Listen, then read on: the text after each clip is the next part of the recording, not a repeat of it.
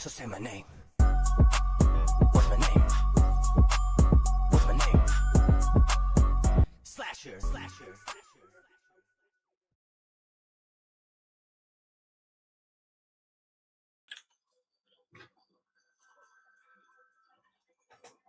How's it going, everybody? It's Slasher103 back with another reacting to video / sleep stream.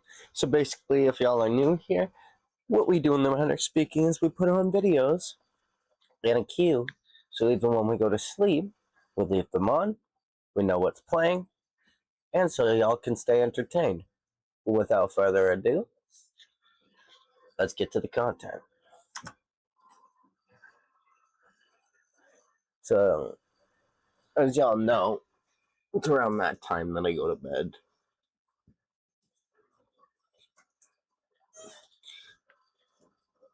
So, I won't be up super long, but welcome to another kitchen gadget testing. I'll watch like a video or two first, and then I'll head to bed. Automatic. Is it automatic in the style of Greece? It's automatic, it's systematic, it's stir-o-matic, it's a self-stirring mug. Let's have a little look at it. I think it's pretty quite useful. Yeah, hope you're well. As always, please consider before commenting down below that some of these gadgets can help people with certain disadvantages in the kitchen and genuinely help them. Others are complete novelty or a waste of your time. I think today we've got a mix of everything. I've got this in a green one. I think it actually does come in white. This comes off. I think I've got some sort of like cleaning pouch there. Oh wow, I don't really know what that is. It looks like a confusion. And some strong thing. I think this is just basically the clean it. Tiny thing, and it's simple like that. You can get USB version of this. In fact, this is not my first self-stirring mug rodeo. Look at this video right here. This was shot in like 1984. I had a self-stirring mug, one of the first kitchen gadgets I ever reviewed. So this, yeah, it's literally a one-button use, but we have to power it, and how this one is powered, there is slot there for 2 AAA batteries. So it's just giving this like a fairly careful hand wash because the battery compartment. We don't want to get that too wet, but what we just realised is that's the more expensive version. Yeah, so the beige one was $11.99 and the green one's $16.99. In my defence, that is actually Mrs. B's favourite colour. I normally give these away, but genuinely I'm going to let her have this. That is if it's any good. So the lid's quite good. We've got a nice little cap there for drinking on the go. And I just want to show you here. I love this that character. Is it Baymax, something like that? The actual stirrer. This looks like a really reluctant, like. Oh, there's something else. Is it from like a random character from Popeye? Oh my gosh. It doesn't matter. If I can remember what it is, I'll put it on the screen right now. Alright, let's get this going. So the cap comes off here. It's actually quite airtight. I don't really want to be submerging any of this into water, especially the batteries. But if you give it, it does say to give it like a quick wash. So that's what we did. That's nice on there. And hopefully, in fact, it's being nice and close. Hey, there it is, and it just keeps going until, yeah, you basically tell it not to go. Just keep going forever till the batteries run out. That's what I say. And Suzanne Walls would agree. It doesn't mix well. Wanted it for matcha, but left it lumpy and powdery. I read reviews before buying as well. Well, unfortunately, Suzanne, I think all the other reviews, where there's this video here by Bella Fan, they are all in Italian. Of course, you can translate them, but they're all free ones from Vine customer reviews of a free product, so you can't really take them. So they're not really genuine, are they? So how are we going to test this? Nesquik. We are going to take 50 which is pretty much a quarter of a litre. I know this because I can read it literally on the jug, as you can see. We're going to pour that into here. Lovely jubbly. Oh, so it's definitely wine. I mean, you could try and make it like much for a minute.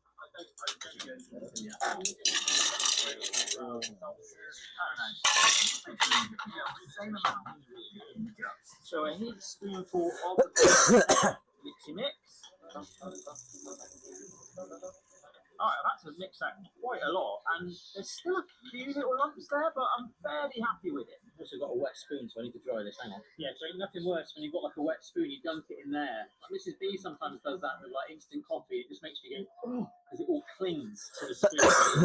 Into our self-stirring tub, cap on. Make sure the lid is very pastely, isn't it? Look at this. Alright, here we go. Hey! It's having a go. It feels very safe, very sturdy. literally hands-free stirring. I love the fact that obviously you probably wouldn't do this, but you can turn it on and walk away and completely forget about it, come out 3 hours later and it's still going. Now this might be a little bit of a bad idea. Let's see, ooh, crikey. I just want to show you what's actually, let's see how aggressive it is.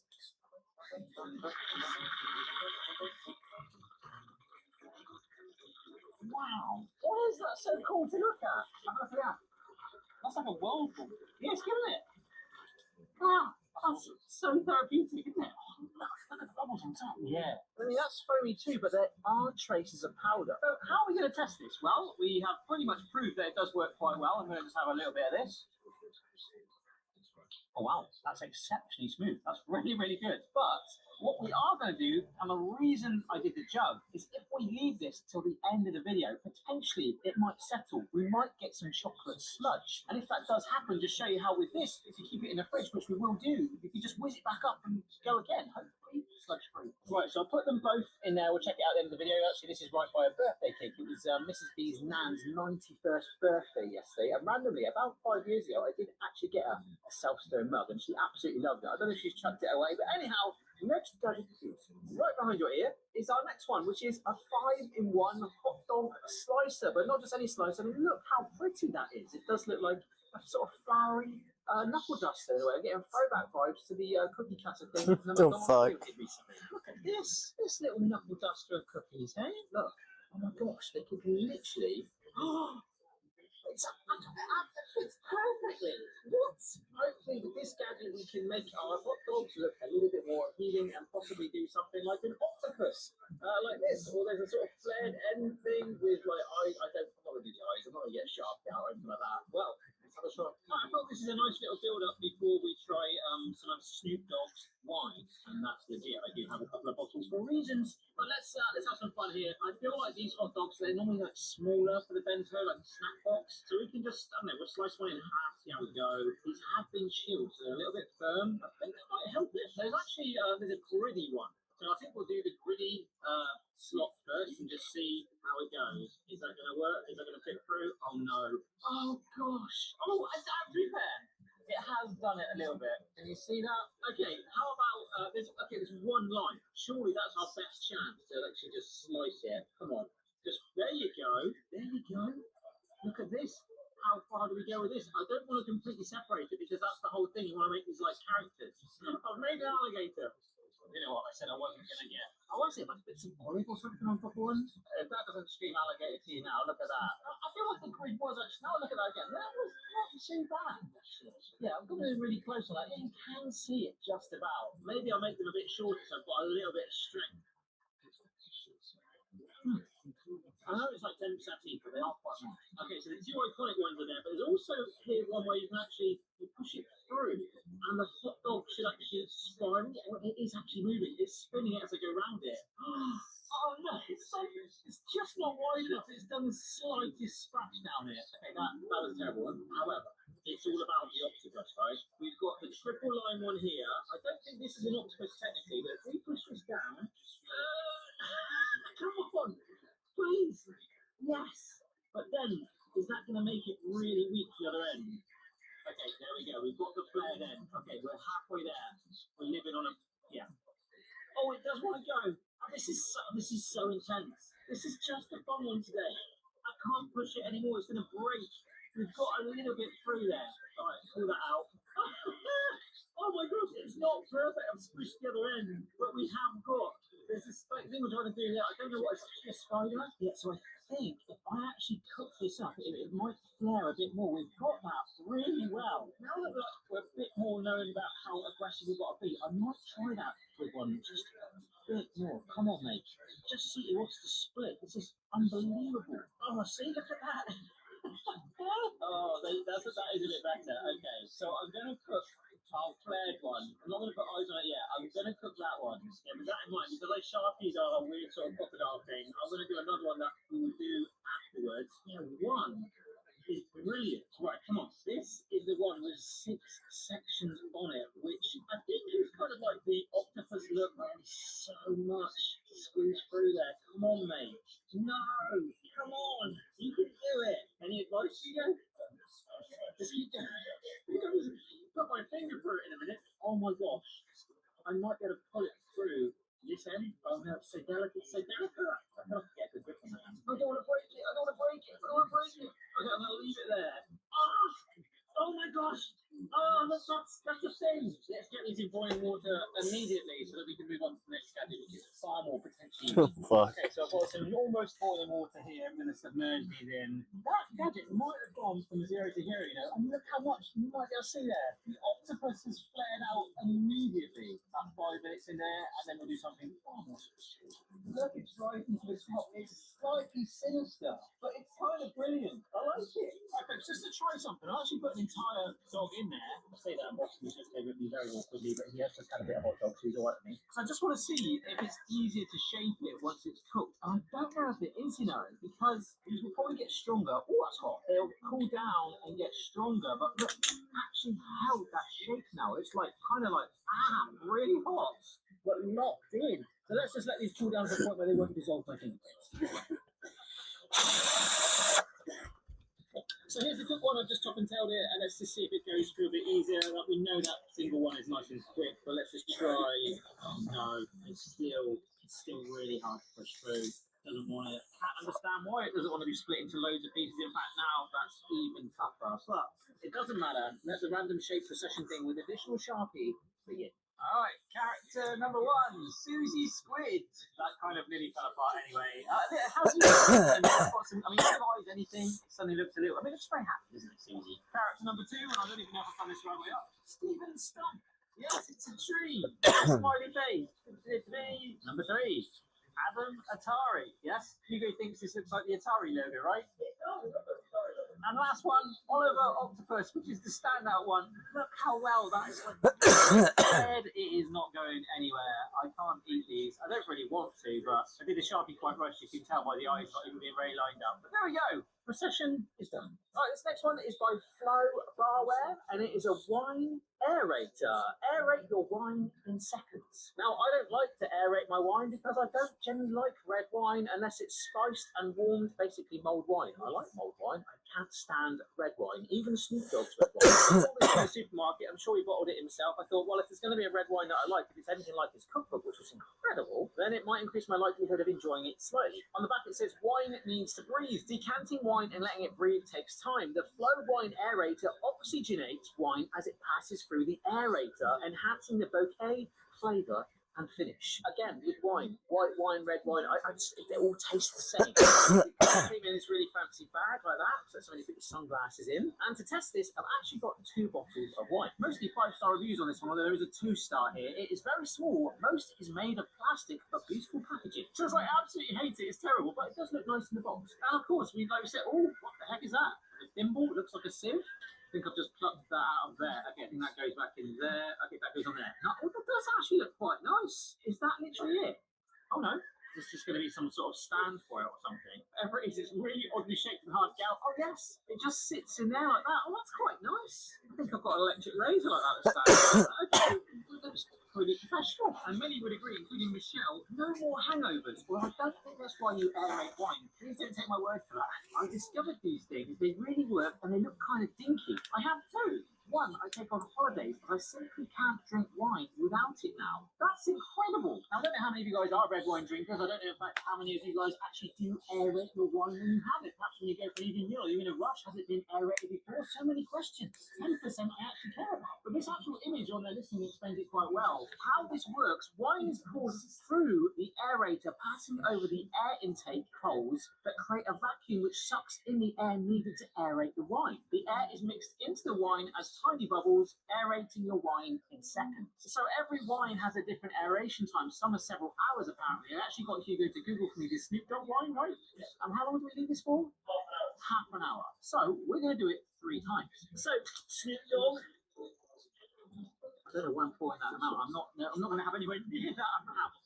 2005, Snoop Dogg. But this one, we are going to put on So the 30-minute sticker is officially branded. We have to leave this to aerate naturally for 30 minutes in its state. The brand new bottle here will try with the gadget and, of course, without it, straight for. But whilst we wait for half an hour, here's another gadget. Yeah, so let's leave that for half an hour. But generally, I might turn into Michelle if this is good, if I like it. Speaking of Michelle, remember Timmy Turtle from the last one? I gave that away to a club member on our last live stream. If you fancy supporting the channel, as well as like clicking on the affiliate links I sometimes do for these gadgets, you can do that. Or perhaps for longer extended videos and loads of other perks that are on the screen right now, consider joining our Advice Club on Patreon or YouTube memberships. And I like this so much, despite giving it away, I had to get my own Timmy Turtle, although I think this one is a bit more broken. It's more like a sausage bento.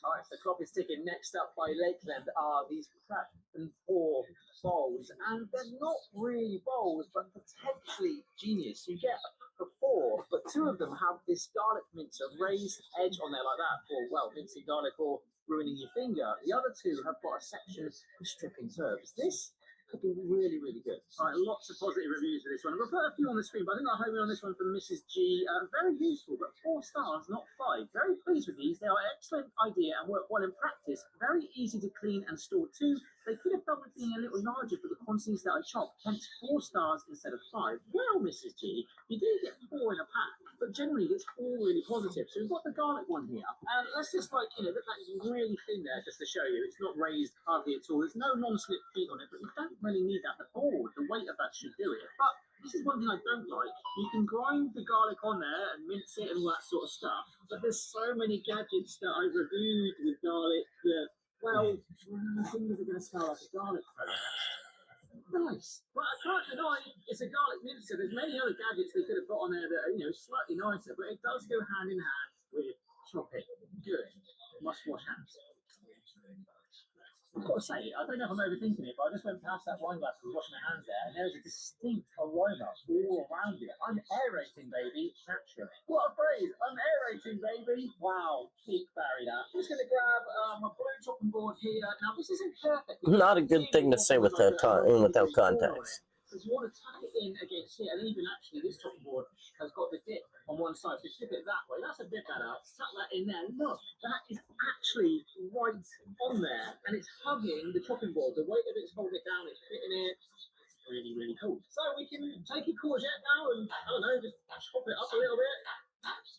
And then just go with that. So a lot of you guys have told me before, never push it with a sharp blade. It's something I've started to do quite a lot. And you can just push it into your bowl, take that away. And actually, if you're cooking for different people, some people want one ingredient and not the other, or a specific thing, that's actually quite cool. You can have like different bowls. You can have one there, you get your other one, and then, I don't know, say someone doesn't like courgettes. I think that's quite rare. But yeah, you can get another one, chop it down, and then, yeah, put it in your bin. I love that. I do like having just simple things like a bin on your countertop. I use way too many bowls. That's what I tend to do when I prep for videos, but that is genuinely useful. And actually, I'm going to pass that into there because they have snuck, as I said earlier, a herb stripper gadget in there. Look, like 4 different sizes there. Okay, so in this bowl, I've got a range of herbs. I know I've just talked about the point of me not needing a bowl or having these, but I'm going to be giving these away too. I want to try perhaps with one of the ones that should work quite well.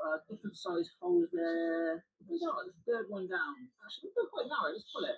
This is. I'm doing it the wrong way. So it's not falling into the bowl. Oh, there we go. Push it through this way. No, I didn't do it the right way. Oh my gosh. Well, it's definitely worked. Put it through this way from there. There you go. And look, it's shedding. Well, mostly. Yeah, I'm going to go for the lower hole actually. That's actually quite. Oh, there we go. And is there one super thin one? Is that? If I put it this way now, just because there's a couple of cheeky last strands left, that should snap them off. It has. That's really cool. Time is a bit trickier. I know there's probably some sort of pun there, but let's just get this right in the small one. Ooh, just about doing it. It needs to be, wow. Okay, a few times through it, but actually does strip it enough so that you've got enough gaps to just do the rest of it quite easy. That's good. One thing I wanted to try was actually mint. I don't know if this is going to work. I'll just try it. I don't really struggle with mint too much, but oh no. I've sort of done half of it. Yeah, just pluck your mid, but for thyme and rosemary and other herbs as well, that would actually work quite well. We've used those before. I really like this. I really like these tap bowls as a concept. I remember we've got 4 of them. It's actually pretty genius. And that has killed enough time by trying this out to go back now and check on that one. So then, brand new bottle. We take this and pour away. I just want to confirm that's the gadget making that noise, not my stomach.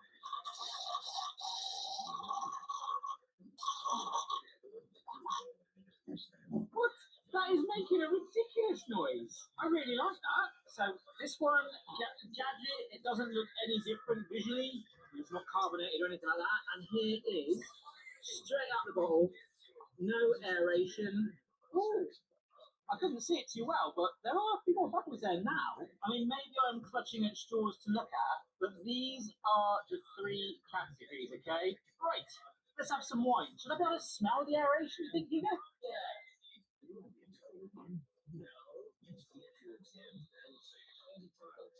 If anything, this is very minor, the one on this end is the strongest scent, and that's all I've got there. I've got nothing else to add to that. Let's do this one first. So there we go. Right. I'll tell you what, that might be the nicest red wine I've ever had. Maybe I should just drink it blindfolded or possibly aerated. It tastes flatter, or more even and less sort of tart, which I think is what the aeration is supposed to do. I think that is aerated in some way. Now that is a completely different flavour profile. Oh my gosh, that is more intense. That has got that, I don't know if it is a tang is the right way to describe it, but I feel like that one has not been aerated. It's too like overpowering. The sticky notes have gone everywhere. So right. Okay, this is your last one. Here you go. Ooh. Right, I'm now convinced that middle one was one I've just poured straight from the bottle. The last two, this last one, the first one, quite similar tasting. I'd say that this one's got a little bit more like it hasn't been, like a bit more intense again. The best one by far was that first one. Okay, can I take this off? Yeah, the first one was last. So the instant pour? Yes. I like the one that hasn't been aerated. Yeah. So I don't like the gadget. So that's, if you ever see me and you want to buy me red wine, I must have it immediately out of the wine bottle. Yes. That's gorgeous. Tastes like blackcurrant cordial. Okay. That's really different. Wow. Well, I think I've just got to be the sort of person who drinks wine immediately, like in a shot glass. Right. Next one. Is it getting warm in there, or is it just me? Honestly, I'm not a big drinker, particularly wine, so I do my best to be professional. This next one from Kitchen Craft. This actually sounds more like a command than a gadget. Stay fresh. Bread keeper, expandable box with small air vents to allow just enough air to keep the bread fresh. Includes a slicer guide allowing bread to be cut easily, evenly, and safely. It's got feet to stabilise it, but also it's expandable. So depending on the size of your loaf, now I had a bit of a problem with the bread, so I'm sure we'll make it work somehow. But it is designed for fresh loaf, so you've got that bit there. We can actually slice it like guideline. I think about a tomato slice like that, which I think could actually build up as a hair clip. But yeah, this is potentially pretty cool. Alrighty then, let's get this out. Oh wow. It's a huge transparent vessel, isn't it? Oh, okay. Oh, wow. Oh. Something so bonkers, it does actually come in just 3 simplistic parts. So there's like the bit for slicing your bread. Oh, that can come out. That's good. Stabilizing feet. Not very stable. But this goes into one. Oh my gosh, what a noise. Sorry. That goes into one end. And does that get, okay, so that sits in there like that. And these bits here twist, so there's actually air vents to let it through, which airflow is important to keep the bread, well, fresh. It doesn't need to be massive. On the bread buddy gadget, a lot of people are like, oh, your bread's just going to go stale in there. But if you remember, there was plugs in here, just like a keyboard. Caps lock. There is actually air vents to keep it fresh, and that's why that was pretty good. It's just ginormous. Well, it is in height, but at least with this one, you've got some serious area there. Some breadth, but like there's no sort of lock with it. It's quite expandable. And I love that you can actually like control the airflow in it. That's really good. But other than that, there's no biting. It's just literally that. Mike Jack 76, fantastic. Does what it says. a nice, straightforward review like that. Whereas Tinkerbell, the actual Tinkerbell, getting quite started here. 1 star. The delivery was as promised. It was well packed, and the supplier took the trouble to fulfill the order. I know I've paid for it, but thank you so much for fulfilling the order. That is exceptionally kind. You paid them, Tinkerbell. The problem was the product. It was unstable. It did not hold the bread properly, and it was not as advertised. I will say the supplier made a full refund without any quibble. Well, Tinkerbell, that's a very honest review, almost too honest, and that is some of my initial thoughts. There is a lot of air allowed through here anyway. You get a little bit of a puff. But of course, you've got these bits here to really control that. I don't know, maybe it's going to be good for slicing bread. But start with a massive loaf. Yeah, and actually this is so big that I was like, oh, this might not even fit it, and I don't think it will. And that doesn't matter. I just bought this one because it was one of the longest ones that the supermarket had. And look, that is too big for it. And in fact, before I take this out of the packaging, this looks alright actually. The standard loaf like that. Not big enough for that, but that's where this comes in. Oh, there you go. But we open it up like this. Bread out. Now, I have got a left-handed bread knife. I did do a left-handed kitchen gadget special. In fact, I can do a follow-up on that. Now, does that hit the bottom fully? Oh, yeah, it does. So let's say, for example, we're going to eat this. Push that back in there. I mean, it's fairly flexible. You put it in either end. And it goes like that. Oh gosh. And that is it. It's an adjustable bread bin. So in a strange way, it is kind of cool. We'll just do it one more time. And like, actually, that's quite good. You've got these handles to pull it apart. A bread accordion. So it's morning. Okay, you've already sliced some of your loaf. You kept it fresh. You want a little bit more. Take that bit out. Oh gosh.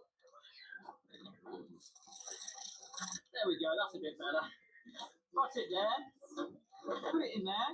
There we go. I thought that was useless. I actually think it's okay. Okay, so before we check in on our Nesquik, our last one, it's kind of novelty, but also potentially kind of useful. This is the handy pop-up brush. It was literally in a hardware store. I just grabbed it. I thought, oh my god, that's potentially genius. Not much, Ken's tired as fuck. For example, I've now got breadcrumbs on the counter, which is why we save this till the end. Sometimes I'll get a dustpan and brush and sweep down the counter, and then obviously wash it with warm water so it's like sterilized. I probably only got one more talk with me. I'm fucking. We use it on the floor. Oh yeah, to be fair, we do use it on the floor. In fact, today we some of our hot dog crumbs from Boston. So yes, I'm fucking serious, bro. So basically, it's got this sort of larger area there. My sleeping medication's got me wrecked, dog. Fairly locked in place, unless you push it in to retract it back away. So you can literally, it's like Fucking prescribed medication for fucking sleeping. Oh my god, bro. actually, I hope it's not just me. Please, at least one of you agree with me. My doctor lied to me. Kind of useful. She's like, oh. Isn't useful. Is you've got it like this. It should come. It's not there to just help you sleep. Or it's just there to help you sleep. It doesn't make you sleep. Fuck you mean? I'm so fucking high. I can't even comprehend half the shit that's going on right now. Like, I like that. So let's find out. I don't know, man. If it's even settled. I don't know. Because our gadget, of course, It's beyond me. you can see it a little bit there. It's definitely paler at the top and slightly darker, just like here. That's even better. Look, pale at the top. It works its way down until we get that sludge there. And just to show you, at the top we have got like a little bit of the powder still. So if I just stir that through, of course that's going to agitate it again and kind of make it back to the way it was. However, like if you wanted to take this to work with you, for example, I know you would. Let's just take the lid off a moment. Oh, actually, I've got to be honest, because that mixed it so well. Okay, it's bubbly, but there is not that powdery skin on the top like the other one we just saw. But you have to admit, there is still that slight colour gradient. But of course, turn that. Yeah, I'm probably gonna sleep though.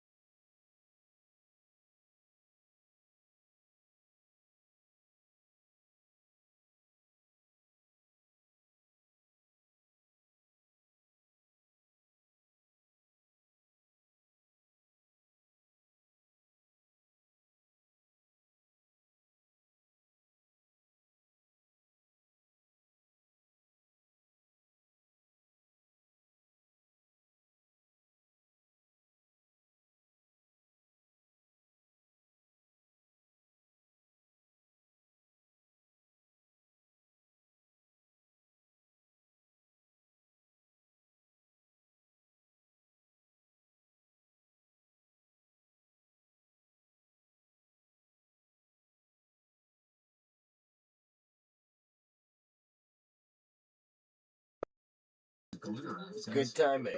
Good timing. I just fucking said I'll plug the mic in. Just died. I called it. So we thought this would be super fun. Fucking called it. I was getting into some figurines. I knew it. It looks like I got a. I know when that shit's about to die now. I swear. I'm too used to it. I think maybe. Feels like a pin. 1 pin per box. Mystery fan. $100 cash. Wow. You can guess what character is on this pin. I'm gonna try to guess who.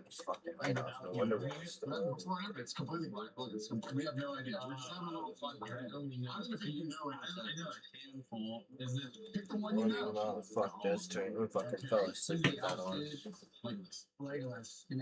Legolas? No. I'm gonna take it. No, I'm gonna go Gimli. We've already got a Gandalf. Okay. Of course it's Gandalf the White. I told you. Well, that's like to keep my money. But that is actually, why did it change? I saw because he went to the shadow. Obviously, Sam. You know that. You didn't know that? He fell off the bridge. But as I was saying, you have a good night, King. Yeah, he came back home. He came back Gandalf the White. And yes, I am good. I don't know how far you heard, but I am Gucci. As I was saying, I'm bobbing and weaving right now like a fucking UFC fighter. Bobbing and weaving, bro. Not my kind of memorabilia that I like, if I have to say so myself. Yeah. What? $70. So let's pull up on the old interweb. Yeah, there's nothing in here. My girls are gonna love this stuff. I already seen this. $70 got you a walk. Do you know what we're doing, mate? No. I didn't quite. All good. I got a bunch of other videos loaded up. Assistant quit the workplace abuse, and then it was also. I ain't tripping. Assistant quit 12 months ago, which is important because now she can't leave the first charge. It's been over 12 months. My assistant bought a bunch of stuff for videos a year ago, and for a year, the box of stuff has been sitting under my stairs in my house, and I just did a clean out and found it, and I have no idea. And I have no idea what's in it. It's down here, and today we're basically just gonna, it could be like table box for a party. Dude, this could be a box full of food that's rotten. It could be just nothing. You found an empty box, and you thought, I don't know this perfect form. It's full and it's heavy. It's full and it's heavy, and I found this box under my stairs, and today we're going to go through it. 2 wheel drones from China. That's what it says. That's a Chinese bag. Yeah, here, you open it. This is the final video I get to film you. Do you know what we should do? We should do this whole video, and then at the end we guess what the name of the video was supposed to be, and then bring us. It's not busy really.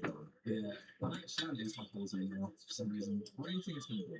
I don't know. Take a guess. I mean, you might talk to her about your video ideas. Yeah, but no, here's the thing: is I thought I'd choose everybody in chat. That's the last one. I'm laying down. I'm about to pass out of my chair. Nah, Etsy's like a website that makes shit. That's where like people like really had ex-Tumblr users make weird little crafty things with their 3D printers and sell it for like 3 times what it's worth. It's more of like an American website for selling stuff. I'm not sure it's Chinese. What do you think? With you and her, it could be literally anything.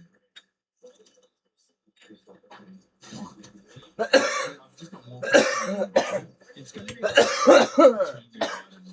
it's not, I don't know. What is that? It's a squid. Wait, it's not just a squid. It's a wooden squid, but it looks like a little. It looks like a little platter you can put like dips and shit. It doesn't look that. I don't think it's supposed to be for eating. It's wood. It's moldy. It's moldy. Yeah, it's moldy, bro. You see that on the camera? It's really like cheap. Okay, this is like guessing what this video is all about. It's just making more confused than before. Is it sea life? Is it handmade of wood? Is it just strange things from China? Yeah, look, I'm not really too sure what this box is strange. Yes, it does. Oh, this has a little bunny stand in there. Do the bubble wrap because it's a little bunny, right? We've got two flows, we've got two. Are you gonna enjoy this video? I don't know yet. It could be about anything. This one is from China again, and it just says Jet on it. Isn't that racist? What the? I'm more confused than before. So it's a cute little bunny bag, and you put a bunny in it. And a bunny. What's going on here? It's a bunny, right? And by the way, Jess, your actress assistant, she loves bunnies. She's like this bunny for us. So this wasn't supposed to be mine. She just bought herself some stuff for the credit card when you weren't paying attention to. Obviously, you weren't paying attention to credit card bills. So obviously, she was like, oh, I could really use a wooden octopus and bunny rabbit. That's pretty cute. Give me a rabbit. Give me a rabbit. I look like it's humping you now.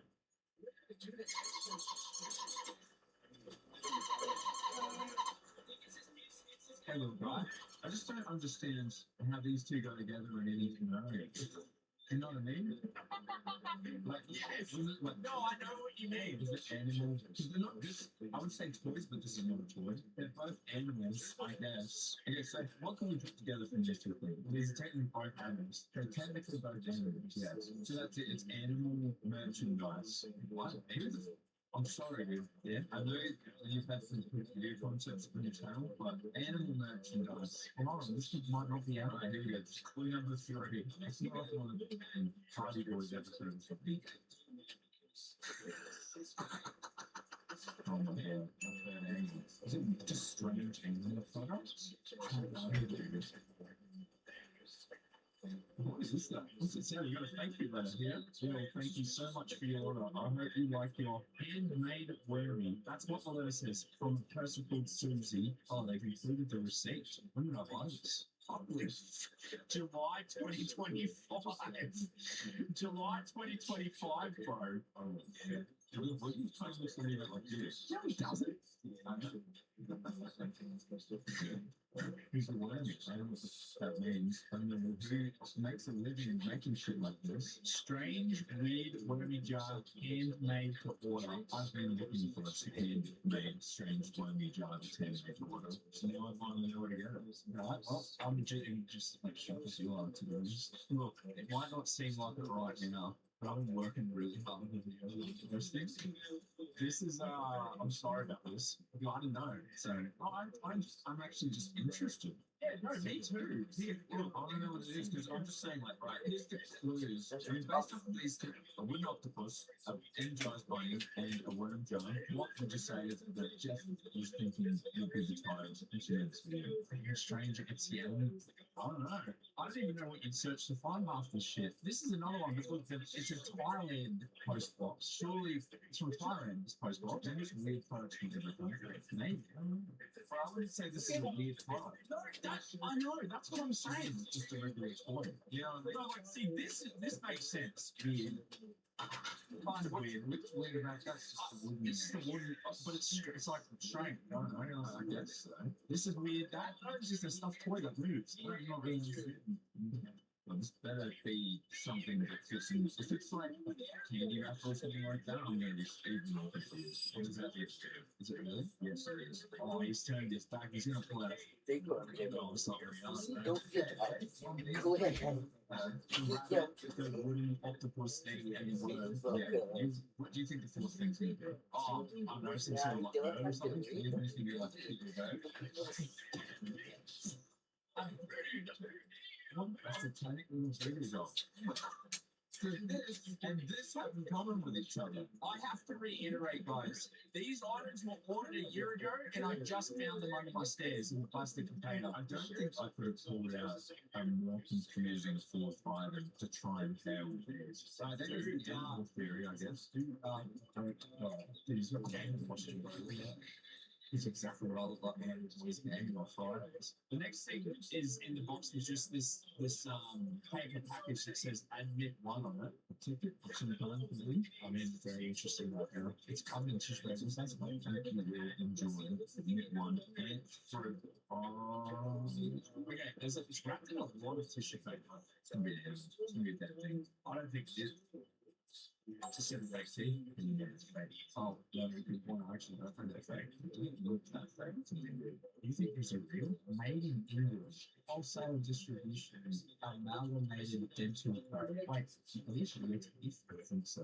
It says dental code. Oh my god, there's no way. There's a stamp on the back, like engraved in the metal that says Amalgamated Dental Code London. A wholesale distributor. She bought teeth. Do you think these are real? I don't know. That's disgusting if they are the way.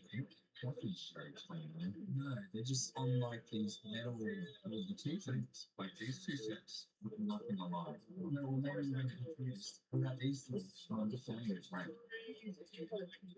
1,000 shoot. Oh, it stinks, bro. Don't breathe in. Oh, don't breathe in.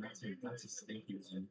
We have potentially real teeth. What I mean is the teeth aren't the same looking. It's always going to be like they're not less produced and make me think that they are. Oh, I understand what you're saying. Yeah. Oh, yeah, you're right, actually. Okay, so what do we have next? We have a voodoo doll baby, a worm-inspired jar, a wooden octopus plate with tray, a bunny that's robotic, and these teeth. What do you get a title for me? I don't know. I think Jess's idea was, I don't know. I don't know. What do you think? I don't know either. Weird Etsy items, except this isn't a weird Etsy item. Maybe she just bought it. Yeah. Maybe she's like, oh, like bunnies. She's like, oh, I'll get that. And then you forgot to get it. And you just have it at the bottom. This one just has this bubble wrap that says, thank you for supporting my small business. What's in this? Little paper box. It's a Nicolas Cage poster, but Nicolas Cage's face is just burnt onto birds. Nicolas Cage is the eggs and the bird. Did you see that? And it's magnetized. There's magnets in the board. There's magnets in it. Yeah. Okay, so I think that what she was doing was spying, just curse shit from the internet. Or she just, this could just be one of those videos where it's just curse stuff. Or she was just mad from the work conditions and just spent as much shit on your credit card as possible. Why do you keep saying that like I'm a bad employer? Robbie, is he good to you? You better say he's shaking, bro. No, he's not. He's shaking. I can see tears in his eyes. What? I've never done this. Yes, you have. I've looked at Robbie and said it's to the treat you, right? So why does it look like you're about to start crying? See? What? No one has it! Turn that up, Ella. Turn up that volume and hear a cry for help.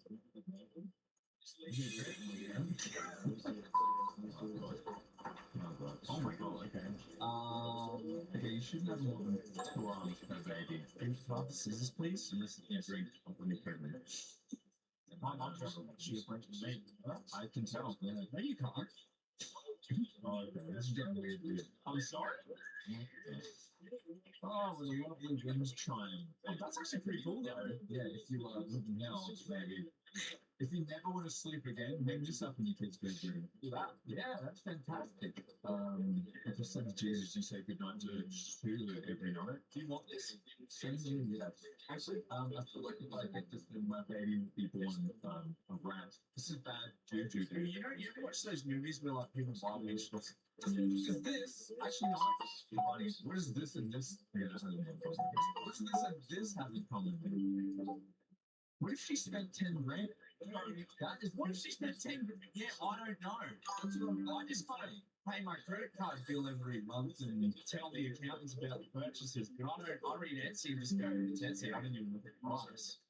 I probably should start doing that. So the Australian Tax Organisation gets in contact and says, we need to use the 4 sets of teeth and very evil wind chime on it. And you're like, oh, yeah, I don't know. It's could be one of those things that is like, holding this baby with just got very bad energy or something. I'm starting to see why he's doing some money.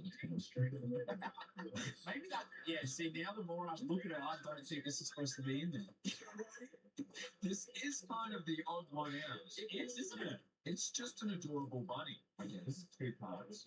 Something weird. What's that say? No, I've just seen one of them as a hand, just a hand wrapped up. So ensure this is models properly assembled and used in the order. I'll just hold it up. It's supposed to be upstairs. It's a weird. Oh, it's got an arm with wrinkly little hands. It's like one of those hands. Yeah, why the fingers so they look like they're smoking chips. Other snap fingers over here. So it's from hands lower. Hands lower. And this is it's a wall it's supposed to have two hands, which is weird. Oh, so it's supposed to be like coming down from the wall? Yeah. It's a weird setup. Why is there a frame around his head? Is it supposed to be like, I don't know what this is in the movie, hands that way, like the fox is green. Stick where it is.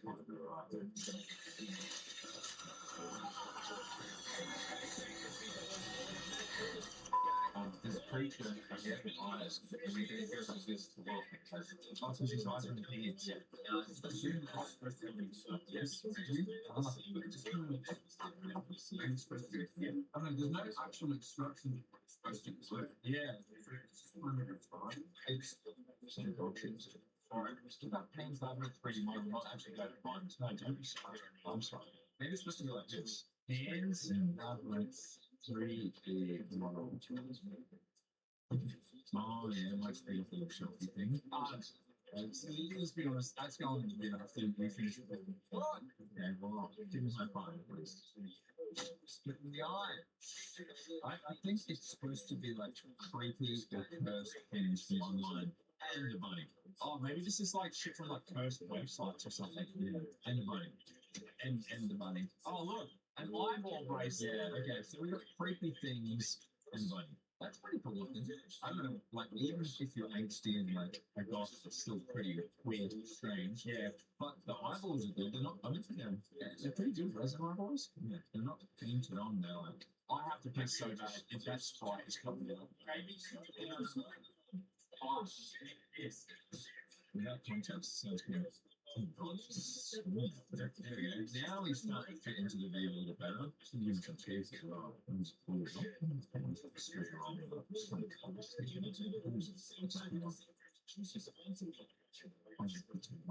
We're just stuck on his lunch. I think we can't come to the way. Put these under a pillow tonight. You rich bitch. Oh, did you rip all the teeth off? That's gross, man. Ew. You're saying it makes a mate with the ones that do it to them. The tooth fairy's going to come in my house. Now he's a bit freakier. I'm getting freakier now. Six the video. There's fire on their face. This is the next face. This is from Russia. Isn't it? Yeah, I've never even seen it. We got all this shit before the war. This is apparently a Netflix from Russia. What do you think the answer to the person who makes this today? My accent. No one in Russia is left to right except what is this supposed to be? A necklace. It's just a fancy man. It's a Medusa head. It looks like a baby in the feed or something. That's what the ultrasounds look like. Okay, this must just be like all the items from the universe, Chris. Why is it like cat? And it looks cute. What does the other thing do? Did you fly a bag by accident? I mean, I don't know. Yeah, it's a finger. Is it a real finger?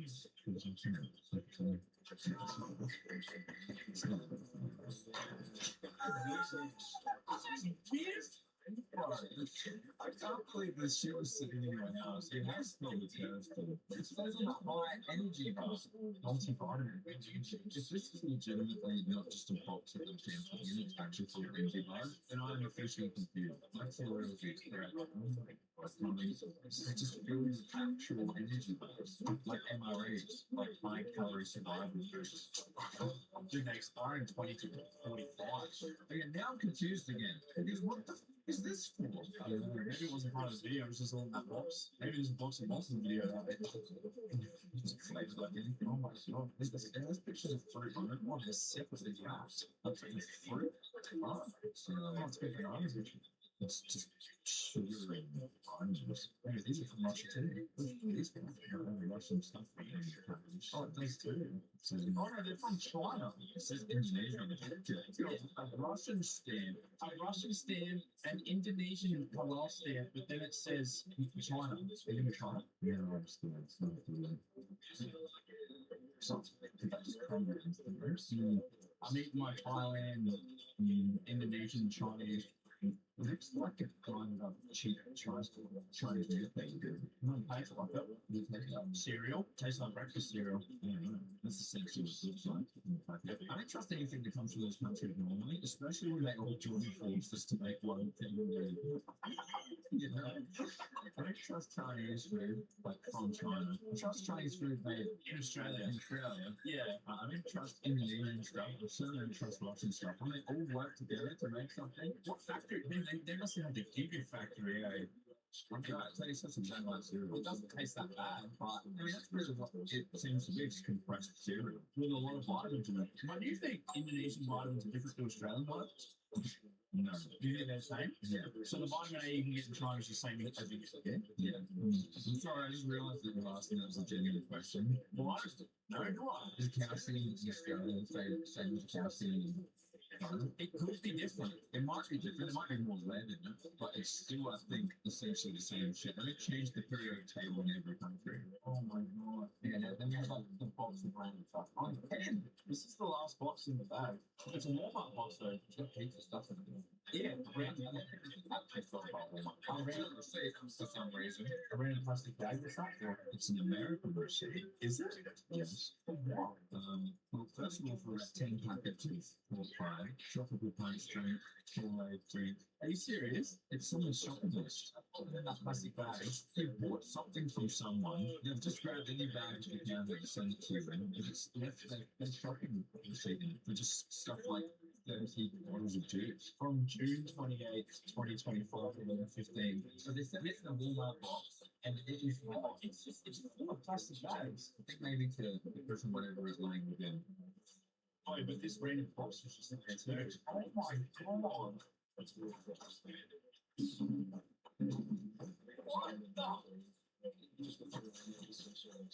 Oh, I hope this doesn't get monetized. Yeah, why is it so sticky?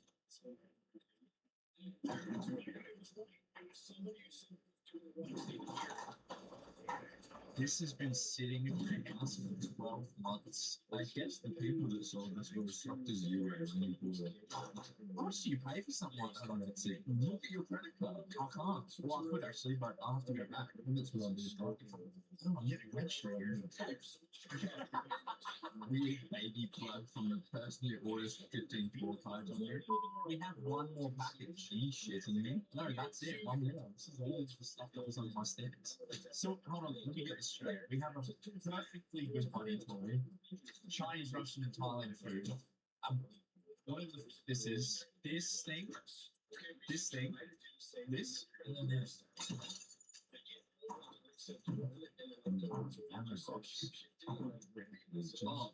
Ammo box, high energy bars, more energy bars. Yeah, but they're cool box. Oh, I should mention too, this has the same Indonesian sticker on it and it comes from China. It's the same shit. Except it does look the same brand. Is it the exact same thing? It's the exact same BBH. BH energy bar. Oh, dude, it's exact. It's exactly the same thing. It's the exact same thing. Oh, yeah. It's the exact same thing. That's a cool box though. I'll take that. The one thing I will do. Anyway, that was it. That's every items. Are you confused? Yeah, I think you need to adjust.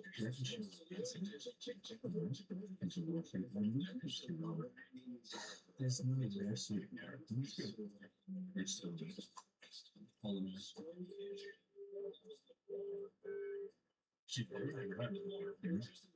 That's what people do.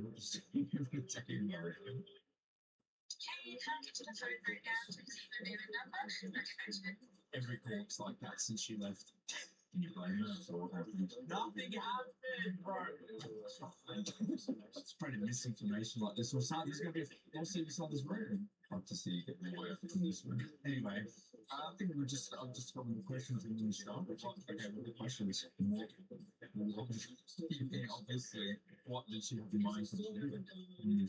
Definitely weird. It started to make some sense, and then it started to not make sense, and then it made sense, and then it stopped making sense a little bit. What's your favorite thing? This? Is it a horror thing? Yeah, it definitely looks like it has the most effort for it. This is what it does. Well, what's your favorite thing? The lemon box? The box, the bars, maybe?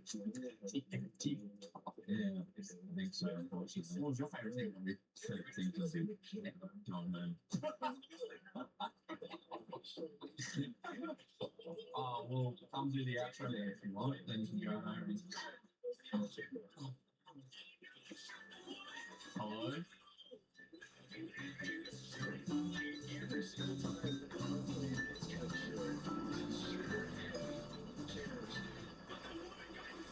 what I'm telling you, this is my fan.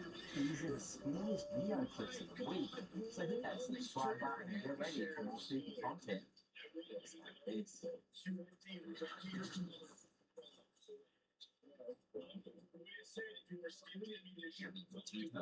Fiance Brian Laundrie is supposed to be a once-in-a-lifetime adventure, a cross-country road trip through some of America's most breathtaking landscapes. Documenting their journey on YouTube and Instagram, the couple presented as identically through their life, stunning vistas, carefree moments, and wonderlust.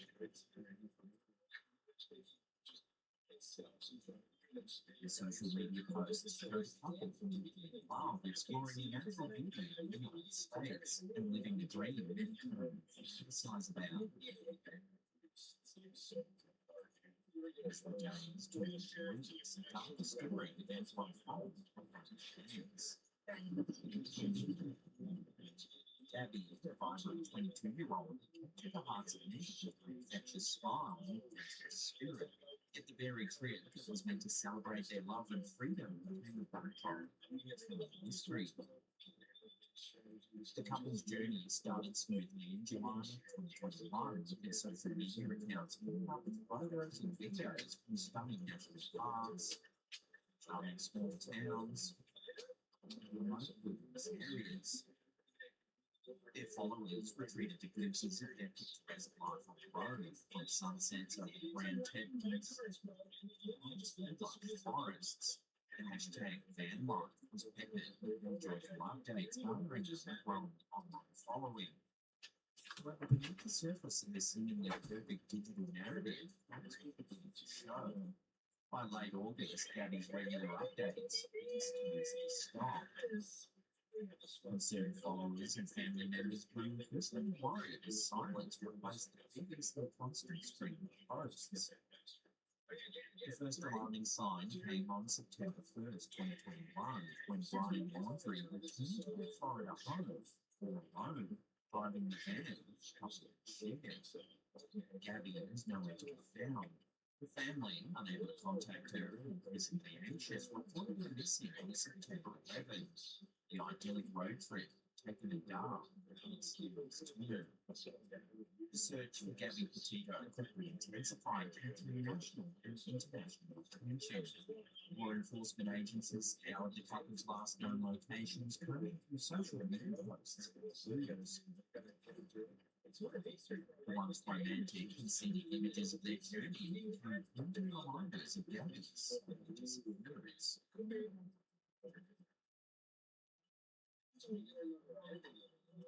On September 19th, the search reached a heartbreaking conclusion. Gabby's remains were discovered in a remote area of Bridget National Forest in Wyoming. The Teton County Coroner's Office later confirmed that she had been the victim of homicide. The cause of death being strangulation. The nation mourned the loss of a young woman whose life Brian Laundrie, who had been named a person of interest in the case, became the focus of a nationwide manhunt. Despite extensive efforts by law enforcement, he managed to evade detection of evidence. His disappearance added another layer of mystery and frustration to the tragic story. The case came to a somber end on October 20th when Brian's remains were found in a natural reserve in his family's home in Florida. The medical examiner determined he died by a self-inflicted gunshot wound. leaving behind great questions and says, among his belongings was a notebook in which he repeatedly confessed that his murder, providing some closure, but also underscoring his fucking tragedy and entire ordeal. The Gabby Petito case not only highlighted the dangers that can lurk behind the facade of social media, but also brought national attention to issues of domestic violence and mental health. Gabby's story, documented so vividly online, serves as a prominent reminder of the realities that lie behind the cumulative images and videos we see online.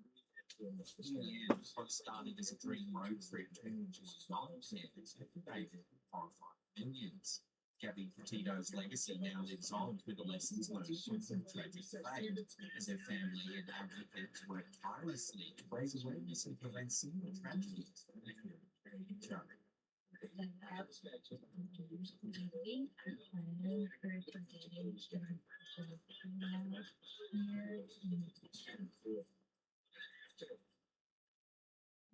YouTuber whose lessons in life more recently uploaded a change about the community to the low trend. The events unfold as the YouTube camps for the night, and there's a series of business incidents.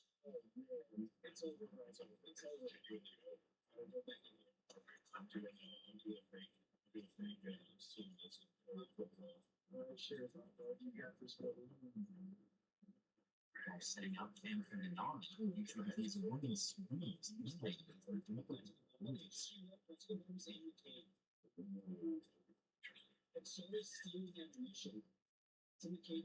Now to investigate who explores the area, I'm very convinced that someone is entering the forest.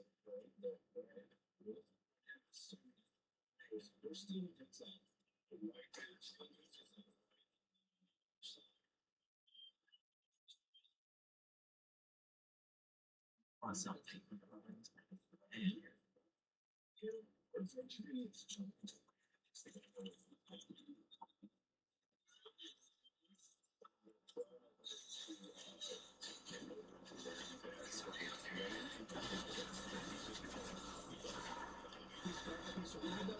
The situation escalates when he hears what sounds like a gunshot.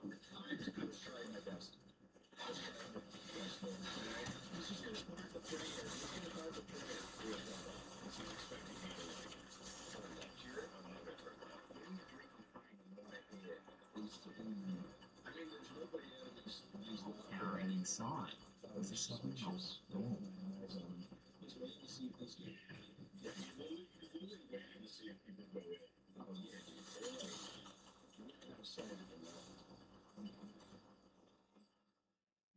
Words, the bay door alarm underneath the door is triggered by motion, suggesting that someone's attempting to break the vehicle.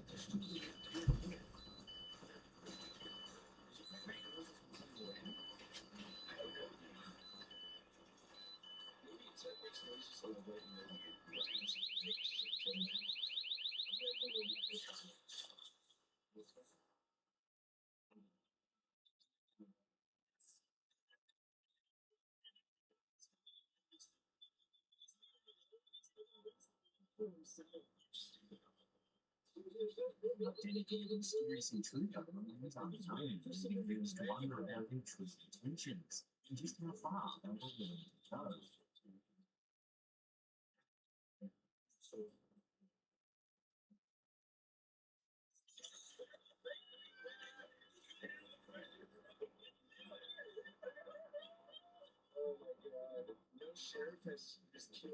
For a seemingly ordinary morning in late August 2016, the top family of Silver Victoria, Australia, vanished without a trace.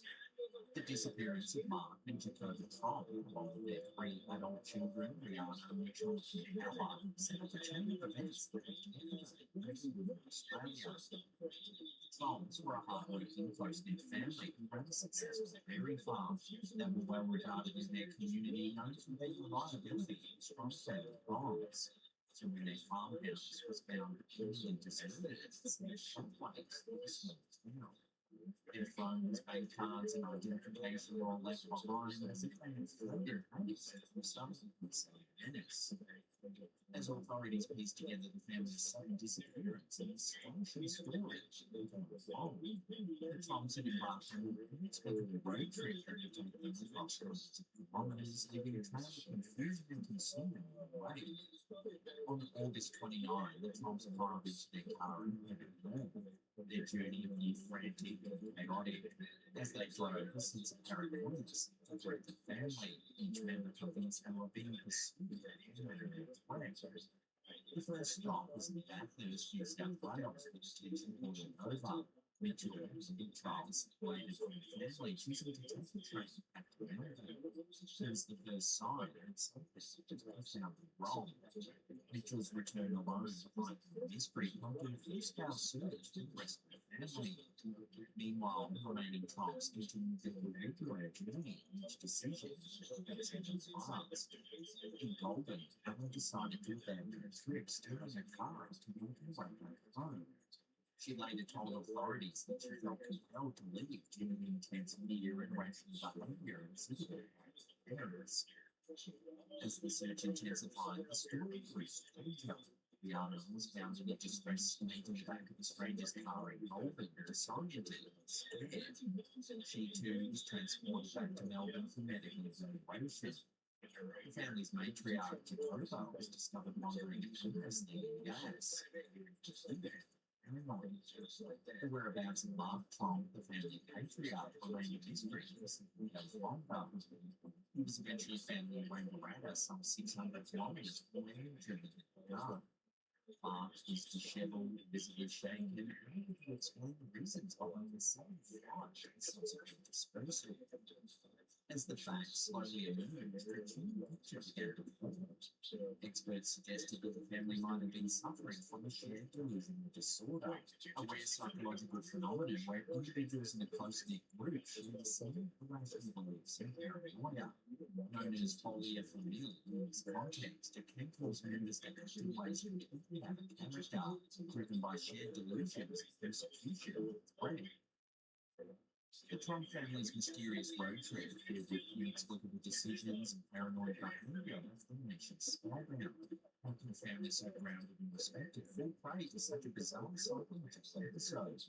The case highlighted the fragile nature of the human psyche, especially under stress and isolation. In the aftermath, the Trumps returned to their lives, yet grappling with the lingering effects of their ordeal. The farm in Sylvan, once a symbol of their unity and hard work, stood as a silent testament to the strange and ingenuity that took them to the edge of reason and faith. The Trump family disappearance remains a cautionary tale of how quickly reality can unravel, leaving us to wonder about the unseen forces that can push into the most simple among us into the unknown.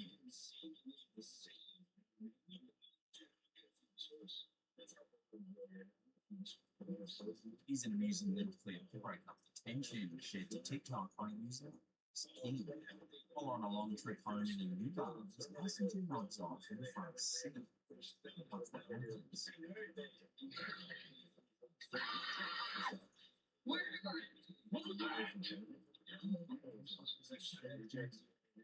The passenger waits violently for the noise.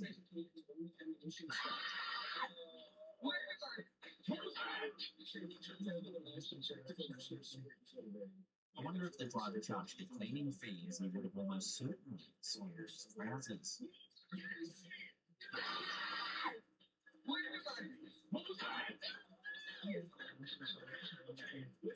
At the end of the day, you're on board. YouTuber Lisa, also known as the Sleep 5 Decades, is researching a series of terrifying experiences she's had while on various road trips around America. While documenting her solo van life adventures and her experiences in unsettling situations involving men. The first encounter occurs in February 2022 when Lisa is asleep in her van. There's 30 men.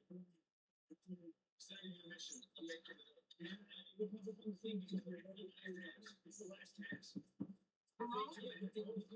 It's a different answer. It's a followed by a voice asking a question for you.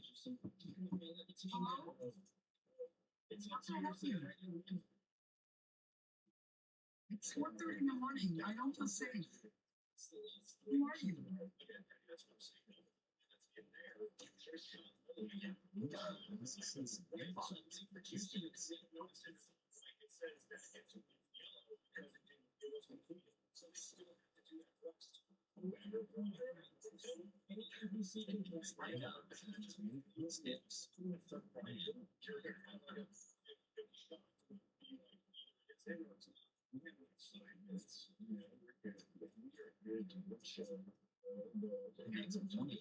Sense of footprints in the snow, so you smart.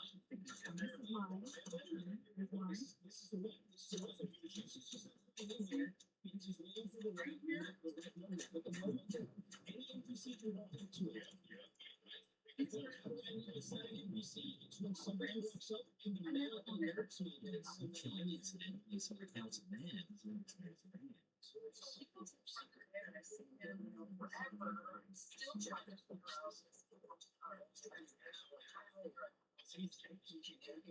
And attempts to converse with her despite not speaking English. Using Google Translate, it assists in learning language vehicles.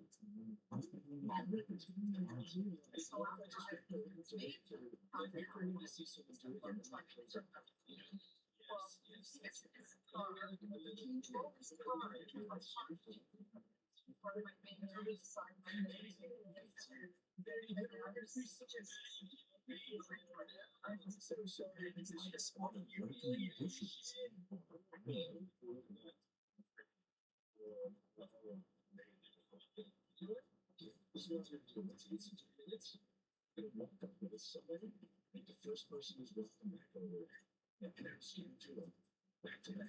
It makes his arm back and forth. After your own front of his band, it seems that it's fighting for attention.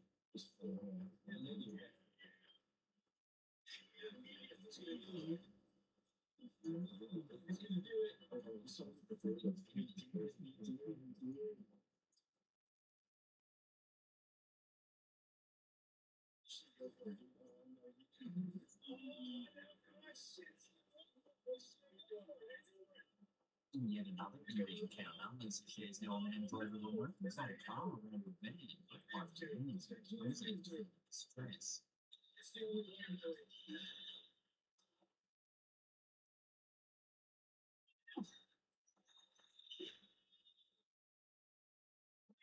Fortunately, these encounters didn't escalate any further. However, these unnerving experiences presented in real time serve as a slight reminder of the potential risks and challenges faced by solo travelers.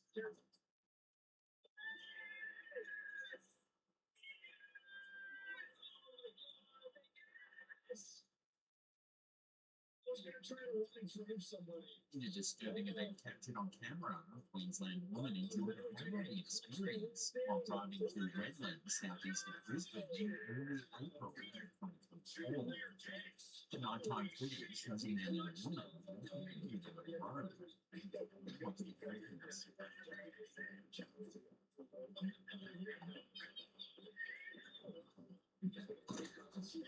During this wild event, the man also tried to open the passenger side door. The driver found herself temporarily trapped in the vehicle. She was unable to drive away immediately as her car's safety features detected the person in the body and prevented the vehicle from moving forward. Additionally, she was cautious of moving behind the car, which prevented her from reversing. Once the man jumped off the bonnet, the driver was able to quickly leave the scene and drove directly to the Cleveland police station. This alarming incident is currently under investigation by Queensland Police. The driver has chosen to share the footage publicly as a caution among drivers.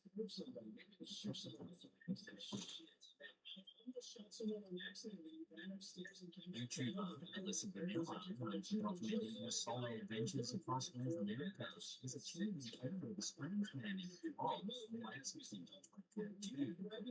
Several events unfolded outside of the song.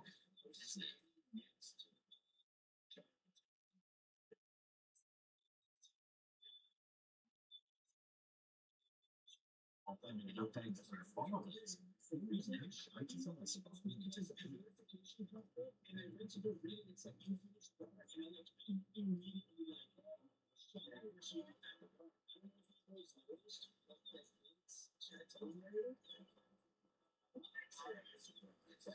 I used to drive around the local area with friends looking for you.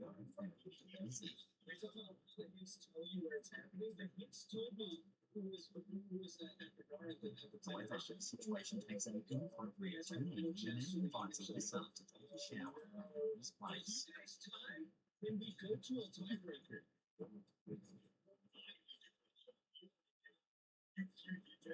After an awkward conversation, she proceeds.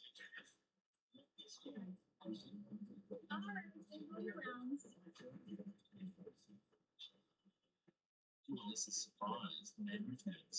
Later, one of the other man's watching them from a distance using binoculars.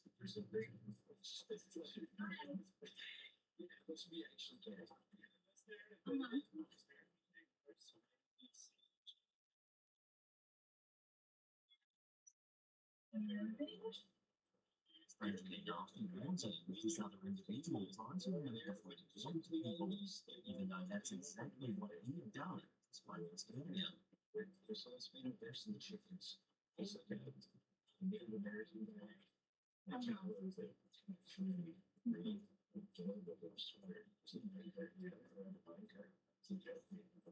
The encounter becomes even more amusing and silent as she stares at Alyssa and practically wrong.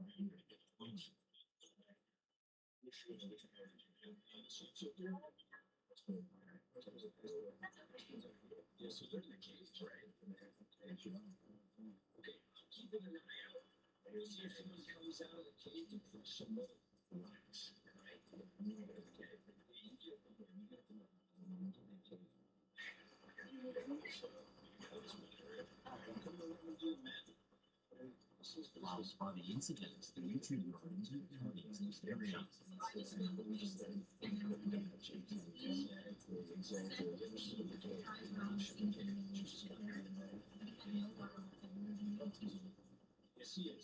Though she was not put in any physical danger, the man's dubious intentions are normal. This harrowing experience serves as a stark reminder of the potential risks and challenges faced by solo travellers, particularly women, in the most unexpected places.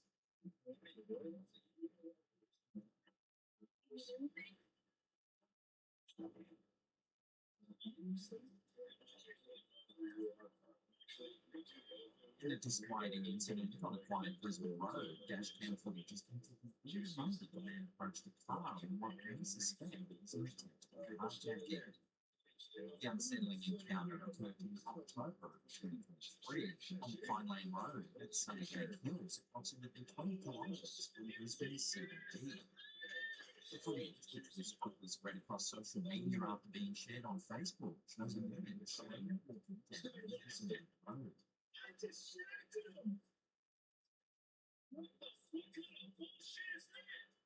The driver then quickly speaks away. The driver's unsettling experience has sparked widespread concern, with many suggesting that the late night corner was a possible hijacking attempt. Social media reactions were swift and filled with alarm. Many users speculated that the man's actions were part of a broader pattern of criminal behaviour in the area. Authorities have not yet confirmed if the incident is part of a larger trend. The public's reaction highlights the need for ongoing vigilance. As the investigation continues, drivers are urged to stay safe and report any suspicious activity.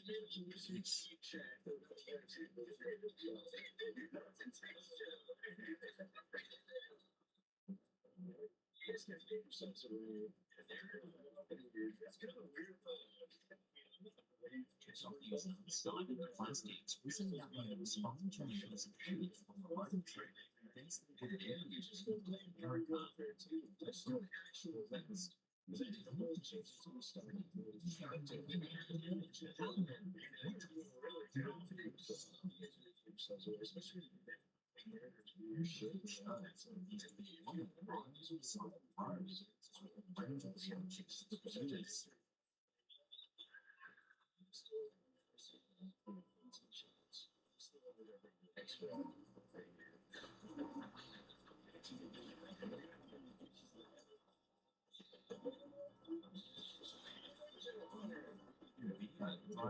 causes of the motor, choosing instead to turn the car around.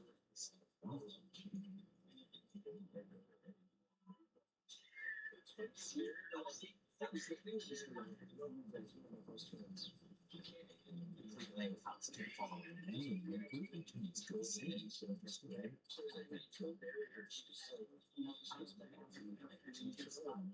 To discover a wet patch of footprints in the gravel, leading them to speculate this woman may have gone down in the Cross River.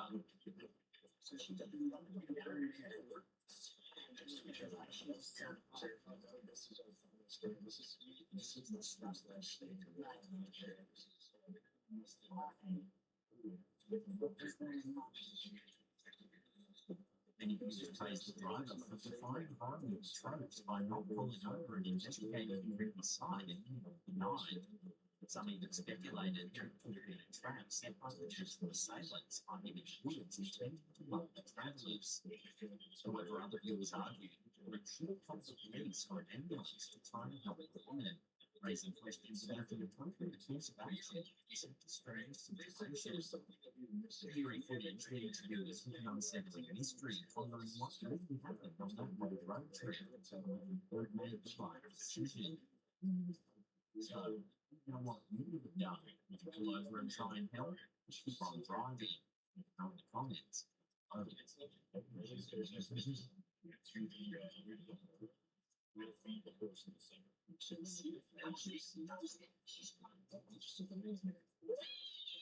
the reason why he looks today, Grizzly Gaz, a beloved YouTuber known for his adventurous spirit and passion for the great outdoors, recently took his videos and spine tingling journeys through one of the United Kingdom's most notorious stretches of the woods.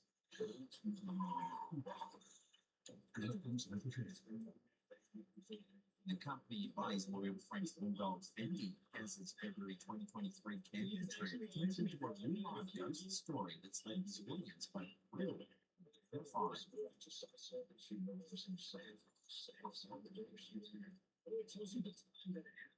The woods in question, situated along a disused railway line, dismantled in 1963, and are infamous for their spooky legend. According to local lore, a lady in white lives in these woods. The legend tells of a woman who lived on a nearby farm and tragically hung herself in the woods back in the 1800s. The restless spirit is said to wander the area, particularly near the old railway platforms and the ruins of the farm where she once lived. It's the farm there, I can see it. That's where the lady in white was supposed to have lived. Eager to explore this eerie locale, Gaz and Fendi have been delivering videos documenting their findings for years. The official station there. As night falls, they set up camp. Unaware of the chilling experience,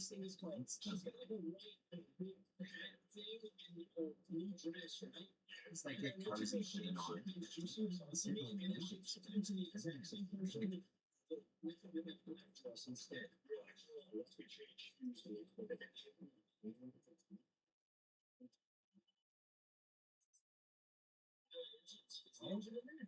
sounds like a young girl.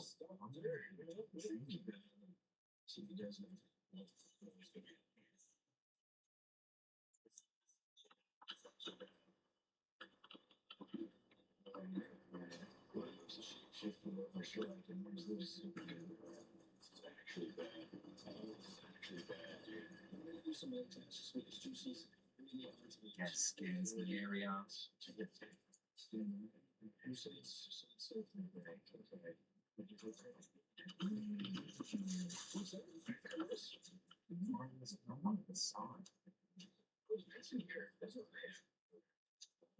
The melody persists, growing louder. Hello?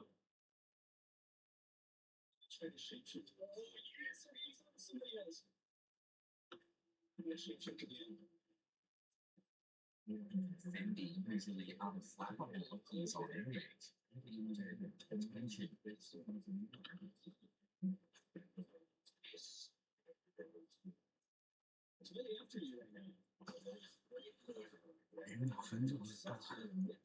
The disembodied humming eventually becomes too much for Gaz to bear. He quickly packs up his camp in the dead of night.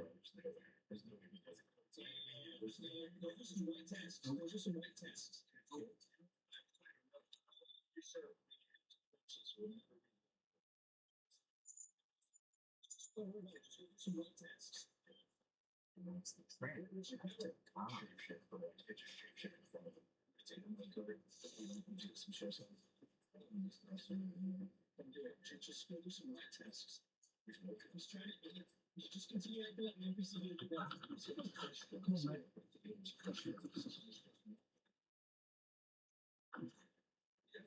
as they hurry back, and spots this and run.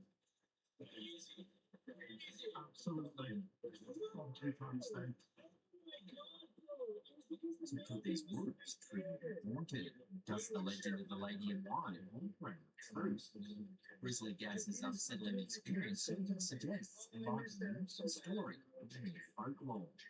His viewers were left wondering, captivated by the possibility of the supernatural by Paleolithic myth. For now, Gaz and Fendi have moved on to their next adventure, but the tune series of that February night still linger. As his YouTube channel continues to grow, fans eagerly await more tales from Gaz's travels, though few may match the spine-tingling encounter with Lady in White and just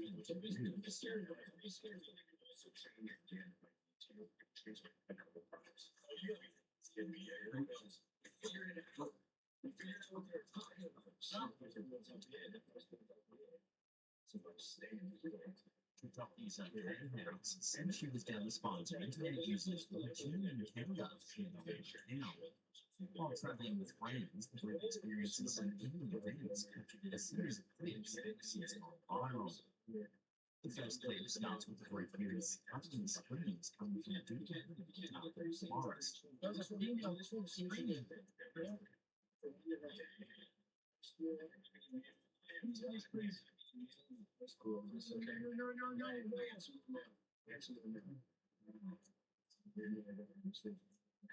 Cautiously, reaching for the woods,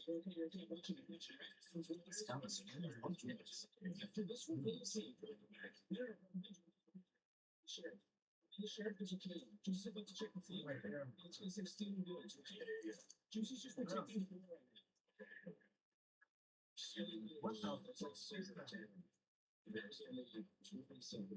What suddenly, this happens.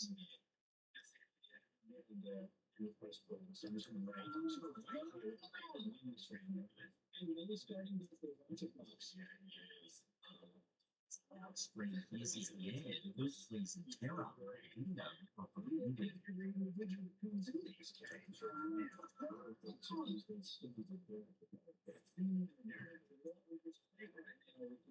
the encounter becomes even more spine-chilling when a friend of the campus later analyzes the footage. There's a detail. Upon brightening the image and slowing it down, face can be seen peering out from one tree.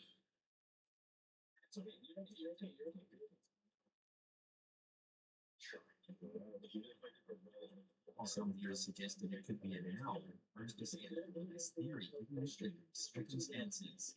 Mysterious screams in the face of the clip sparked a range of supernatural theories, with some proposing the involvement of the Wendigo, a skinwalker, and a banshee.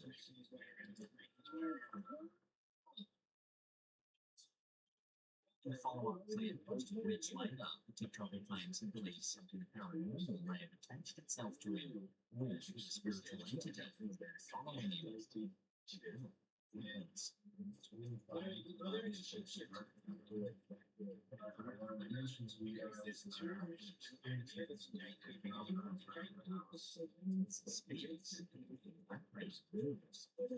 Speculation.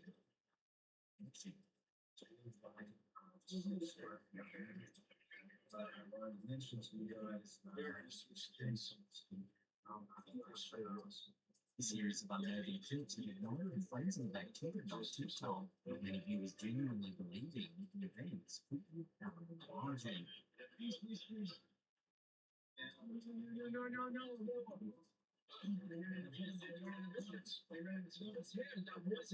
Here's a lens on this one actually. Here's what you want to listen to. Here's not just enough to need earrings and comments.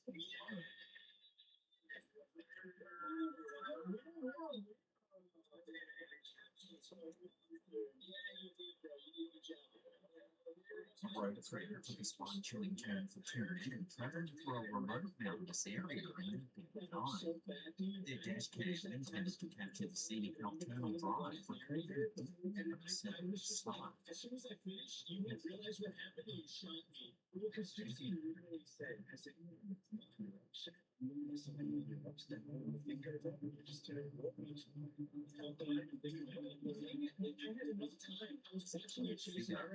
Bright red robe or dress and motionless.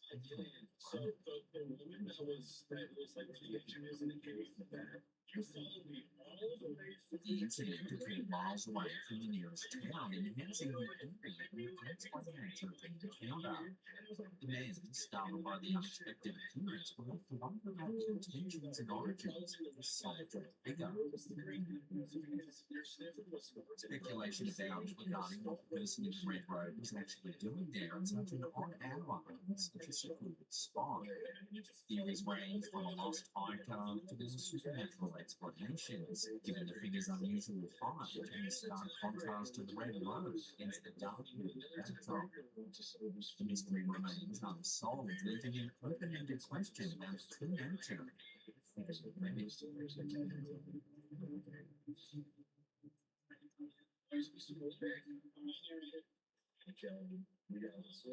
Now, if you want to watch some more scary ghost videos, there's links right there that'll keep you entertained. Remember to follow all our other YouTube channels as well. We've got Slapman Mysteries and Slapman Shorts. Links to those channels in the description box down below there. That's it for me. I'll see you next time. Get a free trial and 10% off your first purchase from today's sponsor at squarespace.com/. Welcome to absolutely stunning Wales. Over that lake, over there, is climbing equipment manufacturer DMN. You'll remember I made my own character. Nothing but well, today we learn how the pros make theirs. I really think you can do this. Croeso DMN. Welcome to DMN. Right, so the first step for making carabiner is you need the metal and you need it cut to size. And here is the saw shop. So these are aluminium bars that have been delivered on this pallet. Looks to be about 3 meters long. When the bar comes in, the round bar needs to be put into a machine to cut it. But of course, it's a very handy machine that is automated. So once a bar is used up, these arms come up, put a bar in, it gets pushed forwards through the machine with this pneumatic actuator. There's a stop, there's a clamp, there's a shear. It's a beautiful piece of engineering that cuts these pieces to the right length every time. And then once that beautiful mechanical symphony is done, we've got a bar of aluminium that needs to get bent into the rough carabiner shape. So this is the bending room. Coming in, we've got machines and a glorious wall of tooling. So these are the bending dies that they use to make the carabiners. So you've got an example part so that they can make sure they know, okay, this die is for that. You have the lower piece, and then you have the component that forms the spine of the carabiner and clamps it. And the bending gets done in this machine. Now what's cool, and this is in half right now so that we can have a look at how it actually works, we have a loader where all the blanks that have been cut are fed into, they drop down and land right here.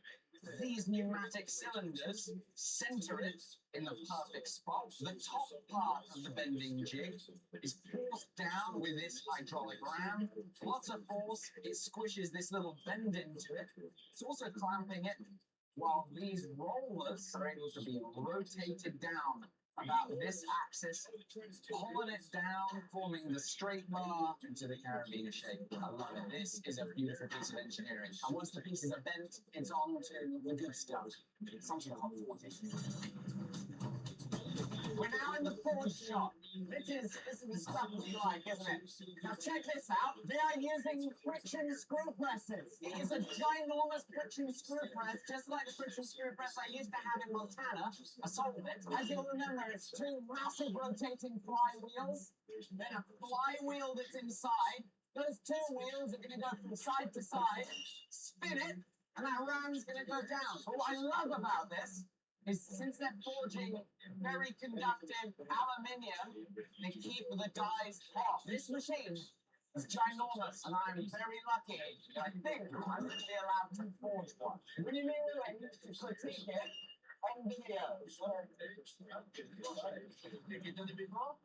Oh, I appreciate it. Oh no, he's made it fail. Founder of DMM, my carabiner has not passed quality control. Oh, well, very good.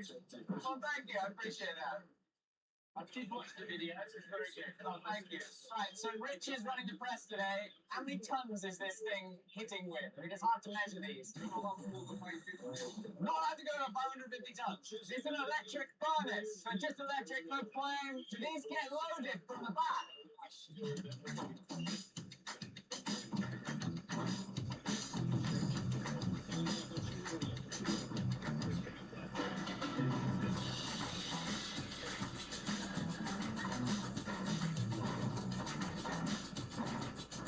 so what's the plan? How's it work? First off, we'll split the knife. We've got fights on one thread. You're just trying to hit everything? Yeah, like a hook. A hook?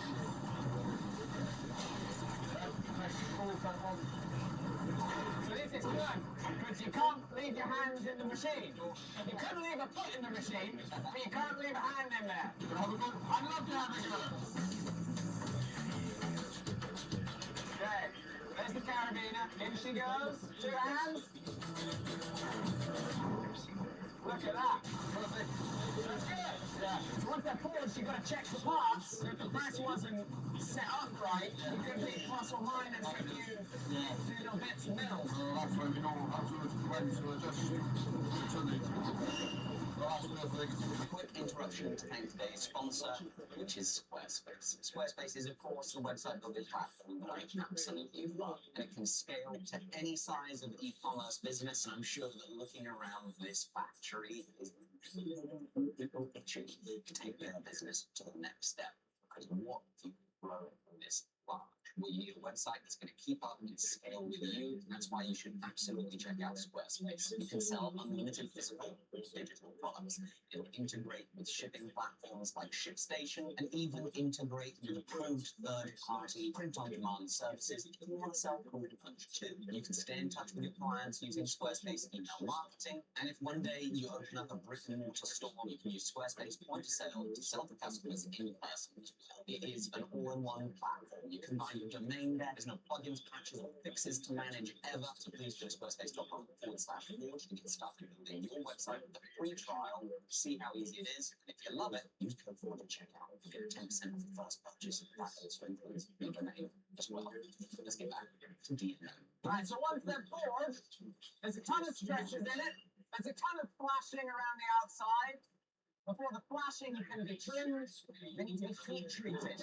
Now this eventually is part of hardening it, but for now is actually going to be making it soft enough to be able to trim the flashing. We're going to go right through here, where they're going to load up a bunch of carabiners on what they call a tree. They've got this awesome gantry system pulling it all around. They drop it into a furnace. It looks just like a knife kiln, and it's going to stay there until 400 or 500 degrees. So now, with the magic of editing, we're going to skip forward a few hours and see them quench this. I just love seeing industry like this.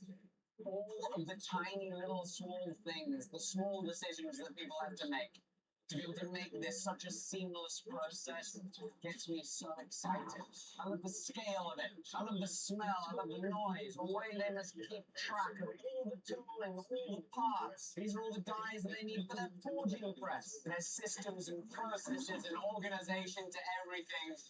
And it really looks like it runs smoothly. Very, very inspiring. It's now time for that quench. Out she comes, nice and toasty, into the water for the quench.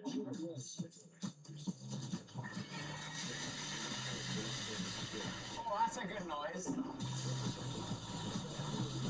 So with the quench done, they're actually still soft. It's a part of the hardening process, but it isn't what's just made it hard right now. Right now, we're going to go and push them, get rid of all the flash around the outside, Then after it is the final step in the hardening process, which is aging. That gets done at a lower temperature in one of these car-sized ovens. This is so exciting.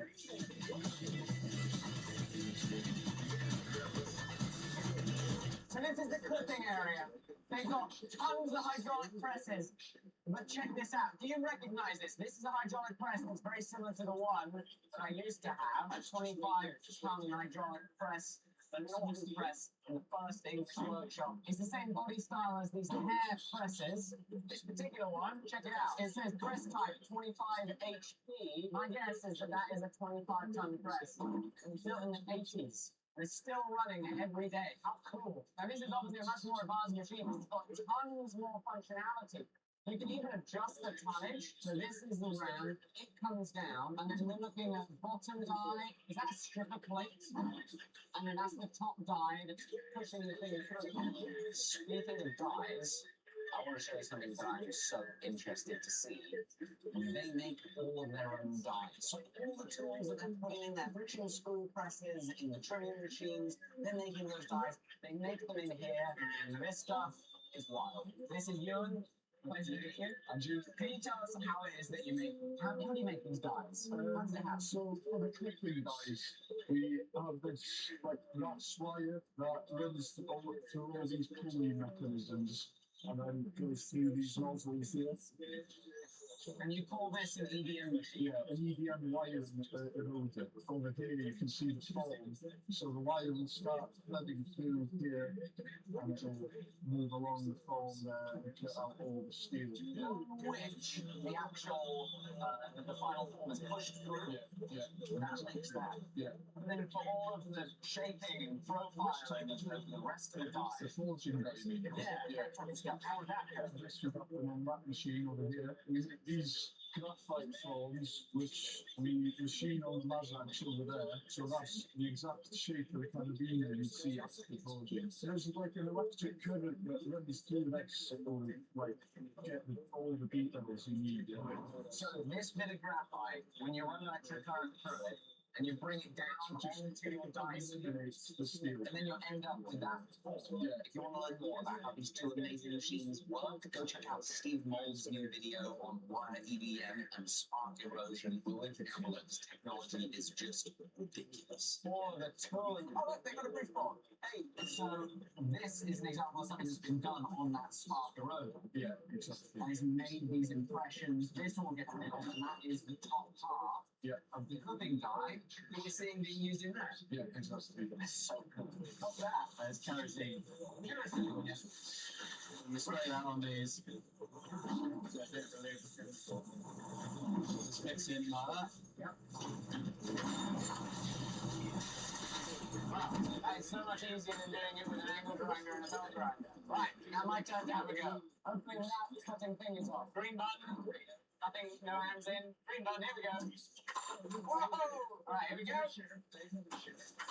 There's the flashing, and there's the car. Now, as we said earlier, this is still quite soft. See how soft the flashing is? Wouldn't be good for a carabiner, so the final step in the hardening is the aging. Right, so the next step is rumbling. Now, they make sure that they're trimming their carabiners really, really close to the final size. And it seems like there's very minimal final finishing of belt sanding or polishing. And they can do that with the use of rumblers. It is loud in here. All right, here we go. Oh, that's satisfying. What material is this? Do these come in different kind of grits and different abrasive properties? And that's just getting big down all the time. Wow, yeah, they get smaller and smaller. Hey, look at that. So these need to be, changed out relatively frequently. So how long is this? What's that, 400 carabiners? How long are they going to stay there? And then when they come out of this, what do they look like? So we take the heavy stuff off. You go mill them in the CNC department, then you bring them right back here for 2 more hours. I think they look great right after cooking. That is very satisfying. It's also very loud.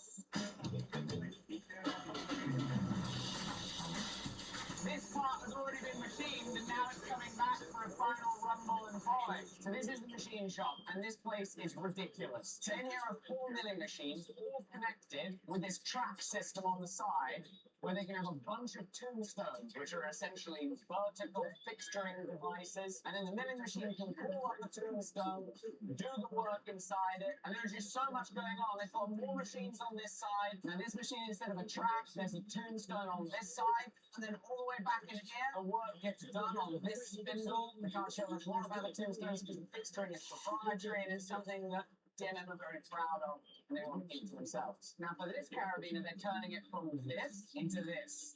So there's a little milling here at the pivot, and then on the nose of the carabiner, that is actually a really interesting and technical milling challenge. With the spine in the way, they have to mill this groove with a wire snap gate to be able to fit in. That is not easy milling.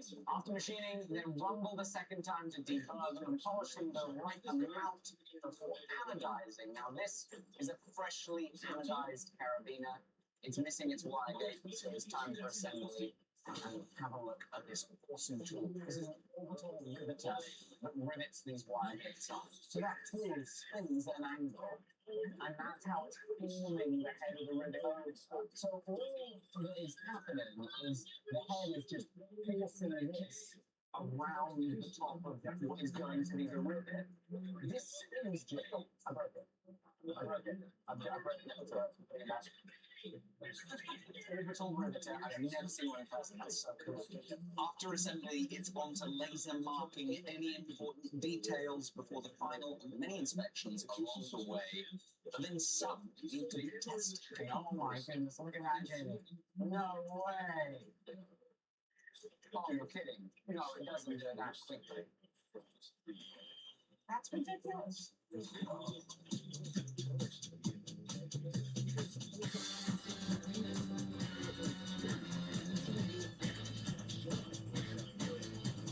And now this is the testing room for Byron Carabiner. We lived a short life. Golly, that is strong. That held 27.7 kilograms. That's almost 3 tons. You see how it broke the wire went right through the aluminium of the hinge area. The question is, do we break this or not? Well, what would be a pretty respectable load? Okay, so let's put a respectable little bit of weight on there. How about right? 3.6 kilograms. There we go. Okay. Well, I'm not going to die, am I? I'm going to hold my body weight. I think I can trust my wife to. I'm not going to, but I think I can trust my wife to. Will it still work? It still works. Yes. Oh, God, Fred, you were a co-founder of this company in 1986, 1981. So it's been an incredible journey, because this has started as very much like a 2 or 3 man band. And then now you've got 200 employees in this vast site. It's incredible. If you had a piece of advice for the young people that are beginning their part like this in life, when they've got a small business and a passion and a dream like that, if you had advice that you give yourself that you give them back in the 80s, It's really interesting. We started our major was would we be there next week? And then we expanded our horizon to would we be there next month? I think fear, determination has to be there. But you've got to be able to enjoy it. If you don't enjoy it, it's going to be absolutely there. Strange enough, with enough determination and spirit, you sort of get through it. And that's how life is. I'd recommend it to anybody. I do enjoy it so much. I loved it. This has been such a great pleasure. I need to go back that mountain. Thank you very much, DMM, the rest of the team here. We've been very grateful to you. Bye-bye.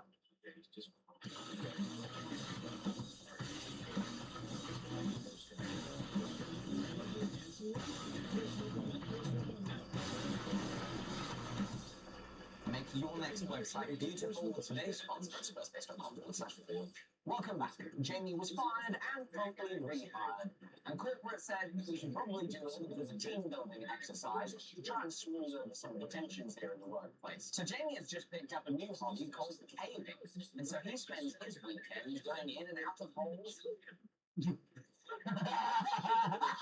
Well, Jamie's recently picked up a new hobby called caving, so he spends his weekends hanging off ropes, going in and out of deep, dark holes in the Peak District, and he suggested we should do that too. Now, the bill for all the equipment required to do this is getting quite large, and so I thought I'd save some pennies and trust my life to a homemade carabiner.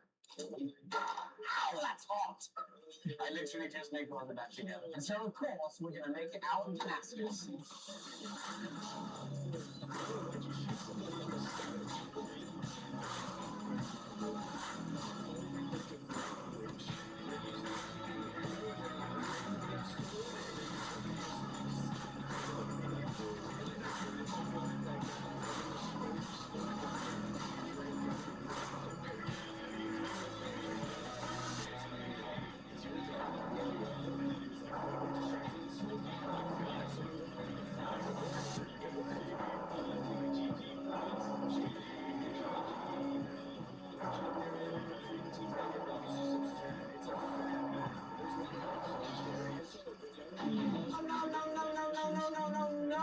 Jamie, there's something in the air. Stop messing projects up. Time to break out the wig again. Oh, thank goodness it broke down, not when I'm hanging off it. We delaminated the steel. Completely ripped it apart. Maybe we've got enough steel down here to still make our carabiner. I forgot to hit record. We split it again. Hopefully we can make a carabiner out of this. And hopefully the fact that it's split in two places doesn't dissuade me from putting my life in its hands.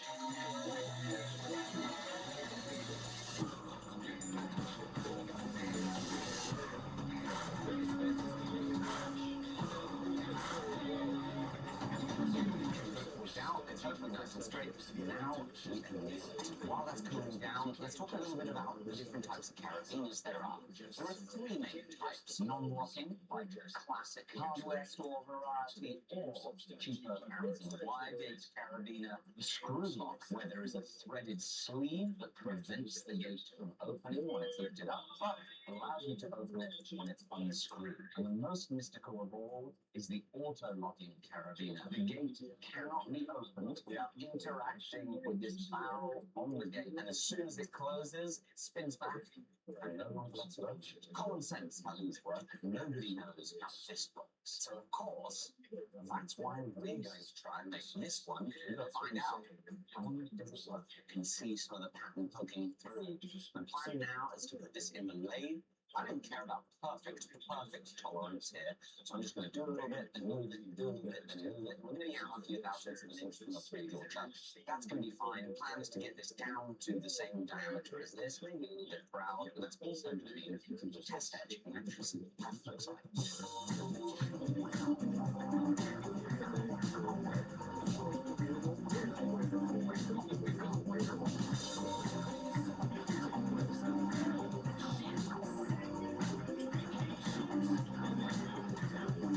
It's stuck! Ah!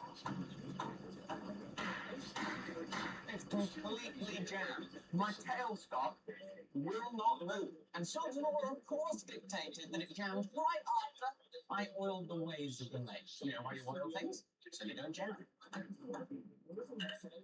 Oh. What did you do? I literally just killed it. Like King Arthur's sword. Jamie just came over and managed to pull the thing completely loose. Thank you, Jamie. It's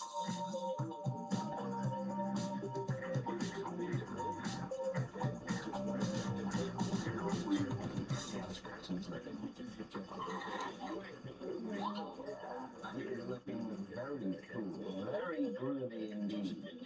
You're twisting back and forth in directions. I like that. Put the camera in, pick up some of that. I think this is going to be a winner once it's bent into a carabiner shape. Which is our next step. To in order to bend this, we need to know exactly what this piece looks like.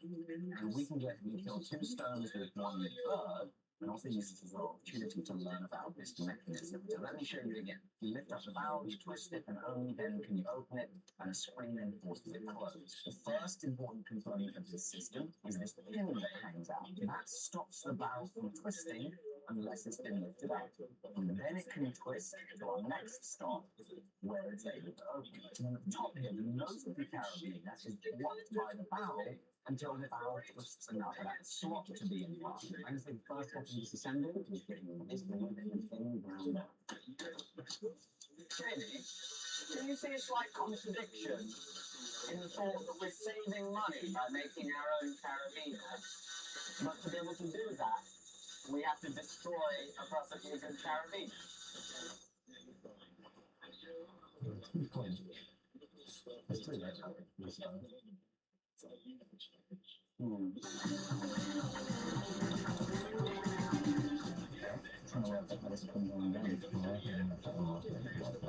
Like this. Oh, God, really, that's complicated. It's interesting how it doesn't spin apart. Yeah, so this must be the spring that makes the gate snap shut. It's not part of the locking mechanism. Inside here is the coil spring. It will just pop out, isn't it? There's a opposite thing.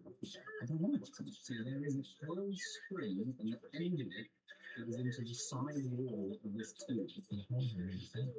Wait, no, it doesn't go into the tube. I'm wrong. It isn't to do with this tube. Yeah. Spring has a little bit of an outwards bend on it, so that provides a little bit of tension, a little bit of tightness perhaps. There is a hole from the inside of it, way down in there, and it must be that the end of the spring goes in that hole, and it lines up perfectly with the spring hole. The spring provides the up and down spring, as well as the correct rotational spring, because remember, we not only have spring up and down, but we have twist spring. Springs are not like to sleep off. Well, this component is complicated. There's a number of features. There's definitely a tailor. So let's run through terminology. We have the body of the carabiner. We have the pivot area. We have the nose of the carabiner. We have our pin, our inner coil spring, our gate body, twisting spring, closing spring, and our gate sleeve. Now we're going to make a jig so that we can bend our gate body.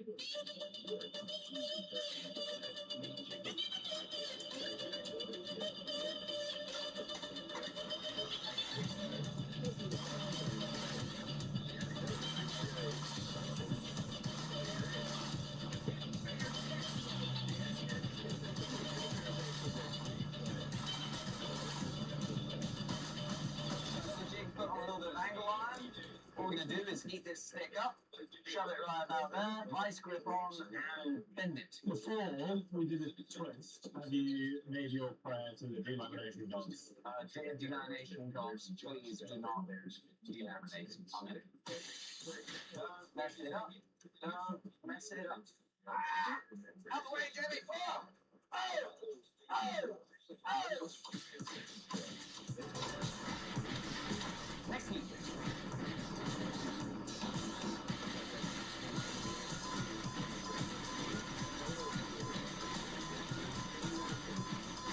Alright, we're looking pretty close. I do have to take it to the horny angle though and unbend these two ends.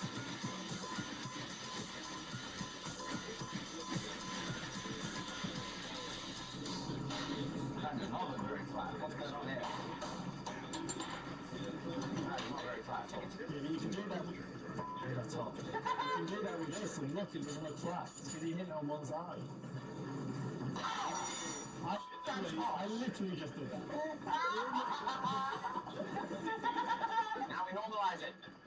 You know, make sure it's not going to break. Making this from this should be fairly simple. My goodness, we have a record of these components. I can't wait to share it with you. Let's thank our sponsor. New year, new website. Well, listen up. Today's sponsor has been Squarespace. I've been using them for 5, 6, 7 years, a huge amount of time, and I absolutely love it. It's a browser-based website building platform with countless themes that scale beautifully, from computer to mobile, allowing you to effortlessly design a gorgeous website so quickly. Squarespace is flexible to whatever you need your website to do. Whether you want it to be a portfolio website that exists as your CV on the internet, they've got plans to suit you. But if you want to sell unlimited products, digital, physical, or whether you want to sell paid content using Squarespace member areas, book clients with Squarespace scheduling, or even open up your own brick-and-mortar store and sell products in person with Squarespace point of sale, they've got you covered. And you can explore those features with a 14-day free trial at squarespace.com/forge. You'll also get 10% off your first purchase if you love it and you want to go forwards. I cannot recommend it enough, so please go check it out. Thank you, Squarespace, for sponsoring this video. Bye-bye.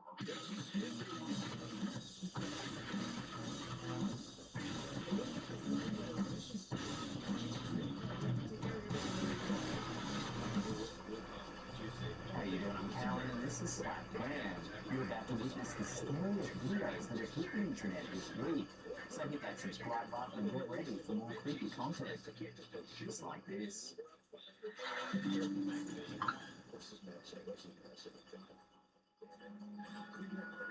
Two viral clips have been creeping out viewers on TikTok and Reddit, each depicting alleged paranormal entities lurking around trampolines.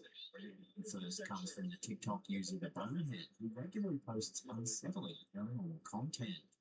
In their recent upload, something strange is caught on camera. See that? Look. There's something in the trampoline. But there's not somebody in the trampoline. It looks like someone is jumping on the trampoline.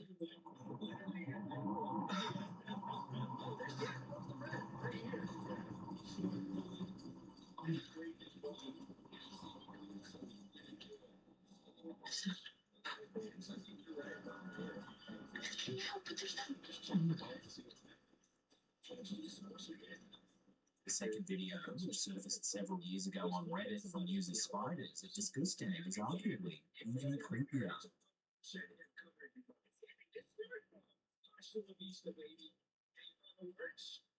If you look closely, you can see a pale figure dressed in white, eerily reminiscent of Samara from The Ring, crawling from beneath the trampoline.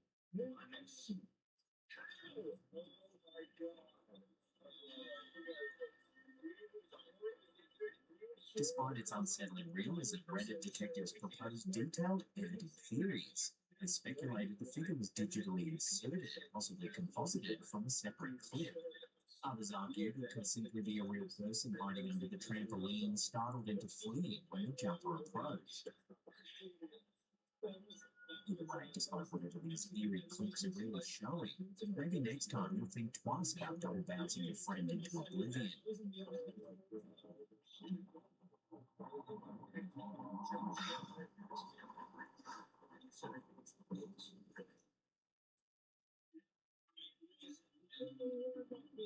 A deeply unsettling image shared on Reddit by user Conscious4434 has been causing chills across the paranormal community.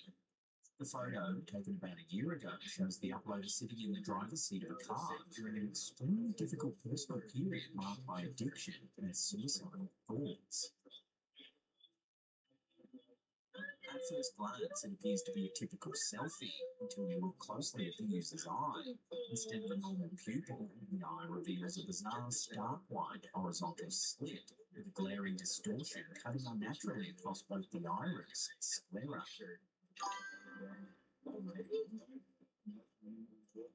The Reddit community quickly began dissecting possible explanations. One widely supported theory is the rolling shutter effect, a common artifact in smartphone photography caused by rapid movements during image capture. Since phone cameras scan an image sequentially, even slight head or eye movement during exposure can create such distortions. Yet perhaps the most compelling element is how the user interpreted this anomaly. Given their emotional state at the time, they felt it symbolized a demonic darkness within, turning a potential technical glitch into something deeply personal and symbolic. Several commenters resonated with this interpretation, sharing their own unsettling experiences during difficult life periods. So what do you make of this eerie image? Let me know your thoughts in the comments below.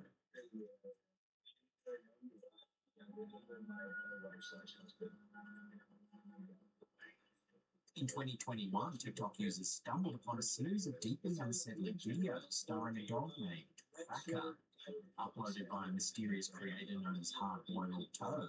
These clips rapidly sparked fear and speculation, evolving into a full-blown internet legend. I've been getting a lot of questions about my dog, Cracker.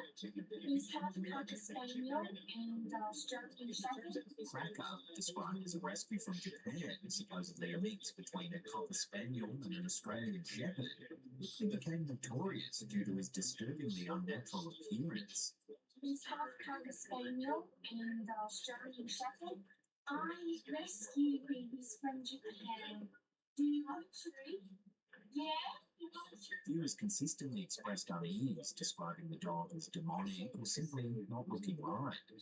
But the story didn't end there. Subsequent videos introduced cryptic messages, including chilling text overlays suggesting he's going to K1L me, a disguised threat implying mortal danger. Almost as suddenly as the story appeared, the original TikTok accounts vanished, leaving no concrete answers behind.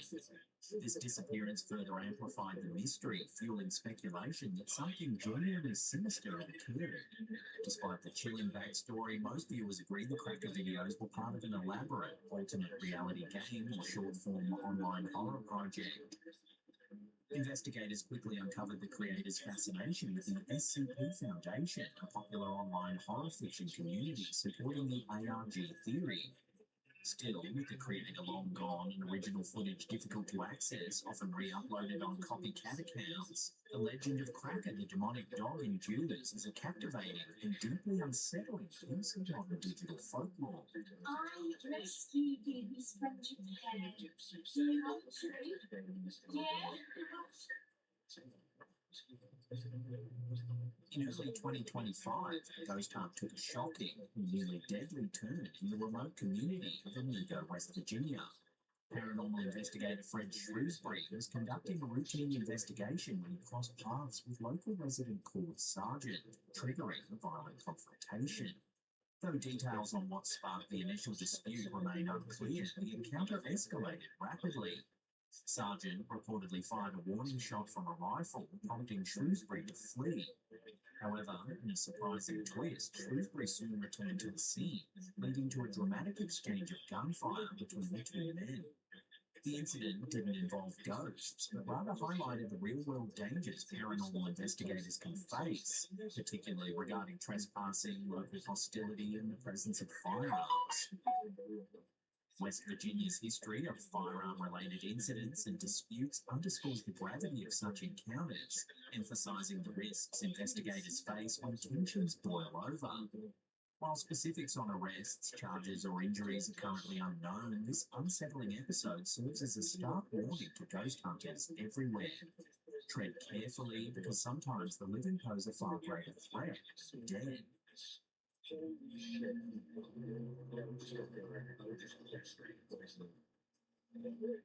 When Reddit user Droopshopper stepped outside their house one seemingly ordinary evening, they had no idea they'd soon be facing something utterly chilling. After briefly leaving to feed their chickens, they turned back and saw a pale, ghostly face staring at them from an upstairs bathroom window. Terrified, they snapped two photos, one of the empty window and another clearly showing a hauntingly pale face peering outward. The unsettling photographs quickly spread across the paranormal subreddit, igniting fierce debate about what or who the figure could be. Skeptics offered detailed analysis, noting discrepancies in image quality and potential digital artifacts, strongly suggesting the photos may have been altered. But another, even more terrifying possibility emerged. Could this be an intruder secretly living in the user's home? Concerned commenters urged immediate police involvement, raising fears of frogging, the disturbing practice of individuals covertly occupying others' residences.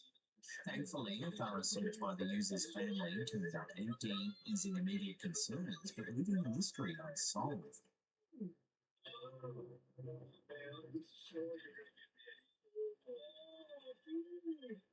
When TikTok user Danielle boarded American Airlines Flight 3051 from Charlotte, North Carolina to Los Angeles, California, she settled into her usual deep sleep, describing herself as someone who hibernates on planes. But on this flight, that took a disturbing turn. On waking during a layover, Danielle discovered something deeply unsettling. A stranger, the male passenger seated directly behind her, braided her hair without her knowledge or consent while she slept.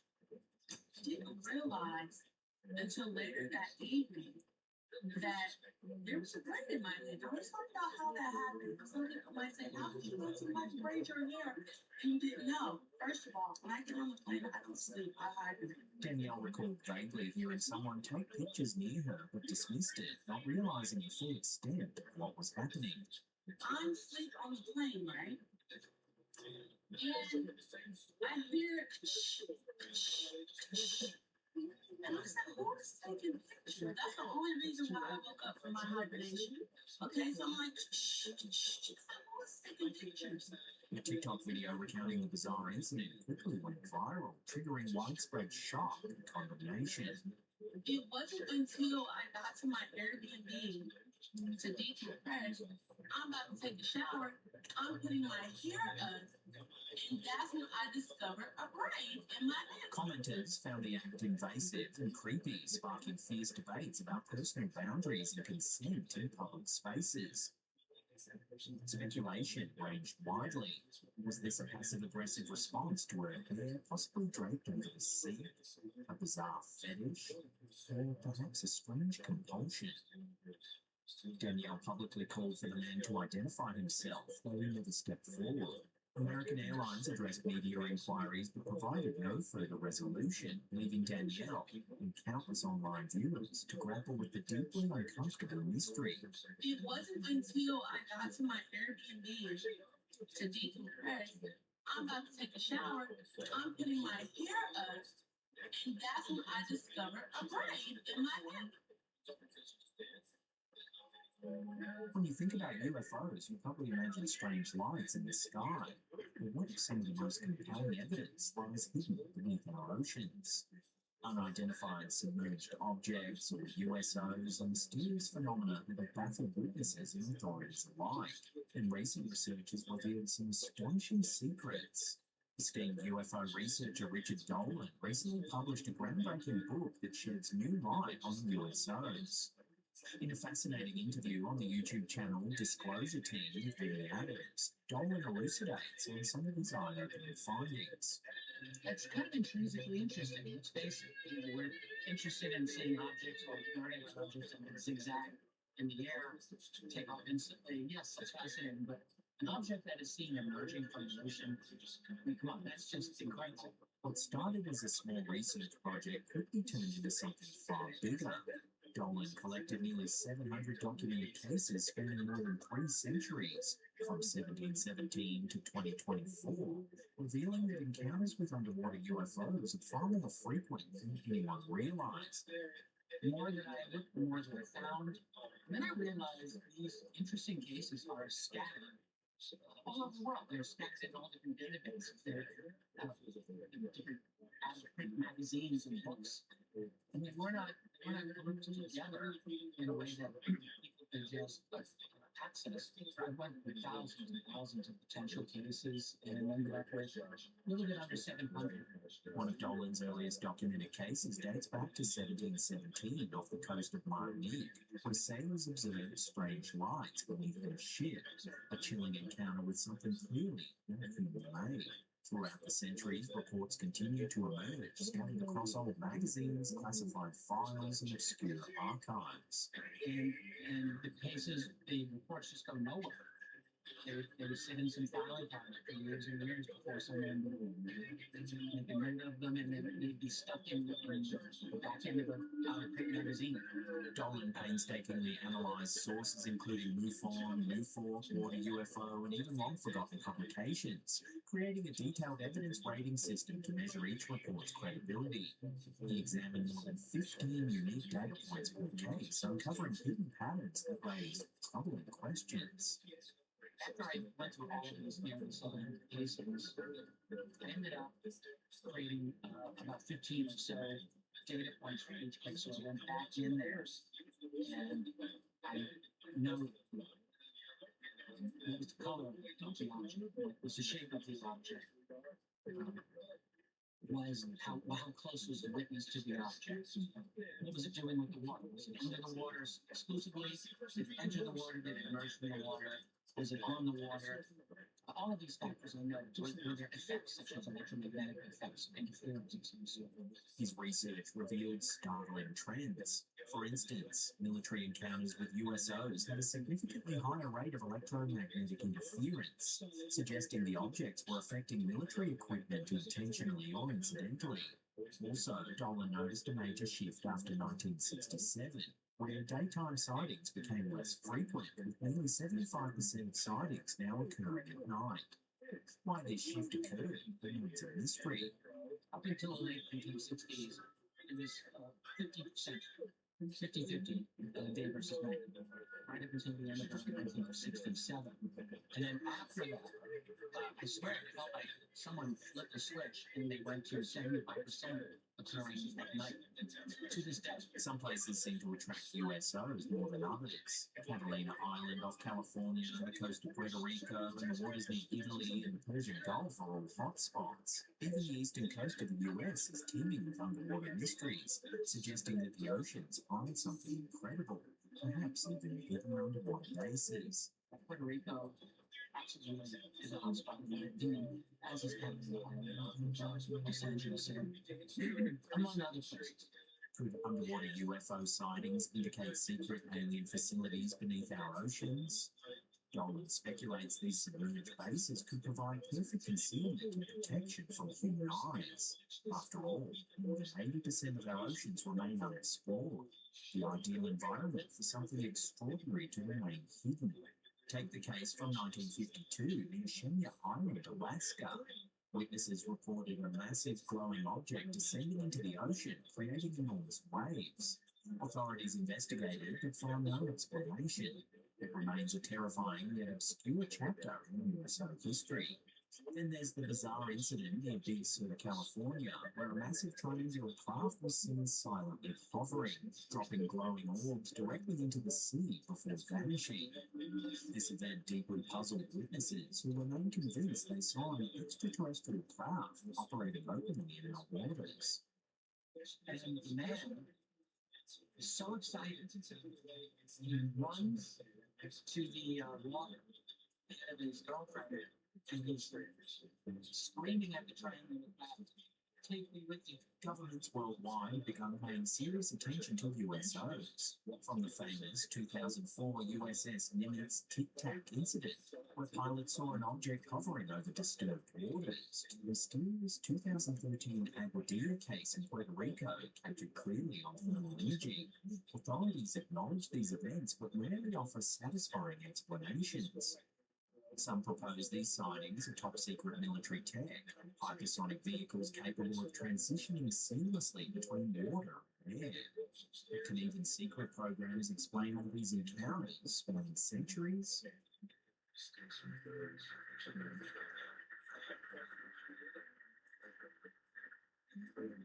Others suggest we're dealing with non-human intelligence, aliens using oceans as hidden bases, or perhaps beings originating right here on Earth in undiscovered habitats.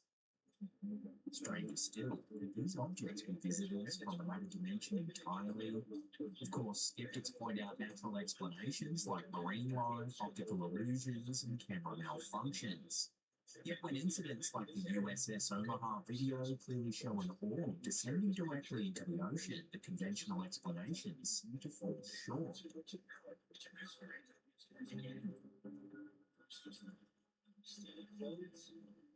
Recent official investigations from the US government's AARO brought new legitimacy to USO research, acknowledging transmedium objects as a significant focus.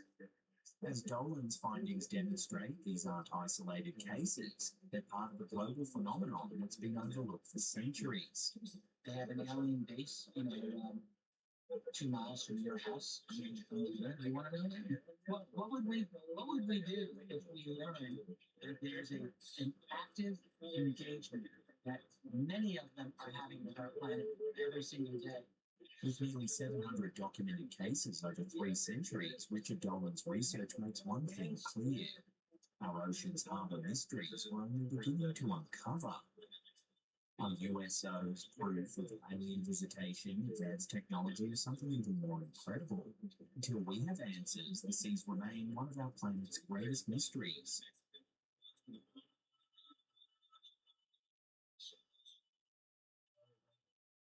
Before we get to that #1 spot, remember to hit that subscribe button and tickle that little bell icon there and turn on all channel notifications.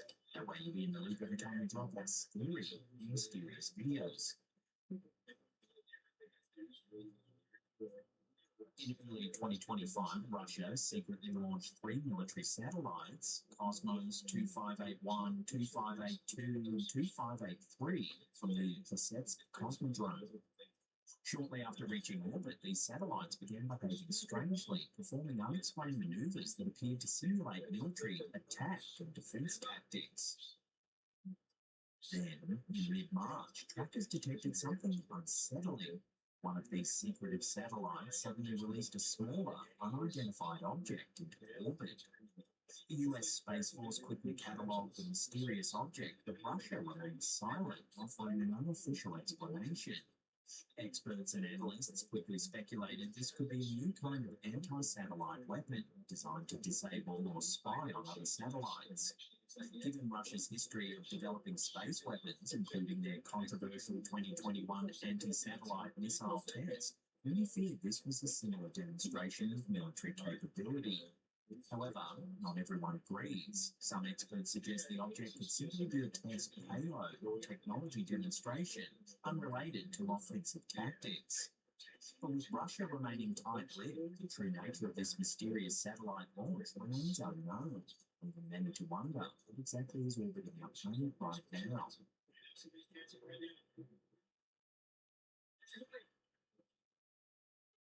Now, if you want to see some more spooky content, then hit those links right there. They'll keep you entertained for hours and hours. Give us some feedback down in the comments. Which one of these clips you thought was the scariest or weirdest? We love hearing your feedback.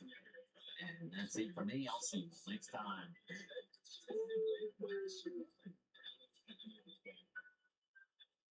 Get a free trial and 10% off your first purchase from today's sponsor, squarespace.com/forge. Well, maybe we're just about to start filming this, and I just noticed you might have a crack on determination. Not ideal for a Caribbean or anything to trust my life on, so let's see if we can grind through it. Maybe it's just superficial.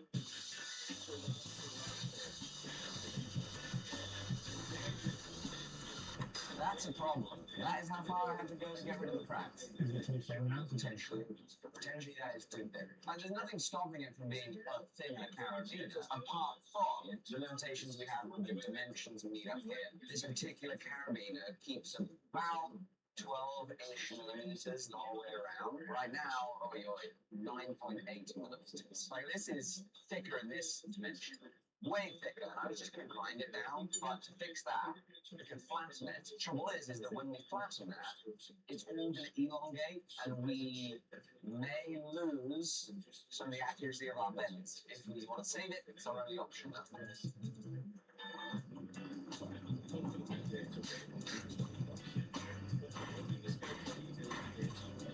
Almost there. 10 millimeters. This one here, 10 millimeters. So about this one, would be less than 10. 8.6. Okay, so apparently it might be appropriate for it to be that big. You won't draw any attention to the fact that you're wearing a climbing harness while filming.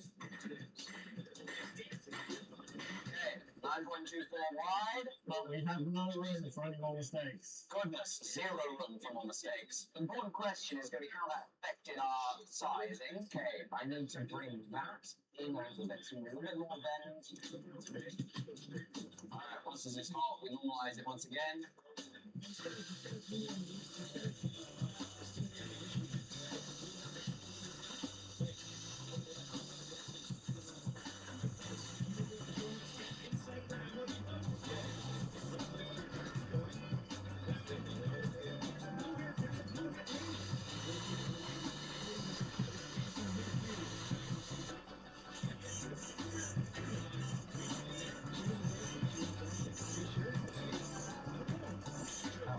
reckon you can talk about that picture. Well, how did you get up there? So right now, in the pivot area of the carabiner body, I'm filing the little ledge that we have. This little step, it would appear, is where the little spring that slams the gate shut rests against. So it's kind of in compression a little bit there, from what I can gather. So I'm just going to bring this down so there's a little bit more material to drop the beds. As I was doing the rough grind, the ground in here, we lost something about half a million between the ventilation and lost. So it's going to be close.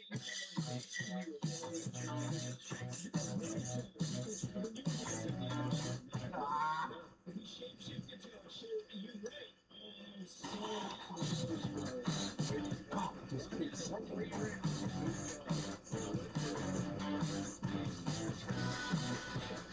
Jenny, keep us more brutal.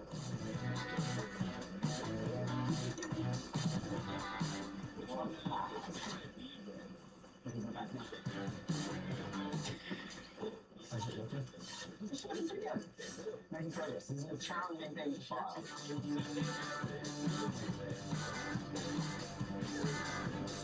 Right, so we're now going to work on cleaning up these little inside edges. That is obviously an angle that rope is not going to want to be near. So this needs to be softened up. Really big radius. Look how juicy and soft all of these radii are. That's the type of thing we need.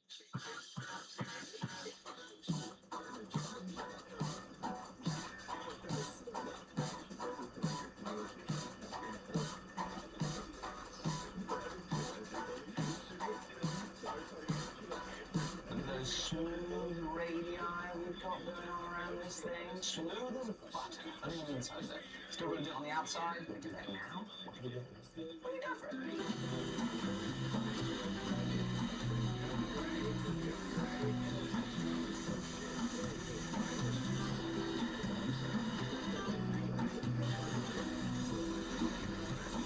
Right, the next step is we need to get this hole in, and then you see the cross-section in this orientation is very different from what it is now. That's going to be our job after we get hole in.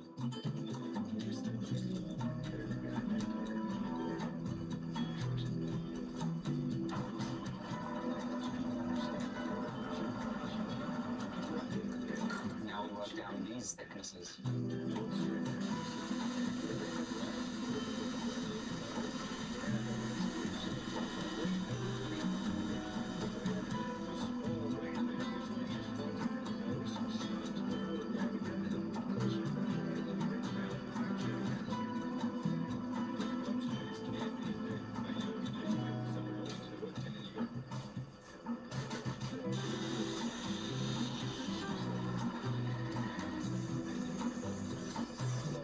First time since I think I was 13 years old that I have worked in a boiler suit. It's actually quite comfortable.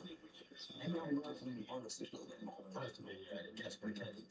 Yes, the provocating suits for our lubricating adventure. Have a listen to the thickness and cordurousness of this. Jamie's provocating suit costs a lot of money. This is a cheap Amazon cotton boiler suit. Just breaking it in before I get it all soggy and muddy in my dripping trip. After a lot of filing and a little bit of time on the belt grinder trying to polish things up with some Scotch-Brite belts, here is our carabiner body. Compared to the original, it's looking pretty good. I took a few little creative liberties here and there, but after a quick little degrease, this is going to be ready for the etch. But first, for this caving trip, I need to be proficient at going both down ropes and up ropes, because it would be very impractical to go through all the effort that was involved in making a carabiner, planning a caving trip, and going on a caving trip for a YouTube video, to then die and not be able to make the YouTube video. Now, did I mention that I'm terrified of heights? Well, in the last week, I've been working on that fear a little bit, as Jamie has been coaching me through navigating the rope at this height, right here. Now time to step it up a notch and find something taller.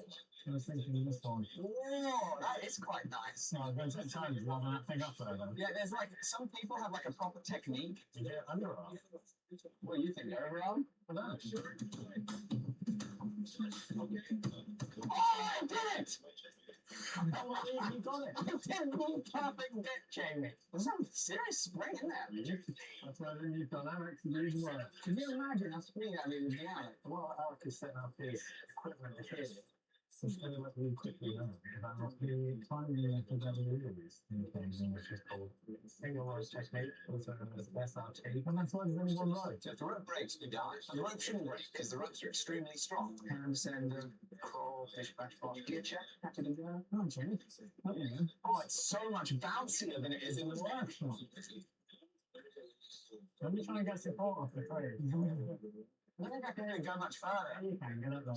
Well, how am I going to get there? The rope is on it. Yeah, you can just find faster. You'll have to demonstrate, Jamie. Oh, it's doing it. Over the limb. Very impressive. We do have a little bit of rope for us. And I don't want any comments complaining about it. It's very nothing. Now for the fun part. Come on, like James Bond.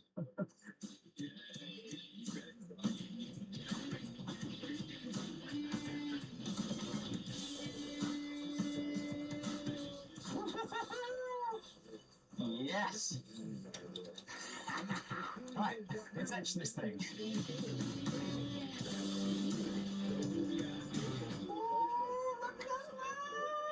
Yes! That's out the acid. We're going to try and do a little coffee etch after the fact. A little polishing is what we need to do now.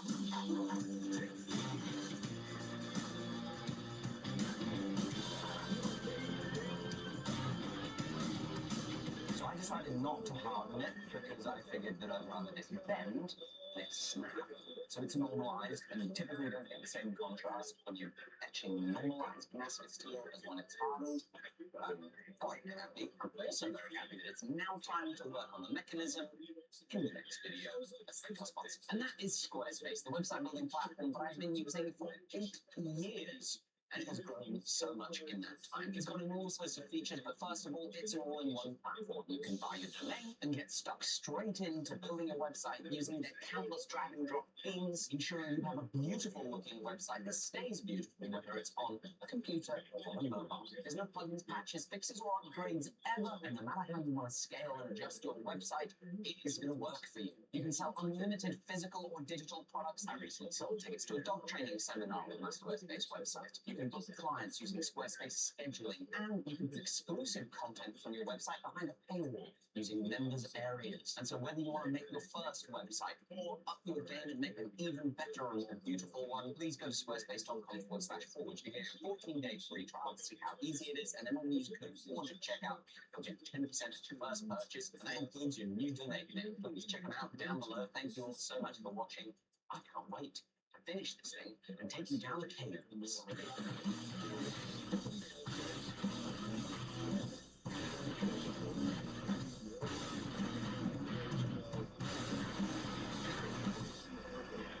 How you doing? I'm Callan, and this is Slack-Man.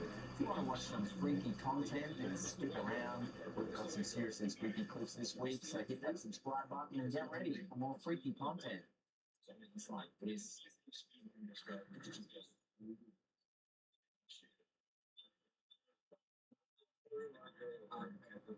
Comedian Barry Mandel found himself at the center of a UFO mystery while soaring through the night skies above Texas.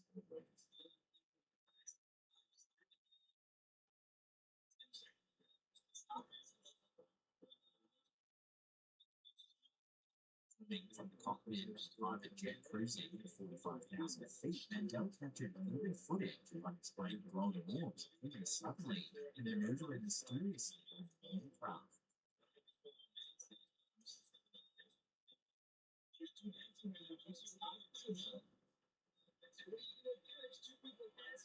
Moments later, two small glowing spheres flickered into existence, moving the formation to one side. Mandel, audibly astonished, was really surrounding what was that? Modern experienced violent excitement and baffled expresses genuine confusion.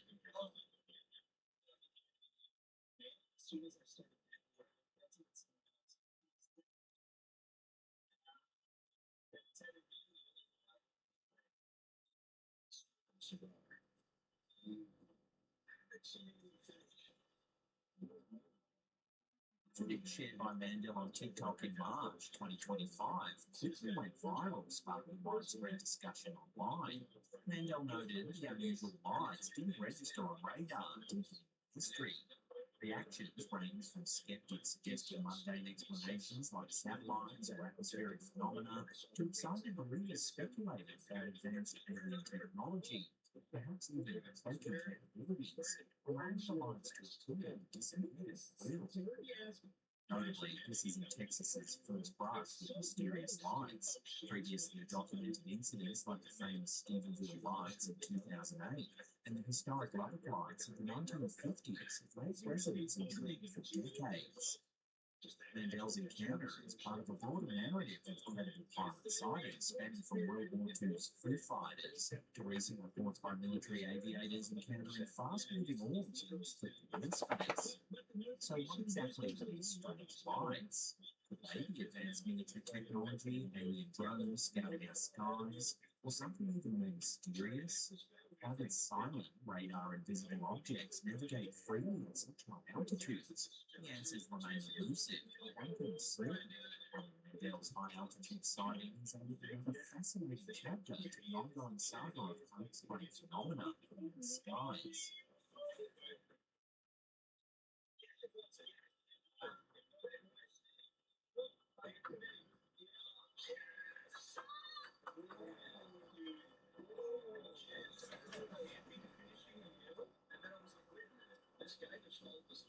Alright, before we jump into our next creepy story, let me tell you about something that's straight out of a post-apocalyptic nightmare.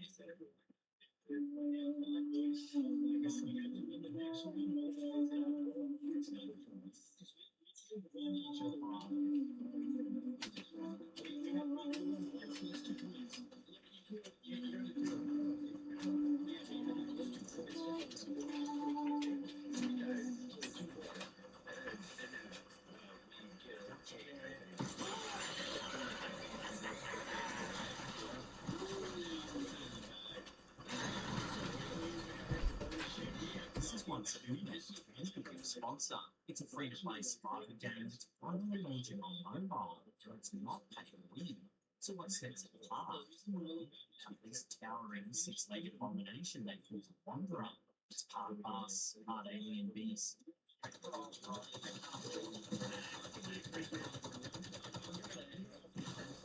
Once human, lets you explore a massive post-apocalyptic open world full of strange loot, disturbing creatures, and even real stories.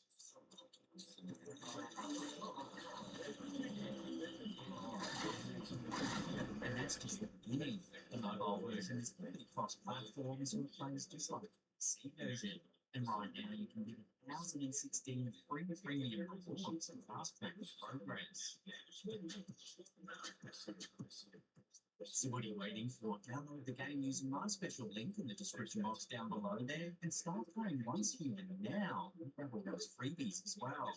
Trust me, this is realistic Genshin Impact meets post-apocalyptic horror. It's brilliant.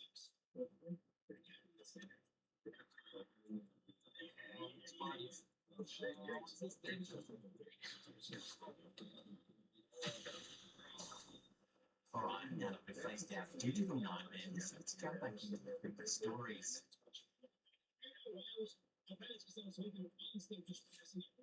Reddit user OKMouse2554 posted 2 unsettling photographs to our Slacktown subreddit in late March 2025, capturing something eerie in their attic. The user explains they snapped these photos about a year ago in their attic in the small town of Redwood, Cornwall, UK. Because the attic is difficult to access, requiring a ladder and a tricky climb, they stuck their phone up through the opening and took multiple shots without looking directly inside. Strangely, the attics in their neighbourhood are connected across several houses. The first photo appears completely ordinary, showing a dusty, funny, and space. However, the second image, captured just a split second later, reveals something unsettling. Their outline of what seems to be a face or head peering out from the shadows. Comments quickly flooded in, with user ActiveTost4713 speculating about the property's past, wondering if anyone had ever died on site, or if perhaps an unknown squatter was part of it. Another commenter simply reacted, "Whoa, it's creepy, looks like Pinhead." So, what's really lurking in this attic? Is it the face of a restless spirit, an unknown intruder, or simply a trick of the mind? Either way, it's a chilling reminder that we might not always know what 12 is interested in our needs.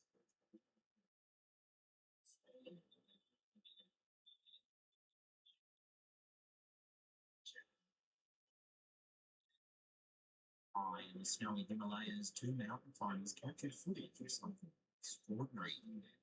There's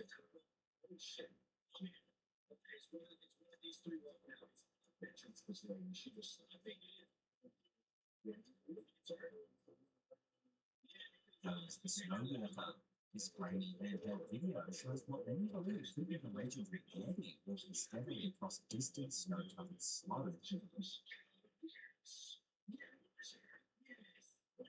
The climber is reportedly filming in the pool, spotted the creature trudging through deep snow. First aired on a 1996 television special called Paranormal Borderline, the footage quickly became infamous, debated among cryptozoologists, skeptics, and paranormal enthusiasts alike. Now, Bigfoot researcher Dr. Jeff Meldrum has acknowledged the video's intriguing qualities, highlighting the creature's fluid movements and elongated forearms, features difficult to fake convincingly. Controversy soon followed. Rumors emerged that producers of the original TV show staged the footage, fueling skepticism. Allegations surfaced that the Yeti was just an actor in a carefully crafted suit. Strangely, no concrete evidence or admission to the hoax ever came forward, leaving the video suspended between reality and television fiction. Historically, the Himalayas have long been a focal point for tales of the Yeti, known locally as the Tag. From Eric Shipton's famous 1951 footprint photographs on Mount Everest to recent claims by the Indian Army in 2019, sightings continue to intrigue and mystify. Whether authentic or a clever fake, the Snowwalker footage has cemented its place alongside other iconic cryptid evidence, like the Patterson-Gimlin Bigfoot film.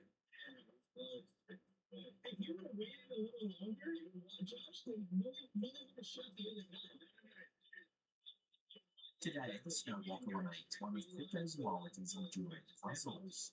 Is this brief glimpse in the remote Himalayas proof of a mythical creature, or merely a well-executed illusion? Until someone steps forward with definitive proof, this snowy silhouette continues to wander through the imagination, a bizarre figure forever haunting the icy peaks of legend.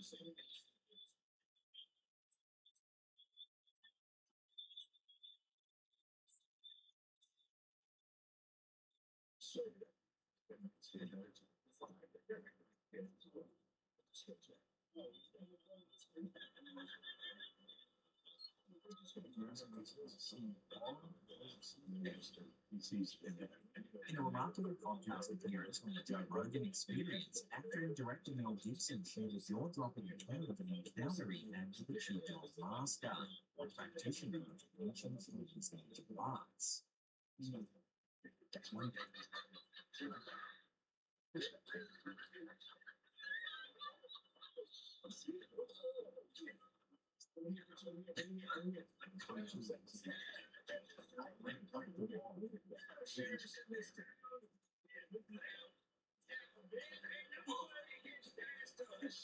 During the conversation, Gibson described how this master, standing several feet away without ever physically touching him, somehow lifted him several inches off the ground.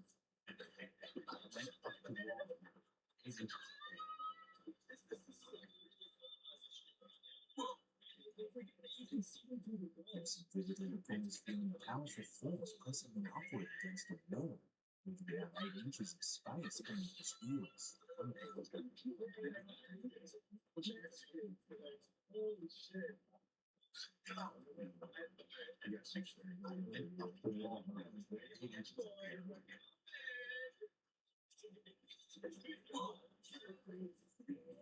The story quickly gained attention due to its extraordinary nature and Gibson's sincere astonishment.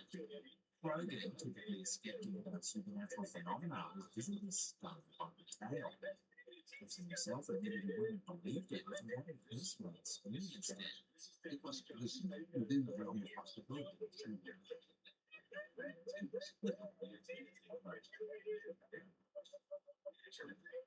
Critics were quick to respond, with some martial arts experts dismissing Gibson's claims as impossible or even fraudulent. Skeptics suggested psychological explanations, such as a powerful placebo effect or hypnotic suggestion, rather than genuine levitation.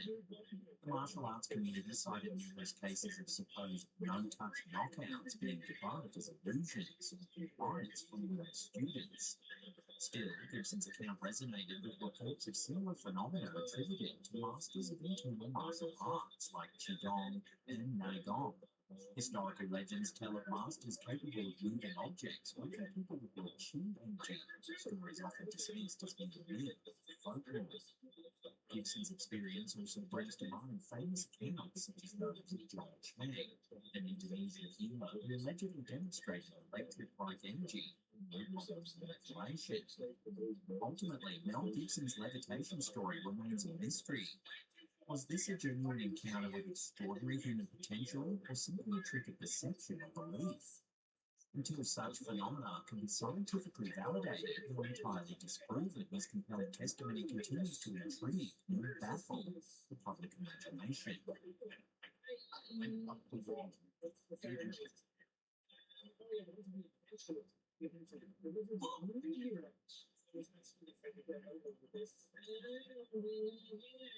This eerie photo shared to our Slapcam subreddit by Reddit user Vanilla Connect is actually a gem we featured years ago when we first started our channel. According to the original poster, the unsettling image was captured in the attic of their workplace, a restaurant with a rich past, once serving as both a house and a theatre. Employees there have reportedly experienced numerous ghostly encounters over the last decade, and this particular photo was the first tangible evidence they captured on film. The poster believes it shows a shadowy ghost figure, potentially confirming long-standing rumours that the restaurant was haunted. Exactly what lurks in this attic remains uncertain, but the photo continues to spark intense debate and speculation among viewers.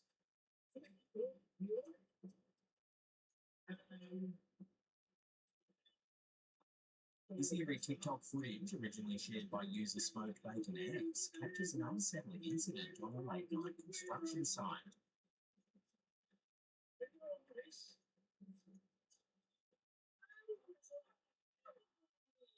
A grainy CCTV clip, a lone construction worker struggles with a large, heavy cable spool, a task clearly meant for two people.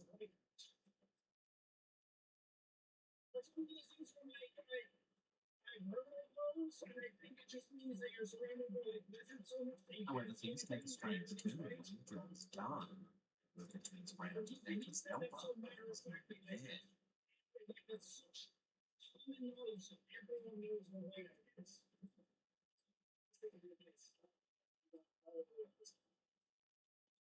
As the story behind the footage emerged, it only deepened the mystery. According to the TikTok post, the construction worker later described the stranger who had apparently helped him remove the spool to his colleagues, only to be shocked when they identified the man as Alan Lopez, a co-worker who tragically died in an accident on that very site 8 years earlier. Viewers have been left stunned, with many calling Alan's ghost an angel or a good Samaritan ghost. Others speculate it might have been an elaborate prank or carefully edited post. The sincerity of the original worker's confusion and the subdued footage all the doubts lingering.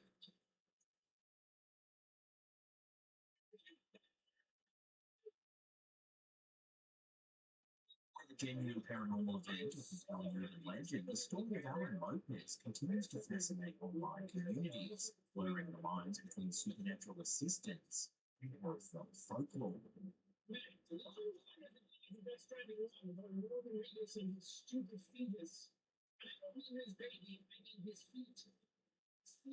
This next eerie clip was shared to TikTok by Universo Mix Carvel and quickly went viral.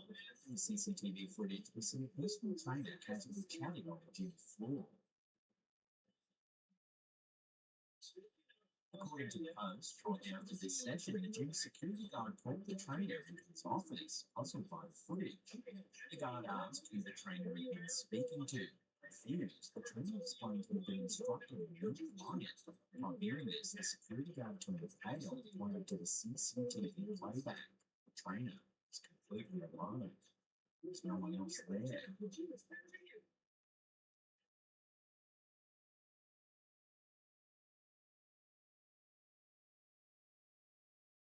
Online reactions have been divided. Some skeptical commenters noted a recent TikTok trend where people intentionally act as if they're interacting with invisible entities on CCTV footage to gain views and notoriety. However, many others are convinced this footage genuinely shows a trainer unknowingly interacting with ghostly presence. Continuing with strange happenings in gyms, another eerie clip shared by Mulatto's Dog Paranormal shows security footage from a gym in Mexico City. Late at night, after everyone had left, the motion-activated camera triggered an alert. The gym owner, checking remotely, was stunned by what he saw.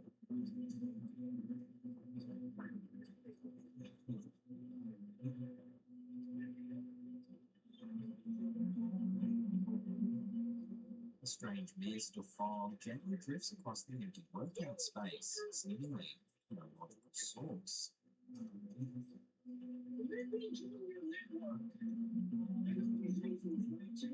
These gyms truly secret, or is it just clever editing and online trends playing tricks on perception?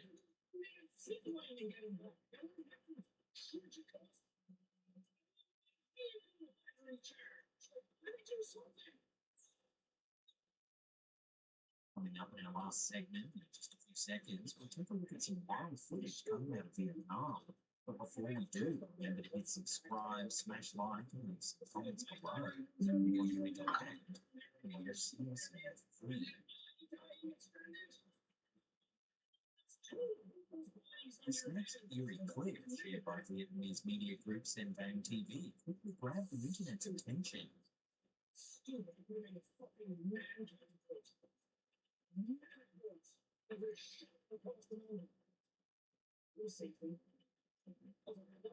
It was filmed during a thunderstorm in Hanoi, Vietnam, and captures a powerful lightning strike illuminating the darkened sky.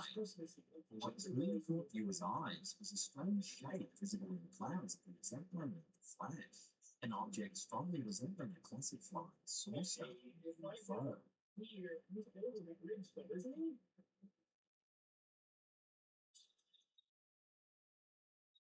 The footage circulated online, speculation ran wild. Many commenters jumped immediately to extraterrestrial theories, wondering if Hanoi had just witnessed a genuine alien spacecraft hidden amongst storm clouds. However, upon closer analysis, many commenters said it's nothing more than a strange-looking cloud. As it stands, viewers are divided over what's really been caught on camera, so I'll throw this one over to you, the viewers, for final judgment. What do you think this is? Let me know down below.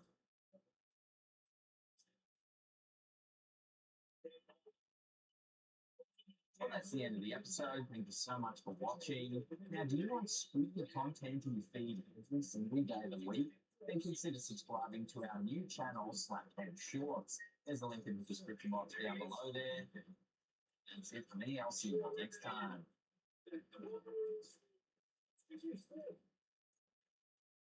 Get a huge discount plus 4 months free from today's sponsor at nordvpn.com/free. Welcome back from the Damascus Carabiner to take down into a cave and trust my life on. We got the Damascus body finished up, and now we need to replicate all of these complex components. Do I start from outside in, or do I start from the inside out? Or maybe because it's harder to make the outside, I should make the outside first. If it's harder to make something, you would expect that it would be less accurate. So I can make this to fit that easier than I can probably make this to fit that.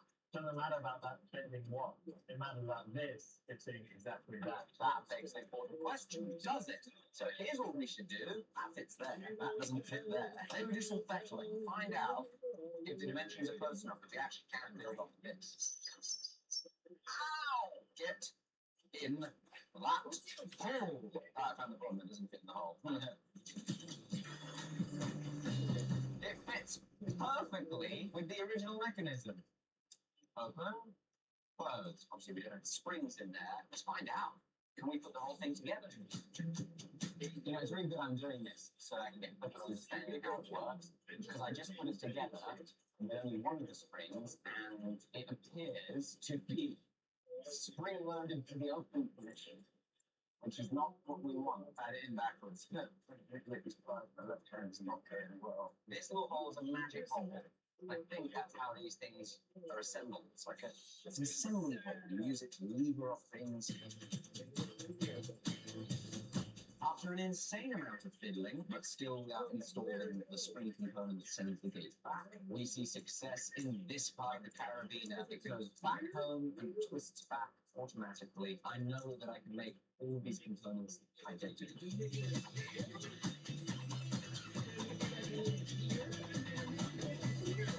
So you've got the framework then, and you're drawing up this part, and now what? What do you think? Well, when I first looked at this, I thought this was doable. Now I've looked at it closer, I see it's very complicated. Now let's forget about these millings on the outside for a while. Put those to the side and just imagine this little tube with nothing else. The tube looks like it's big here. There is then a lip. It then gets small behind the lip. There is then another lip. And then there is another slightly smaller tube. So the problem is how on earth you drill that out between two lips? That is the problem indeed. I could use a boring bar to make this first door. Going like this. And on the other side, this here, we can drill. No problem. Just use the right size drill. That is the biggest question mark of them all today, folks, because I need a tool that is going to go in and go across and be able to cut like that. If only there was a YouTuber that made complex and challenging tools like that. You need something like that. Did you just have to buy one?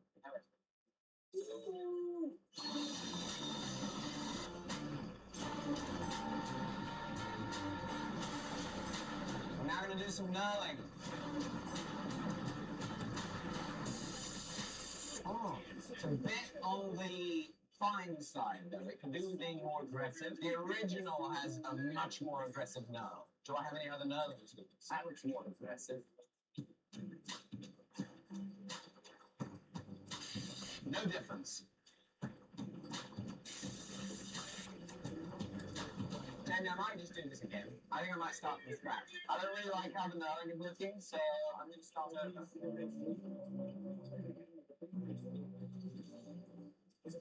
Right, now time for knurling the V2. Hopefully it goes better. I've got a faster cross feed. There we go. That's what we're talking about. Much nicer. Now I'm going to go over it and ruin it. Oh, yes. I like it.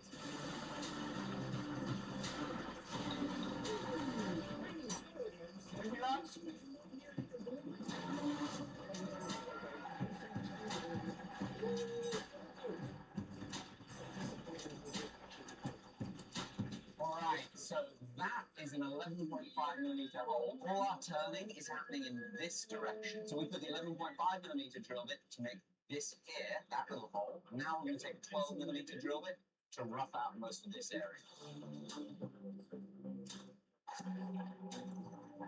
The 12mm bit roughed this out. Now we're going to rough this out. Now, 14mm. Dealer, we did measure. Some fresh inserts arrived from boring bar. It turns out you're only got like 40 seconds. I know, isn't it incredible? The magic of 40-second delivery. How comes with an insert? Actually, it still has a fresh edge. This is why what is called indexable tooling is really handy. Because you can turn your bit around and get a new little bit of sharpness. You're telling me you played at 120 frames, 40 seconds. Yes, that's correct.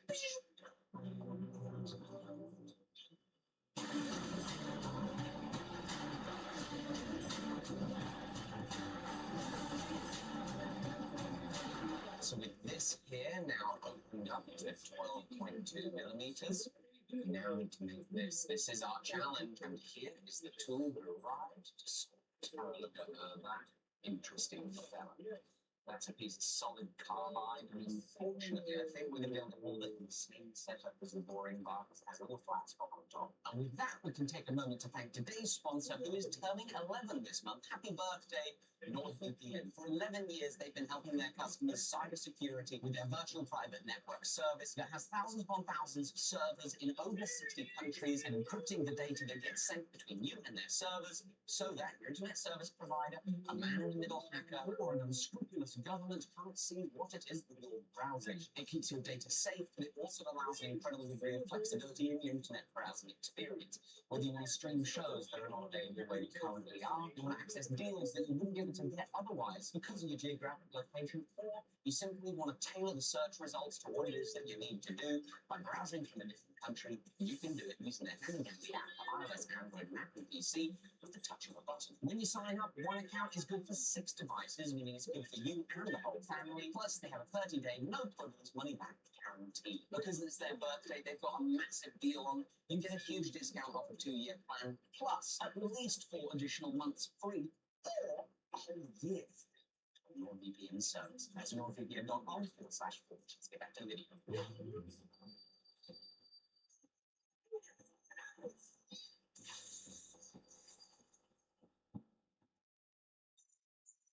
Stop, Jamie. Stop. Why didn't you put that in there? You just told me to put it in there. We checked it fits. That's exactly what you said. Well, the answer is yes, it fits. Now all this needs is a little chamfer on either end, and these grooves put in, and we pass it off and go to the number. How snazzalicious does that look?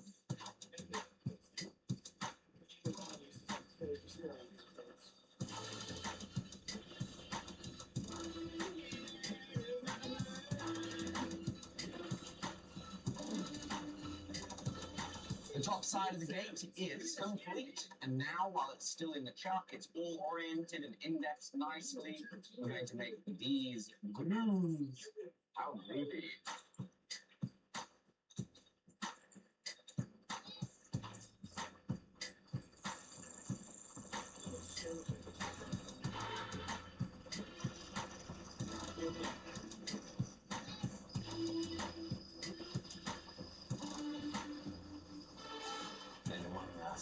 The now not so mystery hole. Too small. What? Why is it only going all the way? Got a proper funky little angle on it. What on the is in it? Snip, snap, snap. Oh, 6.2 degrees.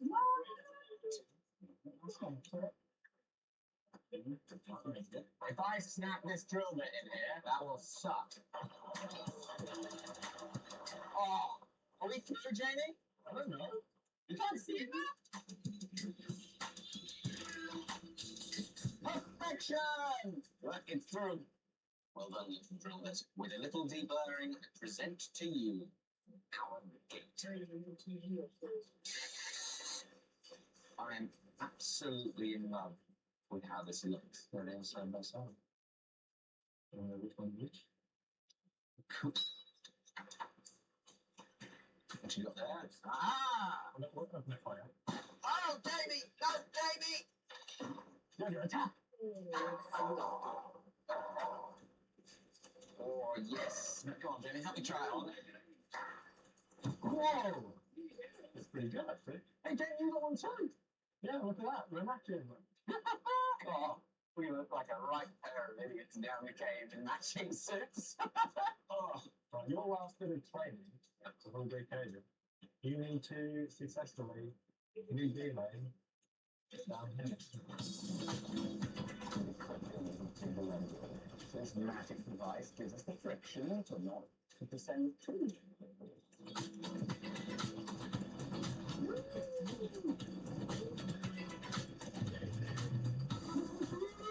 The gate sleeve is complete. Now to the gate body. The measurements are drawn up. We'll start in the lathe.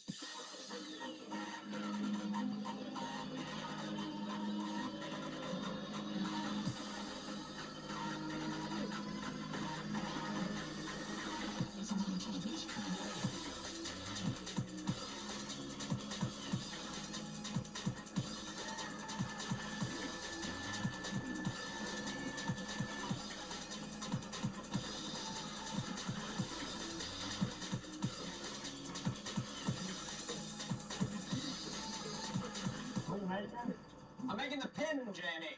It's our last component. I decided the springs were way too out of my league, so when this is done, it's time for assembly.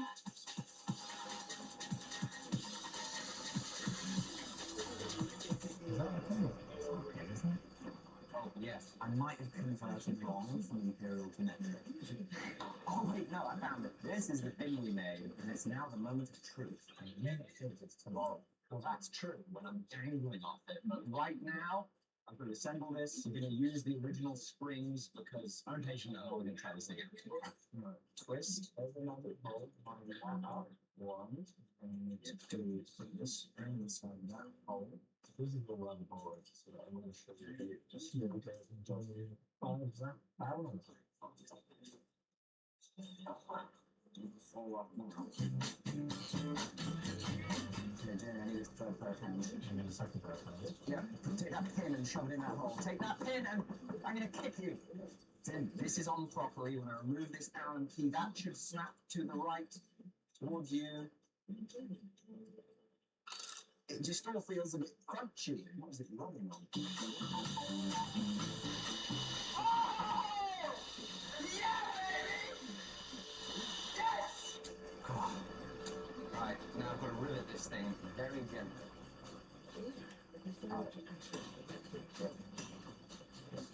I don't think I ever want to break test this. This might be one of the coolest things I've ever made. It works every single time, and I have no idea how that is possible. Now it's time to go test it in a cave.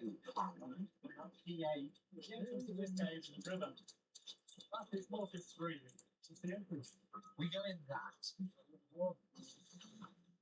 One back.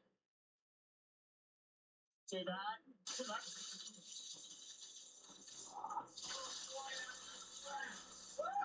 Yeah!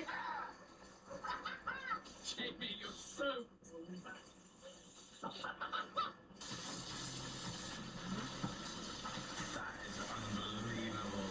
How you doing down there? What you doing? Time for its first use.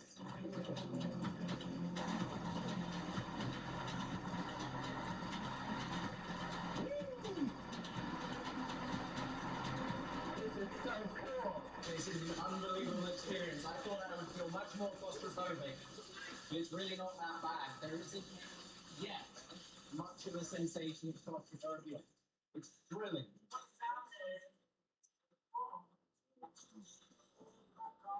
We got our carabiner in use as well. I absolutely love this thing. We've just come down out of the sides of the waterfall, so we've got it around on this rock face. Good work. Be real careful when you're coming down this.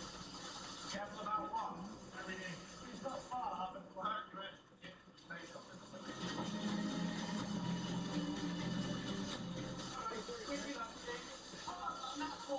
I have a test in the stuff. Here's my eye. Take a look at the waterfall is.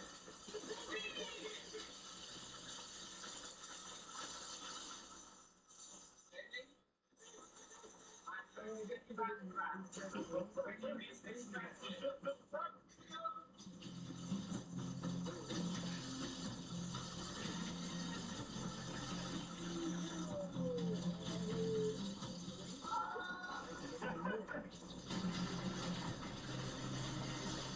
That was so creative. What are you doing, man? What are you doing, man?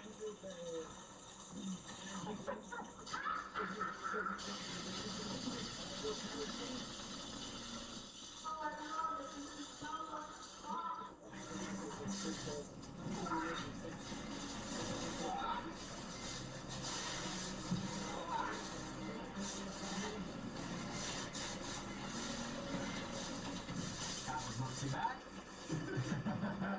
I told Jamie explicitly, do not take me anywhere where I can't go like this. And now I am able to like this even more than I expected. The deepest part of the cave. Well, technically not. Well, Deepest no. part of the right. The deepest water part. So, How eerie is this? There's apparently thin thread here. Maybe just been like there's no one in this stuff. Small right. Big old pipe thing. Just disappears into nothing, right? It looks like nothing, but people dive there. Way off about 20 feet that way is a little line, which is probably the dive line to begin the cave dive. Right, should we begin our ascent to the Try not surface? to get lost and go back home. Well, we made it out. We survived.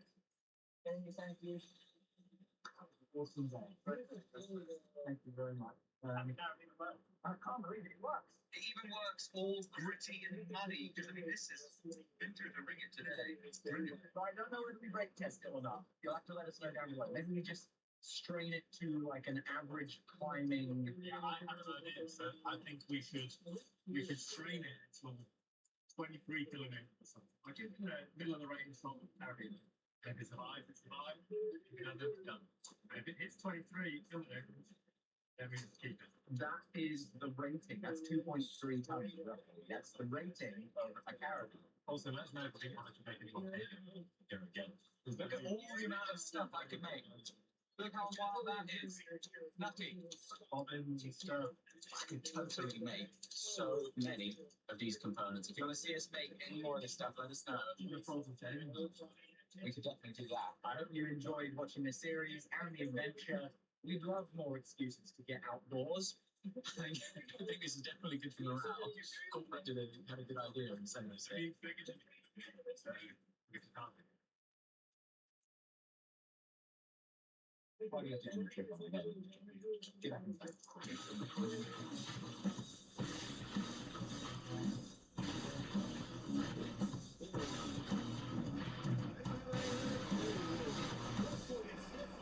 Hey, you know what I'm telling, and this is Slack Cam. You're about to see some seriously spooky content being trending on the internet this week. So hit that subscribe button and get ready for more scary content. Just like this.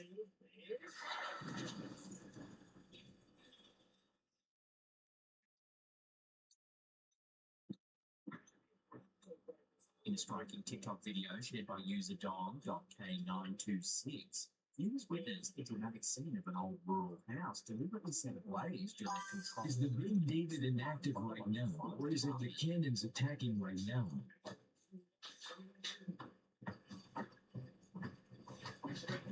The video took a chilling turn when viewers claimed to see something inexplicable.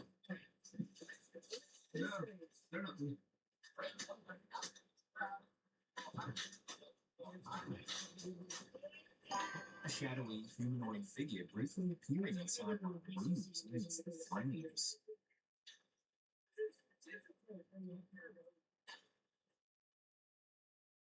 The mysterious dark shape seemed to move swiftly, prompting startled reactions online and sparking theories that a ghost or spirit was trapped within the burning home. Skeptics, however, argue that this so-called ghostly presence is more likely an illusion caused by the chaotic environment. Dense smoke, rapidly shifting flames, and collapsing debris creating visual confusion. Despite logical explanations, many viewers remain unsettled, convinced they've witnessed something paranormal. As the house burned to ashes, questions linger. Was it simply an optical illusion, or did the flames reveal something far more mysterious hidden in the walls?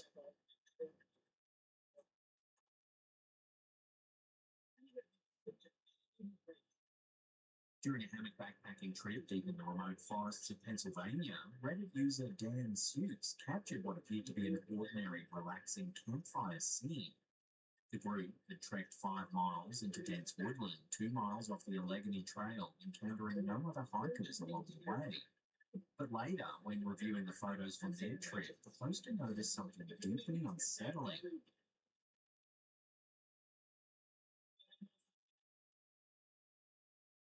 Hidden behind the campfire smoke, a shadowy figure could be seen, seemingly human-like, standing motionless and silently watching the group from the dark tree line. Given their isolated location and certainty that no one else had been nearby, the presence of this mysterious figure raised questions that left many commenters chilled. Was it simply an illusion created by the interplay of smoke and shadow?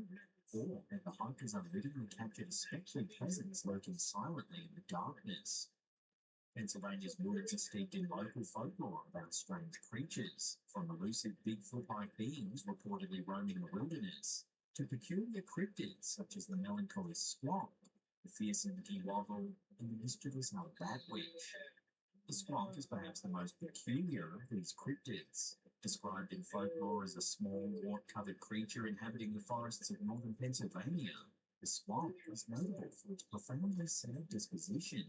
Legend says the squonk is so ashamed of its unsightly appearance that it weeps continuously, and if cornered or frightened, may dissolve entirely into a puddle of tears. Then there's the kiwoggle, a lesser known but decidedly more fearsome creature. Tales describe it as a predatory beast located in Pennsylvania's dense forests and mountains, combining the characteristics of a wolf, a bird, and even a reptile. According to folklore, it stalks unwary travellers, making eerie calls from the shadows, instilling deep fear in those who hear it. Finally, there's the batwitch, a mischievous and elusive cryptid reported near Chickies Rock along the Susquehanna River. Said to be small, ape-like, and incredibly agile, this creature earned its name from a peculiar habit, throwing apples at passers-by from treetops. The batwitch is often likened to a miniature Bigfoot, with numerous sightings reported throughout local history. While these folkloric local cryptids sound whimsical, the openings encountered deep in the woods is certainly anything but that. Whether a trick of light and shadow or a true paranormal encounter, the image serves as a haunting reminder of what might silently dwell, unnoticed, just beyond the glow of a campfire.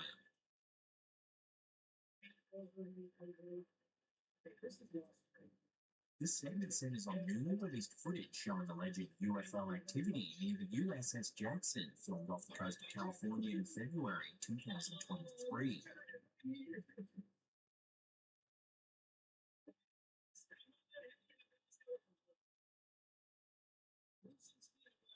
The footage, released publicly by filmmaker and UFO advocate Jeremy Corbell on his Weaponized podcast, reportedly shows multiple tic-tac-shaped objects, similar to the well-known 2004 USS Nimitz incident.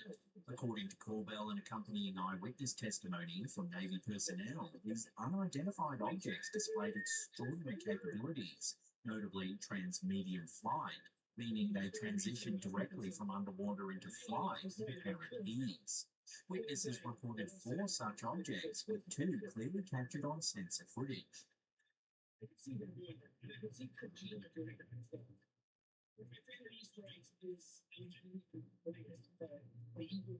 The objects reportedly exhibited synchronized, instantaneous departure, lacking any conventional flight surfaces, propulsion exhaust, or heat signatures typical of known aircraft or drones. These characteristics closely align with earlier military encounters like the 2004 Nimitz sighting, making the footage especially intriguing to UFO researchers.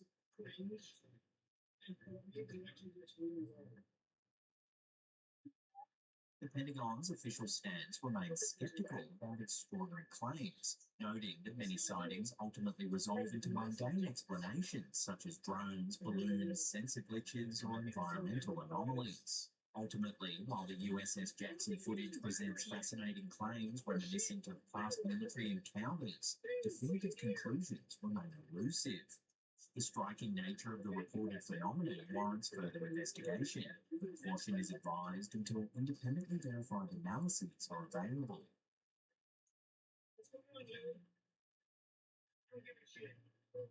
This next one is a photograph taken in a Reddit user's apartment in 2013, which seemingly captured a ghostly face pressed against a window. The original poster, Reddit user Drusay, initially took the photo due to curiosity over the vertical blinds appearing oddly pressed outward, as if someone or something was pushing against them. Only upon later review did they notice what appeared to be a distorted face. At the time of the photo, they were alone, except for their dog, and they claimed previous paranormal experiences in the apartment, such as hearing footsteps, doors closing mysteriously, and even physical sensations like being poked or scratched. So what do you think this is? A ghost face or something else entirely? Share your thoughts in the comments below.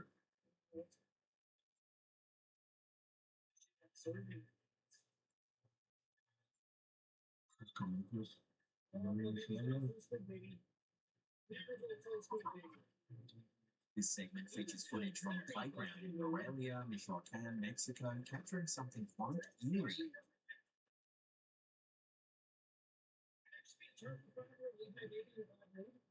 The original poster, Reddit user EfficientFerret65A, shared a video that quickly attracted attention online.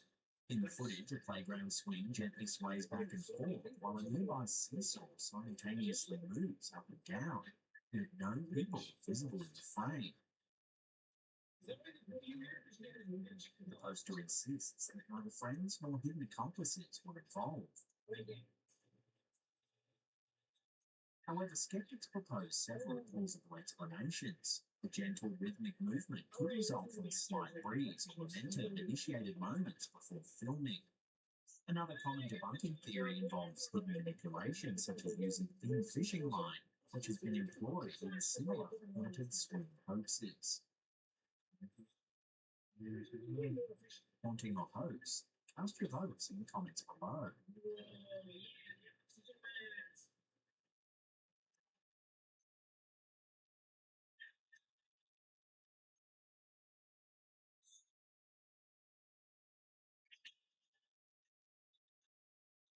In an old Hollywood bar, a group of friends were enjoying a lively evening, unaware they'd soon capture something strange on camera.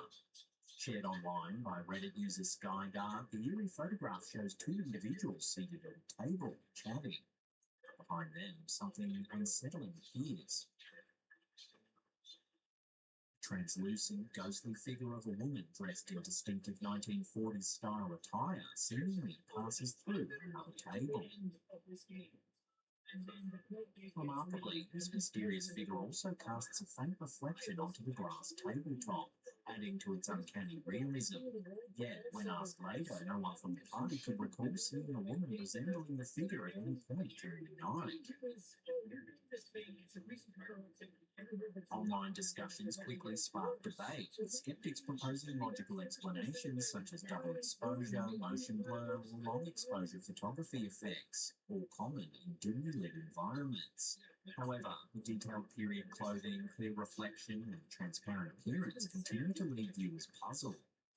Considering the bar's history as a former jazz club and martini lounge, some speculate the location's past might play a role, suggesting this might indeed be a genuine paranormal occurrence. Regardless, this photograph remains an intriguing mystery, fueling conversation about what exactly was captured that night in the iconic Hollywood venue. Strange lights are being witnessed in the skies over Canada, leaving residents puzzled and sparking intense debate online.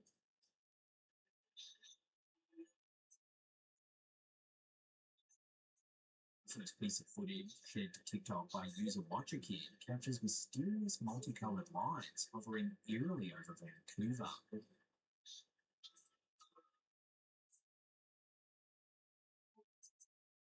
The footage quickly attracted attention, with commenters offering various explanations for the bizarre spectacle. One user, Monic Mary, boldly suggested, "Maybe just a distraction from reality and manipulation to divert attention from the truth. Jesus is king, and he is coming back soon. Stay faithful and never lose your faith in the Lord." Here she's referencing a controversial conspiracy theory known as Project Blue Beam, which alleges that the government uses advanced holographic technology to deceive the public. Adding further intrigue, a second video posted by Pegasorio69 shows nearly identical lights witnessed by multiple passengers aboard a boat off the Vancouver coastline.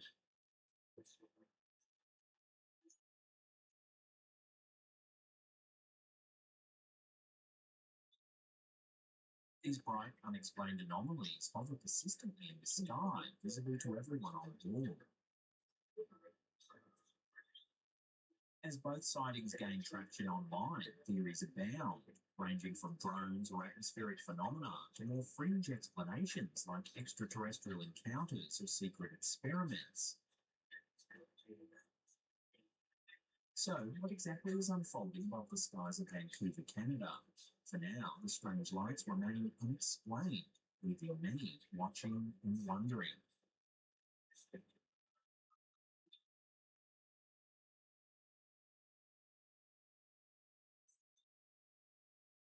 Here's a quick and eerie encounter posted to Facebook by user Home Chic. Captured somewhere in the United States, this fisherman got the fright of his life when he noticed something strange floating downstream. Upon closer inspection, the object drifting by turns out to be a statue resembling the Grim Reaper. Clearly spooked by the bizarre sighting, the fisherman is left baffled and uneasy, unable to determine where the mysterious statue originated or why it's floating down the river.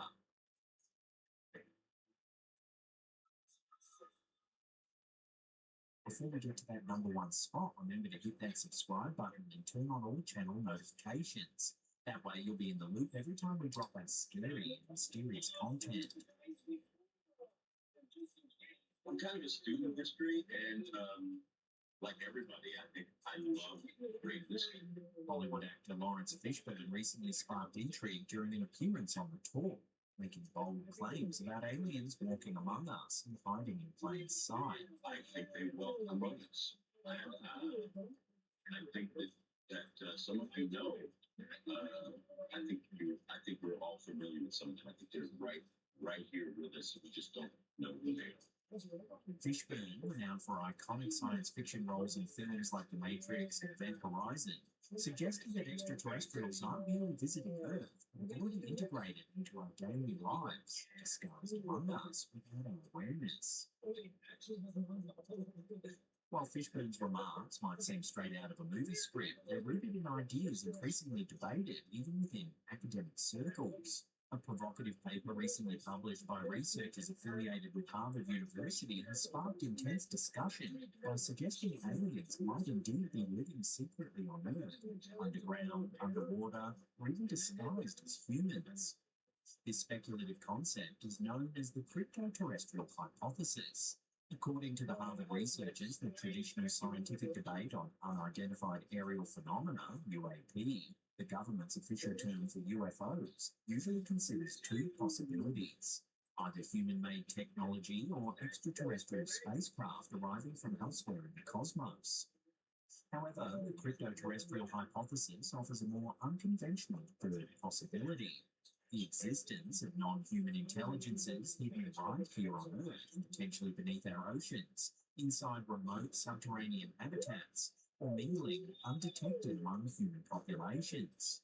The researchers emphasize that some UAP exhibit unusual behaviors not only in the air but underwater, demonstrating capabilities that surpass human technology and current scientific understanding.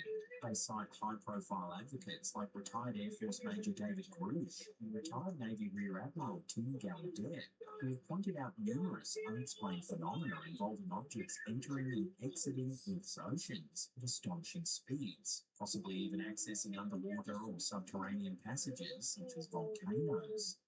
However, it's crucial to note that the Harvard paper, authored by two researchers from Harvard's Human Flourishing Program and a biological anthropology professor from Montana Technological University, clearly identifies itself as a speculative thought piece, stressing they believe the hypothesis is probably false. Their intention is not to present definitive proof, but rather to provoke debate and encourage an open-minded scientific exploration of these mysteries with a spirit of humility and curiosity. Nick Pope, who previously headed the British government's UFO investigation program, described the Harvard paper as more of a thought experiment designed to challenge the traditional binary approach to UAP research, either aliens from outer space or simple misidentifications, and instead explore more creative, less conventional possibilities. Pope notes the researchers do not claim to have found concrete evidence, but rather aim to kickstart a deeper conversation within the scientific and academic communities, which have historically been skeptical about UFO-related topics. On the official side, the Pentagon strongly denies having evidence of alien life on Earth. In a recent comprehensive review spanning nearly 80 years, the Pentagon's All-Domain Anomaly Resolution Office, AARO, found no credible proof extraterrestrial activity. Despite this, retired Major David Grush made headlines worldwide after testifying to Congress in July 2023 alleging the US government is secretly maintaining a decades-long program dedicated to recovering and reverse engineering non-human technology and even biological specimens. Pentagon officials quickly dismissed Russia's claims. Dr. Sean Kirkpatrick, leading the Pentagon's UFO investigation efforts, went as far as calling these allegations insulting and emphasized the rigorous science-based investigative methods used to employs. Yet Russia's explosive testimony energized UFO enthusiasts and kept alive debates over the existence and nature of unidentified aerial phenomena.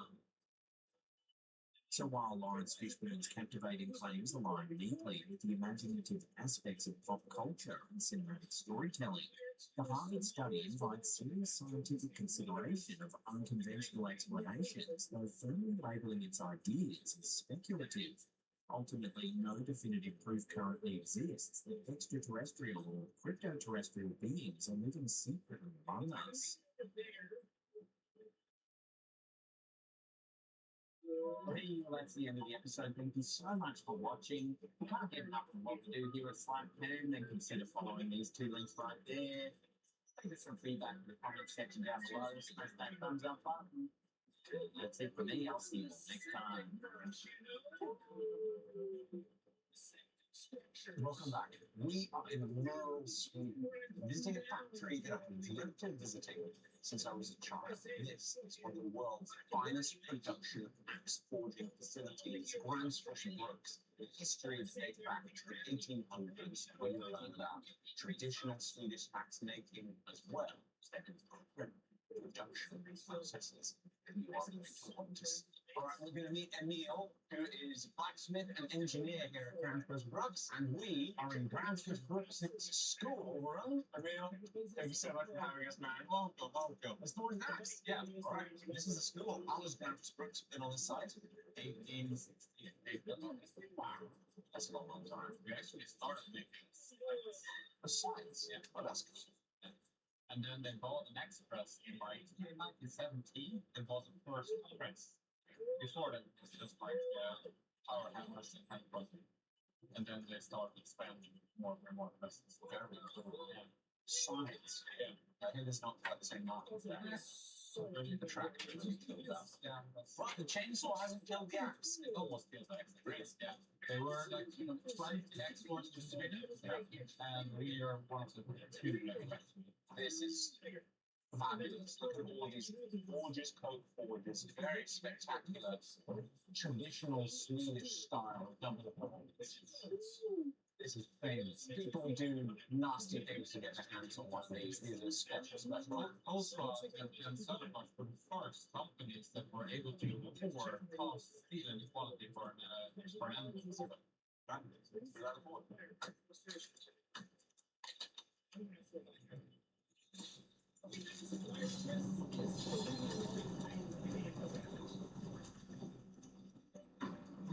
We make the X head out of mild steel, and then we can laminate it in Gränsfors steel. I think we should do that. So mild steel body. Yeah, and then hardened steel edge. Yeah, and the same steel that the Gränsfors has. Yeah, exactly. Gränsfors X's are made out of C55.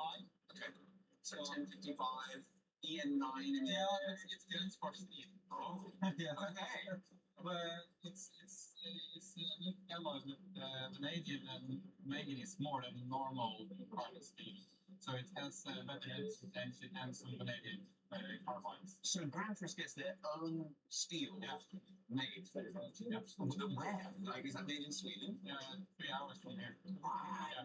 They decided to show that for 100 years ago, this steel is 100 years old.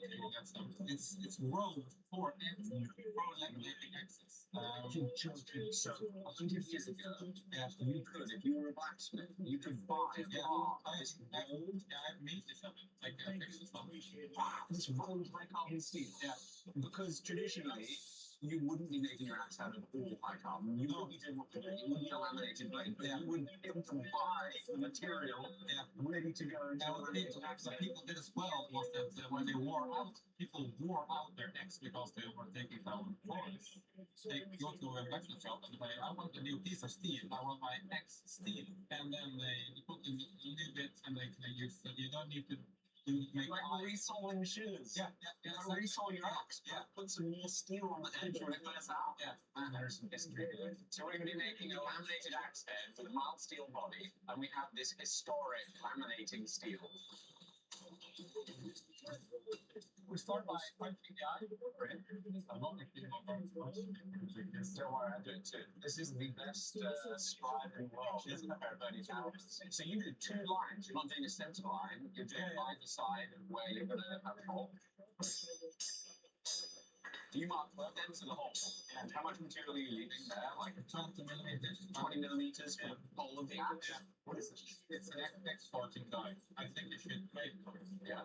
Because especially when you switch, you have a position for like if you're punching the eye, you can control it in one area. When we're splitting this for laminating, then you have a place to drift. Do not distort back side of the axe. Instead, it's Lars Enander is like a quite known expert here, and he came up with this. He came up with it. It's really. It's like a punch. It's not my punch. I stole it from Sam, but it's like splitting to a song. Okay, so we're going to split the hole instead of punch the hole. Yeah. Do you know what steel this is made out of? Yeah, it's much steel. Oh, this is made out of ground press axe steel. Yeah. It helps when you've got like tons and tons of material. Emil's hockey hammer. That's a piece of history right there. Late Yuri hockey. Are we ready? I'm ready.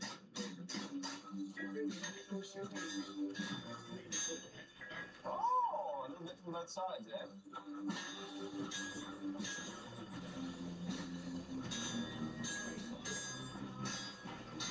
What I tend to do, I have never met a punch that is exactly straight, so I also rotate the punch. I like that. Yeah.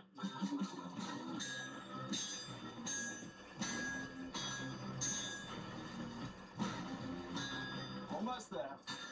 I can feel it soft from where we're starting to get to the other side. What we did there is we poked a hole through instead of like punching out a plug. So a little bit more slitting punch than punching punch. Slightly different type of tool for a different type of task. Next tool in the lineup. Am I doing this or are you? I guess I'm doing it. You want me to bottom it out? Yeah. Bottom it out. Then we can go here. And drift it hard. Yeah. You take it on the side there, like this, and you flip them right here. Yeah. Good.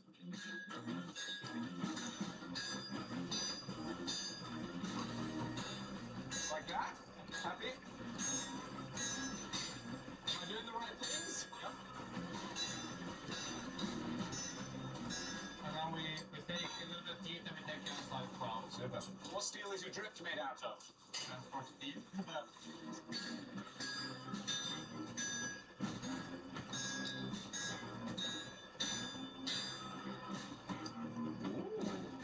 Take a little bit more on this side, I think. So what are we looking at there? That it fits on this, that it won't get stuck there. So you want the eye to be big enough that it'll fit on that post? Yeah. The more hammering? Yeah. I'm not tall enough for this. Okay, so it fits on the post? Yeah. So we can move on. Now we pull down and we can do 2 things. We can chop a bit with an angle grinder or we chop it completely. Wow, I think we're here to make a traditional Swedish axe, aren't we? I think we're going to split it. That's going to be the forge, don't we? We're going to split it with a bit. So you're cooling down the eye that we just punched. And we couldn't do this if this was an all hard steel axe. We can only do this because this is a mild steel body. I mean, you could do it with some steels without it cracking, but the main benefit of being mild steels, we can now control heat, not only with the control of a coke fire, but also with the water bucket. And we can keep that axe cold, which is going to keep it strong, and then we can cut in the split for our 100-year-old bit. I actually don't think I've ever made an axe like this. Okay, yeah. A laminated edge axe like this, I don't think I've made. Okay. Oh, yeah. Yeah, good point. I forgot about that. Look at that gorgeous sledgehammer. Yeah.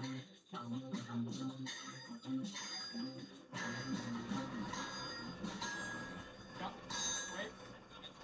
A little bit off center. That was great. You can correct that. I will flex now.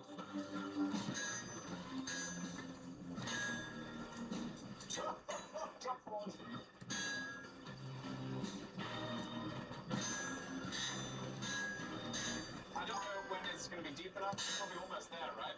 No. Centimeter more. Another centimeter? Okay. We have to look at the bit. A lot more. Oh, yeah. What? I'll clean this up on the grinder. Yes.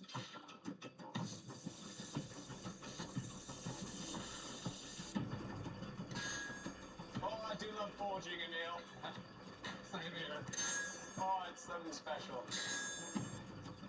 Yeah, I think one more heat.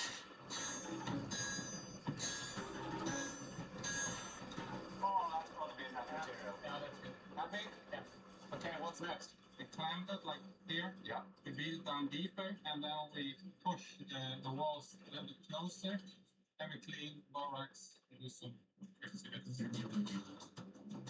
That. Get some. We need more heat, so we need to take a bit out. Thanks, sir. We're cleaning the inside of the fold, so we put a little bit of borax, and then we get more heat. Okay. Not welding it, but yellowish. We wire brush the inside, put in a bit. Okay, so you're using the borax now to clean it before the forge weld.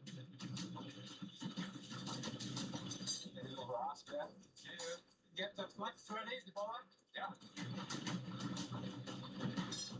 Listen. Yeah, tight.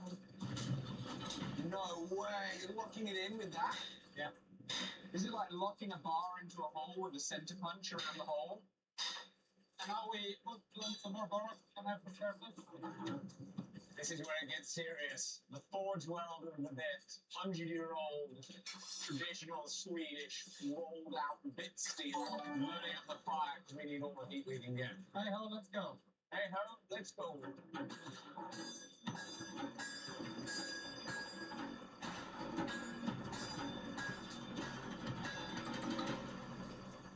I think it might have stuck, especially on that top side. Yeah. I think on the top side it looks pretty good. So now we're cheap to this one. Ah, yeah. You don't want to touch it. Well, it is beautiful. Who makes this? Bacco. They don't make it anymore. Bacco. Wait, Bacco like the files? Yes. No way! No, same company that's still making files made this power hammer. Gorgeous spring hammer, mechanical power hammer. Oh.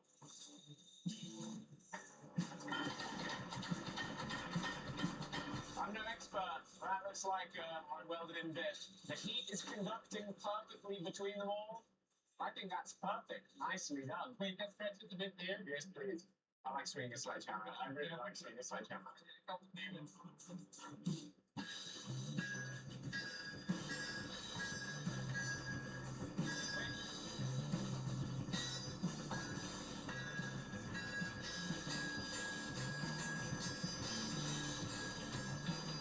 I like to grind it away. I think the risk is too big. No, your worry is because these are not super compatible materials. If you hammer this way, we can pop the weld open. Yeah.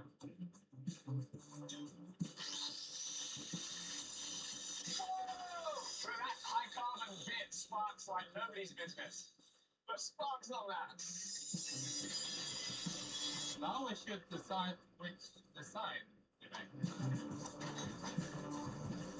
Maybe something like this? Oh, that's a classic transverse shape, isn't it? From that also that? Yeah, it's both.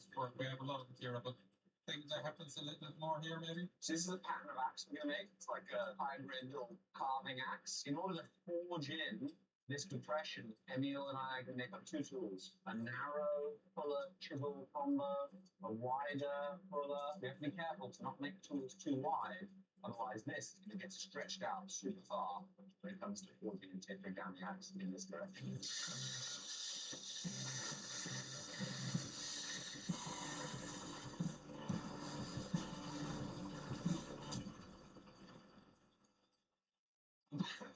The lights have just turned off. This is quite atmospheric, though. We should really finish it this way. This manufacturing facility is just incredible. What we learn about tomorrow in this incredible production is the nitty-gritty about these forging presses. The tooling in here is incredible. Custom dies for every model of axe. It is so inspiring. And on the note of custom dies, I recently modeled up some custom dies for myself. On the green hammer in the corner of my workshop, I've got like a pretty cheap and cheerful light-duty die insert set that I made years ago. The problem with it is the pins on the brick. When I had a moment over Christmas, I hopped onto the computer and I started designing up some dies. Now, this is something that I do in the workshop, but I'm a busy bee. There is this blooming awesome service, very convenient. It's the sponsor of today's episode, which is PCBWay, that allows me to take the STL file from my CAD program, upload it, and they do all sorts of stuff. They do CNC machining, 3D printing. Obviously, they make printed circuit boards, but for us, as I upload the STL, I can select between whether I want it made out of aluminium, titanium. The pricing comes back immediately. 12 days later. Oh, holy crap, it's beautiful. Oh, look at this. This is how flat they are. I can't pick up one piece with the other. Shout out to the machinists that showed up to work and produced these beautiful components. So if you need a reliable one-stop shop prototyping service, please click the link in the description. They've made you guys 200 exclusive fan vouchers. So use my coupon code PCBWay-AlexDeal10 to get $10 off orders of $30 or more, excluding the shipping costs. The link is in the description. Thank you to them. Let's get back to it. So these are the 2 fuller chisels you've made up, quick and dirty ones. This is where this tooling is going to come into play here, eh? How hard? Okay, good one.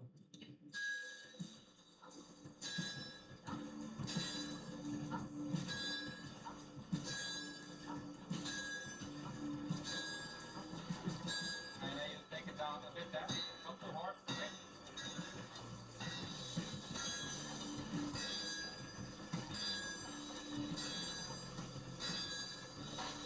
Beautiful fuller is putting a fabulous shape in there. Beautiful shape. Yeah, this is a bloody good bit of tooling. Yeah. I think we should work a little bit on the eye now. Now we're opening up the eye. Yeah.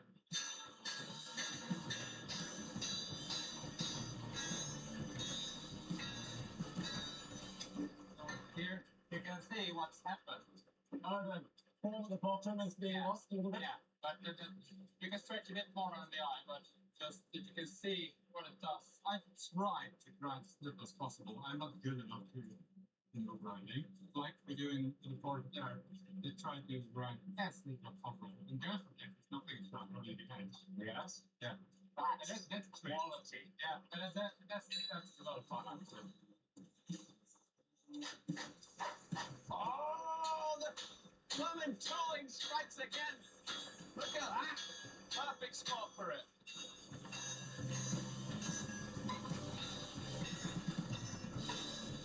But we take it from the bottom and we try to push the material down onto the drift. We do that one heat, then we go back to the color, it's correcting there, and then we start to take down some thickness. It's quite a hefty one still.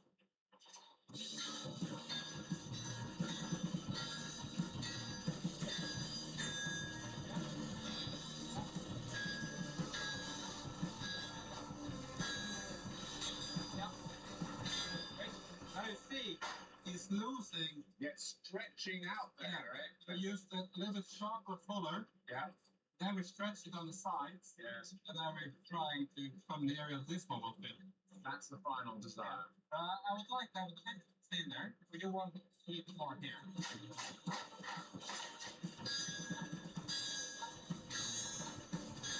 can see that eye is twisting it. The eye is starting to come a little bit to the left there. What do we do, Emil? Cry. I think the bottom is much better. Oh, yeah, the bottom doesn't look good. What a luck that I didn't punch the eye. You're trying to blame me for that?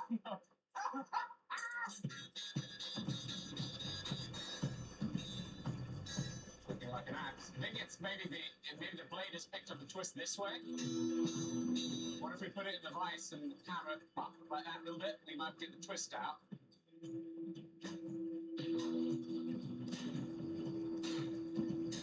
Right, we're going to clean the fire out with some clinkers. Oh, yeah, she's a big one. And that is the byproduct.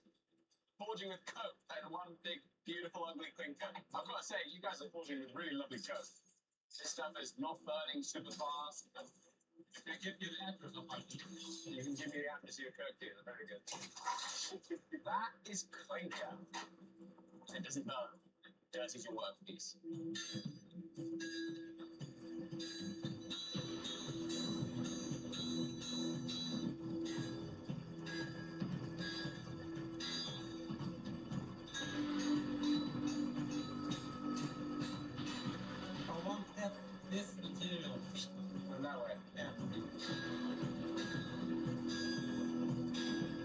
That's why it's got the handle. I was like, what is this bit of steel for? But now I get it, so that you can do this. God, it's the small things, man. Oh, we're almost there. A little bit more.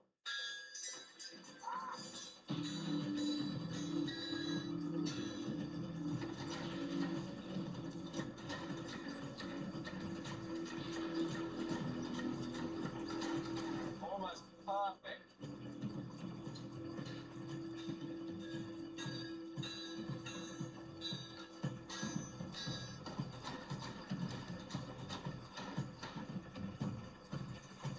Close-ish. Yeah, we're doing it next.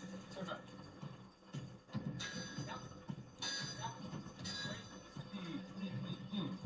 You like it? Yeah, I like it. You like it? That was a good one.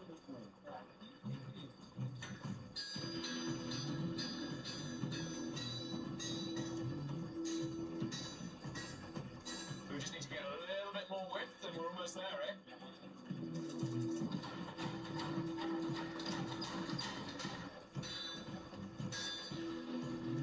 Man, it looks beautiful.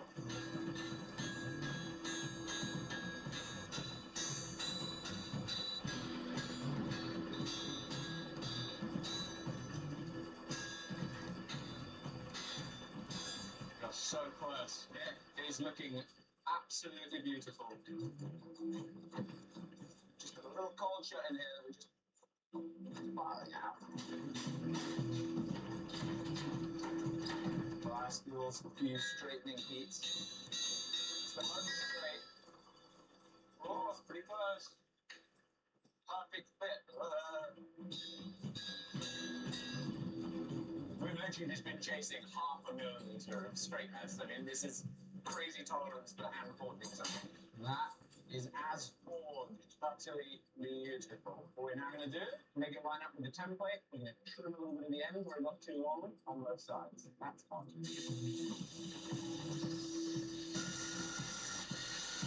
I think the next step is to do frosting on the corners and then normalize it. Yep, she's ready to heat treat. Alright, you do you first. You ready? Yes. I'll go right underneath you, like this. Super. Campus broke. Not bad. And then 2026. Boom! That's the first time that 2026 stamp has been used. What a result. That is beautiful. I'm a little bit biased because I was involved just a little bit.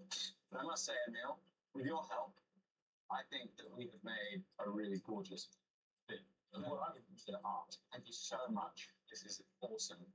Now we normalize it. Now we correct it. Normalize there.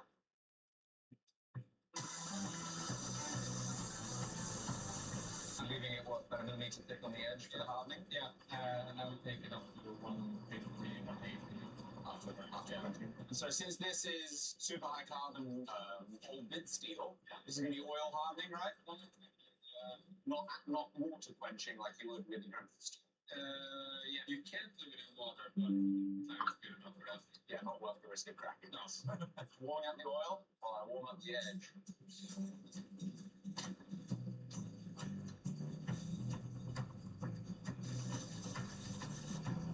That's how we temper it. Heat from here goes there. This goes tempered. Yeah. No cracky.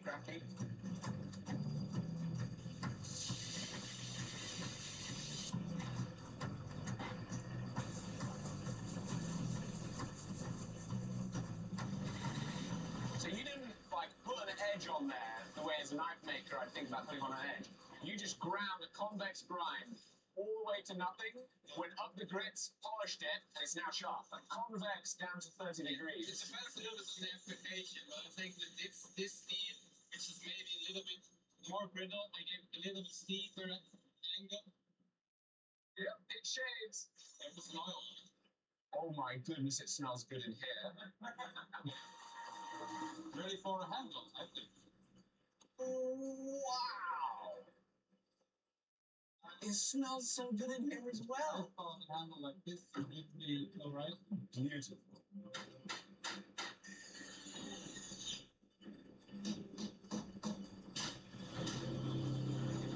Gorgeous. Gorgeous.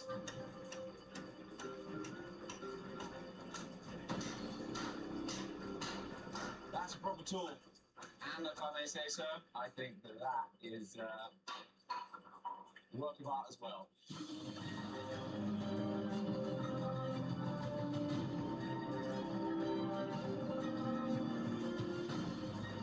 Emil, thank you so much for letting me come hang out in the workshop. I cannot tell you how excited I am for tomorrow. I'm just so excited. The production here is mind-blowing, and if you're as nerdy as me about forging the manufacturing, stay tuned for the next video.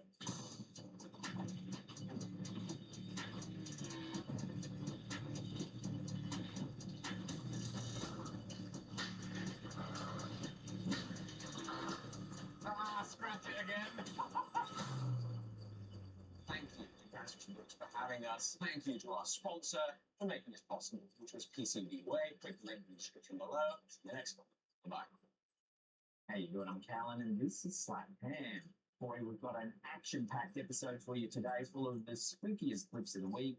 So hit that subscribe button and get ready for more scary content. Just like this.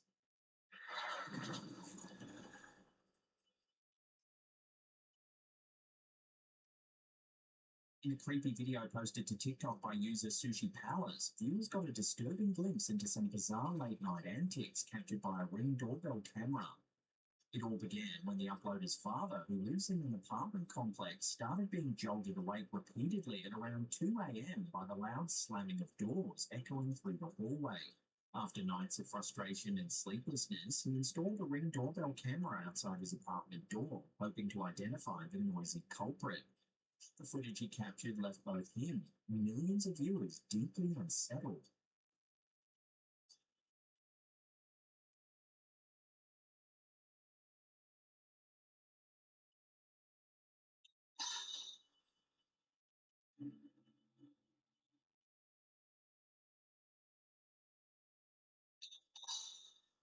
After several rounds of this disturbing routine, he calmly returns to his apartment as if nothing unusual had occurred.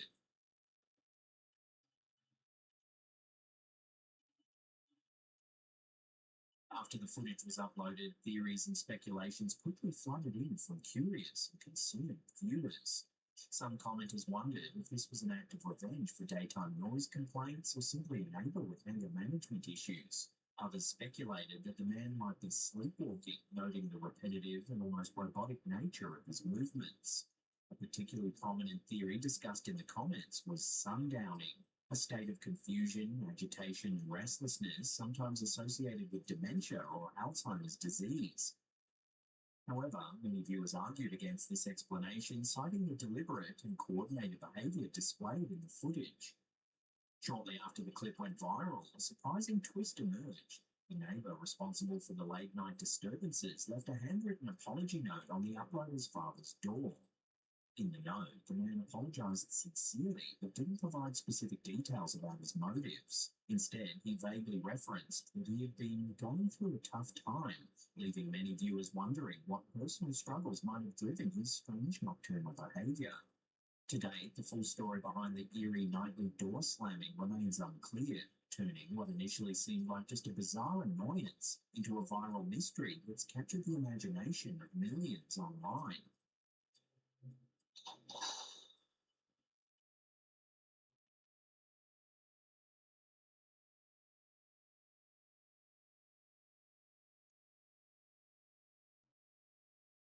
Madison Elaine has always known something wasn't quite right about her parents' bedroom. For years, she and her siblings have reported strange footsteps and shadowy figures moving through the room, even when nobody else was home. One evening, Madison stayed behind due to illness as her family went out for dinner. Home alone, she suddenly heard her mother's voice calling her name distinctly from inside that very bedroom. A room she knew for certain was empty. Not even 2 minutes later, coming from where my mom's room was at, I hear her voice go, Madison. I text her, I'm like, hey, I can hear you saying my name. Are you sure you took the boys or did Dad come and pick them up and take them? And she just responded back and she's like, what are you talking about? You literally saw me walk out the door and leave. Frightened yet determined to document whatever might happen, Madison began filming from her spot on the living room chair. Alright guys, so here we go. So right there, you see the shadow come out of the room. Remember, nobody else is home. The chilling footage shows something deeply unsettling. At first, a dark shape passes swiftly across the bedroom doorway. Alright guys, what are you doing? So right there, you see the shadow come out of the room. I remember nobody else is home. Moments later, something even more disturbing occurs. You see something squatted down onto the ground trying to protect you. A shadowy figure, moving slowly and deliberately, crawls out of the room on what appears to be hands and knees, only to retreat back inside. There's nothing physically there that can protect you. You see something squatted down onto the ground trying to protect you. Madison insists she was entirely alone and that there was nothing visible that could have cast such an eerie shadow. To this day, Madison firmly believes these clips represent genuine paranormal activity, and many viewers agree. The footage has sparked endless debate online, but despite intense scrutiny, no one has managed to provide a definitive explanation. This leaves us wondering, just what is haunting Madison's home? Remember, nobody else is home. There's nothing physically there that can protect you. You see something squatted down onto the ground trying to protect you.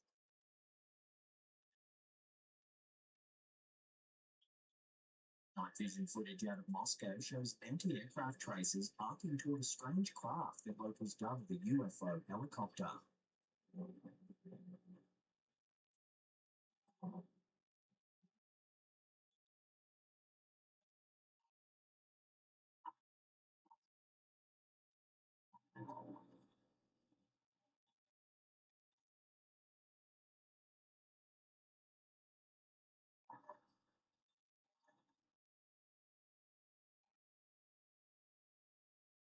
Eyewitnesses reported hearing repeated bursts of heavy machine gun fire, yet the target sailed on unharmed before climbing out of range.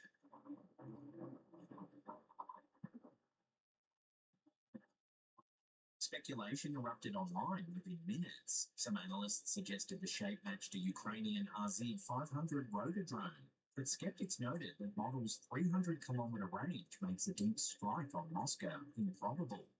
Ukrainian social media channels openly mocked the incident, hinting that panicked gunners may have lit up one of their own helicopters. The confrontation came amid a flurry of confirmed drone attacks across western Russia, further muddying the waters over what exactly intruded into the capital's airspace. Whatever the truth, the episode highlights just how easily modern air defense networks can be spooked, and how quickly unidentified aerial phenomena can inflame an already tense battlefield sky.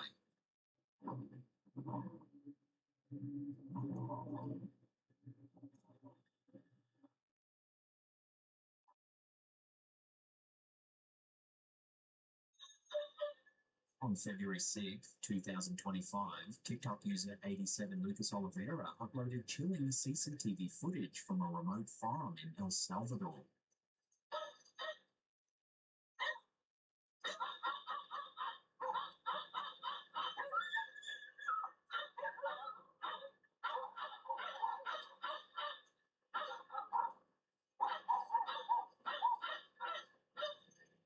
Clip shows a transparent, humanoid-like shadow moving eerily from left to right across the property.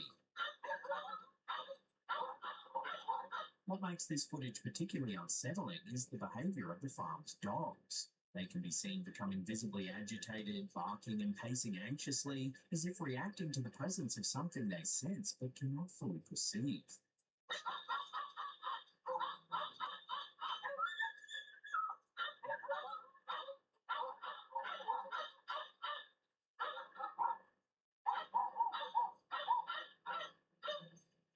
The footage quickly became a hot topic on Reddit's High Strangeness, triggering intense debate among viewers.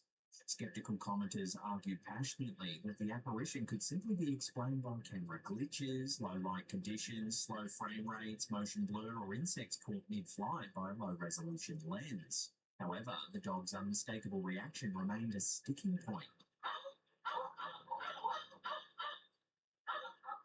Believers argued strongly that animals often pick up on things humans miss, suggesting something genuinely unusual was present that night.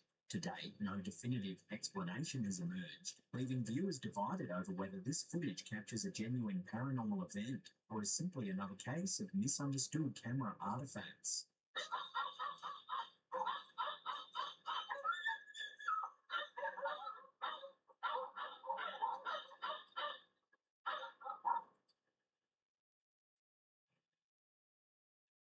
recent Instagram reel uploaded by Atanustavan is making waves after claiming to show a UFO interacting directly with an orbiting satellite.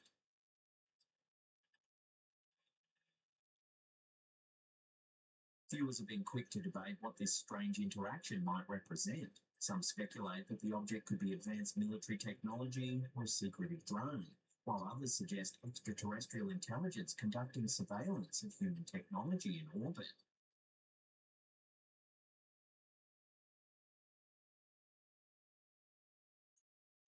The most striking aspect, however, is the object's extraordinary maneuverability, hovering effortlessly before shooting away in an instant, behavior far beyond known spacecraft capabilities. Critics argue the footage might simply show natural debris or camera artifacts, but these explanations struggle to convincingly account for the deliberate movements. As the video continues to spread, the intriguing possibility remains. Is someone or something closely monitoring our presence in space?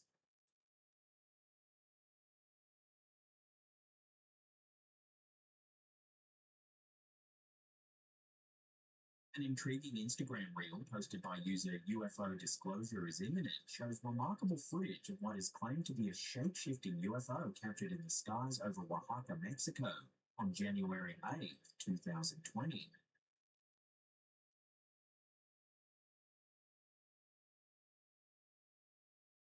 Local eyewitnesses stated the strange object remained visible for nearly 15 minutes, shifting its form continuously before suddenly ascending at an incredible vertical speed, vanishing completely from sight. Despite multiple witnesses, Mexican authorities have not commented officially on the event, leaving the sighting unexplained.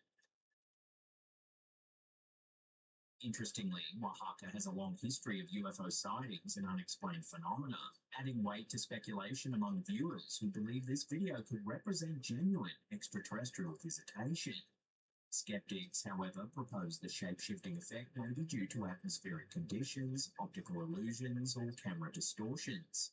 Still, with no official explanations provided and eyewitnesses insisting on what they saw, the footage continues to raise compelling questions. Was this merely an optical illusion, or was something genuinely otherworldly recorded over the skies of Mexico?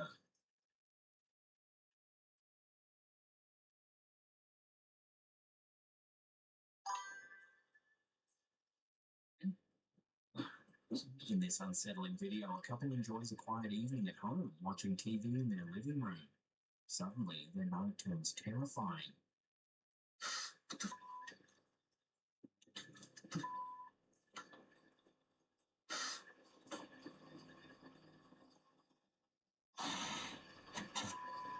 Whatever the eerie figure was, it has mysteriously vanished without a trace.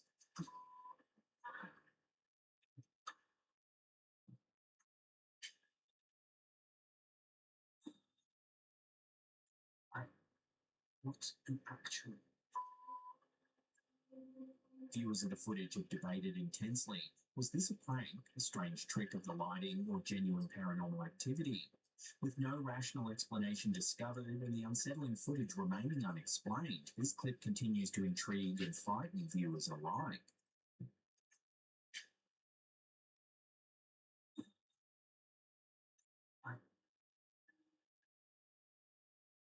A recently resurfaced interview uploaded by the YouTube channel Bob Lazar and Beyond has sparked fresh intrigue about Area 51, the infamous and highly secretive US military base located in the remote Nevada desert.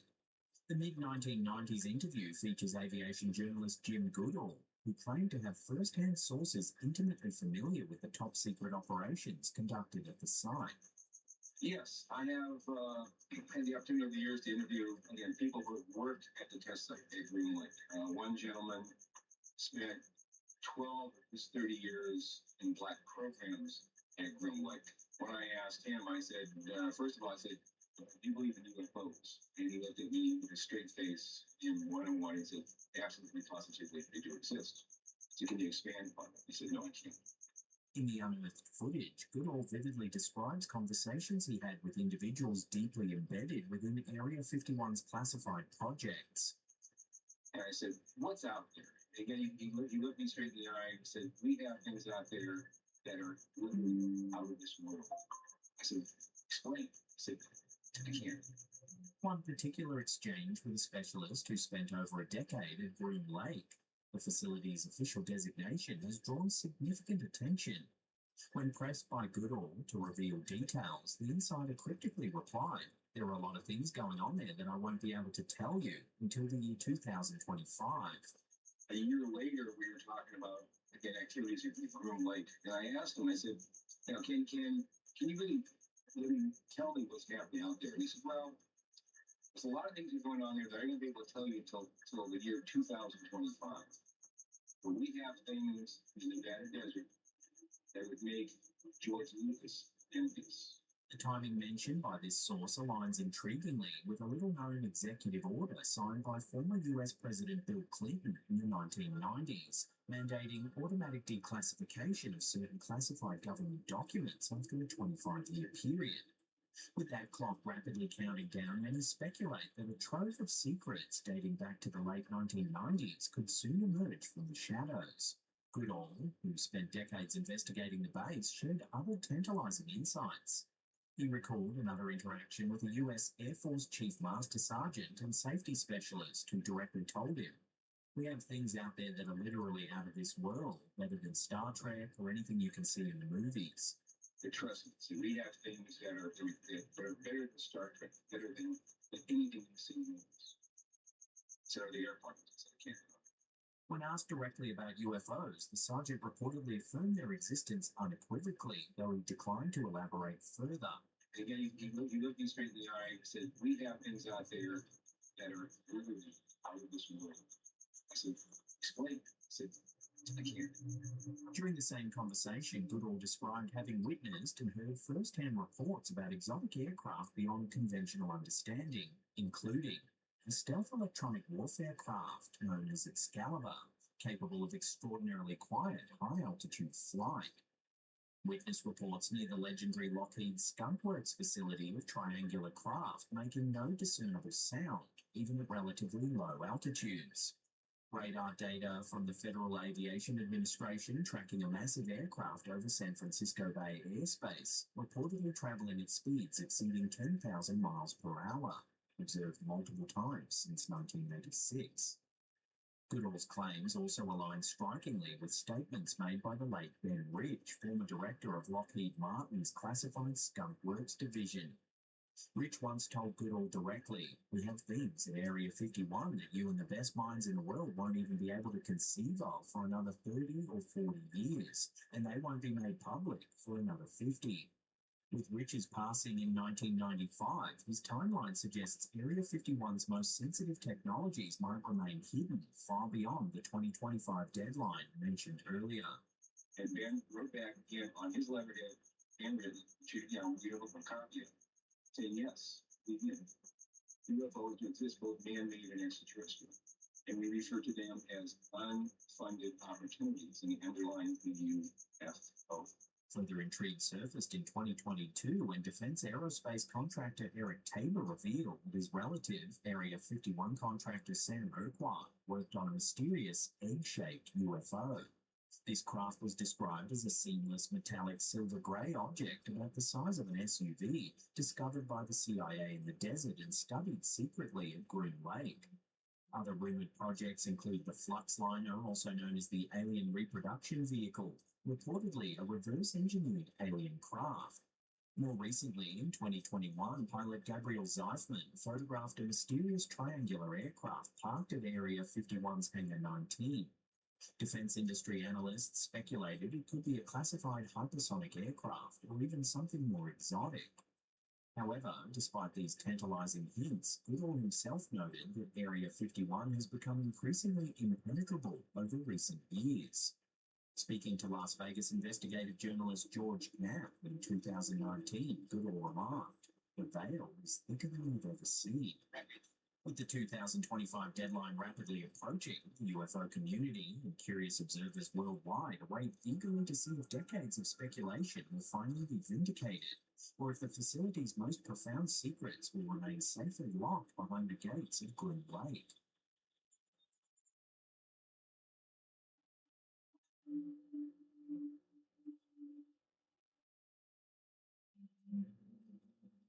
In a recent chilling investigation, the team from the YouTube channel Ghost Theory ventured into an eerie abandoned care home, hoping to capture evidence of paranormal activity.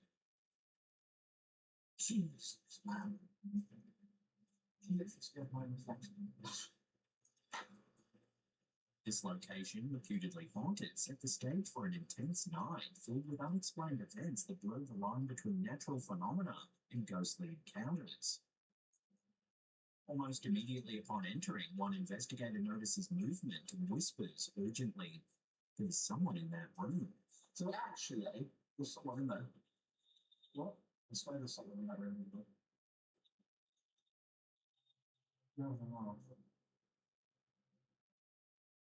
From that point, the team remains on high alert, constantly questioning whether they're truly alone or sharing the space with something or someone unseen.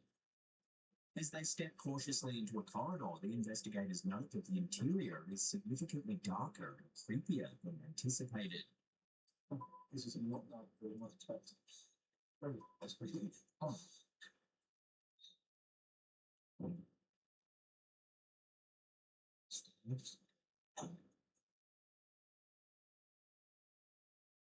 I wasn't expecting to be this dark. The quiet tension is briefly interrupted by an unexpected electronic beep echoing from the building's lift, puzzling the team since the mains power is reportedly disconnected.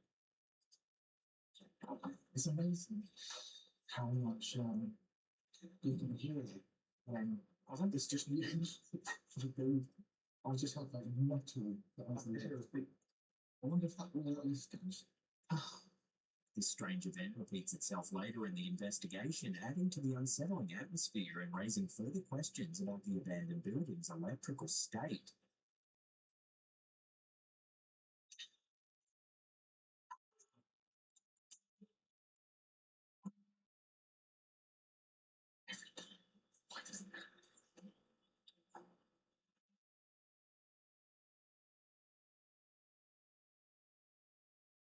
A little later, the team spots what they think is another person walking around the facility. Yeah, it's all the different exploring people. Oh, yeah, I was like, putting in this thing. There was saying, let's just go down.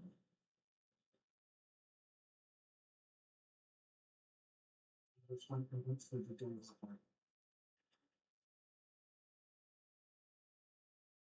It has to be unexplored, isn't it?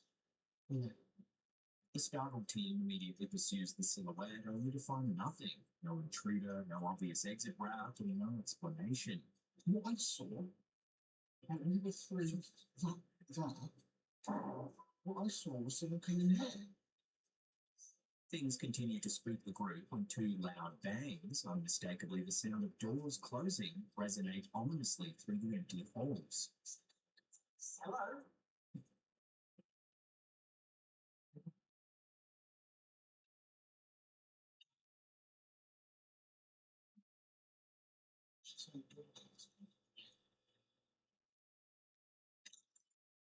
This is the end.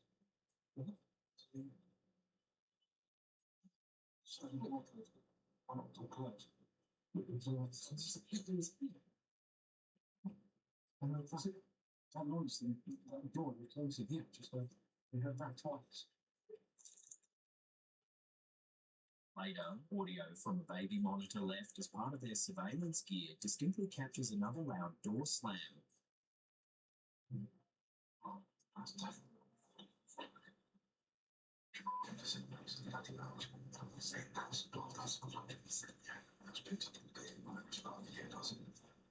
Later, the team's REM pods appear to detect movement. That's possible.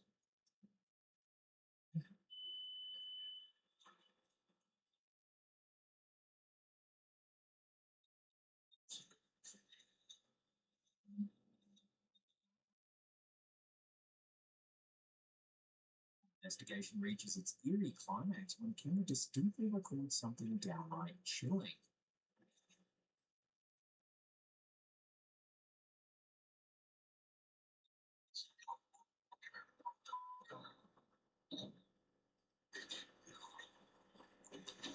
A shadowy figure can be seen moving down the corridor.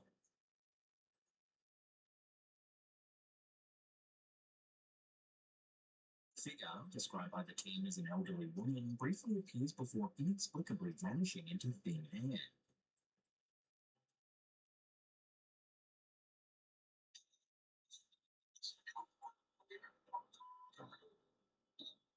While the ghost theory team remains cautiously skeptical, considering explanations such as wind, other explorers, and possible natural causes, the sheer volume of unexplained phenomena and the visual evidence of the elderly figure have left them questioning the reality of their encounter. They plan to carefully review all footage, particularly the compelling corridor sighting, hoping that this may provide definitive proof of the paranormal lurking in the shadows of the abandoned care home. Can you talk to us?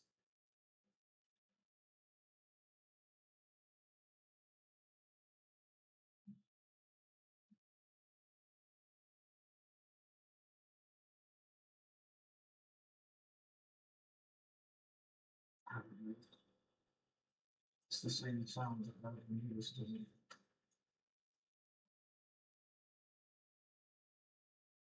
Oh, this is about to accept the dying life from the real world. An Instagram reel titled Best Evidence of Elvis Presley Being a Shape-Shifting Reptilian, posted by user ConchuSMB, claims to reveal the king of rock and roll as a secret, non-human entity. Everything seems pretty normal up until this point. You'll see some pictures in a moment, but then about here, things get a little strange. The footage shows Elvis backstage, but at one unsettling moment, his face visibly distorts. Where you again? In your time. See Elvis guy standing in front of the camera right here? And the other guy went right for the eye. And he saw exactly what happened. It's the only way to explain him going right onto the eye. Now you start to see some other weirdness around Elvis's face. It looks like he's getting holes around his eyes. The distorted facial features led the original poster and some viewers to conclude that Elvis might indeed have been a reptilian shapeshifter. This claim taps into the reptilian conspiracy, a fringe theory popularized by controversial figure David Icke, suggesting that influential figures in society are disguised reptilian beings manipulating humanity. Now you start to see some other weirdness around Elvis's face. It looks like he's getting holes around his eyes. This next chilling piece of audio footage has been haunting listeners for decades. It allegedly captures the final moments of a secret Soviet cosmonaut, a woman whose mission ended in disaster during re-entry in May 1961.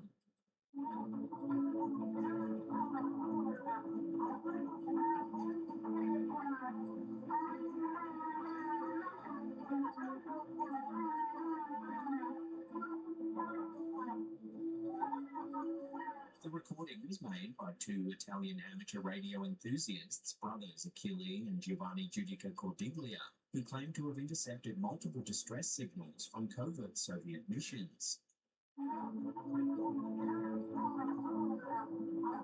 In the eerie audio, the woman speaks frantically in Russian, describing her capsule heating up dangerously.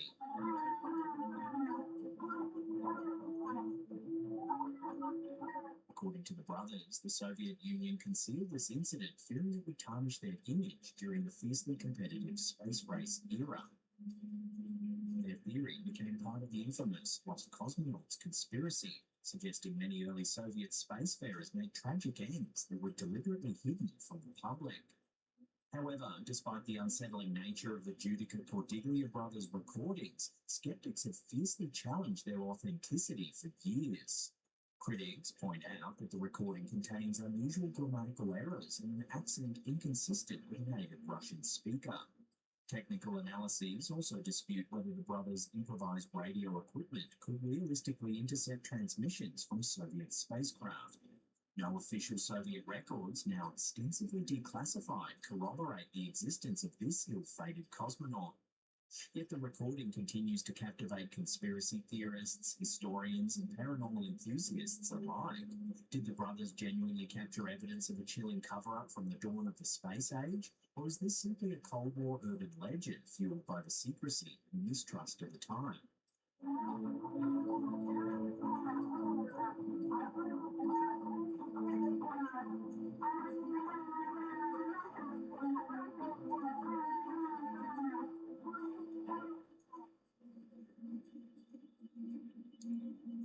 This quick and creepy clip was uploaded to YouTube by user Magnus Rismeyer back in April 2014. The video's ominous description simply states, "My friend caught something creepy on tape, see for himself." In the unsettling footage, a man cautiously explores a reportedly haunted house in Norway, armed only with a flashlight.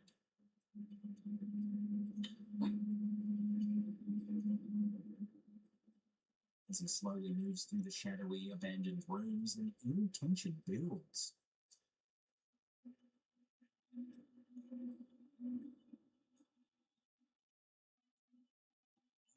Final spine-chilling moments, the beam of his flashlight falls upon something utterly disturbing.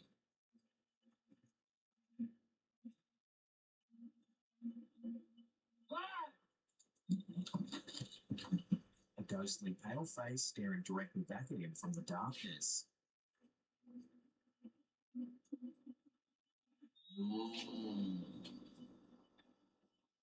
Footage abruptly cuts, leaving viewers haunted by the startling image.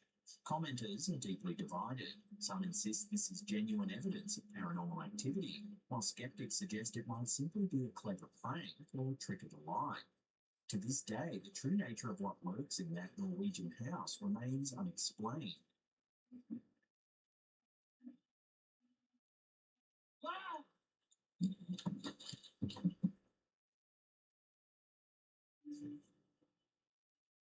Uploaded by Instagram account Unanswered Universe, this intriguing reel captures something mysterious floating above Egypt's legendary Giza pyramids.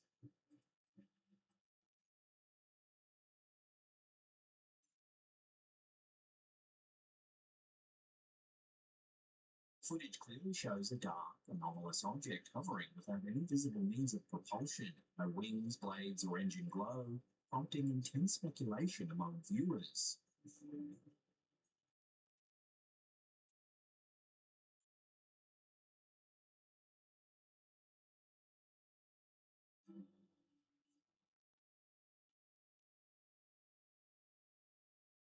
Comment section, theories rapidly diverged into two primary camps, both grounded in popular fringe narratives. Many excitedly declared this as evidence of the Anunnaki, mythical extraterrestrial beings from ancient Sumerian legends said to have interacted with humanity thousands of years ago, linking this modern sighting to age-old mysteries of advanced ancient civilizations. Others argued it could be the elusive Black Knight satellite, an alleged alien probe that conspiracy theorists claim has orbited Earth for millennia. Placing this unexplained object over one of humanity's most iconic and mysterious sites, the pyramids, fuels the fire of ancient astronaut theories, suggesting a deliberate extraterrestrial connection. Despite widespread fascination and lively debate, no definitive explanation has emerged. Is this compelling evidence of visitors from beyond our world, or something else entirely? The answer remains as elusive as the silent object hovering above the sands of Giza.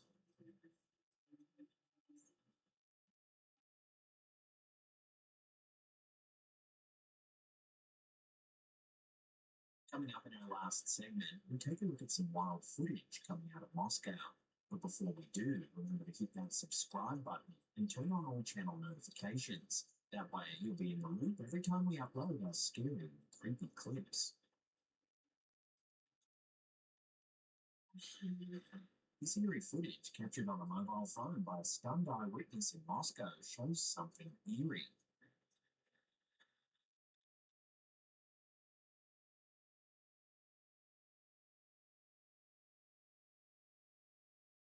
After being shared online, the video quickly went viral, leaving thousands debating what exactly had appeared in the Moscow skies.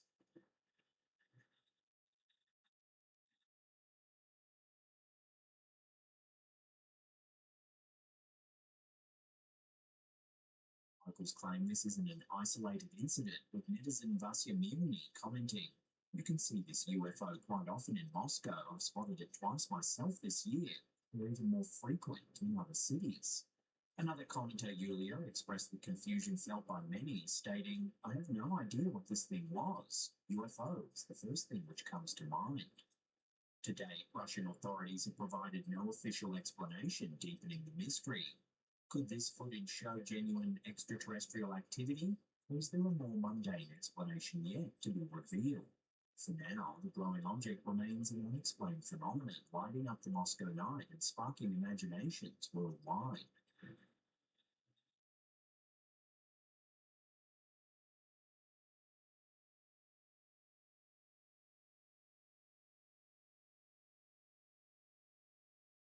Now, if you want to watch some more scary video clips, then click those two links right there. Remember to check out our merch. We've got a link to our merch store in the description box down below there. It's full of fun, spooky designs. I'm sure you'll love them. And that's it for me. I'll see you all next time.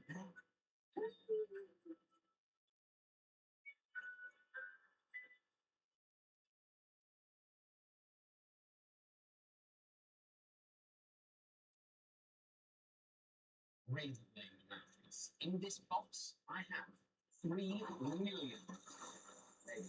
It's a lot of razor blades. Let's tell you this. 94, 96, 98, 500. 300 millimeters of 0.6 millimeter thick blades. 500. It took us almost 4 months to stack these up. And things, we actually don't know what steel these are made of. What is very different is these razor blades were made in a shipping in England. Silicon. Really interesting for to learn how they mass produce these things. And extra cool because we got these razor blades while we were visiting Western makers about leather bag makers from their leather workshop. So not only were they made in England, they were used in England to make awesome English leather work. That's so cool. We break out the TIG welder, and we're going to do a little fusion TIG down either side, so it all stays in one piece, and then we proceed to break it into multiple pieces to make a billet that is not quite so long, just much less length. Yeah.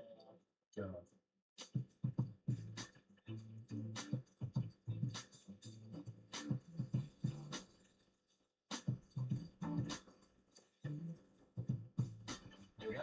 Put the razor blades together. Now we're going to chop it into thirds. I think this little arrangement will be quite interesting. Triangle razor blades. Oh, well, definitely made a good steel.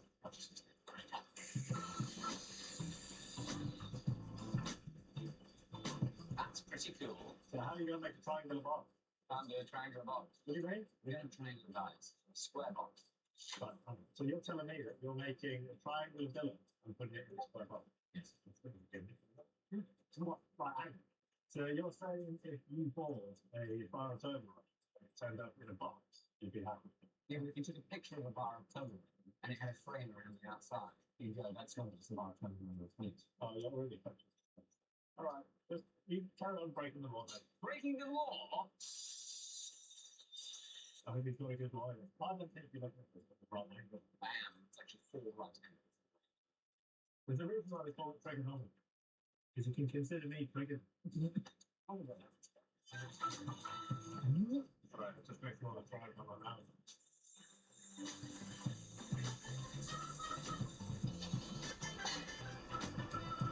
First up, we'll take all this to the plate.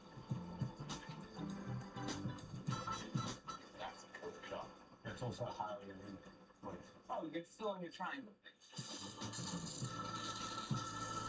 So, I'm going to fill the space up with steel powder. We're going to use now 15 and 20 equivalent steel powder.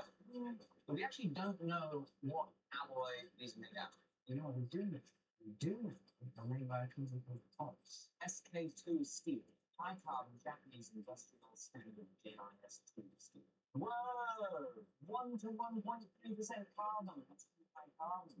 Let's see the chemical composition there. It's got nickel in it. You can't use this for the contrast. It looks like basically a plain carbon steel with about 1% carbon. Kind of like 1095 or 01, which means we should be safe with our 15 and 20 nickel powder. So, here we go.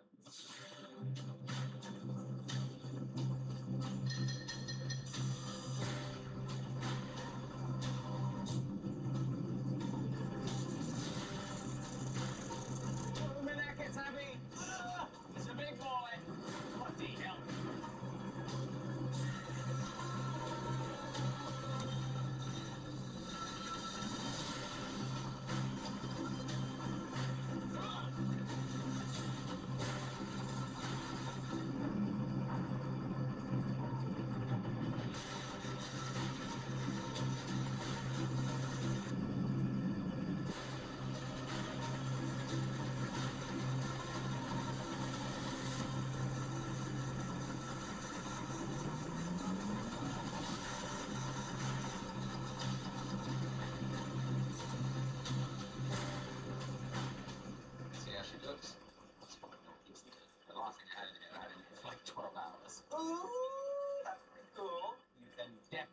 razor blades. I like it. We're going to mill. We're going to remove about 5 kilos of material. See, this is great because I didn't have time yesterday to dry in order for me to do an easily separatable can.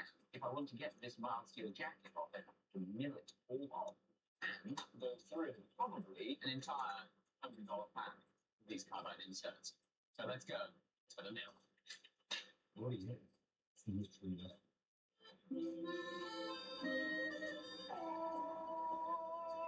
You can still see the little cutouts in the blades. Now I'm going to cut these 2, once in the middle, to make it 4, tack those together, and go back and forth.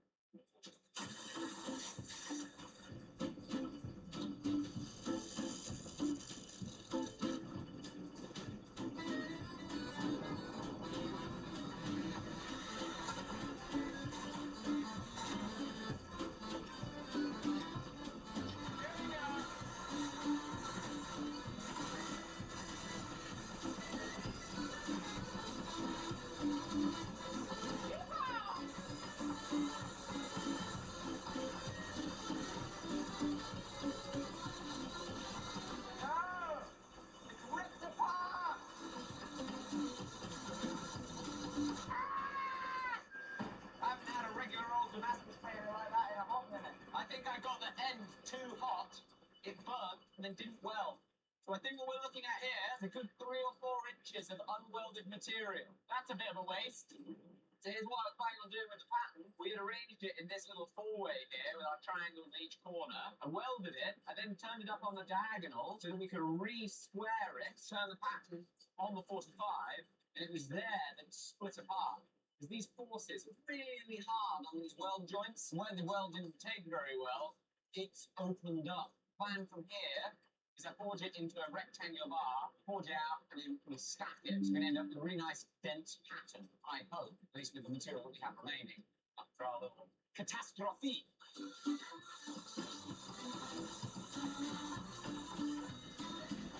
That's our second weld done.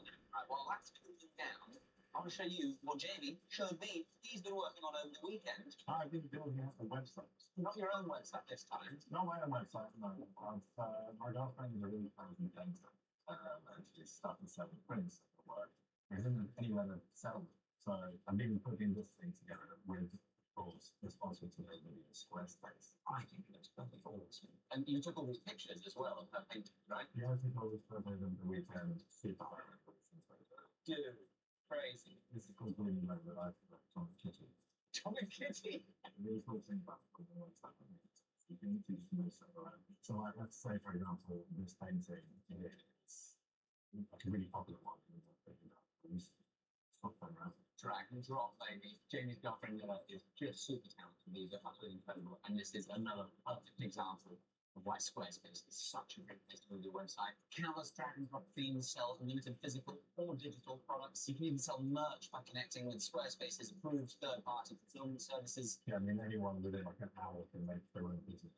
That's what it's all about. It's empowering people to get started, turning their passion and dream into a reality. So go on, guys. Please go to squarespace.com/forge to get a 2-week free trial with 2% discount code forge and potentially from Jamie's girlfriend's website.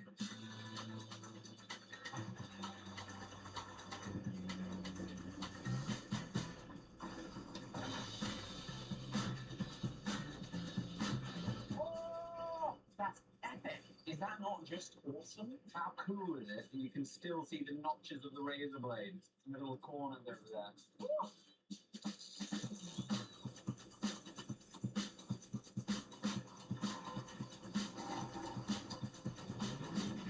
Nice forge labs on the new press. Yeah, baby. Ow!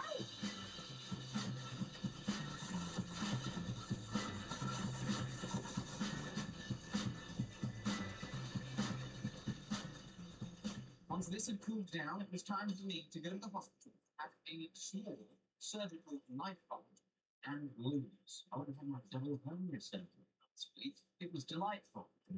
Well, waking up from general anesthetic was particularly low.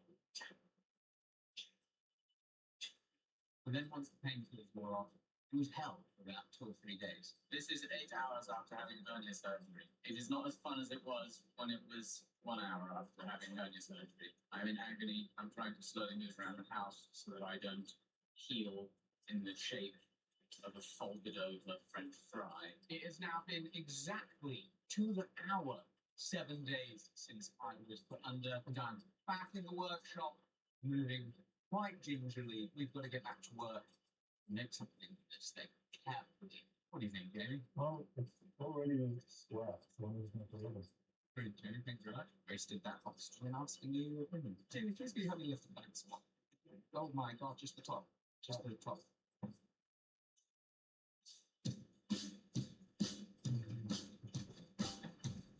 Ready?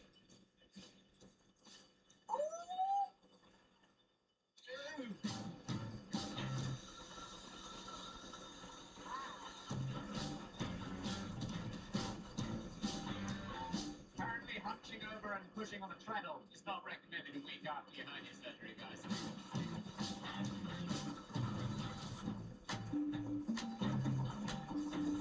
So what are we going to make from this 500 razor blade Damascus?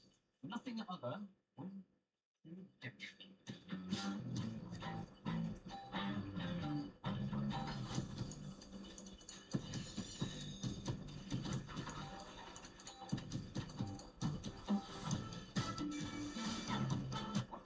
Can I not put a disc on here?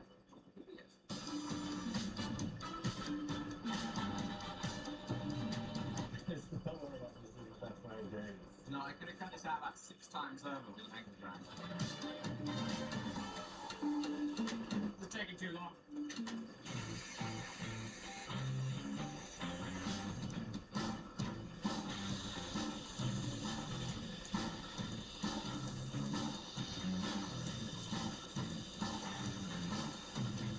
Get this thing hot.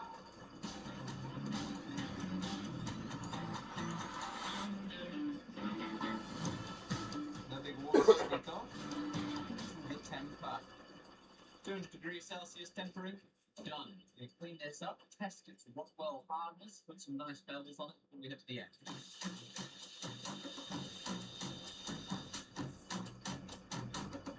56, 61, 57, 60. I think we're getting different hardness readings depending on what alloy of the Damascus steel we're touching with the Rockwell testing diamond. Remember, steel that razor blades are made out of is a higher carbon steel than the 0.8% carbon 15 N20 equivalent powder we use to fill in spaces, which means that the 0.2% carbon difference is in the hardness reading when we touch it. Now, this is one of the things that people talk about when they talk about Damascus steels touching. It's one of the attributes that people would talk about is having one layer in a blade being a little bit softer than another means that as it wears, it's serrations and cuts that much better. I always thought I was just a whole layer below it, but actually, knife steel nerds, Dr. Larry Thomas, he's got a YouTube video on the topic. Lots are interesting.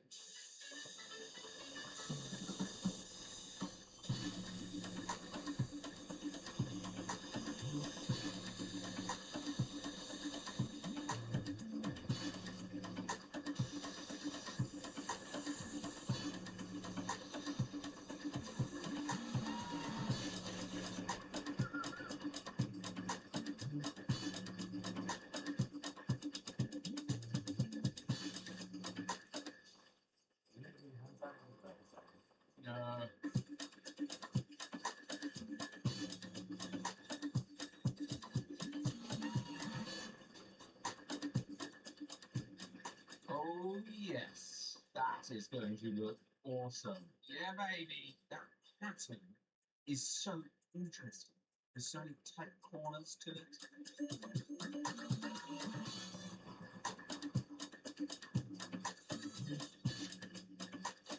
Yeah, baby. That is sharp. And I have to say, that SK2 steel that the razor blades is made out of does a fabulous job in the edge. I didn't even use any coffee or bicarbonate soda to get the extra darkness. That's straight out of ferric chloride. How about a little bit of leather? Oh! Yes. Leather workers, Kiradashi. It could be anybody's Kiradashi. We're going to send this to the team at the working department, to Wesley Richards. Thank you guys in the comments on that video for that awesome idea. Awesome. If you make beautiful things and you want to make money from it, please be sure to check out today's sponsor, which is Squarespace. Build your website with them. I'm very happy to be back in the workshop and get my hands stuck in, albeit carefully. Ignore the kind words about hernia surgery. I'm really disappointed I didn't ask for the offcuts from the surgeon. What they did is they took a polyester mesh about this size, and then from what I understand, basically rounded out the corners, poked a hole in the stomach, slipped one in on this side, slipped one in on the other side, and I've got these two bits of mesh holding me together, and hopefully it'll last a long time. See you soon. How you doing? I'm Callan, and this is Slap Ham. This is the place where we curate the scariest clips going around the internet. So hit that subscribe button and get ready for more freaky content. Just like this.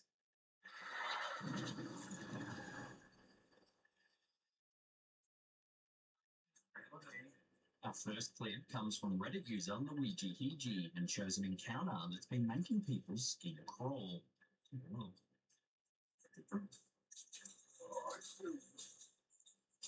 Vean esto. ¡Qué fregonería! Encontramos lo que pensamos de un animal dormido. Y es un nido de arañas donde salen y salen y salen. No, es un animal muerto, ¿sabes lo que son? Son las patas de ellos, lo que pasa es que están tan amontonadas, mira. At first, the camera holder mistook the furry-looking bundle for a sleeping animal. However, as we see, when they brush it with a stick, things obviously turn south as hundreds of baby spiders spew out. ¡Qué fregonería! Encontramos lo que pensamos de un animal dormido. Y es un nido de arañas donde salen y salen y salen. No, es un animal muerto, ¿sabes lo que son? Son las patas de ellos, lo que pasa es que están tan amontonadas, mira. Later in the clip, the camera holder even touches the nest with his bare hands. Somehow, he just lets a little giggle out.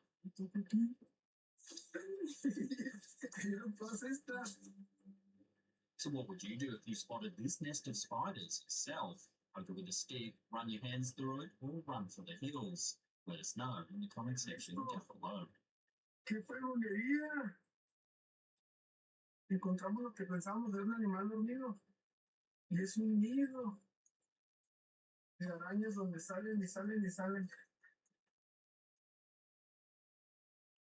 In January 2022, Reddit user Who Nobody uploaded a mysterious piece of footage that's been puzzling viewers ever since. The OP said that they work at a pet supply store in Santiago, Chile. While closing the store one night, they heard the heavy steel gate at the front of the premises opening in the car park. They popped their head out, and sure enough, the gate was open. The gate isn't motorized, and they have no idea how it could have opened. Confused, they told their manager, who at first didn't believe them. That's when they reviewed the security footage to see what was going on. No te lo puedo creer, Sama. No te lo puedo creer. As you can see, the heavy gate opened seemingly all on its own. No puedo creer, Sama. Again, it's not automatic and takes quite a bit of force to shift it open. The OP noted that you can see there isn't any wind either, as the trees in the footage aren't moving at all. One commenter suggested that perhaps there's an underground subway and that the vibrations of a passing train may have shifted the gate open. Another person said that they should review the security footage earlier in the day. Maybe someone tampered with the gate and attached some wire just to mess with the employees at the store. Or perhaps even a thief rigged the gate for an easy burglary later in the night. Either way, it's a curious piece of footage. I'll throw this one out to you, the viewers. What do you make of the gate opening all by itself? Let your theories rip in the comment section down below. No te lo puedo creer, Sama. No te lo puedo. Ali Lion is a Turkish YouTuber who runs a paranormal exploration channel called Paranormal Me. He travels around Eastern Europe looking for the unexplained, often in abandoned and dilapidated properties. In this video, which was uploaded to the platform in January 2021, Ali investigates an abandoned house that was recommended by one of his followers. It's rumoured to be heavily haunted by more than one entity. As soon as Ali walks inside, it's immediately clear that the place has seen better days, as the house has been left in shambles.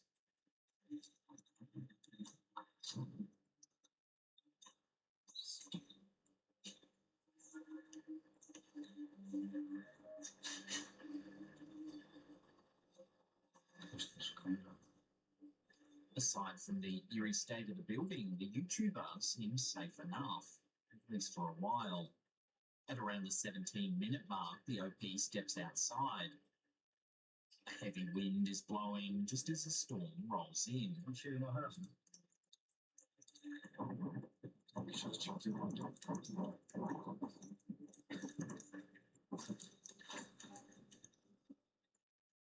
As lightning lights up the sky, the camera picks up something rather chilling. Watch.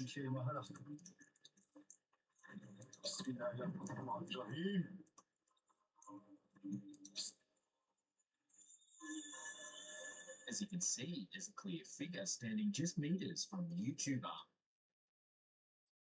However, just seconds later, the figure is gone.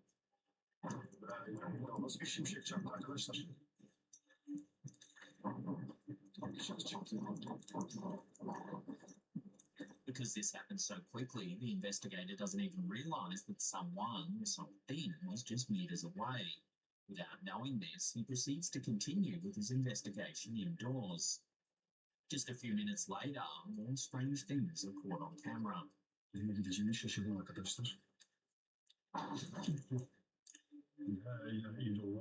The door slams shut despite there being no one else around.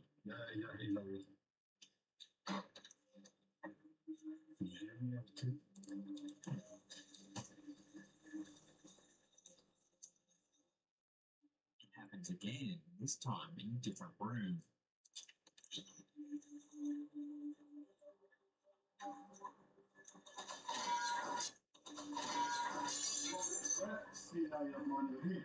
Towards the end of the investigation, the YouTuber thinks he sees something out a window.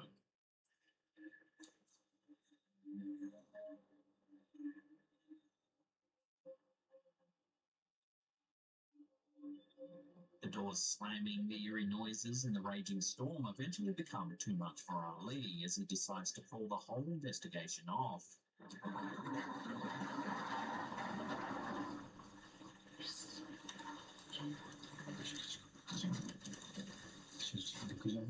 This video definitely raises the question of who or what that strange figure was out in the storm. Was it a homeless person living in the building? If so, you'd think Ali would have stumbled upon someone at some point during the night. This then leaves a lingering question of whether the dark, shadowy figure was something more mysterious, perhaps something within the realms of the paranormal.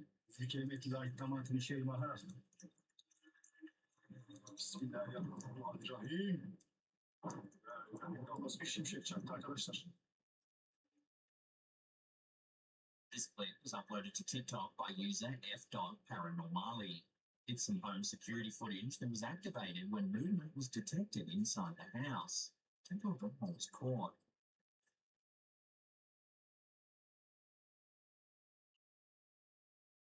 A strange, transparent shape drifts through the air. There even appears to be a second shape floating through the room.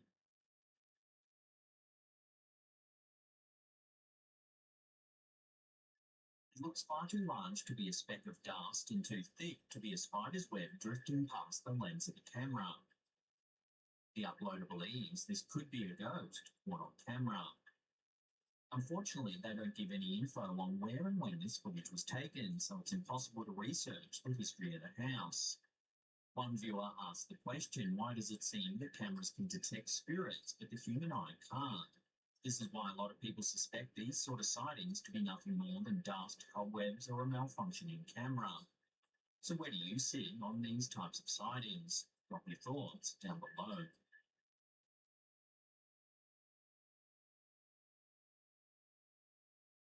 People go missing across the United States every day. While authorities usually solve missing person cases pretty quickly, some people disappear without a trace. Investigators rarely solve these kinds of cases, and according to Redditor 8791781927, many of these cases have one thing in common. In this Redditor's post, they uploaded a map of missing person cases juxtaposed with a map of the largest cave networks across the United States. When comparing the two maps, the unsolved missing persons line up almost exactly with the country's largest cave systems. This has led many to believe that people are disappearing in these very large, mostly unexplored cave networks. However, this theory raises some questions. Are people getting lost after intentionally exploring these massive caves, or could something else be going on? Criminals may intentionally kill people in these areas and dispose of their bodies within these cave networks. Some people even theorize that supernatural entities, cultists, or something else might be actively luring people into these complex cave networks for nefarious purposes. In any case, unless you're spelunking with an experienced guide whom you can vet and trust, you probably should stay out of these caves altogether. Many cave networks are riddled with sudden drops that can make a person plummet to their death. Moreover, caves may have sporadic pockets of carbon monoxide, a deadly gas that you can't detect without special equipment. On top of that, even extremely experienced spelunkers have gotten stuck in narrow passageways and died of dehydration, starvation, or oxygen deprivation.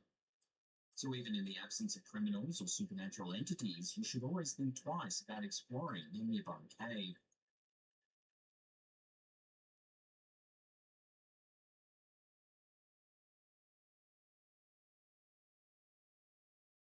Uploaded to YouTube by Kinjo, this next piece of home security footage shows yet another mysterious sighting. For the first several seconds of the clip, all seems perfectly normal.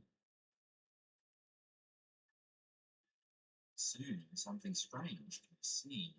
Take a look.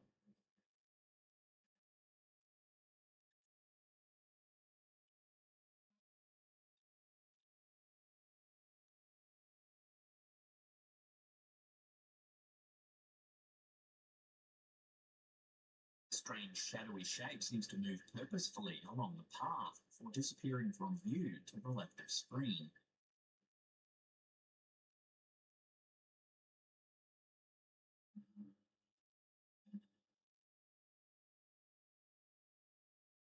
Viewers seem unsure what to make of the footage. Some believe the shape is probably just a cat that appears blurry due to the compression rate of the camera. However, it's also been suggested that this could be a shadow figure or even a ghost caught on camera. While this is certainly some strange footage, it seems the true identity of the bizarre shape will have to remain a mystery, at least for the time being.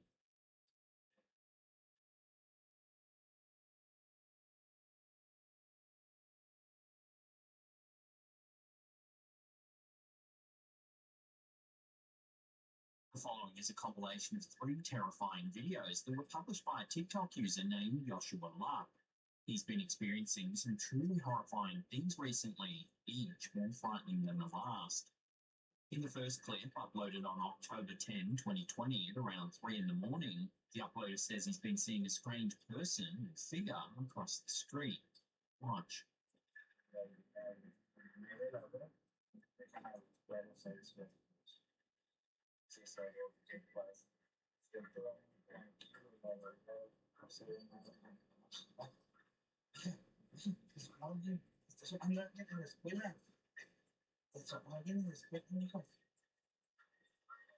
Mira, otra vez, puse su nombre, para que es que estoy haciendo, no es mentira. Es en serio, mira, levántate. Here it is slowed down. You can see someone lurking in the yard.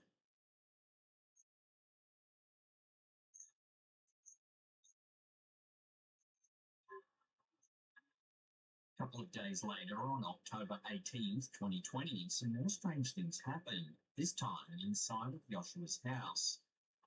After hearing some strange noises, he took out his phone to try and capture the bizarre event on camera. But as you'll see, something eerier than just noises were captured on camera. Take a look. Se ve una sombra. Está viendo esto. Ven aquí. Ven aquí. Este lado. Se ve una sombra. Se ve una sombra. Watching that again, you can see the exercise machine moving by itself. Se ve una sombra. Está viendo esto. Then, seconds later, the camera captures this. Se ve una sombra. Se ve una sombra.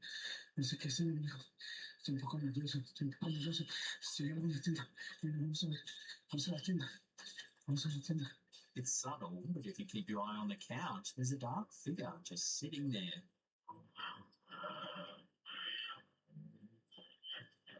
Seconds earlier, there was no one on the couch. Ven aquí. Ven aquí.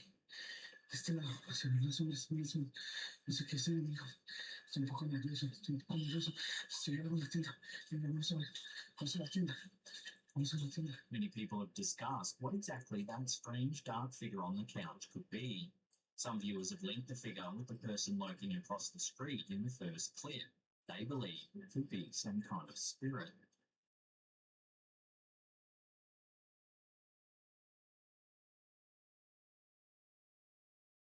The third and final video was published a couple of months later on February 2nd, 2021. It would appear the eerie activity has gotten worse. Watch. ¿Qué es eso? ¿Qué es eso? No inventes. ¿Qué es eso? ¿Qué es eso? Se abrió. Se abrió. Se abrió. Se abrió. Se abrió. Se abrió. Espérate, cálmate, cálmate, cálmate. ¿Hay alguien ahí? ¿Te podemos ayudar? ¿Necesitas algo? Dinos, dinos. Watching that again, there appears to be someone in the closet. Dios mío, ¿qué es eso? ¿Hay alguien ahí? ¿Quieres algo? ¿Qué es eso? ¿Qué es eso?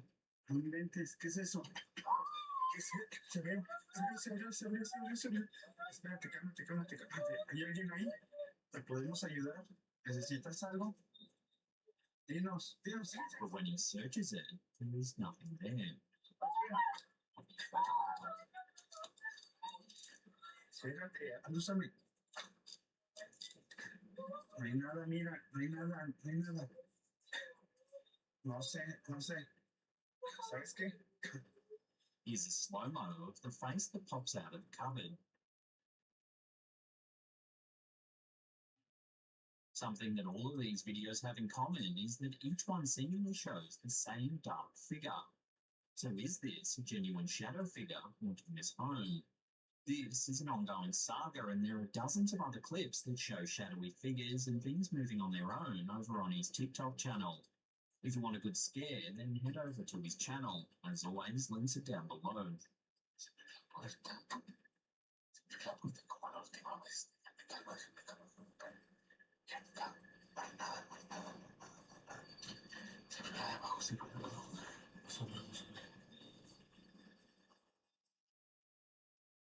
Several months ago, we featured a story about a Reddit user who claims their house is haunted. The user, blonde with scary house, says that all sorts of strange things have been happening in their home. Here's a couple of the eerie events we showed last time. First, take a look at this strange shadow captured in the user's garage.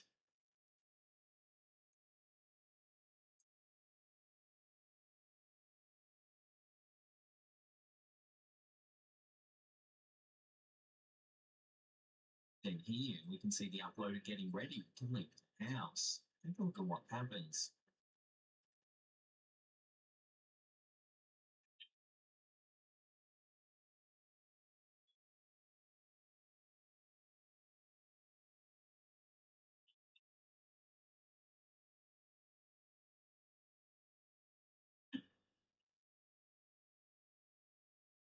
Well, now more strange things have been caught in this user's home. The alleged haunting has gotten so bad that the homeowners, who are self-professed skeptics, got in touch with a psychic. The medium said that there are a number of energies of spirits residing within the home, one of which seems to be a young boy. Shortly after the meeting, this eerie home security footage was captured. First, you can hear what sounds like a young child whispering.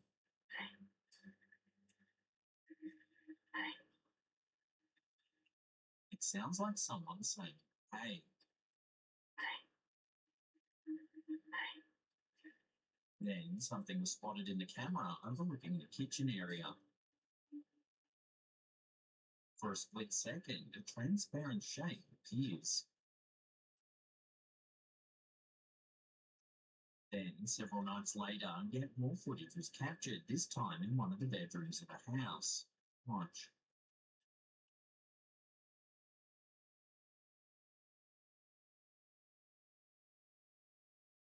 The teddy bear appears to move all on its own.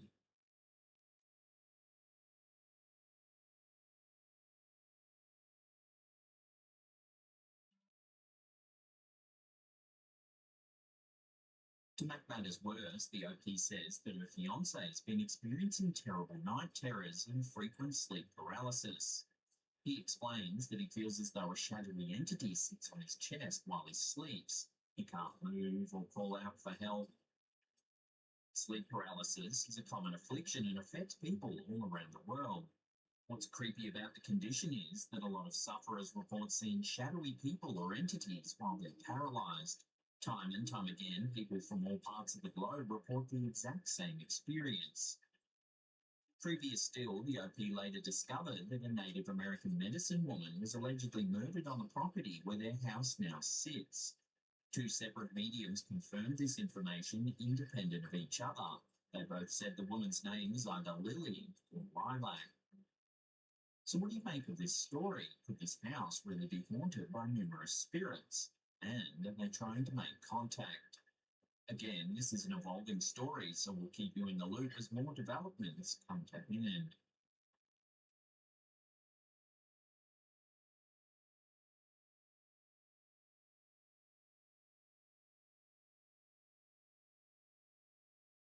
Cryptids are animals that are claimed to exist but have never been scientifically classified. The footage you're about to see, which was submitted to the Facebook group Alta Extranitza by Alberto Rodriguez, shows a creature so strange it not only falls outside the realms of scientific classification, it almost defies explanation. It's not known exactly where the clip was filmed, but some think it's somewhere in South America. It starts off showing two farmers that seem a little on edge.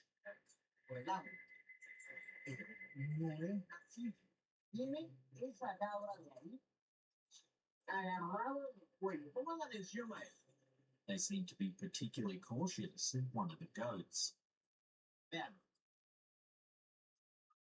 It's brief, but we can see something has attached itself to one of the goats. Here it is slowed down. It almost looks like an enormous bat.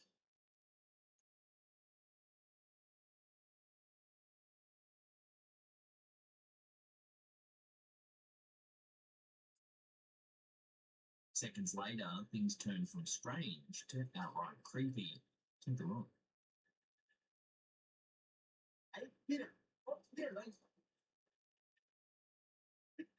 Watching that again, the creature detaches itself from the goat and tries to escape across the yard.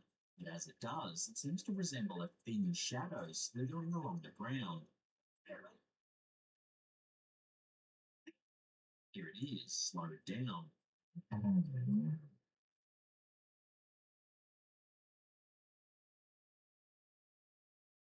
The farmers chase the creature to a nearby river where they try to drive it off the property.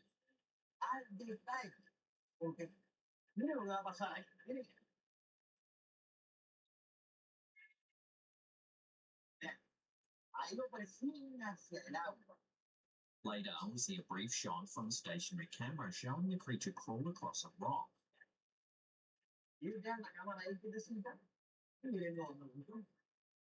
The clip ends and we're left wondering what the heck it is we just saw. Most viewers have been at a loss to explain what type of creature this is. Some have suggested the chupacabra, a famous cryptid rooted in South American folklore. They're notorious for their alleged vampirism, as many farmers have reported that they drink the blood of livestock, particularly goats. While the initial shot of the creature in this clip does match some descriptions of the chupacabra, a large head with fangs and bat-like ears, it's when it escapes across the yard that things get even more difficult to explain. How does the creature go from looking like a large bat to a thin, slithering shadow? This is a question that no one's been able to answer. Short of this footage being a very well executed hoax, the strange encounter will have to remain a complete mystery.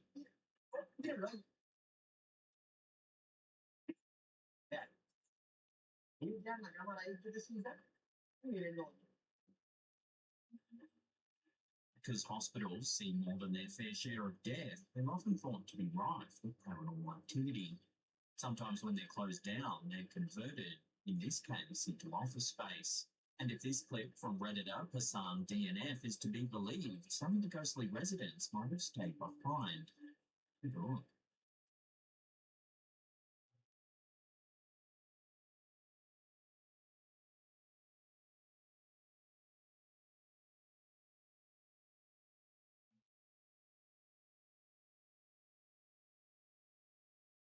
Footage was captured on a security camera just after midnight. At such a late hour, one would think all of the employees have long since gone home. However, the building isn't as quiet or still as you might expect. If you look closely at the door closest to the camera, something odd happens. You'll notice the blinds on the window begin to move, almost as if a hand on the other side of the door has begun slowly running its fingers down them. A moment later, the door slowly creaks open until it's left ajar in the empty hallway, yet no one ever exits.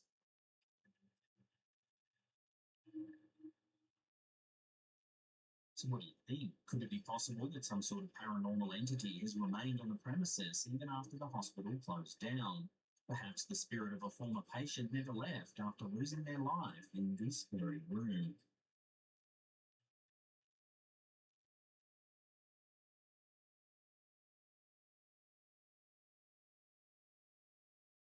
This unsettling footage was uploaded to YouTube by Connor Leschinski in May 2019. It shows someone exploring an old apartment complex.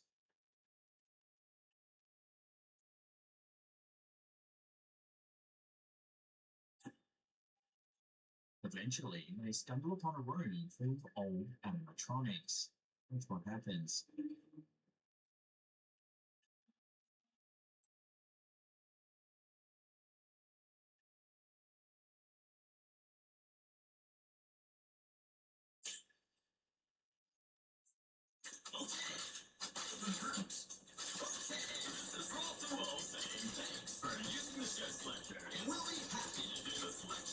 As you can see, out of nowhere, the worn disfigured machines fire up.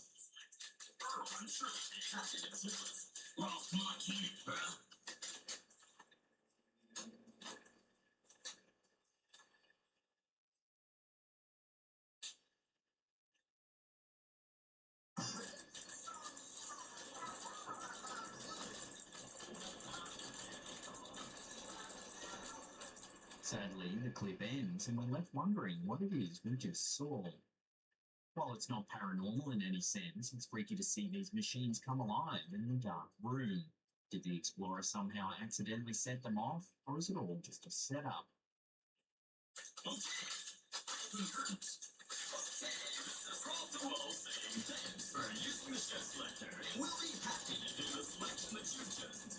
Let me know what you would do in this situation. Would you run or stay and watch the show? Let me know down below.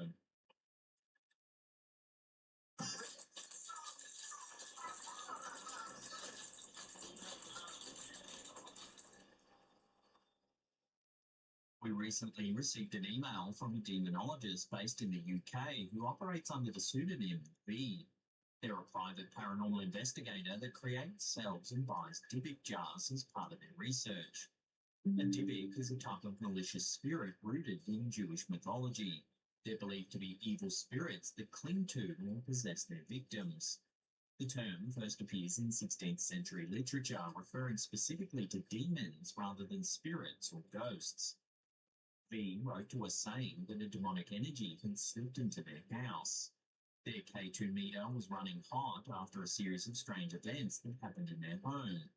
V claims that they managed to lock the demon in a Dybbuk jar. They took a photo to try and prove what had happened. Here you can see the Dybbuk jar, and on closer inspection there appears to be a skeletal face screaming out of it. V insists the photo is genuine and that the eerie face didn't show up in other images. The jar has allegedly since been sold, its whereabouts unknown. So this is all the information we have. The details certainly add up to a fun story, but whether it's true or not remains to be seen. I guess next time you see a Dybbuk box for sale on eBay, pause for a second and remember our viewer V, and that there's a sliver of a chance that they genuinely did sell a demon to some unsuspecting soul.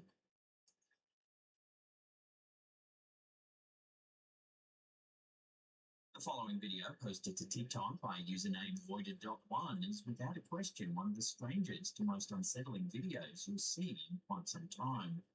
The short clip comes from an unknown source, but some viewers think it originated in Peru. It shows a woman looking at something in the corner of a room. Watch what unfolds.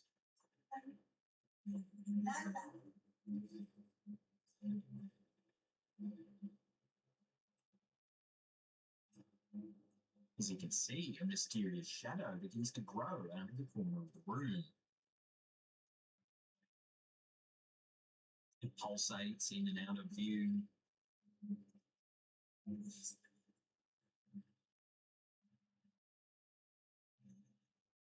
The woman then proceeds to tell whatever this strange thing is that she's not afraid of it and orders it to leave the building immediately.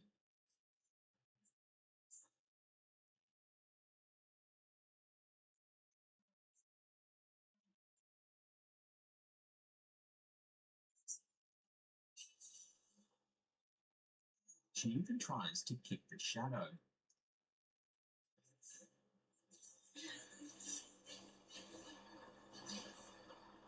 The video ends soon after and everybody involved is unharmed. But even still, it definitely makes you wonder what exactly this woman was dealing with.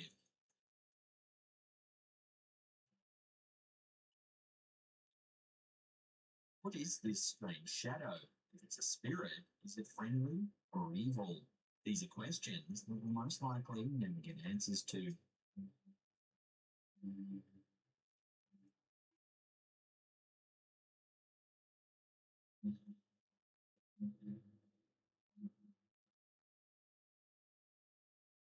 Our last clip is quite a haunting one. It was uploaded to the YouTube channel Paranormal Vision and shows some unnerving dashcam footage captured by a motorist. Watch what happens.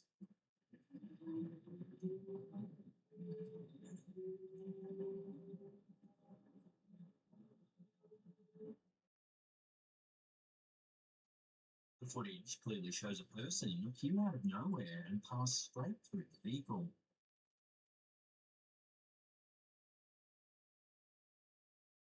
The driver said after they slammed their brakes, they got out to see what had happened. There was no one to be found anywhere. They searched everywhere but couldn't find a single sign of anyone. Even the front of their car had no signs of hitting anything. It was as though the person who passed through the car had vanished. It's these details that have led many to believe that this is a genuine ghost sighting. Some have speculated that we're seeing the spirit of someone that might have died in an accident along this very stretch of road years prior. Following the incident, several locals said that they've seen a person walking around on the road, often late at night, but whenever they slow down to take a look, the person is nowhere to be seen. So could this stretch of road be haunted? Is this footage evidence that someone's spirit is lingering in the area where they may have taken their last breath? Watch the clip again and judge for yourself.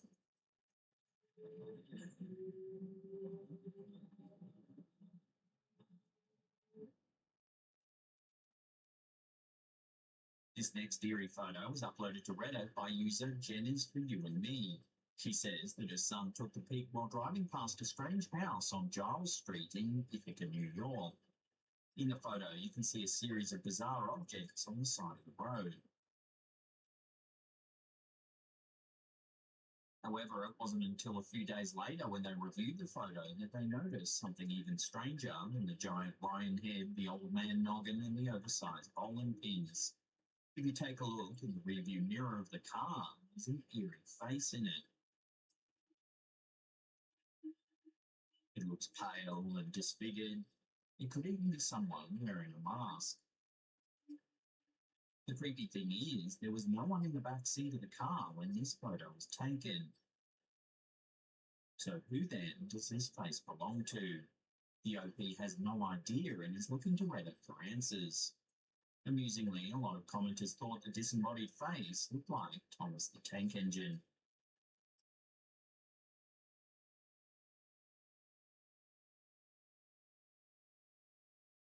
To most drivers, road rage isn't a new concept. You've likely had someone tail you, flip you the bird, or act aggressively in some way after some minor incident. While road rage incidents usually fizzle out, angry drivers occasionally take it a step further. Such was the case with Mark Holzman. On the morning after going to an NBA game back in October 2018, Mark went out to start his day when he noticed that someone had slashed his tyres. Upon closer inspection of the vehicle, Mark noticed a little note which read, "You were so easy to find, Mark. You should drive more carefully." Confused, Mark reflected for a moment, remembering how he potentially cut someone off on a bike the night before. According to Mark, the bicyclist had been riding very quickly and wouldn't have been cut off if he was observing the proper road rules. Although there was no conclusive evidence with which the police could find the suspect, Mark felt the bicyclist had written down or memorised his number plate, found his home, slashed his tyres, and left a menacing note. Given that the person found where Mark lives is scary enough, let's hope this unsettling incident doesn't escalate any further.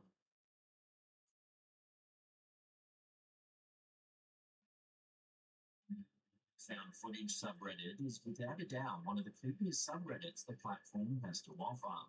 While many videos that are posted there are likely to be staged, there's always a chance that some aren't.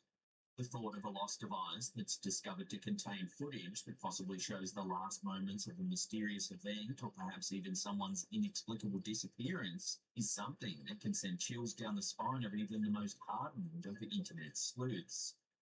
This particular piece of mysterious footage was uploaded to the subreddit by username .footagefinder57. They claim that the video was filmed on somebody's iPhone while exploring a cave. They also note that, despite how terrifying the video is, for whatever reason, it never received any media coverage. In it, we see several friends as they explore a dark and narrow cave system as part of a tour.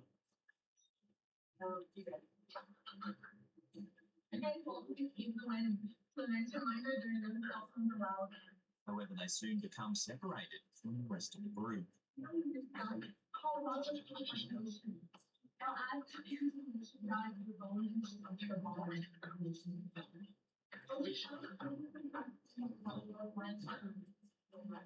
As they attempt to find an exit, the camera holder accidentally captures a creepy figure standing in the darkness in one of the passageways. Oh.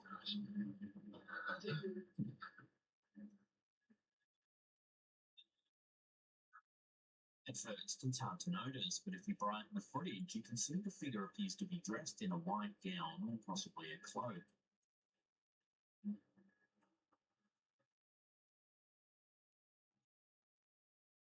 As the friends continue their search for a way out, one of them discovers some strange writing on the wall.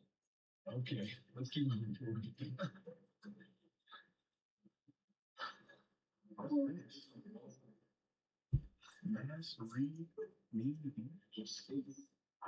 Seconds later, a loud scream can be heard and the explorers run off into the darkness.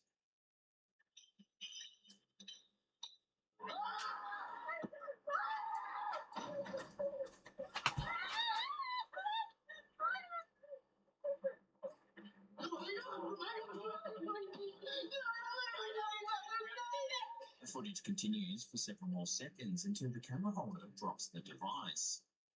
The clip then ends shortly thereafter.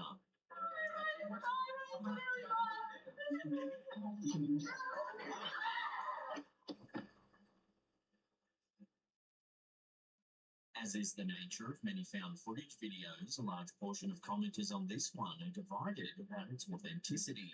Some believe it could be a prank or scripted video, however others seem convinced that the footage is the real deal.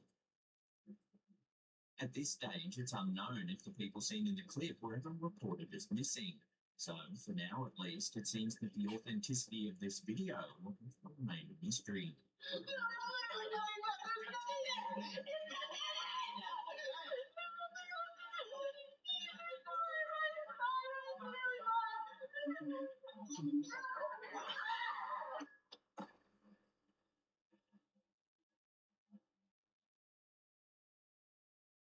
Ouija board, a harmless toy, or a portal to the spirit world? You may want to watch this series of TikToks from Chronicus doing Peter 7 before you decide to have an innocent bit of fun with a Ouija board at your next sleepover. According to the TikToker, strange things began to happen in his apartment when he decided to use a Ouija board. He claims he got in contact with the spirit of a girl named Lucia, who allegedly died in this very apartment years prior. After the event, things got so strange that the OP started documenting the events with his camera. Here we can see some things moving inside the apartment.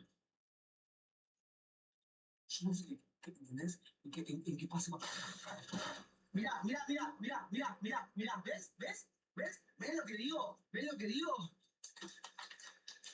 And again in this clip as well.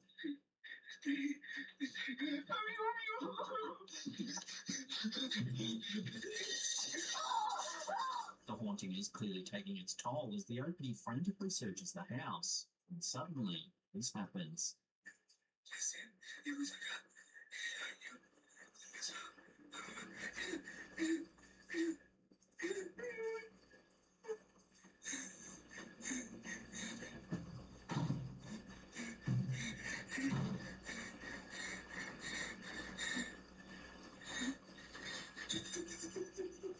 In this next clip, the TikToker is pushed to tears.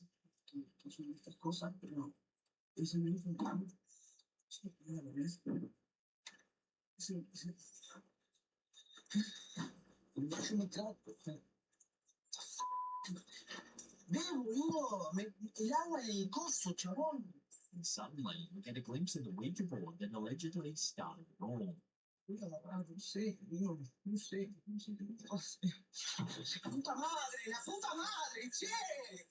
Watching that again, we can see the Ouija board slide across the desk.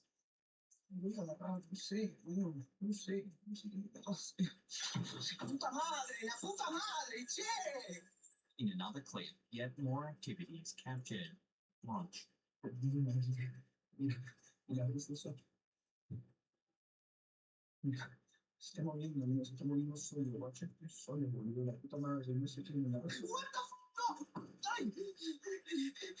In this final video, we can see the TikToker chatting to his friends on Discord, when suddenly something chilling happens in the background.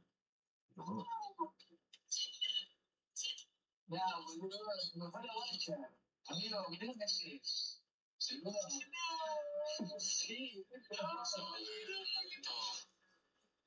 Slowing that down, as the lights flicker, we can see a dark shadow appear just behind the OP's left shoulder.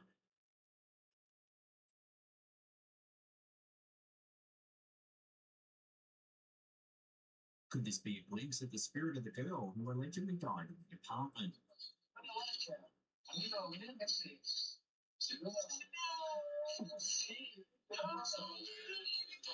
This is an ongoing saga as there are dozens of other clips showing more eerie activity over on their TikTok.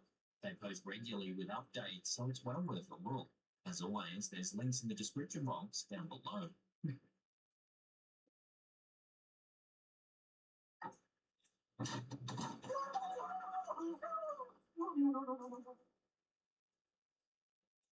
It's not known exactly where this next clip was filmed, but a lot of viewers believe it was captured somewhere in South America.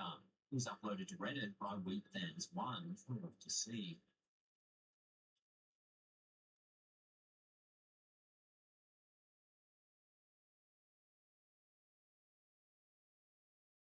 As you can see, a fisherman has grabbed an anaconda by the tail. The enormous snake rides through the water before the clip eventually ends.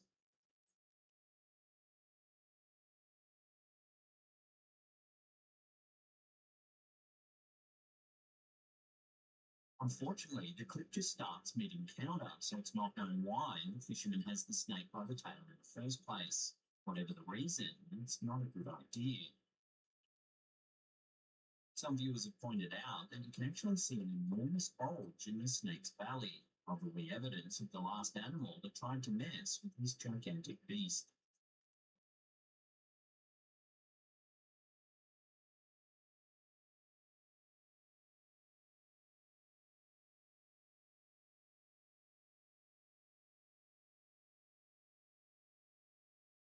A TikTok user named Dustin, who goes by the username Woodmancy115, posted a video to his account in September of 2021, where he explains that recently he's been experiencing some weird stuff while at work.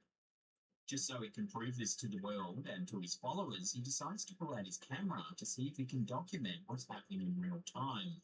And sure enough, that's exactly what ends up happening.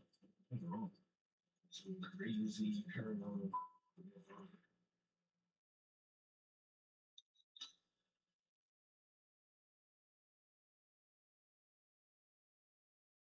Watching that again, we can see Dustin's computer turning on all by itself. And at the exact same time, the cupboard door just above it seems to move on its own.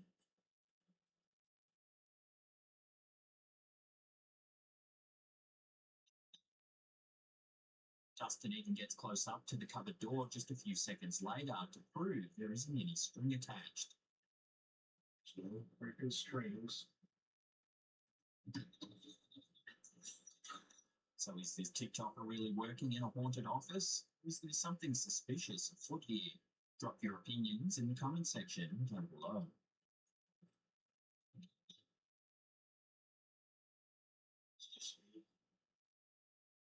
So us around.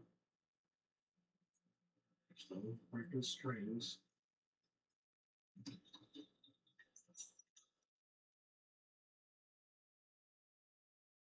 This bizarre piece of dashcam footage was shared to the Facebook group Hombres de Negro by Eric Estrada.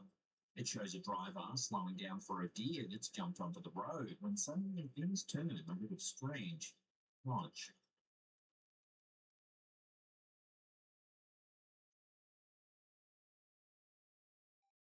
Watching that again, slowed down, you can see that the deer jumps right into the barrier, then disappears.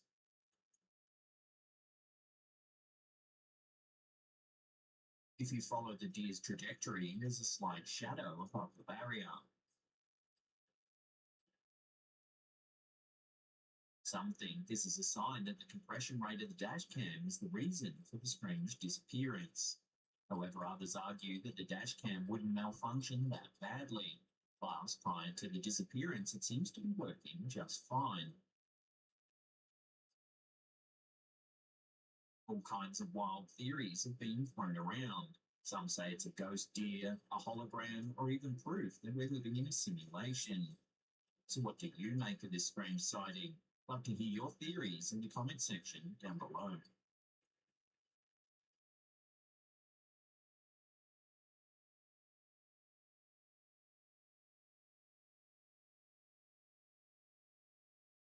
In this clip, an investigator from the YouTube channel Paranormal Me heads to a nearest cemetery located somewhere in Turkey in the hopes of capturing evidence of the paranormal on camera.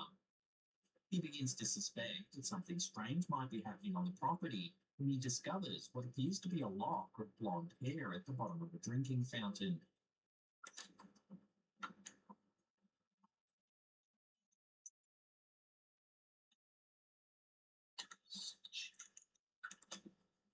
As hair is often used in several strange rituals, this could be a sign that something sinister is afoot.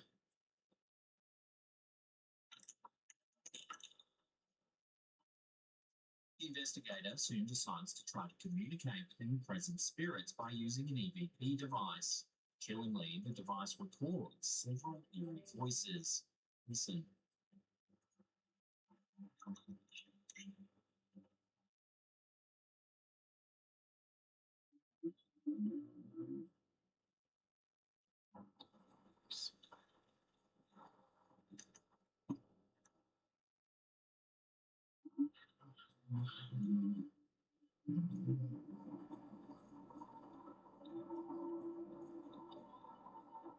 Later Later in the video, he receives confirmation that he isn't the only one in the cemetery when he inadvertently films what appears to be a pale face watching him from over a wall.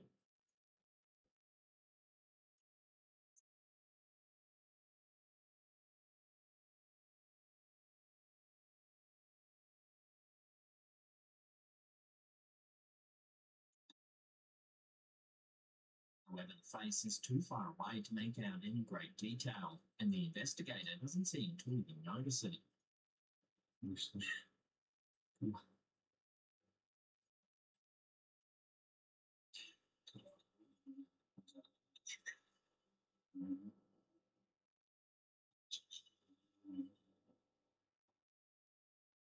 He continues his exploration of the creepy cemetery, cautiously approaching the small building. That's when the finding figure makes a second appearance. Yüzü kelimeti ait tamat işe mahar. La ilahe illallah. Bismillah hareket ediyor. Kiler. It watches him from the rooftop with its dark eyes.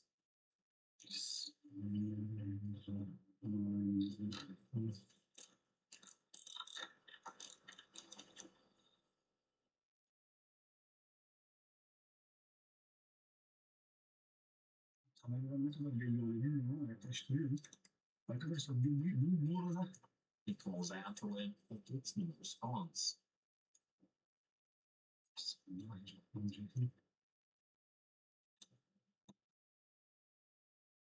kelimeti ait tamat işe mahar.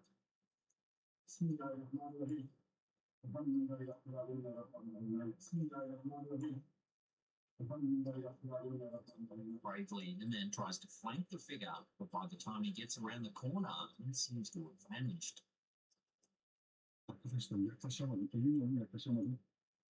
Çünkü burada eğer düşüp bayılırsam tabii Allah hep bizimle ama artık riske atmayacağım kendimi. The investigator then becomes distracted by a strange noise.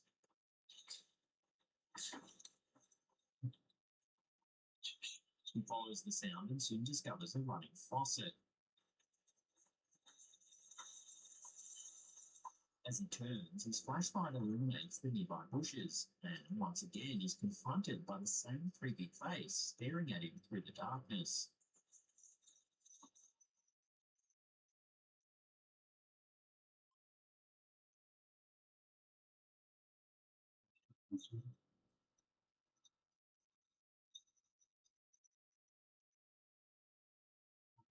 Wisely, the man decides to leave the area, and we're left to wonder just who or what that strange figure really was. Could the EVP he received earlier in the night have been some sort of entity attempting to warn him that he was being watched? Let me know your take on this in the comment section down below.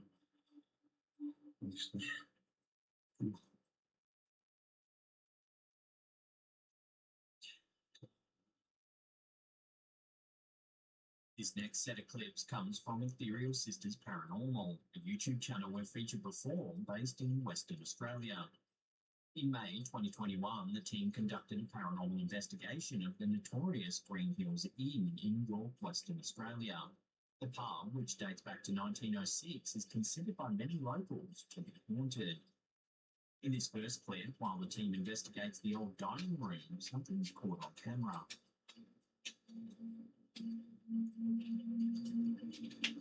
It's subtle, but watching that again, a shadow darts in and out of frame on the right-hand side.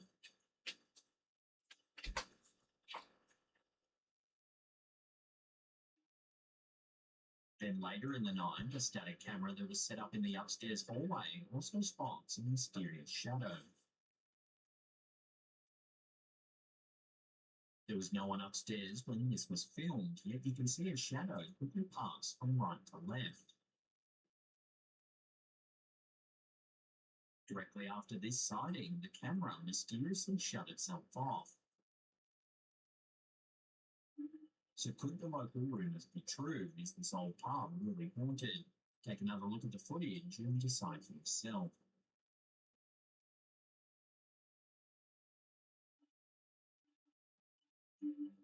In May 2018, 39-year-old Laura Watson was spending the day outside in the sun with her family at Plessy Woods Country Park in Northumberland, UK. She took a series of photos of her family in the park. One in particular stood out as unusual. Upon first glance, the image looks completely normal. However, if you look more closely, there's something not quite right about it. At the center of the photograph is Watson's young boy who's posing holding a ball. Just behind his left shoulder is the face of another young boy. His head is tilted and his skin appears grey. Watson insists that there was no one else around when the photo was taken and certainly would have noticed a strange boy behind the tree. The picture scared the family so much that their young daughter had trouble sleeping for several nights after the incident. Watson says that she never used to believe in the paranormal in any way, but after this incident, she's no longer sure what to believe. If that's not a young boy that was with them, then who could this actually be? Some locals said that years prior, a young boy actually drowned in a nearby Blythe River, leaving many to speculate that the mysterious boy in this photograph is actually deceased.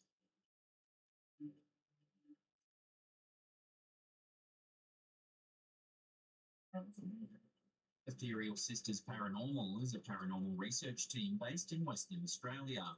Lead investigators Peter and Jen travel to notoriously haunted areas of Australia in search of evidence that may prove there's more to this world than what we can see. In this episode, the team heads to the old Serpentine Cemetery in Western Australia. This property dates back to 1907 and is the final resting place of some of the pioneering families that first settled in the area. While the team were investigating some old gravestones, their necrophonic app, a program designed to communicate with spirits, started giving directions. Leading the way. 10.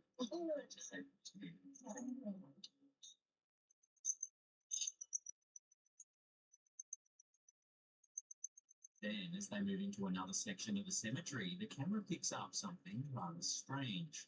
Watch.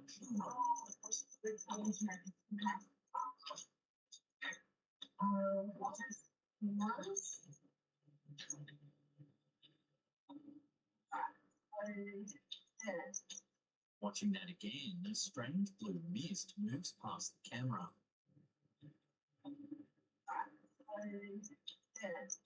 Here it is, slowed down.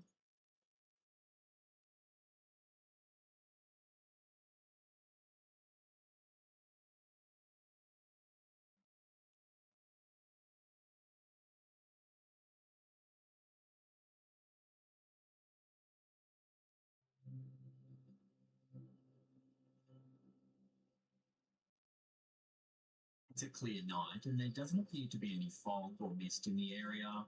Further still, their torchlight is a completely different shade, yet whatever passes by is a strange blue colour.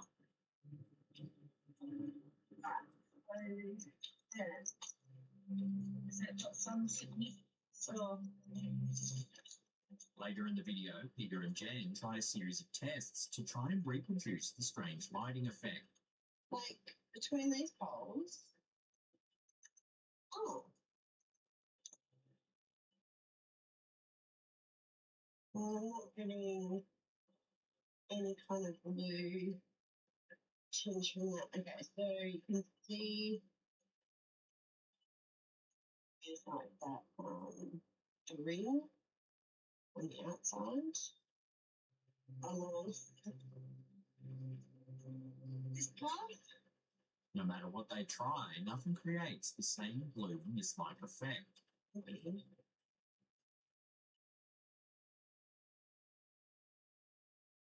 Oh, it just went hell blurry then. Oh, whoa. Look at that.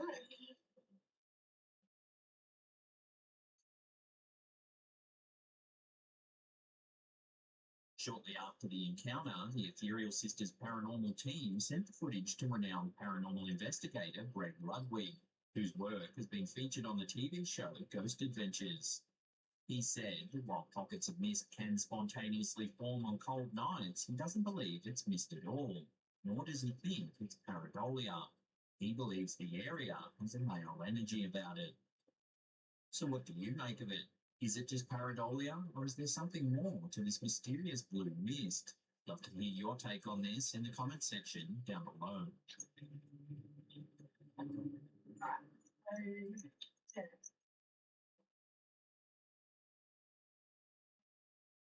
Mario Lara is a Mexican YouTuber who owns a notorious piñata store in Guadalajara in the western state of Jalisco. His store is reportedly so haunted that it's become somewhat of an attraction in the local area. All kinds of alleged paranormal events have taken place, like objects moving on their own, eerie figures have been caught on camera, and staff members have even been aggressively attacked by unseen forces.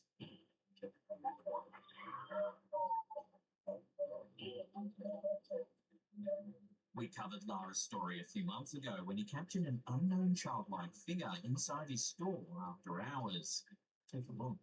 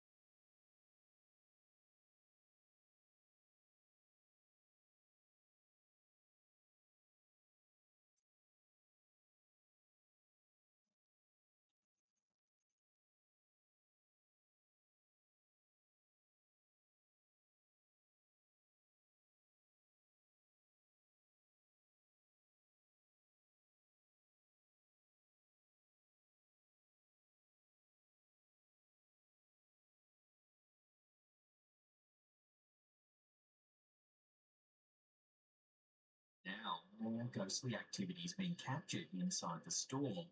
In December 2021, Lara decided to conduct an experiment to see if he could capture definitive proof that the premises is haunted by a spirit. In the video, Lara says he's going to spread flour on the floor to see if he can catch any movement.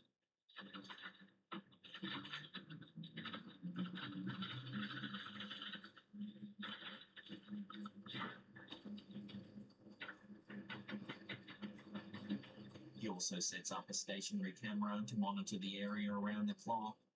At first, all is quiet.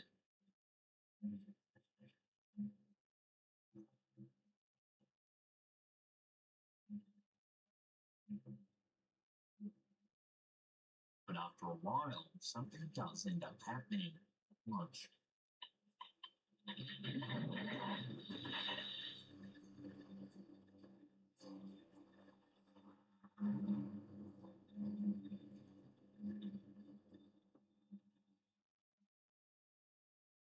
Watching that again, out of nowhere, footprints appear in the flour on the ground.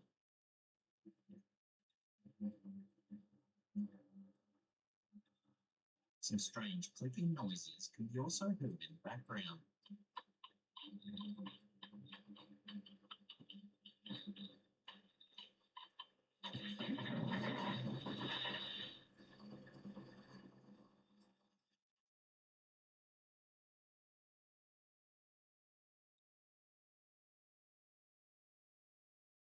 Most viewers in the comments section were worried for Lara's safety. A lot of people recommended he get the space blessed by a priest.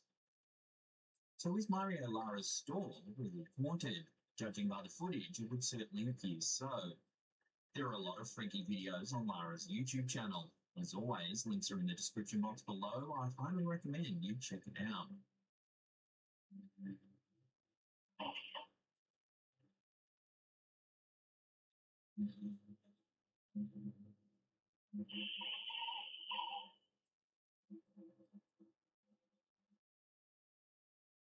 The Shanley Hotel is an infamous establishment that dates back to 1845. The once thriving bordello sits among the quiet streets of Napanoch, New York. It's now a tourist attraction and a major draw card for paranormal investigators. Over the decades, tragedy has struck the infamous hotel, so much so that many people believe the premises is deeply haunted by several spirits. Guests staying in the bed and breakfast claim they've seen a woman in period clothing walking upstairs, but when they go to look for her, there's no one around. A heavy scented perfume has also filled the rooms without reason. Many believe the sweet-smelling lady in period attire is Mrs. Shanley herself, the wife of one of the former owners of the property. Many other visitors claim they've seen children hiding in shadowy corners of the hotel. They've heard whispering and giggling, but time and time again, after a thorough search, no one is ever there. Some of the strongest evidence that the Shanley Hotel is haunted comes from an old documentary made by Stephen Barcelo, the proprietor of the Cryptozoology and Paranormal Museum in Littleton, North Carolina. In the film, the current owner of the hotel, Sal Nicosia, is interviewed. He tells a story about first moving into the allegedly haunted property. I had a cat for close to 13, 14 years. And when I had lived in the other house, I used to let the cat out at night. And the cat would come back during the day. But when we moved into the hotel, the cat refused to go out. And I couldn't get the cat to come into my apartment. For some reason, the cat wouldn't come into that room. And if I bring it into the room, she'd take right out the door. So I started feeding her outside in the hallway. And she would roam the building. Then after a while, she started going up to the third floor.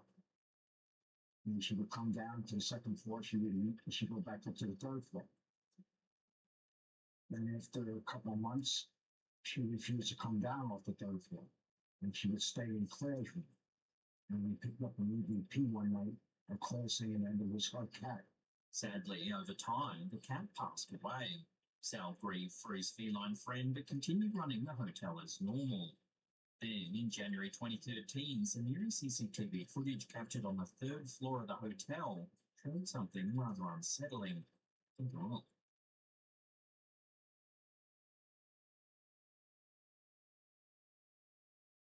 Watching that again, you can make out what looks to be a cat's tail moving from right to left. So could this really be the spirit of Sal's deceased cat? Many viewers certainly seem to think it's true. Given the long, tragic history of the property, along with the countless reports of sighted spirits and other paranormal happenings, one has to wonder whether the Shanley Hotel is some kind of beacon for the spiritual world. Perhaps the old hallways are permanently etched with the echoes and energies of its former residents.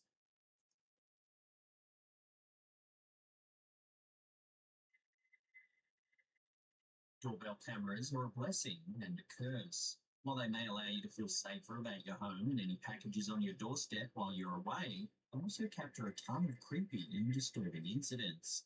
In the case of this footage, posted by Redditor Syntax Error 0, doorbell cam videos aren't only disturbing, they can also be incredibly heartbreaking. Take a look.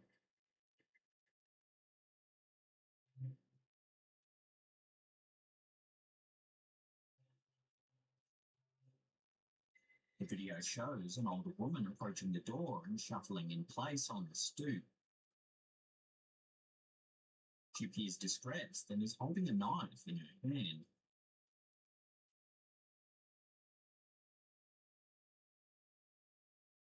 However, she barely has a grip on the knife. Moreover, her fidgety demeanour, odd expression, and general level of confusion indicates that she may not be in a lucid mental state. Thus, despite the sinister nature of a stranger with a knife at someone's front door, this footage is more sad than scary. Many commenters have noted that the woman may have been suffering from dementia or some kind of psychotic episode. In the video, she doesn't look like she has any intent to harm anyone.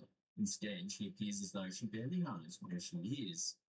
It probably wouldn't have been a good idea to open the door in this situation, but you can't help but feel sorry for this poor old woman.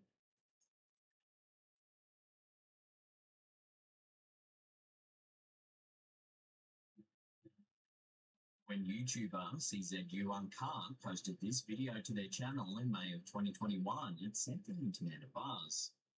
It was captured while they were riding a quad bike with a friend somewhere in Lake Silodopsis in Maine. However, it wasn't until they got home and watched the footage that they noticed something rather strange. For the majority of the video, the uploader and his friend could be heard laughing and telling stories as they drive through the wilderness.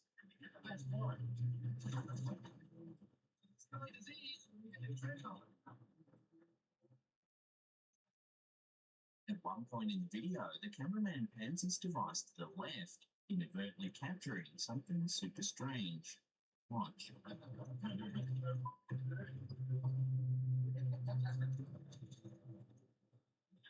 According to the uploader, there could be two possible explanations for the figure.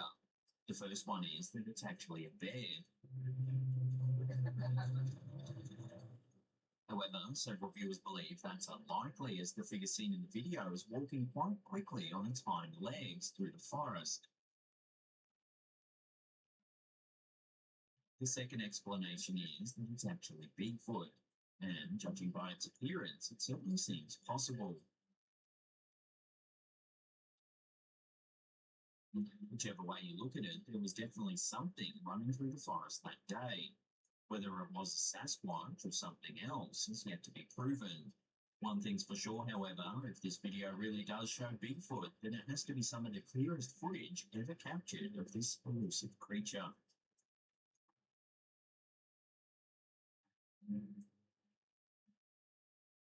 According to some scientists, only around 5% of the world's oceans have been explored. Videos such as this one from Duban Garcia, shared on El Dia Noticias Putumayo, makes us wonder what could be hiding in the world's waters. The footage was apparently recorded from a boat on a river in Putumayo, Colombia. As the boat glides through the water, we can see that there's something very large moving through the water beside the boat.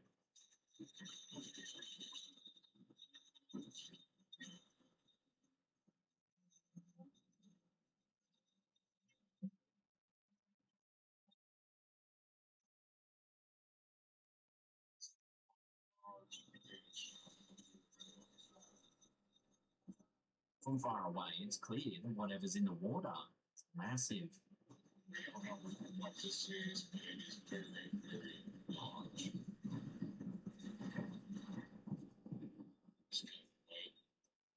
The cameraman attempts to get closer, but the water's too cloudy to see much other than a large, dark shape moving swiftly through the water.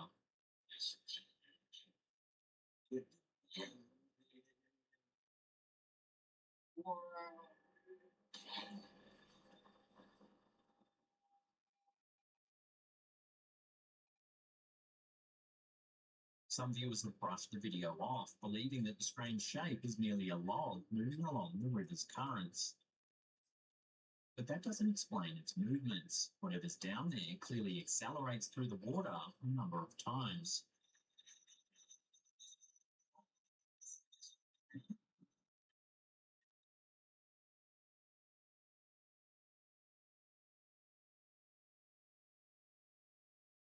Some viewers suggested it might be a large alligator or even an anaconda swimming through the water. Others said it reminds them of the Loch Ness Monster. So what do you think's been caught on camera here? Share your thoughts and opinions with the community in the comment section down below.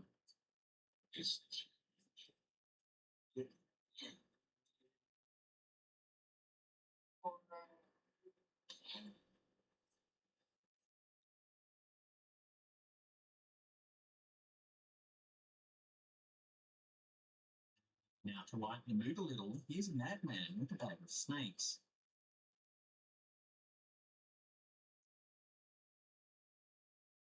As if releasing a bag of snakes at your feet wasn't bad enough, the man in the clip decides to pat the slithering mound.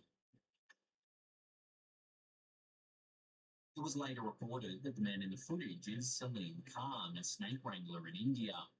The release occurred in the Pachmarhi forest near Bhopal in the central Indian state of Madhya Pradesh.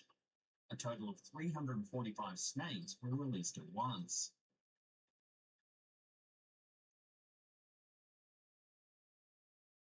Bizarrely, Khan told local news outlet Newsline Media that he used to be a tailor and that he has no prior knowledge about the breeds of snakes he catches, stating that it's a dangerous profession and that's why he will never get married. His lack of prior training is apparent given that he drops the writhing sack of snakes on his own feet.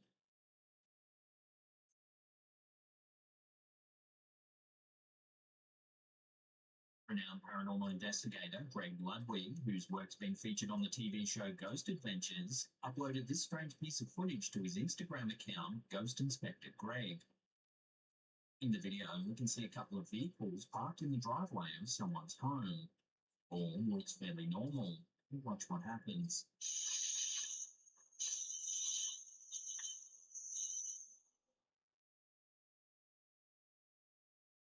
If you look at the left side of the screen, you can see a vapor-like substance. It almost takes on a human form before dissipating into nothing. Whatever it is, it activates the motion-sensitive security lights at the front of the house. Many people in the comments section are divided as to what this figure could possibly be. Some suggested some kind of spontaneous mist forming on a cold night, but others aren't so sure, given that the mist forms an eerie human shape. Whichever way you look at the video, it's definitely a curious one. Love to get your take on this in the comment section down below.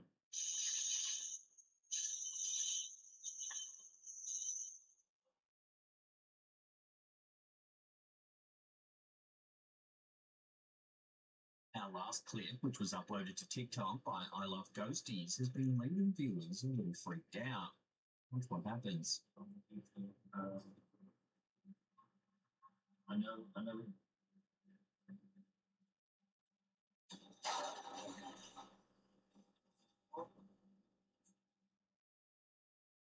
Watching that again, the man on a video call is a little confused when something on his bed begins to move. I know.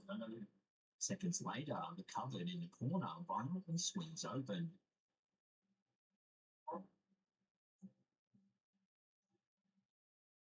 Then at the end, as the man investigates what happened, something seems to scare him even more.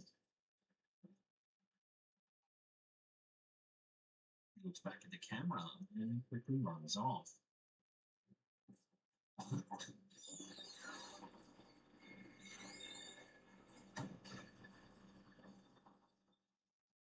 This clip seems to raise more questions than it answers. What did the man see that made him even more frightened? And how did the cupboard door open so violently? As this clip was filmed back in 2010, it seems unlikely we'll get answers to any of these questions. So more than likely, this strange encounter will continue to remain a complete mystery.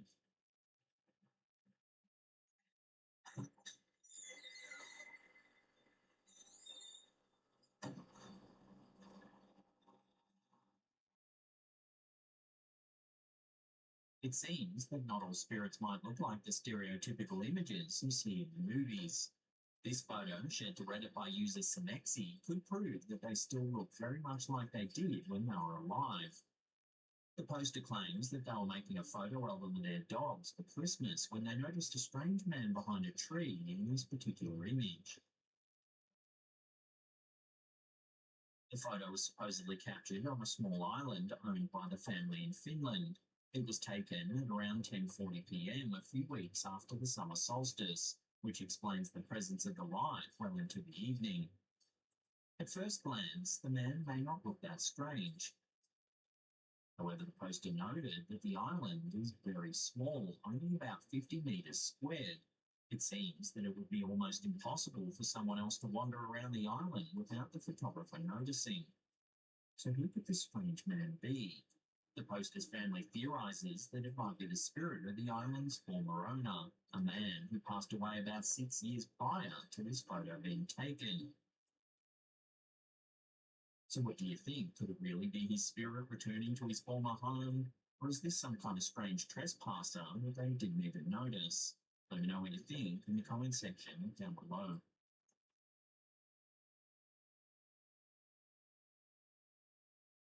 I just want to do a quick update on a story we covered a short while ago.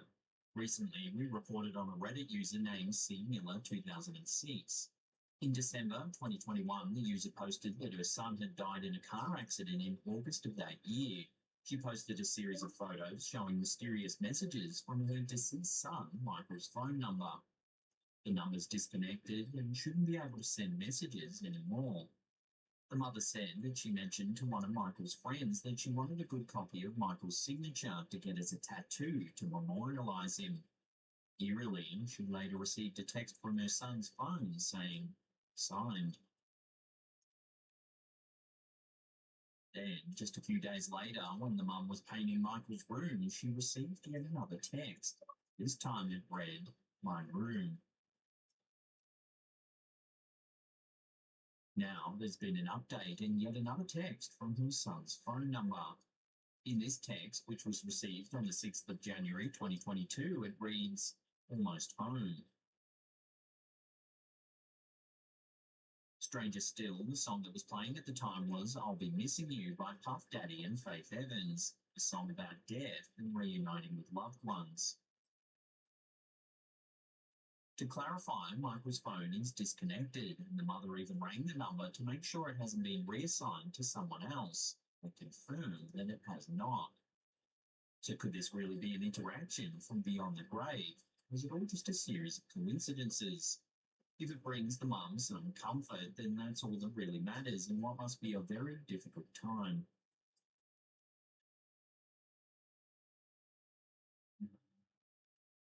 Following video uploaded to TikTok by elkakui.tv shows somebody walking down a narrow alleyway.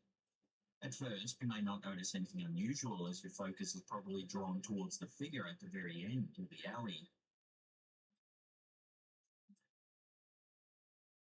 However, if you take another look, you can see that there's a strange face poking its head out of one of the side windows.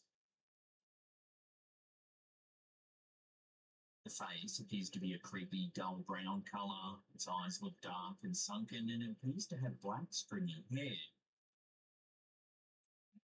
Unfortunately, we're left wondering whether or not the cameraman was able to get out of the alley safely before they came face to face with whatever that thing was.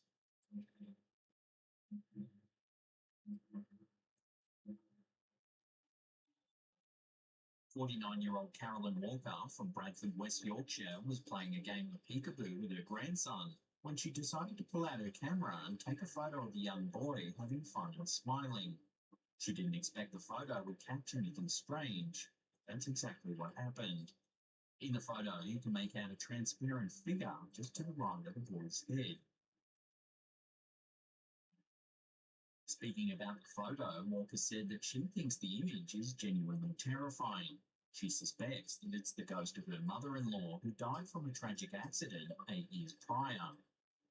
The room where this photo was taken is filled with the mother-in-law's furniture, so Walker believes it has to be her. She notes that the figure looks to be wearing a white nightgown, as you can clearly see what looks to be an arm and a partial torso. To this day, Walker has no concrete answer for this photograph, and it looks like it's going to remain that way for the foreseeable future. So what do you think's been caught in this photograph? Is it really a spirit or something else entirely? Drop your theories in the comment section down below.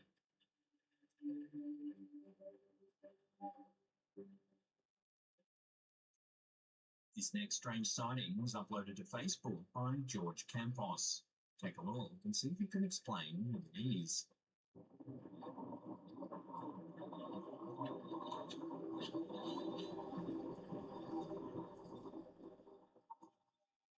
As you can see, there's a bizarre moving formation in the sky. It almost looks like a reflection or a shadow of several objects moving through the clouds.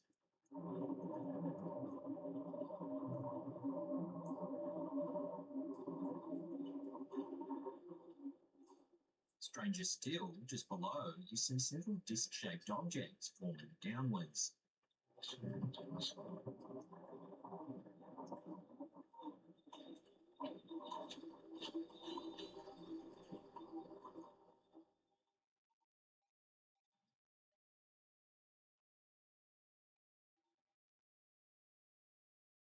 Several commenters suggested it was an example of Project Bluebeam.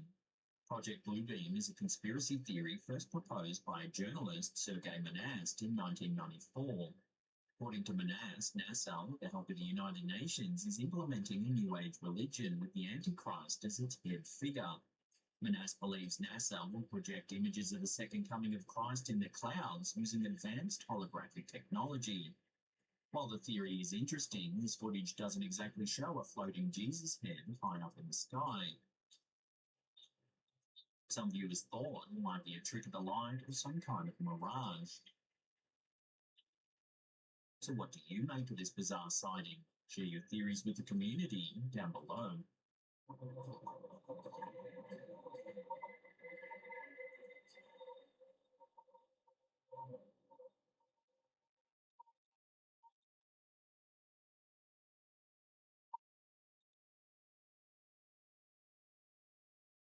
Recently, one of our viewers, who goes by the username Slim Monster the Witch, emailed us describing a haunting that they're currently experiencing.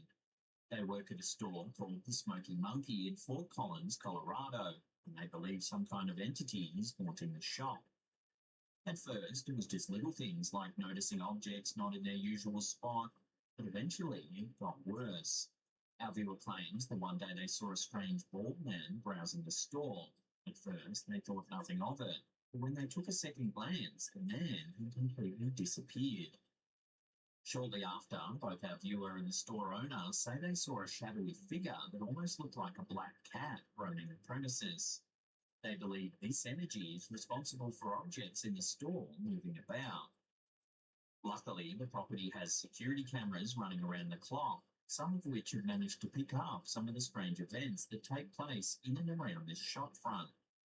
In this first clip, we can see a clerk helping a customer. Take a look at what happens.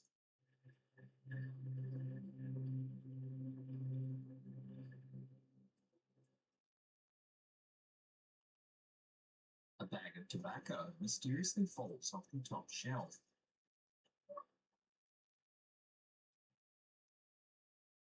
While it's possible gravity played a part in the bag falling, this next piece of footage is a little harder to explain. Watch.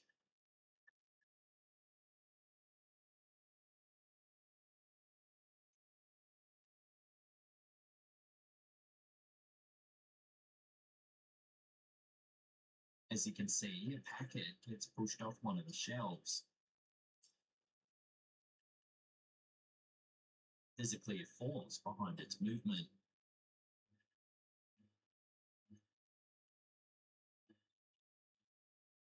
In this third clip, yet more movement is captured.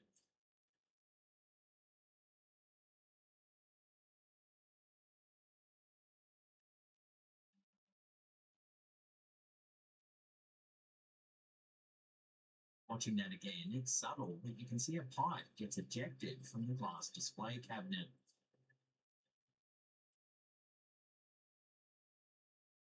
So is this Colorado store really haunted? It's hard to say definitively either way, but given the first-hand accounts from our viewer and the store owner himself, plus the footage and the eerie shadow figure sightings, it all amounts to a compelling case of the supernatural.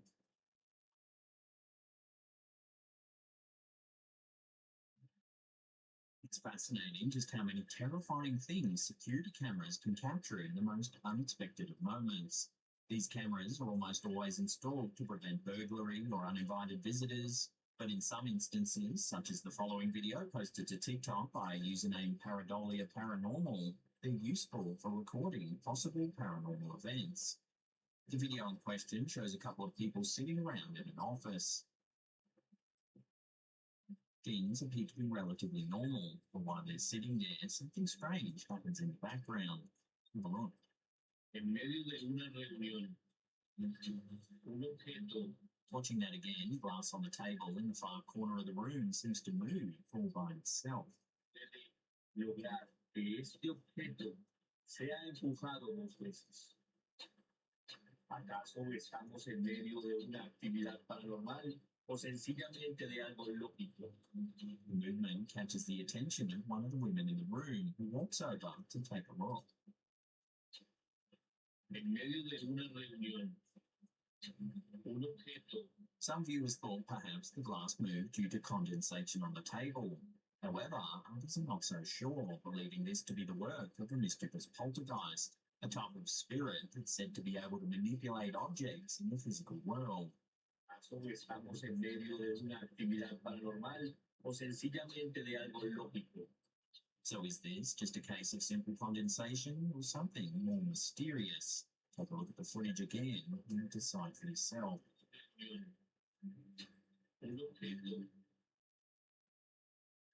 In December 2021, Jocelyn Calvillo, who goes by the TikTok username KylieXO, was taking a walk at night when she spotted something unnerving at the local park. Take a look. It's weird. The elliptical machine is moving all on its own. It's weird.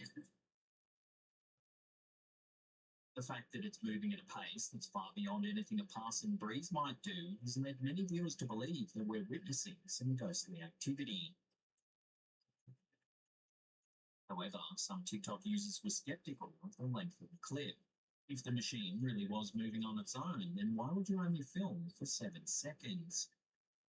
Despite this, a lot of commenters were bummed that it appears you have to exercise even in the afterlife, with one viewer saying it's just Casper working on his summer bod. Because the clip is suspicious and so short, we'll throw this one out to you, the viewers, to decide. Drop your thoughts in the comment section down below. Several years ago, Redditor E. William posted a very unsettling photo to the forum, along with a strange little story. E. William's friend was walking through his neighbourhood when he spotted a woman standing eerily on a roof. He took a snap so he could explain what he had seen to his friends. Take a look at the photo here. After the initial shock of seeing someone standing on a roof in the middle of the night, the friend realised they actually knew the woman. They pressed the woman and asked what was going on. Staring blankly ahead, the woman announced that she wanted to set an example for the young kids on their block, teaching risk-taking, resiliency, and community. Realising that drugs and alcohol were most likely the reason for the bizarre outburst, William's friend quickly walked away. When this photo was posted to Reddit just over 4 years ago, it went viral, getting thousands of upvotes and eventually hitting the homepage of Reddit. Most viewers felt the ominous sighting was like something out of a horror movie and told a friend to be careful while out walking at night time. So what would you do if you spotted something similar in your neighbourhood? Would you ask the woman what's happening or just hightail it out of there? Let us know down below.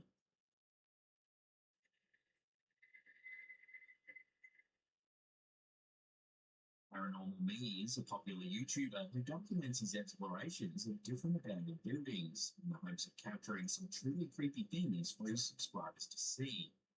In this video, the paranormal investigator decides to explore what appears to be an old abandoned hospital.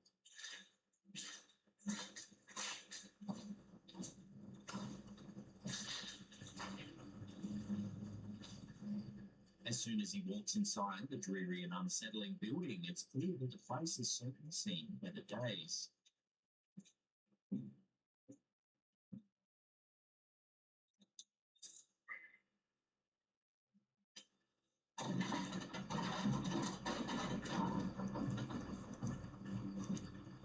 Shortly into the video, he uses an EVP device to attempt to communicate with any resident spirits. It's shocked when he actually hears something. Listen.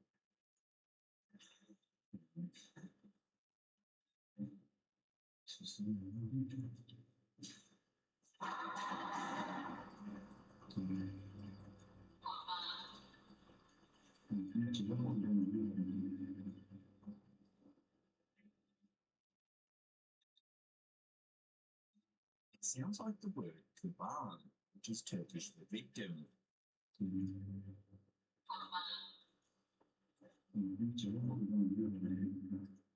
But perhaps even more unnerving, it's also an Islamic term for animal sacrifice.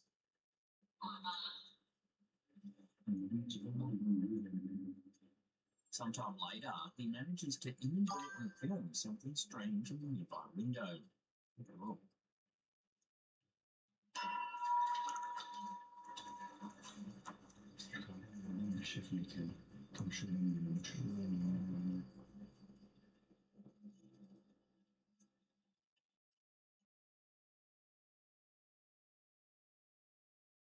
At the time, he doesn't seem to notice the face and continues his investigation. Ne uyanıyorsun? Yani iyilik mi yapıyorsunuz yoksa kötülük mü? Niyetindesiniz. However, it seems as though the strange figure might actually be following the YouTuber, as later in the video he notices some curtains begin to shake in one of the rooms.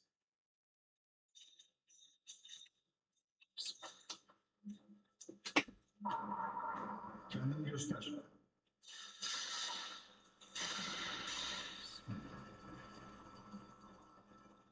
Teşekkürler. Teşekkürler. Niyetim benim birisine zarar vermek değil.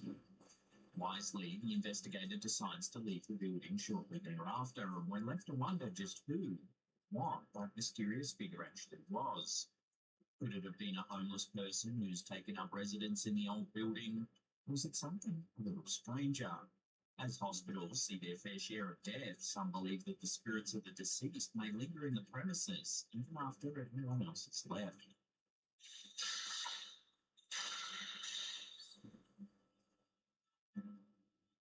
Teşekkürler. Niyetim benim birisine zarar vermek değil. So I couldn't sleep. In October 2021, TikToker Robert Mayfield 60 said he was struggling to sleep one night. He felt like someone was watching him, so he took out his phone to document what was happening. You ever felt like that? I'm all alone. I come out here to play reggaeton. You can't sleep. It seems his suspicions were right, as suddenly this happens. This thing. I feel like it's freaking watching me. And I could have sworn I seen it move. Oh, see, that's what I'm talking. That's that right there. Watching that again, the stuffed toy's head tilts to the side. And I could have sworn I seen it move. Oh, see, that's what I'm talking. That's that right there. There appears to be nothing else around that could have moved it. And I could have sworn I seen it move. Oh, see, that's what I'm The talking. TikToker jumps from his seat and hurries away. He tells his followers that he's going to dump the toy in the trash. I'm done with it. I just want to dump right now. I got something for that. Yeah, I got something for that right now. Hell. So what do you think about this strange situation? What made the toy move? Would this man's house really be haunted? Drop your opinions in the comment section down below. And I just swore I seen it move. Oh, see, that's what I'm talking. That's that right there.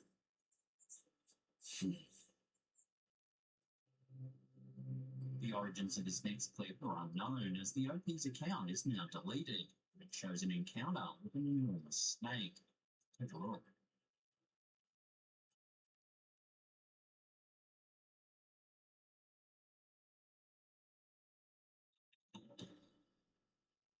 I'm not sure why anyone would ever do this, and I have to advise everyone watching it's not a good idea to try and pat a coiled up snake that's in a defensive position. But nevertheless, this person does.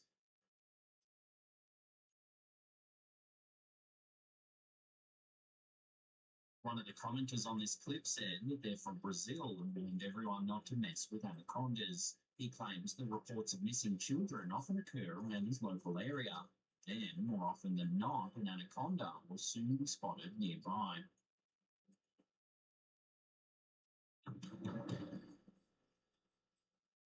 A few years ago, an anonymous dock worker going by the username Stev Goldhound posted a very eerie story along with a photo to Imager. In 2014, an old Navy frigate was brought in to be decommissioned at the dock. Strict procedure sees the boat stripped of sensitive materials and thoroughly documented. The dock's foreman, known only as John, entered the boat and took photos of every room. The vessel has no power, so John walked into every room lit only by his torch. He'd turn his torch off, snap the pic with a flash, and move on. Hundreds of photos were taken, documenting every square inch of the boat. He emailed the photos to his superior, who immediately rang him and asked him, who's the guy with the axe? Confused, John didn't know what he was talking about. The boss forwarded back the photo. Here you can see what looks to be a man holding an axe at the rear of the Crossway Alley. John was shocked as there was no other personnel on board the ship. Here's the photo brightened and zoomed in. As it was a military ship, the police were immediately called, but after a thorough search, no one was found on board. There was no other way onto the ship, and the gangway leading to the entrance of the boat was monitored by CCTV 24/7. There was no evidence of anyone entering or leaving the ship. So how is it possible that someone brandishing what looks to be an axe was hiding on board this whole military vessel? Given that there was only one heavily monitored entrance onto the boat and that the police didn't find anyone on board, many viewers believe that this is a ghost, perhaps someone that lost their life on board the old military vessel. The dock worker who originally posted the photo claims to be a skeptic and doesn't know what to think. He's hoping it's pareidolia and not the spirit of some maniac holding an axe.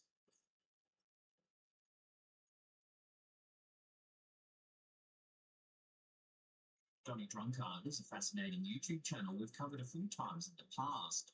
He's based in Canada and lives in a house that, for several years now, is repeatedly shown to be haunted by some kind of shadowy spirit.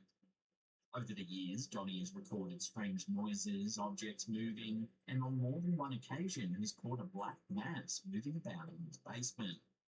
Here's a few clips we've shown before. Here you can see a shadow move past on his stairwell.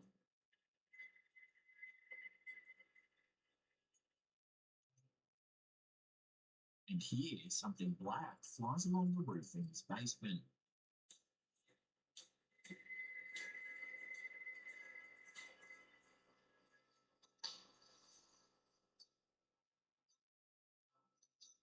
Now, more strange activity's been caught on camera, and this time it was while live streaming to his audience. Again, the activity seems to be centered around the stairs in his home. Watch.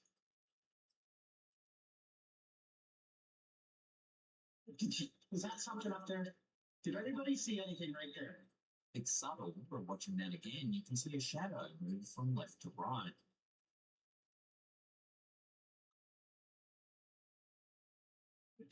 Was that something up there?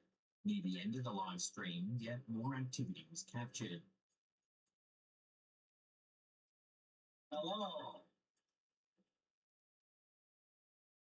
Hello?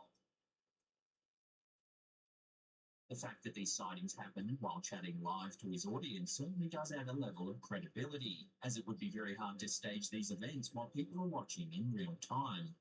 The fact, too, that these encounters have been happening for years now does make you wonder what's going on in this house. Could it really be haunted?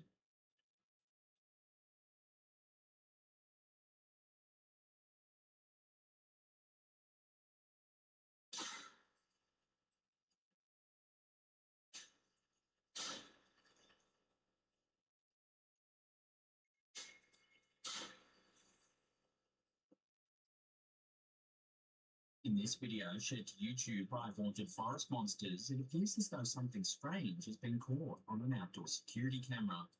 Oh.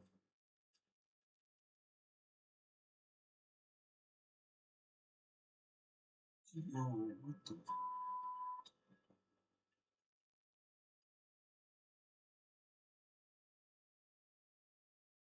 According to the YouTuber, this footage was captured on a camera placed outside of their mother's workplace. If you watch closely, there appears to be something moving across the parking lot. Oh, what the... The figure is white and semi-transparent. It clearly has a human form. As it moves, you can clearly see legs moving back and forth.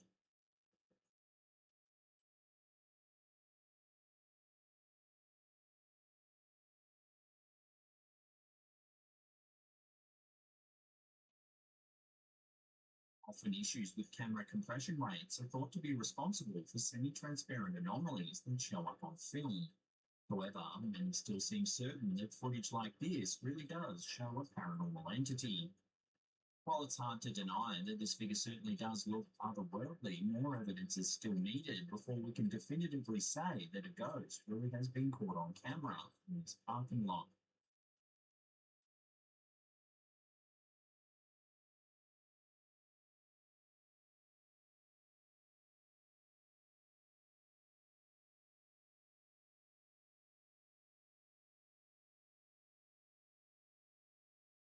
In April 2021, a clothes manufacturer in Japan reported that their factory was haunted by the spirit of an ex-employee. In an interview, the CEO of the company said that strange things were happening around the workplace. When objects began moving, seemingly all on their own, employees suspected that the premises was haunted.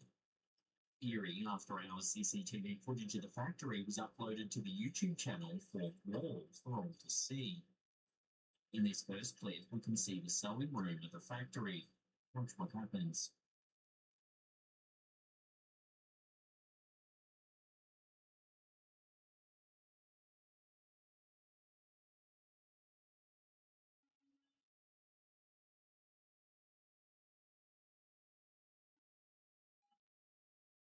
Watching that again, you can see one of the sewing machines operating all on its own. The CEO said that one of their part-time employees, Ms. Tanaka, had passed away a year prior. The sewing machine you're seeing move was the one she used to work at.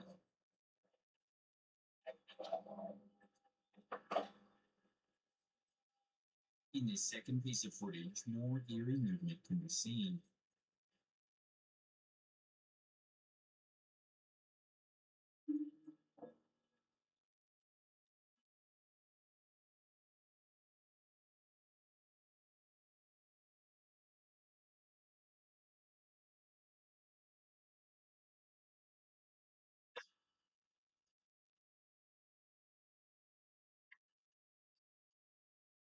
In yet another room, more objects move.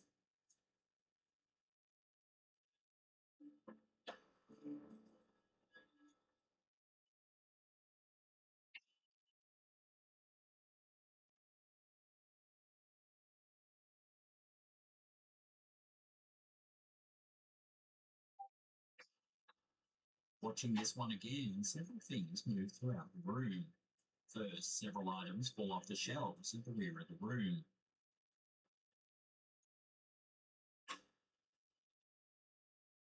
Then a box on wheels slowly moves across the floor.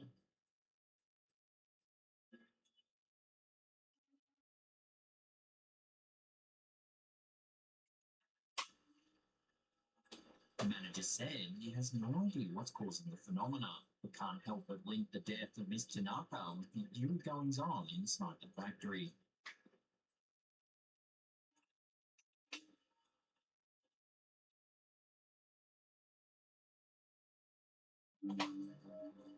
This next clip was posted to TikTok by username Spirit Chasing.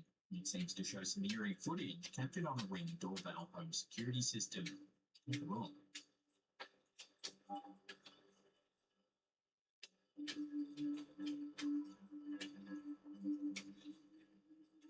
Watching that again, it's subtle, but there appears to be a transparent figure of a person walking on the right side of the screen.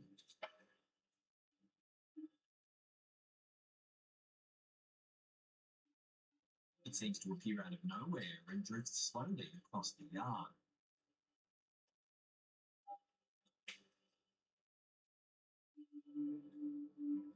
The OP believes it to be a female presence, dubbing the figure a ghost.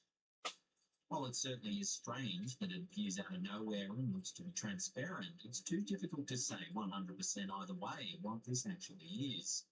So I'll throw this one out to you, the viewers. What's your take on this sighting? Let me know what you think down below.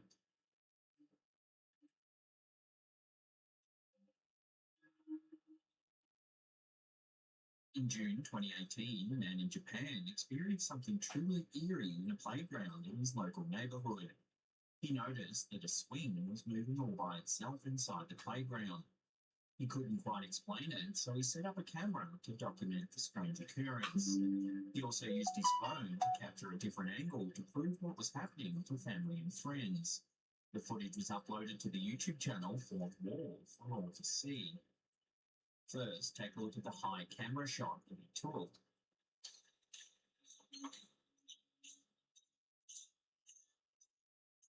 You can clearly see the swing moving.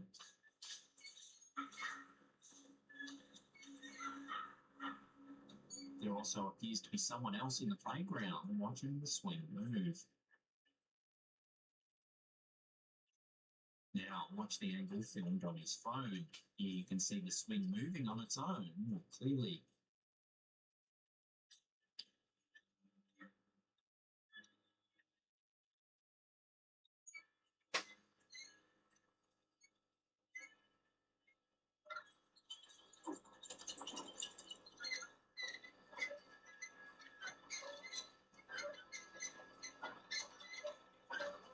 There is, however, a small detail that makes this footage even more chilling. The person that was also watching the swing in the first angle can't be seen in the phone footage.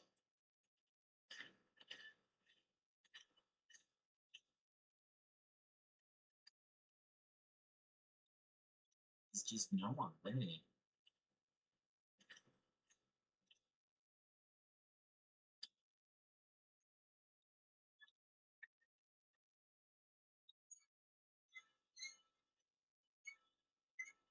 The man later stated that he didn't see the other person at all. It was only when he compared the two pieces of footage that he realised what was going on.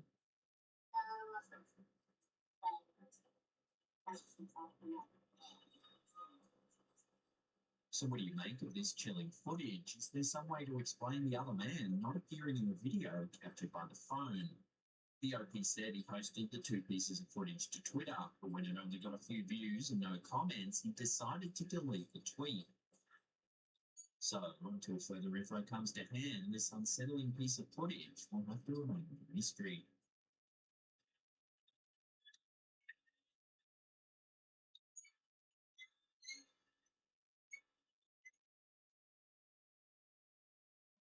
TikTok user The Weird Shelf has uploaded some footage that's leaving a lot of viewers confused. On August 18, 2021, witnesses in an unknown location spotted something strange flying through the sky. One onlooker took out their phone to capture the event. Look at what happened.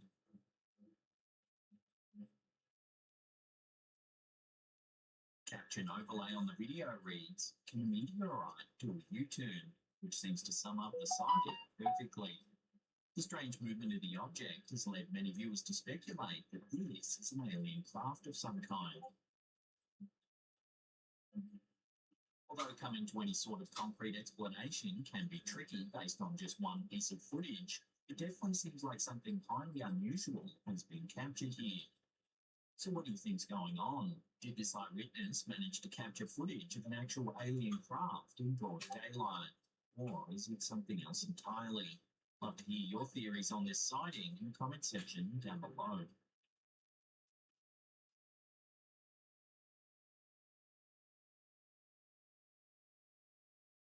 Do the souls of the deceased ever come back to check on their loved ones? If you believe this photo from Redditor Ring Pop Shorty, then maybe they do. According to the poster, this picture was captured on an in-home camera set up by a woman who was caring for her sick father. The camera allowed the woman to keep an eye on her father even when she wasn't in the room. On one occasion, while in the kitchen with her daughter, she received a notification that there was motion detected in the room where he lay sleeping. When she took a look at the screen, this is what she saw. The semi-transparent form of a woman seems to be leaning over her father's bed. Even more shocking is that, according to the poster, the figure looks like the woman's deceased mother. Rather than being alarmed by the presence of a potential ghostly entity in her home, the young woman noted that she felt glad that her mother might have come to comfort her father in his final days. Not long after the photo was captured, the woman's father passed away peacefully. Did his wife come back from the afterlife to escort him along? Take a look at the screen capture one more time and let me know what you think.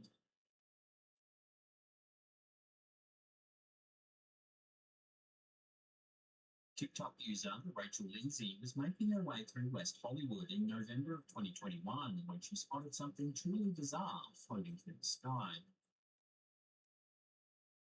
It looks like a bizarre mass of limbs all knotted together. Confused by the sighting, the OP suggested it was aliens. She posted the clip to TikTok asking for people's best guesses on what it could be. Naturally, an eclectic range of theories poured in, everything from giant floating spiders to drones, aliens, demons, or even a wayward art display was suggested. A common suggestion was that it's actually an angel, but not the cute cheruby sort we often picture. A type of angelic being known as the seraphim are described in various religious texts throughout history. They're far from the bright, inviting angelic figures we so often see in modern depictions. These heavenly beings are described as having 6 wings, being on fire or burning brightly, and have venomous connotations in ancient Hebrew dialect. Here's a depiction of a seraphim in the Hagia Sophia in Istanbul, Turkey. Many readers of the Bible have interpreted this intense vision of an angel as to why Gabriel said to Mary, "Do not be afraid." And so, while it's highly unlikely this floating art attack seen flying through West Hollywood is an angel, it's interesting how similar they look. Perhaps an artist deliberately created this piece to resemble the seraphim as described in ancient texts.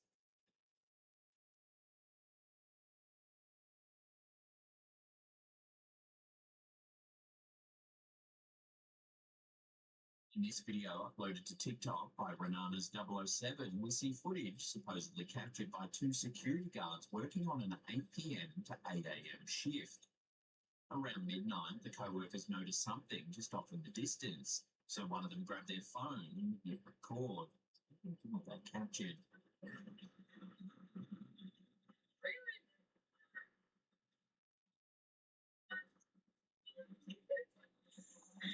Off in the grass, you can make out some sort of mysterious figure slowly making its way towards the guards.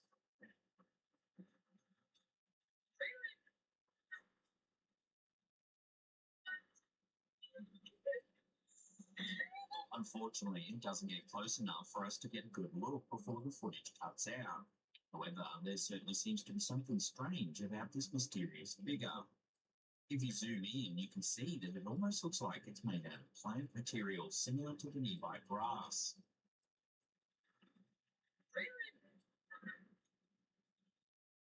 Either that, or it has a semi-transparent quality that's allowing it to blend in with its surroundings.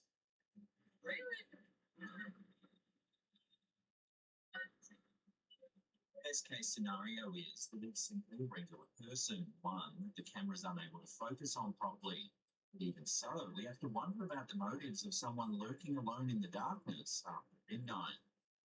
Worst case scenario is that this could be some sort of strange cryptid, a shadow person, or even a ghost. Take another look at the footage and let me know what you think it is in the comment section down below.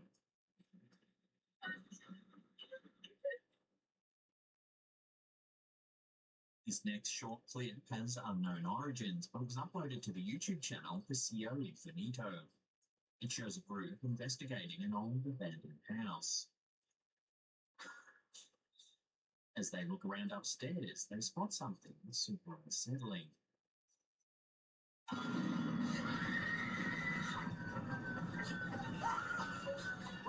As you can see, there's a strange face in the mirror just above the staircase.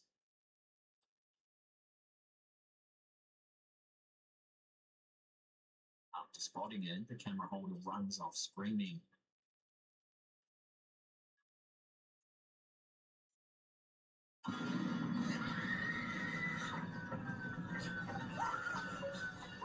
Unfortunately, we don't know the original source of this clip, so it's hard to delve deeper into what's happening.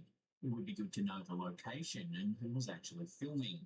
If you know where this clip is from, let us know down below.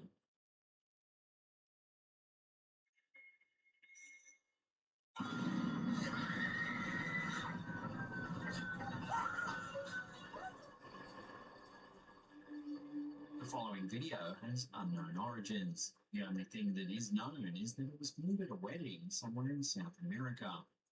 The old handycam footage shows seated guests at the wedding.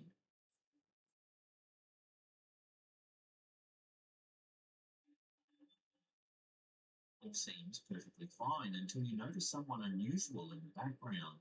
Watch.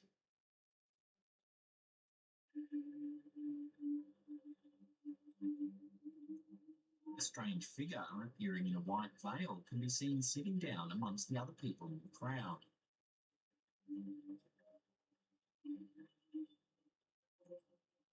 The rumour that's often paired with this mysterious piece of footage is that it's the spirit of a bride who tragically passed away in a car accident just after getting married in this very church.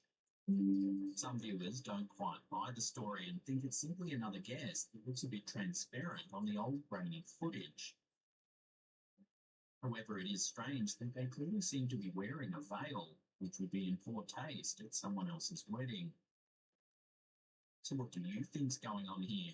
Do you believe this is authentic footage of a ghostly bride captured on camera, or is it all just a spooky internet legend?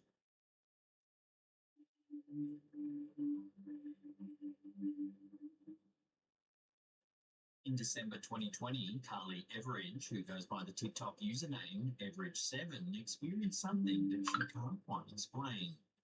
For months, she'd been experiencing eerie things around the house, but couldn't quite put her finger on what was going on. That is until her home security system captured something on film that seems to justify why she felt so off inside the house. Take a look at what was captured.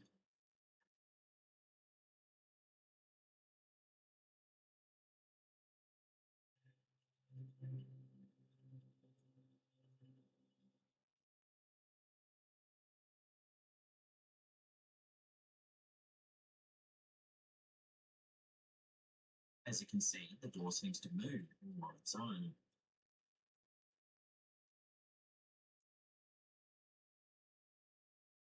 It then moves again after Carly notices it, causing her to run from the room. This clip went viral on TikTok, ticking up over 9 million views. Almost instantly, Carly had an audience of followers that were demanding answers to the strange event. To help clarify the situation and answer some questions, Carly did a live stream to chat to everyone in real time.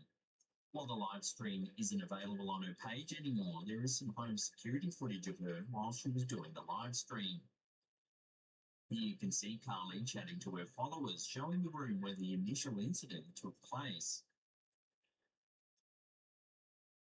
Everything seems fairly normal.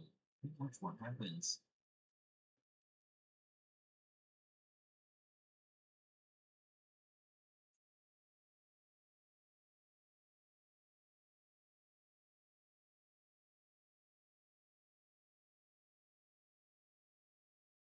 Watching that again as Carly walks off chatting to her audience on the live stream, the door once again opens all by itself.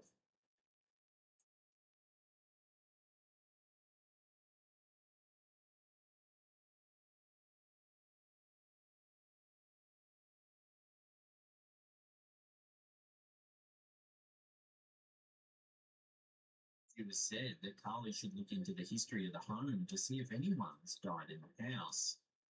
It's hard to say definitively what's going on here. Some viewers thought perhaps it was pressure inside the house or a strong draft that pried the door open. However, others think because it happened twice on 2 separate occasions, the timing is far too strange just to be pressure or simply wind. So is this something paranormal? I'll leave that up to you to decide.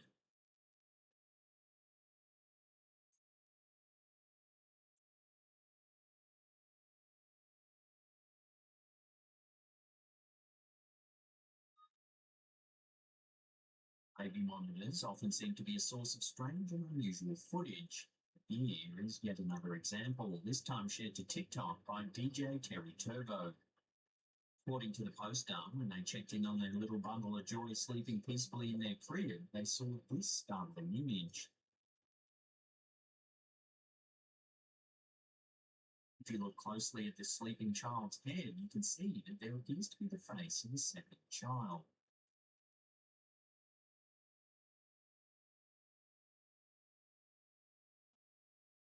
While this image is likely little more than an eerie example of pareidolia, the human tendency to see patterns, often resembling faces, in random everyday objects, it's hard to deny that this image is a spooky one.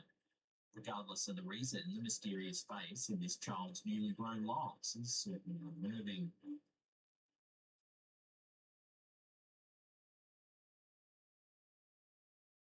TikTok account named I Love Ghosties has uploaded some CCTV footage that seems to show something rather unsettling.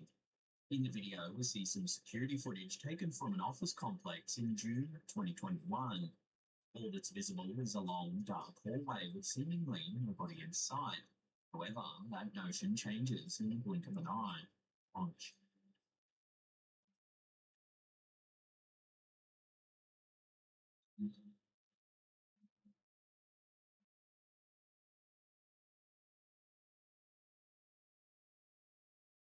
As you can see, a shadowy figure can be seen at the end of the hallway.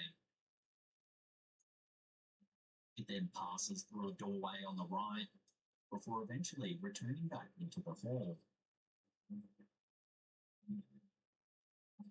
Whatever it is, it has a distinctly human form. You can make out legs and an arm. However, it appears to be transparent, almost vapor-like.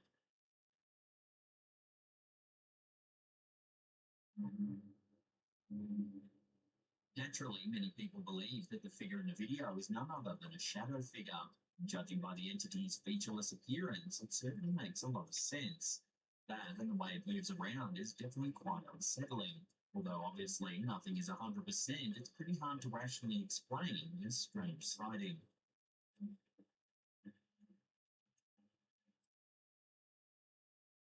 There's very little known about the origins of this last video on our list. It was uploaded to TikTok by alkaku.tv and shows something terrifying happening at a sewer grate.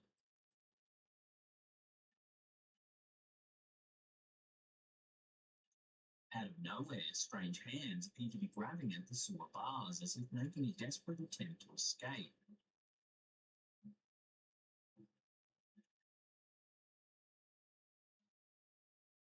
In many ways, the fact that there's little information available about the clip makes it even creepier. Several commenters actually suggested that it might actually be a family of raccoons. However, others think it's something more sinister. While sewers have always been dark and scary places, it seems that since Pennywise the Clown graced our screens, we've all had an extra reason to steer clear of these dangerous sewers. So then, what could possibly be happening in this video? I'd love to get your take on this in the comment section below.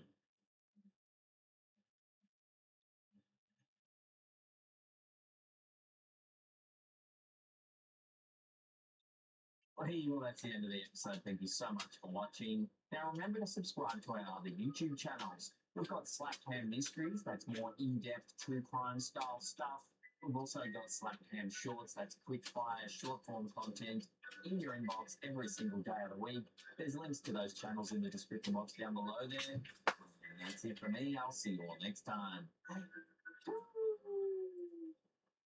Last month, I released my own coin, but not the rock type, the metal type. I handmade a drop forging bottom die, and here, under our 1915 Massey steam hammer, we drop forged about 40 coins. So the efficiency of the process could be massively improved. In industry, when they do drop forging, the next step is what's called clipping. They go to a press that might not look too dissimilar to that. A punch comes down from above, there's the negative space below, and they clip the flash that gets formed during drop forging. This nasty stuff around the edges. When we made our coins, I had to hand grind this off. Super inefficient. We've seen clipping guys used at DMM where we saw them make carabiners. We've seen them at WH Tilsley, drop forging specialist here in the UK. But today, I want to figure out to make our own. Right. So we need a punch. Oh yeah. Boom.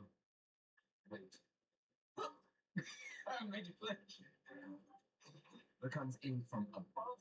Then we need, what's it called? Die. punch and die. There we go, die. You drop your workpiece in this space here. The punch effectively wants to be the same size as the finished workpiece. The die is going to need to have some sort of clearance between these two dimensions, but then it's also going to need some sort of a relief angle there so that as our coin gets clipped, it can drop through without binding and having friction right over there. Now, it also needs to be made out of good steel. What we're effectively doing is shearing steel.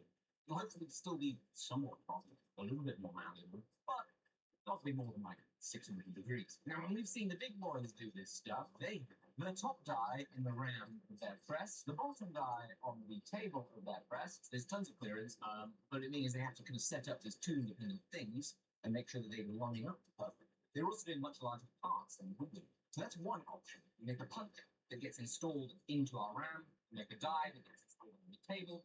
There is another option. I think it could suit us quite well. Imagine this is our die, the big old hole in it. Now it's a dough. We put two springs on it, guide rods in the spring. We attach our punch to a top plate, workpiece in the hole, press comes down, honk, the springs pull the punch out. We then don't have to do any alignment whatsoever, and it's just this individual packet of tooling that can be thrown in the press, thrown out of the press, easy peasy lemon squeezy. We've seen this type of setup in many places, including at Yard and Lead, where we saw them make external cylinder pencils. These are all the springs I've got in the workshop, so I can only just hope that some of these are going to be good enough. I've got some 4340 EN24 steel, which I can only hope is going to be hard enough. We've got some P20 tool steel. This will be our punch.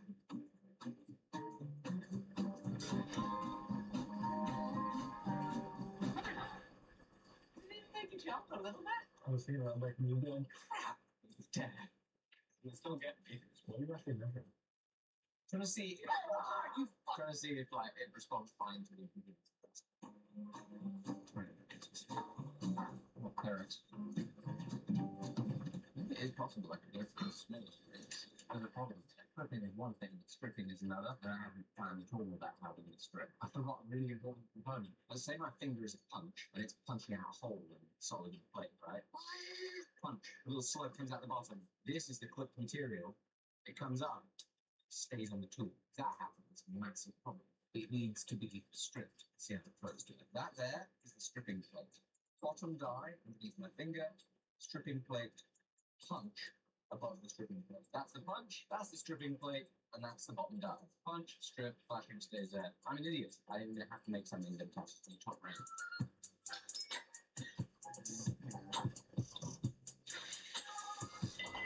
Bugger. There's no access to the original hole.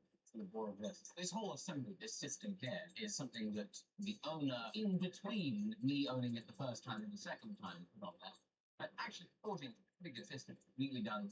Did a better job than the system that I had on it. But for actually using this as a punch press, effectively, you need access to the bore to make a nice setup, a hole inside that round where you can pull that one.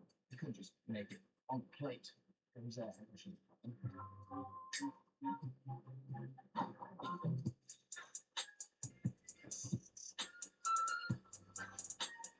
So here is the basic plan. We have 1, 2, 3, 4, 5, 6, 7 components. All of this is going to get attached to the ram of the machine through this mild steel plate with threaded holes. The springs are going to sit on these red rods, and this bottom piece is our die. Holy moly, I'm also significantly out of my depth, but I'm committed now. I've got to finish the thing.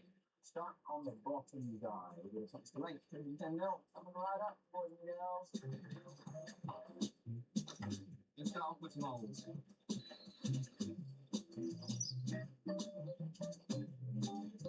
Why do you not cut?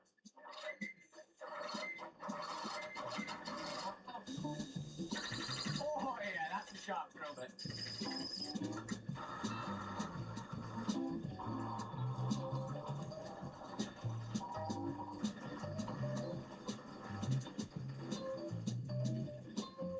Getting the boring bar set up. We've got 3 holes. We're looking at the underside. This little recess is the clearance, so hopefully enable us to slide out the finisher punch parts when it comes through. See that? Then look at like the size of the coin. Needs to be much bigger. That's the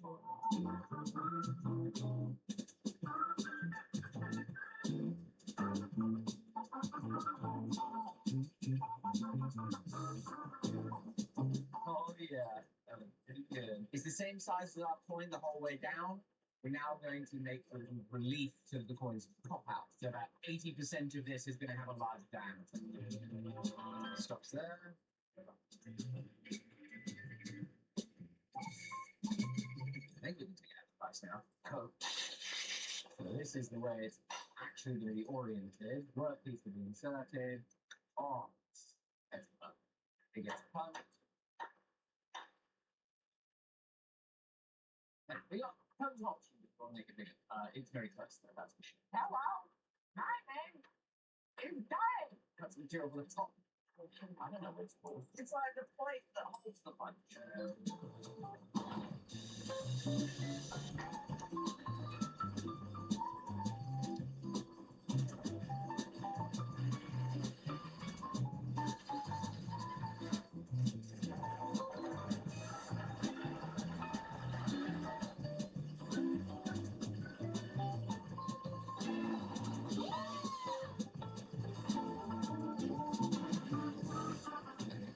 I'll not be able to unbear it, but I can't bear it. Can't bear the thought of not being able to unbear it. Oh, wait, I have a special tool just for this. Purchased it on Amazon. £30. It's one of these little carbide inserts on it. Well, that's two components done. You're going to make the punch or the place? Stripping plate. Wait, hang on, you've got the word for it. Oh, I'm in the top plate. Oh, I forgot about the top plate completely in how I manufacture this. If I'd have remembered that, I would have a whole bolt in the top plate for this, but I did not. Oh, yeah. These are the stripper pole pins. These are full pole. Pole balancing. Full pole balancing. That. So when you grow up and become a man, you can go through this place. Literally just let go of it. It's gone. Thankfully, we can find another circlet. Interesting big thing. We refer to it as circlet. It goes on the outside of our stripping pole. We use this to make sure that our stripping plate doesn't fall off the end of this part of the tool. Get really with it. Circlet. I did not have the perfect size of drill bit. I had planned to make these pins an interference fit in those holes. But we're now drill bit in the arena. One of them probably forced an interference fit, but the hole is so slightly smaller diameter than the pin blitz with friction. But on the other, just what's in there? That's why drilling the hole is really making it accurate. I really know that. Yeah. I'm not through a hole. It doesn't mean that I have to take our punch plate, go back into the middle, fill into the hole, set screw.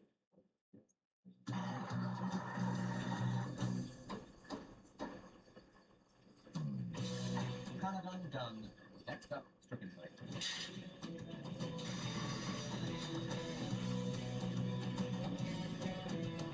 Now I can put on springs in, chuck that on top.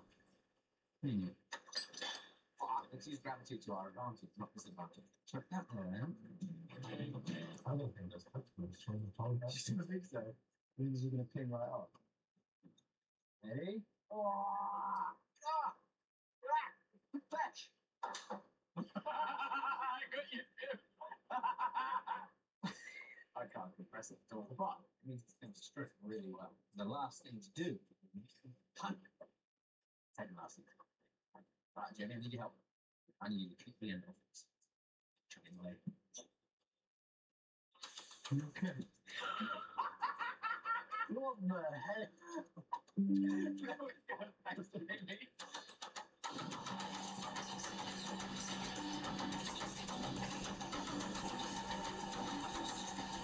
We got feeds and speed dials today. This is looking beautiful.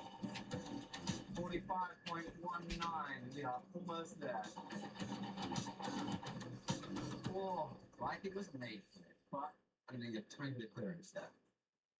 Otherwise, that's going to be a stunt. How much clearance? Well, it actually suits. It goes as follows. Now I'm making a shank that goes in the hole of the punch holder. Close, but no cigarettes. No. Well, I can always do a press fit, like an experience fit. That's going to be quite neat. I think it's close enough to the pyramid. I can always make it smaller. We can't do it from back off.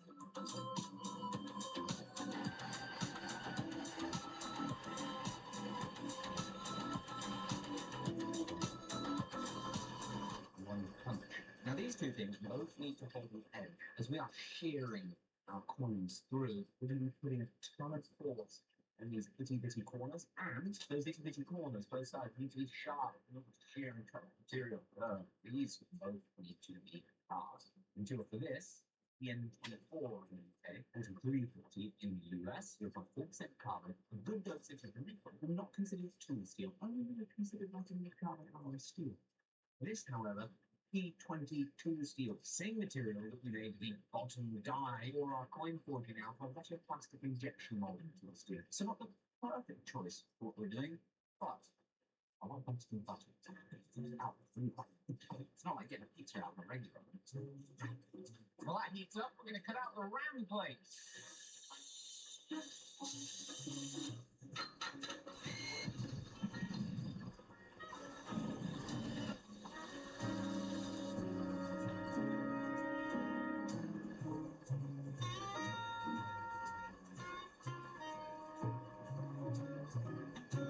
Should we buy some steel buckets? Is it still in one piece? And does it have a big old wall for the crack? We got lucky. But Mark's does that right. As this cools down, I'll go back in some tempting. Right, so we're making these cooking guys supposedly to be more efficient at making coins, but it is it actually is slightly far less efficient than just hand grinding. If it takes us, say, 2.5 to 3 days to make these cooking guys, for it to be a useful investment of time to make these cooking guys, I would need to make so many coins that just simply grinding the flash around the outside would take 3 days, 4 days, 5 days. Probably thousands of coins. So is this a true exercise in efficiency? I don't know. But if I did make thousands, I need to sell them. And I would sell them on my Squarespace website, who is today's sponsor. I've had a Squarespace website for almost a decade.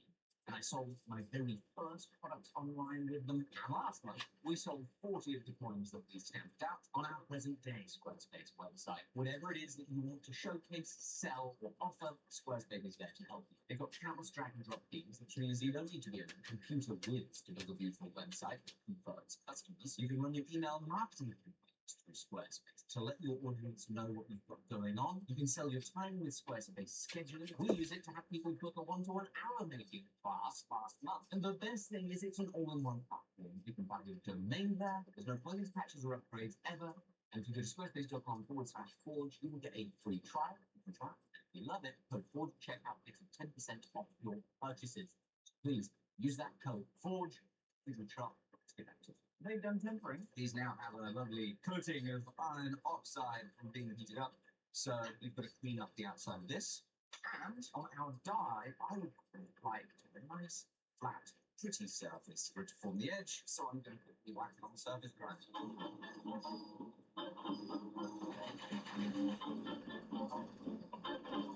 So there's an old post-it note. Here's a punch. I'm the always.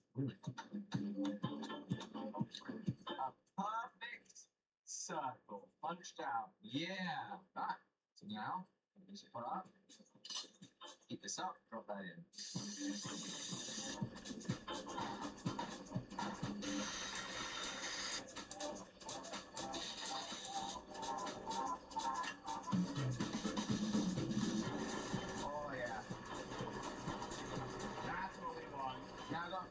Put the stripper plate on, I'll put this here. Whoa!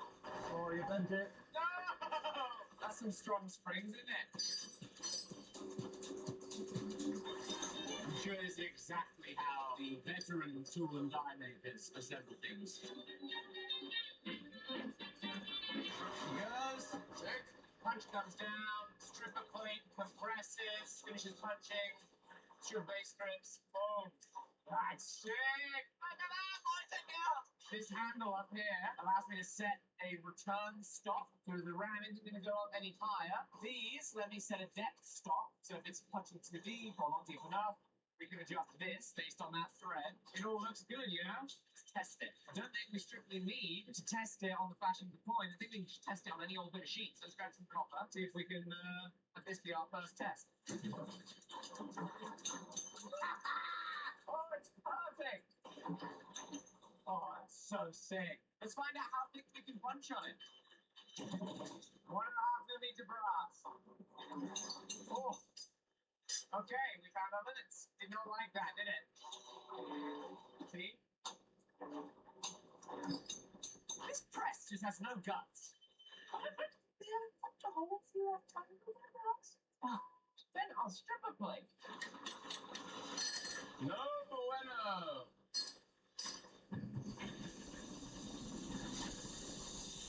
Straight out the stripping plate, and now I want to see how it works on real drop forged steel coins and they're flashing. So, drop forging guys.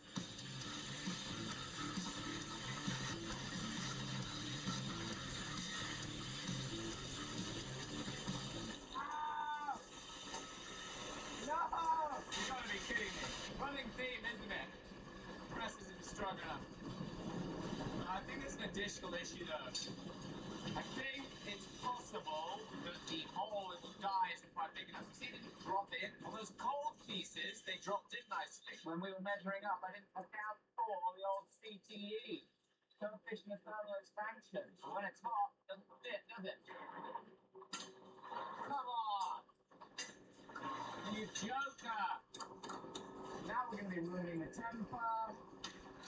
Delightful. You can now see two areas of flashing. What I now need to do is disassemble this contraption, make that hole bigger. I just ran the calculations, and by I just ran the calculations, I mean I asked ChatGPT to run the calculations for how much that 45mm steel disc is going to expand based on its coefficient of thermal expansion.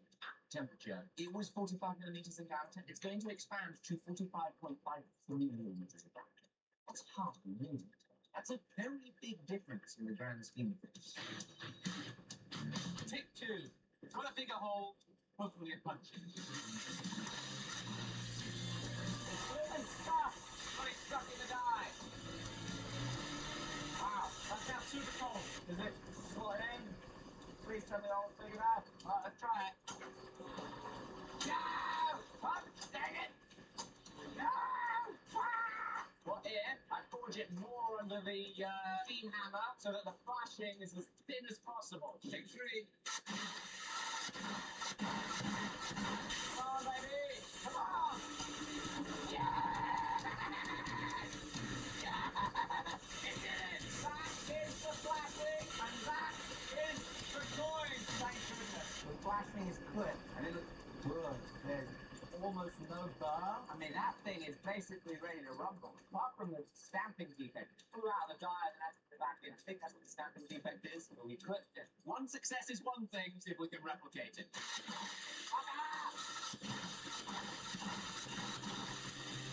No!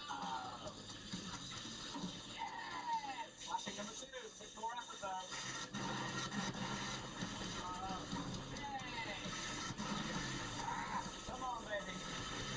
Yes! We appear to be absolutely right there in the margin between this working and not working. Even a smidge less pressure from that press, and I don't think we get any of these things clipped. Ever so barely enough to clip them when the flashing is thin enough. Real bugger. And it's not more consistent than that. But I think we can do something with it. Even on these, what are they for, like 5 attempts here, I'm not having as much joy as we had when we did our batch of 40 or so the other week. They're either not sticking to the die and jumping right out, giving me double stamps, or they stick to the die so hard, it takes forever to get them out. And that, my friends, is exactly why we can't take for granted mass production at all. Because getting this stuff perfected requires somebody to have spent a career studying, learning, practicing, and perfecting the art of making them. Drop forging dies, flipping dies. I have not spent a career doing that, but I did have a bloody good time giving it a shot. I think there's some tweaks that we can make. We definitely need to make our stripper plate out of high carbon steel that we can harden. I'm going to improve how I drop forge into the steam hammer, and that's just the type of stuff that gets me excited. Thank you very much for being here. I hope you go build the website with today's sponsor at squarespace.com/forge. I appreciate your time. Bye-bye. How you doing? I'm Callan, and this is Slack. Man, you're about to see some seriously scary video clips. So hit that subscribe button and get ready for more creepy content. It's like this.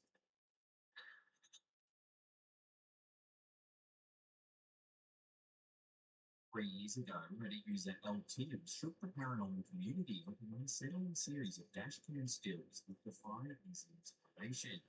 The footage comes from an automatic recording system used in delivery trucks managed by the user's father-in-law, who serves as the VP of operations of the delivery company. The cameras in these trucks record whenever an unsafe event occurs, such as abrupt braking or swerving. One camera faces the road, while the other records the driver. According to Al Tibbs, the incident in question occurred late at night or early in the morning on a pitch-black two-lane road. Two truck drivers saw something unusual ahead. A female figure in a white dress walking directly in the lane. Despite their disbelief, the external camera clearly captured the figure. The internal camera recorded the driver's shocked reactions. The drivers stopped, convinced they must have hit the woman. Found no evidence of any accident, nor was there anyone in sight. The police were later called and investigated the scene, but found no evidence of anyone anywhere. Even more chilling, subsequent research revealed that a girl had been killed in that very area in a separate incident back in 2013. She was struck by two vehicles while walking on this very stretch of road. The images are as unsettling as the story itself, capturing each moment of the eerie encounter. Internal emails within the delivery company referred to the event as the ghost incident, indicating that even skeptical corporate types were puzzled by what the cameras had captured. Unfortunately, legal reasons prevent Al Tibbs from sharing the actual video. The screen grabs are compelling enough to spark both intrigue and alarm. Could this be an actual ghostly encounter captured on dashcam, or is there a more prosaic explanation that is yet to come to light? One thing's for sure, the images and the story behind them continue to captivate and confound those who dare to delve into this modern-day mystery.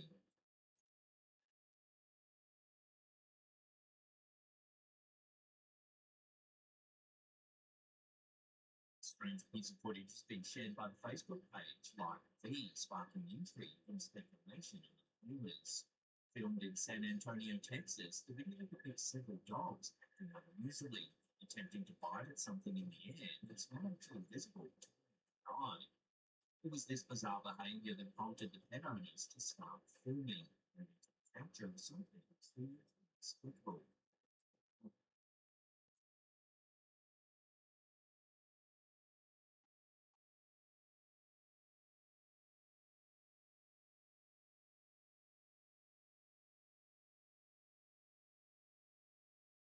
Shows what looks like a transparent figure moving from right to left. Someone posted the video for the look like a little girl.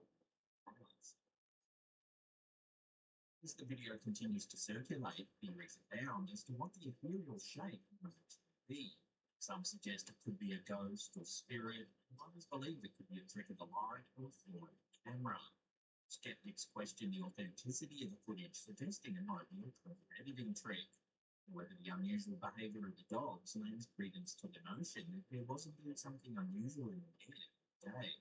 As of now, the nature of the bizarre figure remains a mystery, leaving viewers to draw their own conclusions about this eerie encounter.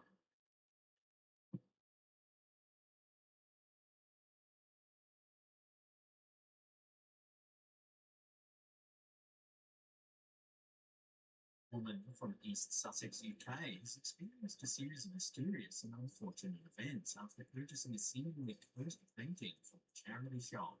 The painting, bought for £20 from the Hastings Advice Representation Centre in St Leonards-on-Sea, depicted a young girl in a red dress and had been previously returned by another buyer who claimed it ruined her life. This prompted the charity shop manager to add a possibly cursed warning on the item. The woman, Zoe Elliott Brown, bought the portrait after her mother, Jane, became transfixed by it and urged her to make the purchase. After bringing the painting home, the family's dog immediately started growling and avoided the artwork. Shortly after, Jane began experiencing health issues such as hot flushes, shakiness, and feeling extremely cold despite wearing full layers of clothing. She also became unusually protective of the painting, continuously staring at it and even polishing it when it didn't need cleaning. While Jane believed her illnesses were unrelated to the painting, Zoe was convinced that the portrait was the cause of her mother's declining health. Zoe eventually decided to keep the painting in a box filled with sage in an attempt to cleanse it of its negative energy. Things took a turn for the worse when Zoe and her partner Ben encountered a large black figure during a walk towards a lightning storm. The couple fled in terror as the figure seemed to chase them. Although Zoe didn't initially connect the incident to the painting, she later suspected it behind it. Determined to rid her family of the curse, Zoe returned the painting to the charity shop, only to discover a screw in her new car tyres upon arrival. Despite warning the shop manager to be cautious about selling the painting again, Zoe eventually felt compelled to take the artwork back to her home, fearing that someone else might mishandle it.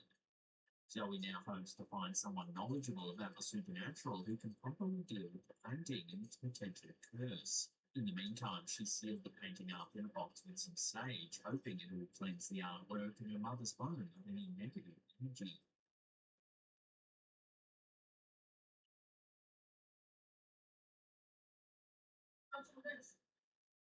Imagine having a conversation with someone only to later realise the person you thought you were talking to wasn't actually there. In this bizarre video posted to Facebook by Swag Puppy, we see a man who believes he's having a conversation with his daughter.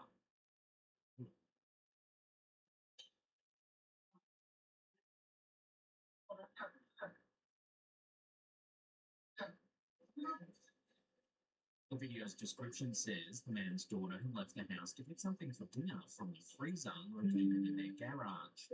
However, in a bizarre turn of events, the man thinks she re-enters the house before she actually does.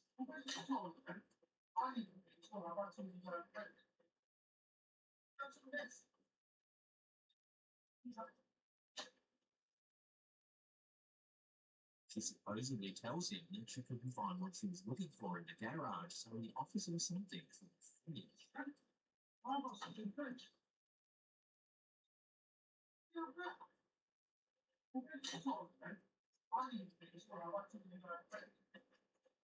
Ben's daughter then says she's going to use the bathroom, to which he replies, "Don't be wrong, because he needs to use it too."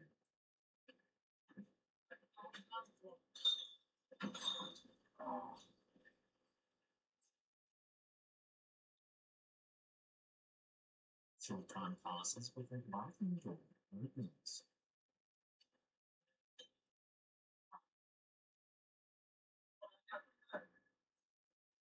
All the while, the man's actually speaking to nobody. In fact, if you pay close attention to the clip just after the bathroom door opens, the man's shirt moves unusually.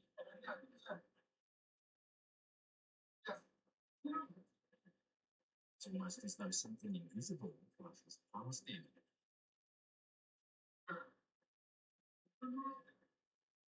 Then, just as the man enters the bathroom, the food he placed on the bench also suddenly moves.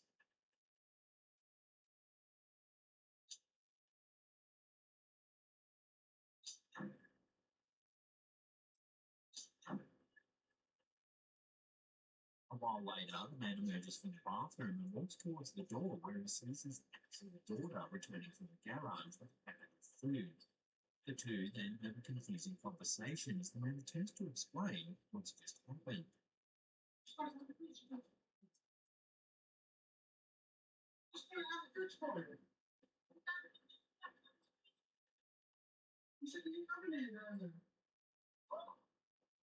What are you going on about? I'm just having a conversation with you about it. Are you joking? Are you Oh. Well, listen. Have that conversation with you. Just be down to the paper. The video's description suggests the man might have been having a conversation with a doppelganger. A doppelganger is an eerie and often unsettling lookalike or twin of a living person. The word comes from the German noun, literally meaning doppelganger. In folklore and mythology, encountering one's doppelganger is generally considered a harbinger of bad luck or an omen of impending doom. Unlike a mere twin or body double, a doppelganger is said to embody the essence or spirit of the person it resembles, sometimes mimicking behaviours, thoughts, and emotions. The concept has fascinated humanity for centuries, sparking stories that range from identity theft and mistaken identity to more supernatural elements such as an entity from another dimension. Whether rooted in psychological phenomena or the realm of the paranormal, the doppelganger remains a subject of both fear and fascination. The peculiarity of this video is that the daughter's doppelganger seems only visible to the dad.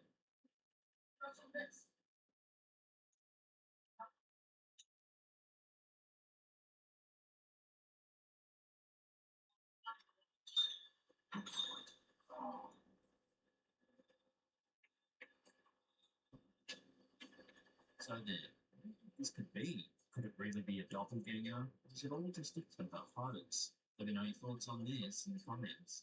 Oh.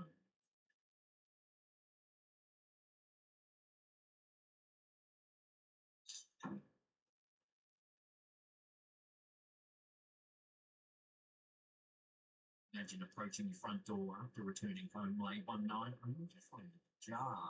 Did you forget to close the door properly? Is there someone inside your house? Could it be a robber? Or even worse. In this creepy short uploaded to YouTube by Freaky One, we see a police officer responding to just such an incident. The house is supposedly owned by a young lady who returned home from shopping to find the front door wide open. The footage captured by body cam shows the police officer entering the house cautiously.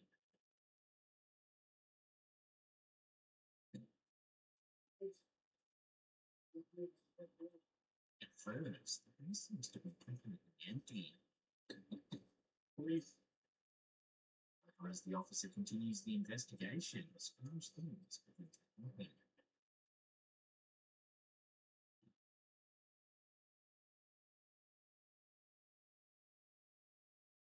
The banging sound seems to come from inside the cupboard.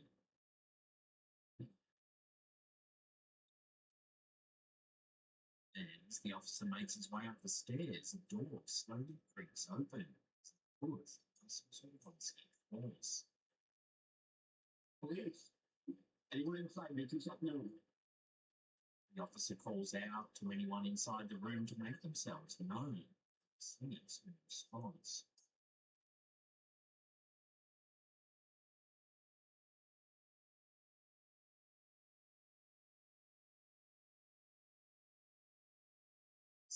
The sound of disembodied footsteps can be heard.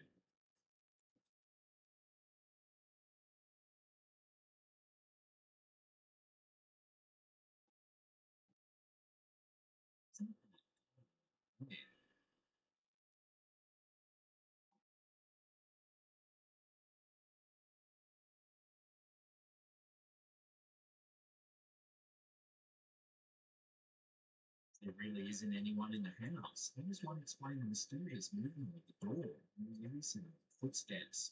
Could it be the work of something paranormal? Let me know where you land on this one in the comments.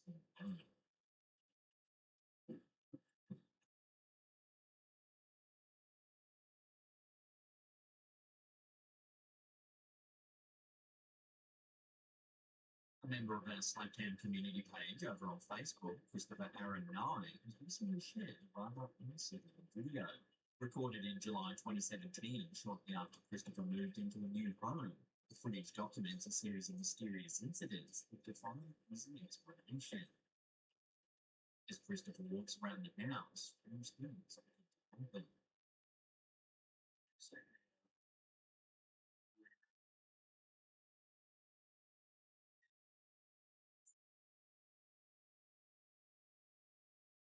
Yeah, activities for and run. Thank you. I know you're here. Lastly, this sentence.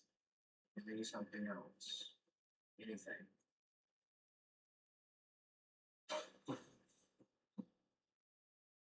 At the time, Christopher was the only one home. His cat, also present and equally mystified, to ruled out as a culprit. Christopher reports that multiple paranormal investigators have attempted to recreate the eerie events featured in the video, but so far have been unsuccessful. He's since moved out of the home, but the footage remains a source of puzzlement and speculation. One community member, Denise Valade, responded to the video with advice that seems both practical and cautionary. She emphasised the importance of researching the property's history before making a move, and even conducting a spiritual cleansing beforehand. She also warned about the potential for spirits to attach themselves to objects, particularly antiques. So what exactly is going on in this hair-raising video? While nothing can be definitively proven, the incidents it captures are difficult to dismiss as mere coincidence or tricks of the camera. Some speculate that a poltergeist, an entity believed to be capable of moving objects and making noises, may be at play. As always, I'll throw this out to you, the viewers, for final judgment. Love to hear your thoughts on this one in the comments down below. Need something else. Anything.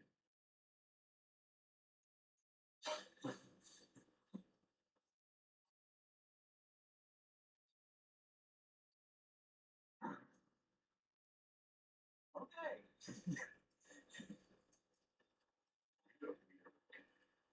Thank you.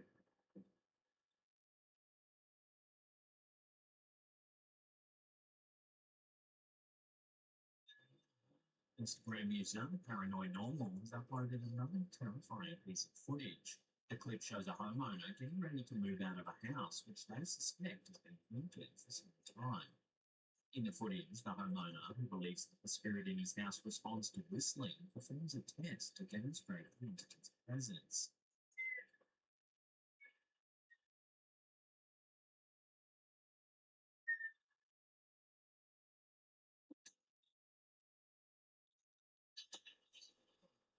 To further confirm the phenomenon, he places the camera on a table and whistles once again.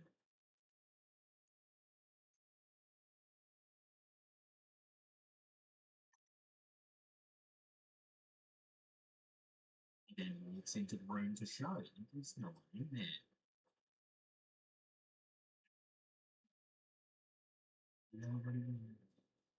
However, when he returns to the kitchen, what's this?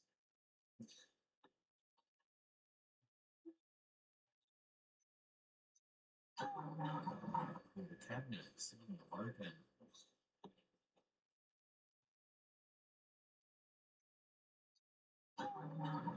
The mysterious events captured in the video have sparked a debate on whether the house is genuinely haunted. The fact that the homeowner is moving out due to the alleged paranormal activities lends credence to the incident. Whether or not this is definitive proof of a haunting remains up for debate. Certainly adds to the growing collection of mysterious and unexplained phenomena featured on camera.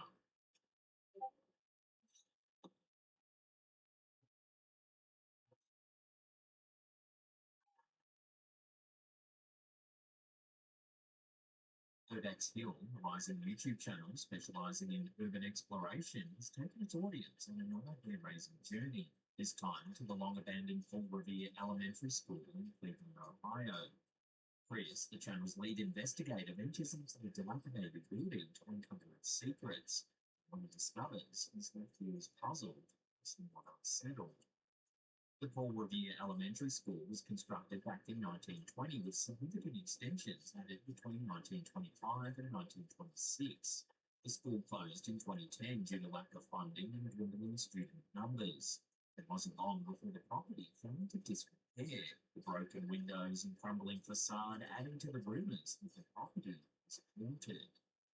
Heading in on a cold winter's night, Chris begins to navigate the old school's maze of hallways and deserted classrooms.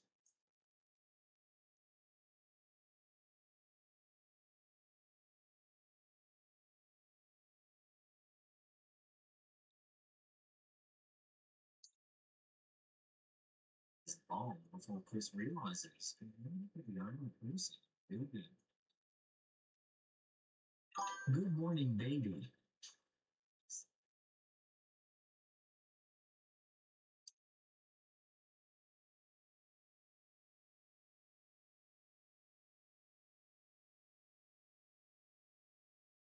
Else is working around with a flashlight.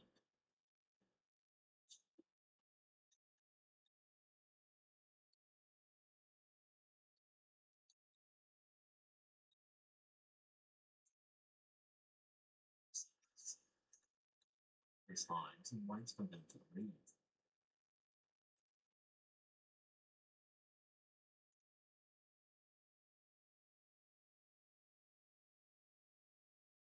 Later, while exploring an upstairs bathroom, Chris has a new heart-stopping moment.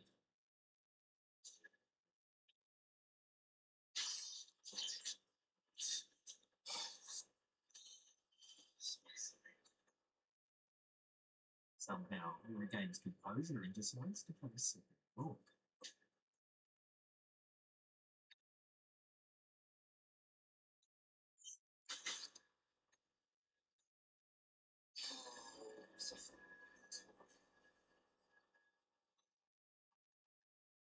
It's out to be nothing more than Anakin.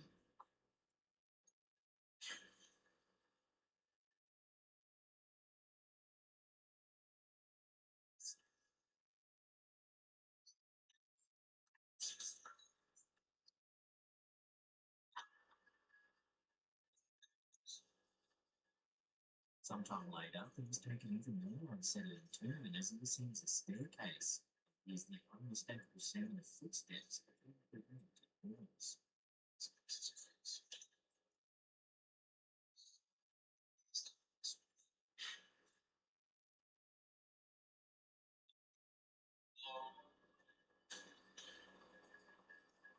However, the climax of this spine-chilling episode occurs roughly 35 minutes into the footage.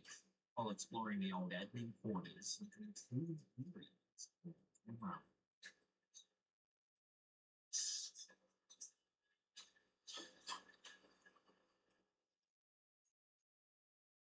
Watching that again, Chris captures a shadow moving across one of the old offices.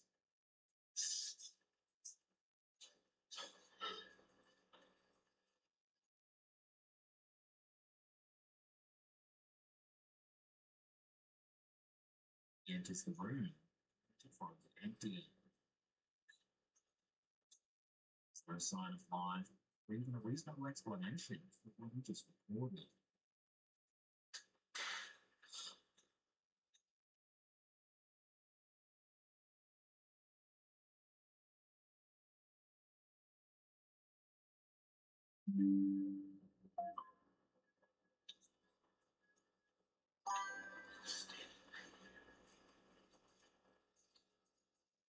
But what are we to make of Chris's latest expedition?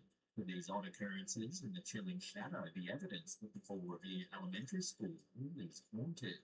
Or is there a more rational, earthly explanation for the sounds and sights captured on camera here? Whatever the case, Urbex Hill's exploration has undoubtedly left its mark, adding another layer to the local legends that surround the old Fall Revere Elementary School.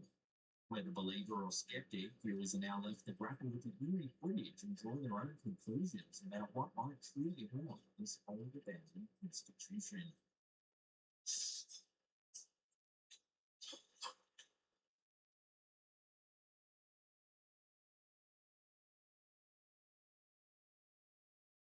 Photo was recently shared on our Slackcam subreddit by a user named Orange7. The image depicts a wrecked car at body shop. Closer inspections, serious singing. The user explained that the photo was taken back in 2012 by their roommate's boyfriend, who was working at the body shop after hours. He was alone at the time and didn't notice the figure until after the photo. So the figure was seen in the top left corner of the photo. After he saw the image, he gathered his things and left the shop immediately. The employee also mentioned that the property had always had an eerie atmosphere, particularly after dark. Employees would often hear strange noises and find tools missing. This is not the first time that workers have reported strange occurrences in places that deal with wrecked vehicles or used parts. Some believe that the trauma associated with car accidents can leave residual energy or even lead to hauntings. Whether or not that's the case with this particular body shop remains uncertain, but the photo and the employee's experiences wonder.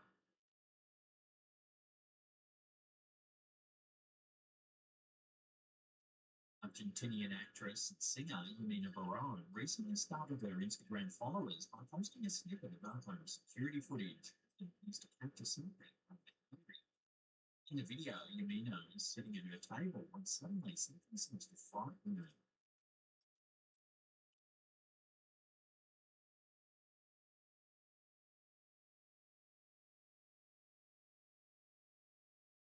She explained that it felt like something touched her shoulder, prompting her to review her home security footage. What she found was terrifying. When the footage is slowed down, it appears to show a tiny hand reaching up and touching her on the shoulder.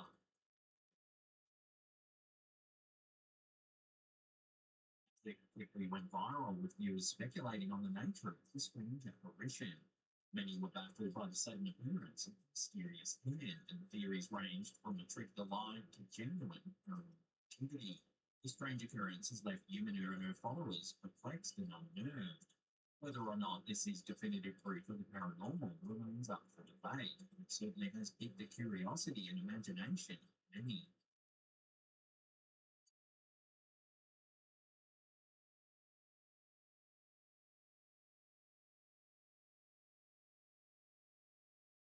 In another touching yet eerie narrative shared to Facebook by Ghosts of London, an unknown rescuer recounts a harrowing experience of saving a kitten from the sweltering heat of a day. Tragically, the kitten had a sibling who, despite the rescuer's best efforts, survived. After burying the deceased kitten, the rescuer brought its surviving sister into their home and, wanting to commemorate the moment, took a picture of her. The camera was then switched off, placed down, and as the rescuer began to leave the room, they heard an unexpected camera click. Puzzled, they picked up the camera and were astounded at what they saw. The photograph appeared to feature the ethereal presence.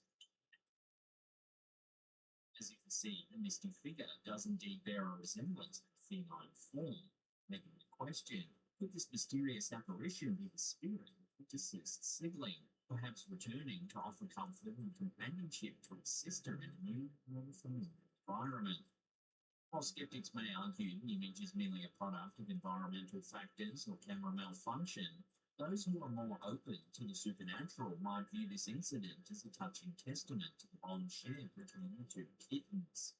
Ultimately, the interpretation of the photo is subjective, but for the rescuer, it could serve as a comforting reminder that the spirit of the deceased kitten lives on, and that in saving one life, they honoured the memory of another.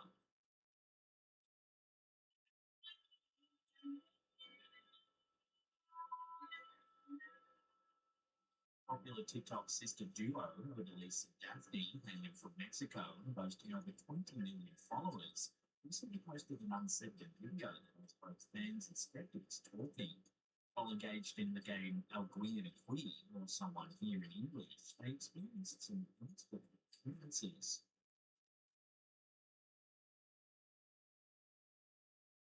During the game, the room's lights unexpectedly start to flicker as if moving trigger.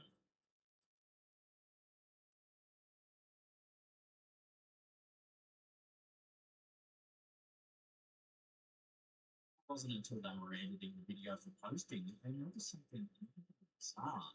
In the background of the footage, a strange figure appears. The figure named Sesh was not present at the time of the recording.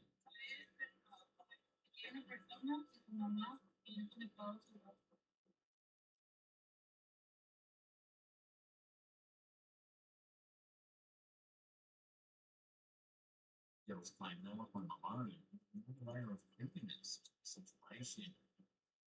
To this day, the siblings were at a loss for explaining the hidden figure captured on camera here.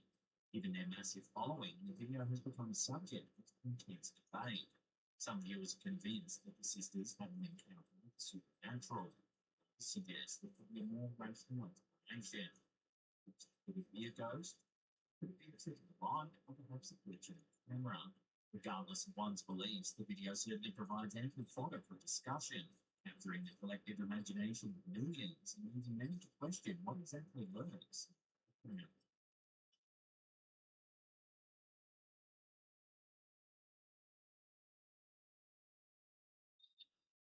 This next eerie piece of home security footage was captured by a friend of TikTok user Hard to Ghetto as they were leaving for work at 5:30 a.m.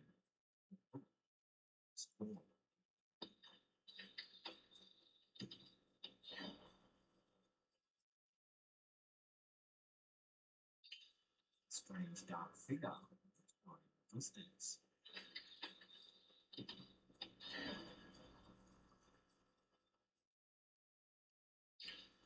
It's as though the homeowner notices it at the corner of his eye. By the time he looks over, it's gone.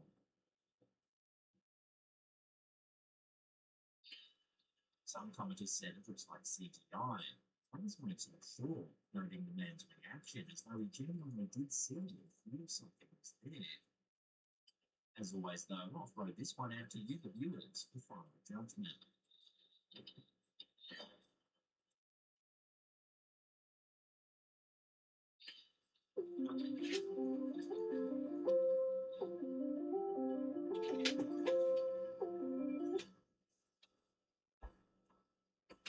The TikTok account, The Whole Family 2018, known for posting fun updates about their busy family life, recently spooked their followers with some CCTV footage. The home security footage recorded just after 3 a.m. shows something odd.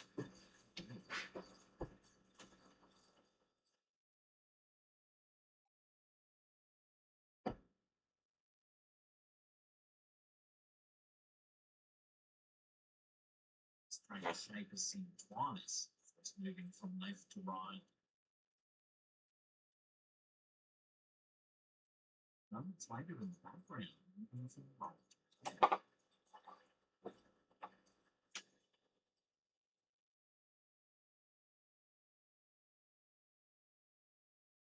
This one doesn't end there. Just 2 days later, the homeowner captured what appears to be a UFO hovering in the night sky above the house. What? Dude, what is that? That is not a plane. It's not real. The object zips about in the sky at an unnatural speed, adding to the weirdness of the situation. Did you see how fast it is? Did you see how? That is a UFO. Given that this account is normally dedicated to fun family videos, followers have been left scratching their heads, wondering what exactly is being caught on camera. While some speculate it could just be a trick of the mind or a reflection, others are convinced that the footage shows something paranormal, extraterrestrial. As of now, the mysterious events remain unexplained, leaving followers eagerly awaiting any updates or explanations from the family.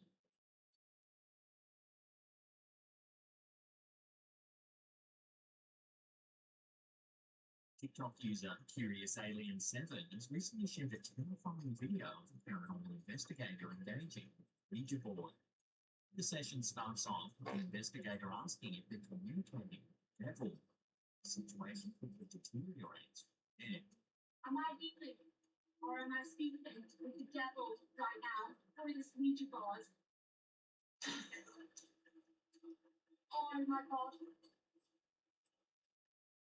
Such down prints on the ceiling there, coming through. Audible noises can be heard, and the investigator claims to see handprints appearing on the ceiling.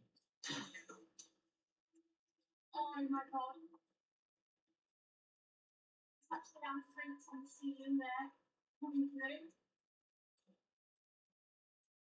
The investigator then becomes noticeably distressed and frightened.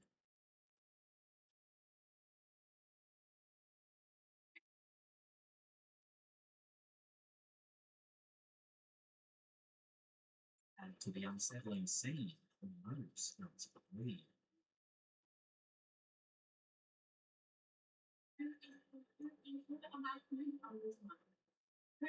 communicating with in this world? Then, towards the end of the video, this happens.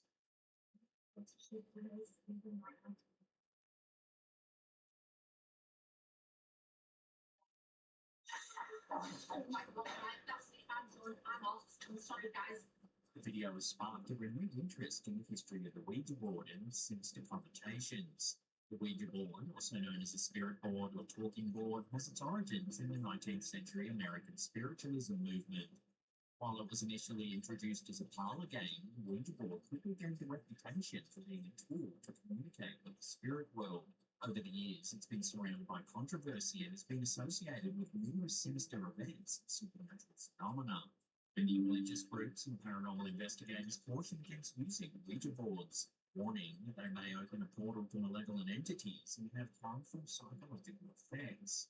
While skeptics may attribute the events captured in this video to natural phenomena or human manipulation, believers in the paranormal may see it as further evidence of the dangers associated with using Ouija boards. Whether viewed as a sinister tool or a harmless game, Ouija board continues to captivate the imagination and spark debates on the nature of the supernatural world.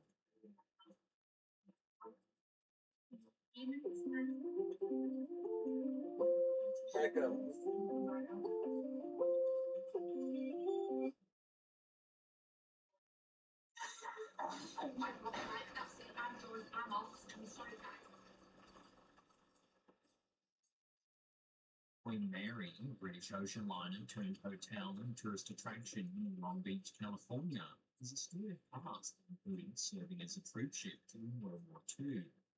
Over the years, it's earned a reputation as one of the most haunted places in the United States. Numerous ghost sightings and paranormal activities have been reported on the ship, adding to its mystique and allure. Some of the most famous ghosts said to haunt the ship include a young woman dressed in a white gown, reportedly seen by guests and staff alike, often in the ship's first-class lounge. She's one of the most frequently spotted apparitions on board. This photo was posted to Reddit by user Refrigerator Stock 447, who claims that her friend took the picture in the Queen Mary's pool room back in March of 2010. Looking towards the doorway, the top right-hand corner of the image, we can see what appears to be a ghostly woman in a long white dress.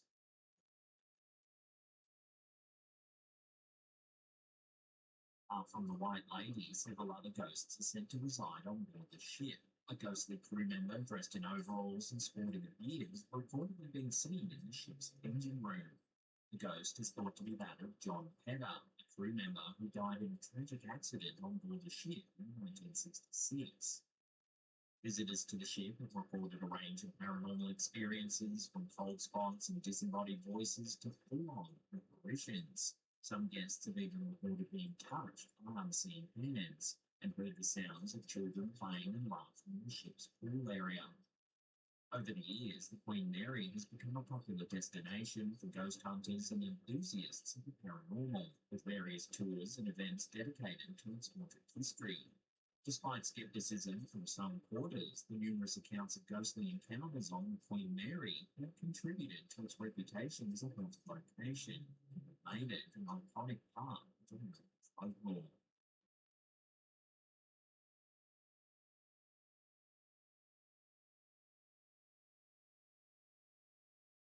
Facebook page Ghosts in London recently posted a trail cam photo with both skeptics and believers.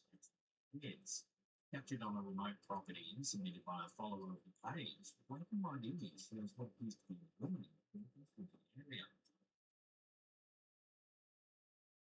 Now, the unsettling thing is, the land is enclosed by extremely high fencing, complete with razor wire, making unauthorized entry exceptionally difficult. After the trail camera was triggered, the property owner conducted a thorough search of the area but found no signs of human activity. Moreover, other cameras positioned around the property failed to capture any similar anomalies, adding an extra layer of mystery to the incident. Commenters on the post offered various theories. Some suggested that the image shows a ghost, perhaps a figure from the past, unaware of their own demise. Others agreed that the figure looks like a woman dressed in vintage attire, complete with a long dress and short, rounded shoulders. Is this a case of ghost caught on camera? Could there be a more mundane explanation? With the property's high security measures and the absence of any other evidence, the image leaves room for speculation. Whether you're inclined to believe in the supernatural or lean towards skepticism, the photograph undeniably stirs the imagination and opens the door to various interpretations. A recently uploaded video by YouTube user Lauren Constantino1404 is causing understir and raising eyebrows across the internet. In the clip, initially intended to capture a cute moment with a roommate's cat, something utterly unexplained occurs.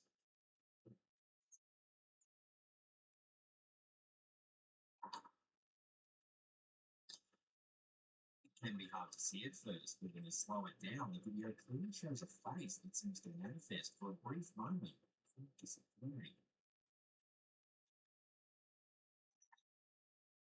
YouTube user described the experience on Reddit, saying that she was filming the cat in the hallway with her phone without a flash. She saw a shooting light and something popping up quickly and disappearing. Intrigued, she reviewed the video frame by frame and was horrified to discover the visage of her face. She expressed her genuine shock and fear, stating that the video was neither fake nor altered with a filter. She even mentioned that she went on to get the house cleansed after this incident occurred. The unexpected occurrence has left viewers debating whether the figure is the result of pareidolia, the psychological phenomenon where the mind perceives a familiar shape when one actually exists. Or is this something ominous? Whether you're a skeptic or a believer, this spine-chilling video will likely have you second-guessing your next view of that video.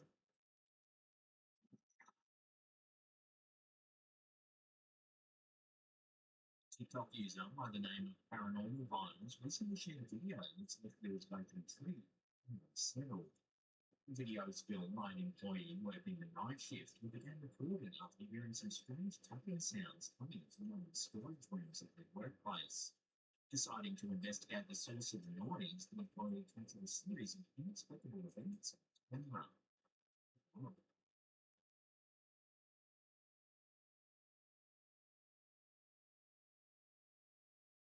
Oh, the things take a turn.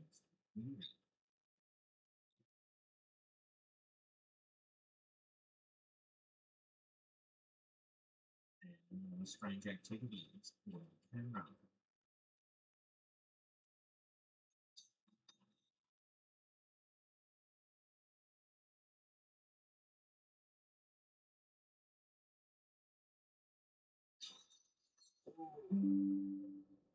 Eventually, the employee begins to hear this.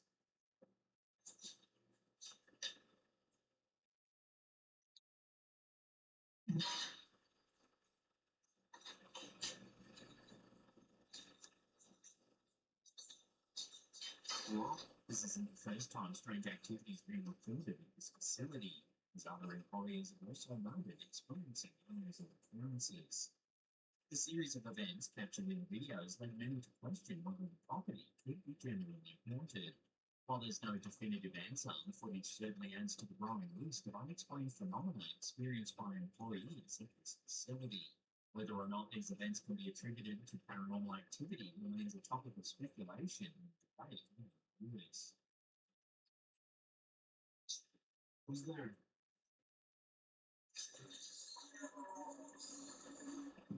Hello?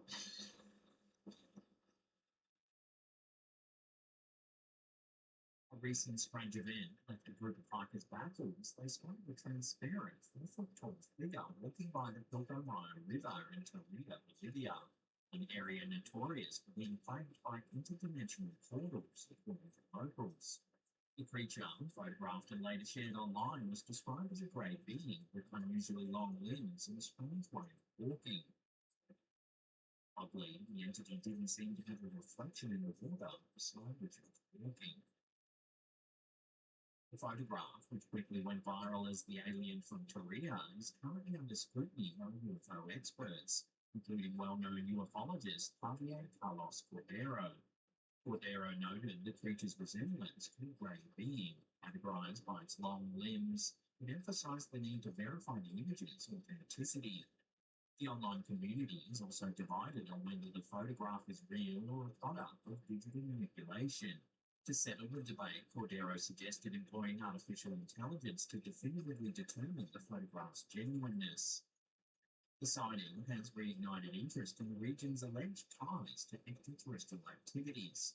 Cordero mentioned that Torreya appears to have a unique connection to such activities, reinforcing the idea that there might be more at play in the region. The abundance of minerals and the purported presence of interdimensional portals in the area could be interconnected. This is not the first time Korea has been linked to extraterrestrial phenomena.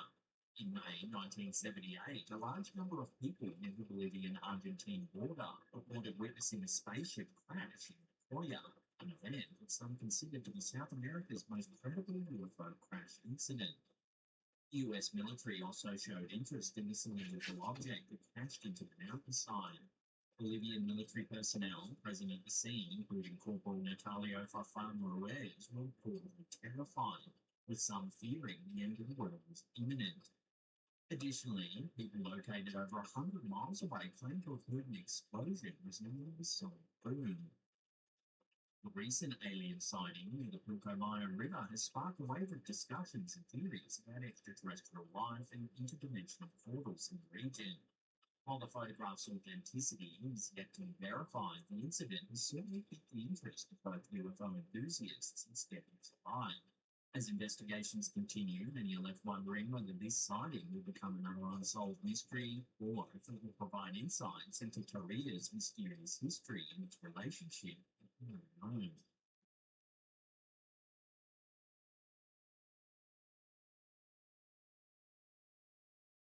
In the realm of the supernatural, there are many stories that defy explanation and challenge our understanding of the world around us. One such instance is the curious case of a family who, during a get-together, decided to capture the moment with a group photo. The photo, seen here, posted to Facebook by Ghosts of London, was meant to be a simple keepsake of a joyful occasion. However, it turned into a source of wonder and astonishment when, upon reviewing the image, the family was startled to see what appeared to be the figure of their late grandmother in the background. This uncanny incident raises a multitude of questions.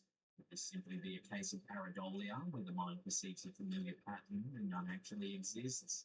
Or is there a possibility that the figure captured is indeed a spectral presence, providing comfort and a sense of closure to the family? While skeptics may attribute the figure to optical illusions or a trick of the light, for the family it serves as a poignant reminder of their grandmother and the possibility that, even in death, our loved ones are never truly gone.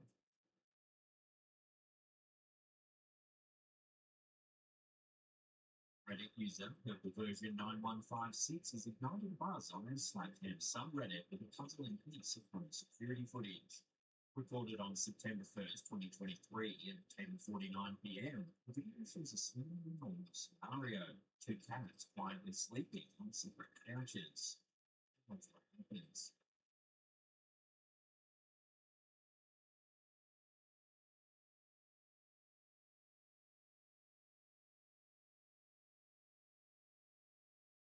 One of the cats abruptly moves in an unusual way, giving the impression that an invisible force just pushed it.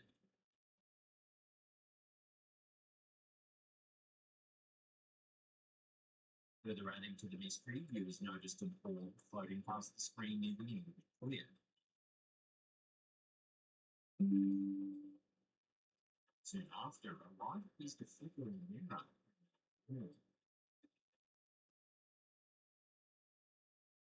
This series of strange occurrences has led some to speculate that the footage captured a ghostly entity interacting with the cat.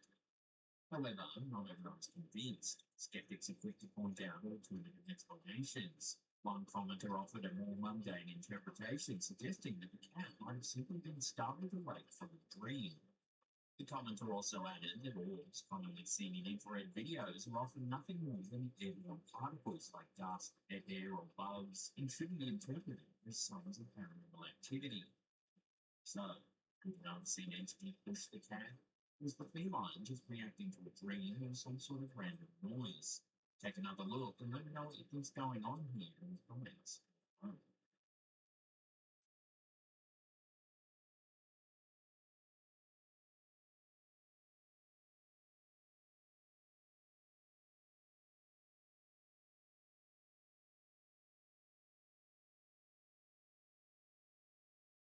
Uploaded to Reddit by user Giant Altruistic 6826, this photo is called Disturbed on the social media platform. According to the poster, pictures taken in a church parking lot while the photographer was waiting for a fireworks display to begin. They believe that the figure that's been captured looks like a ghostly bride. Looking at it, it's as if it's a bride. The figure appears to be wearing a long white dress with its head covered by a veil. The image of a ghostly bride wandering forlornly in a tattered wedding gown is a haunting motif that transcends cultures of time. Often tied to tales of love gone awry, betrayal, or tragic accidents, these spectral brides are said to haunt the locations of misfortune. Could this photo show the ghost of someone who had an unfortunate end in this very spot? Perhaps this is their way of reaching out. Oh.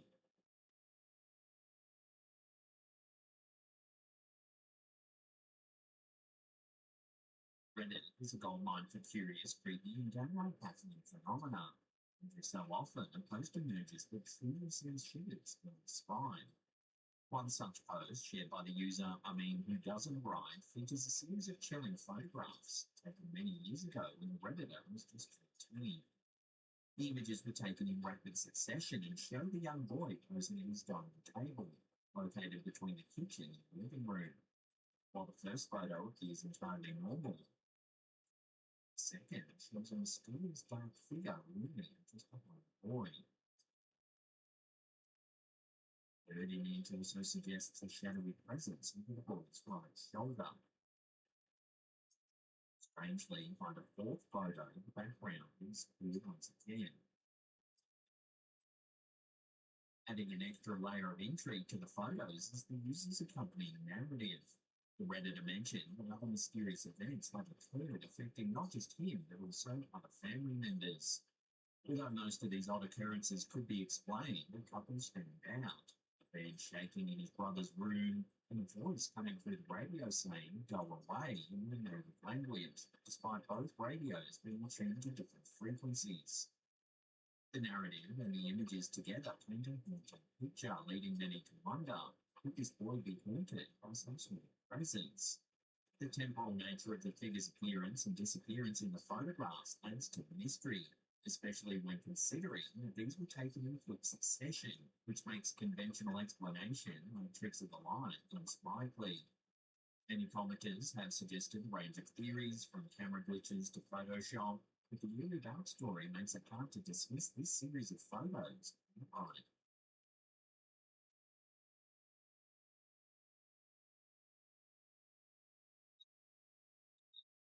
2 years ago, Reddit user QuimboSlice20 shared a series of videos that left the online community spooked. The user claimed to have captured evidence of paranormal activity in their aunt's house in rural Iowa, a place they had long believed to be haunted. The user shared that the house was built back in the 1860s. During a visit, they were awakened by voices at 2:30 a.m. Freaked out, and filming on their phone.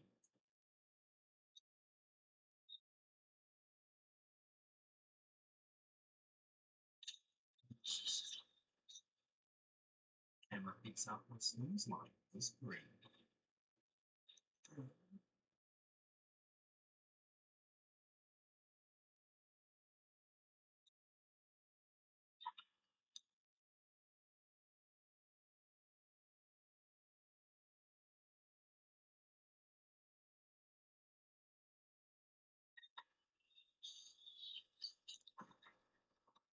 Finally, an eerie knocking sound could be heard emanating from the closet.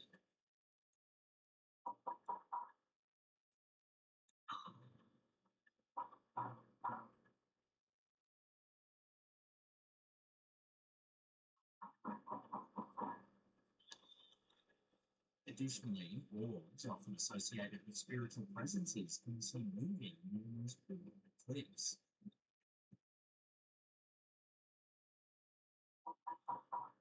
The intensity of the event eventually forced the user to sleep in their car. The user expressed relief at finally having some proof to share, acknowledging that others were skeptical. So, is this whole house in Iowa really haunted? Love to hear your take on this one in the comments.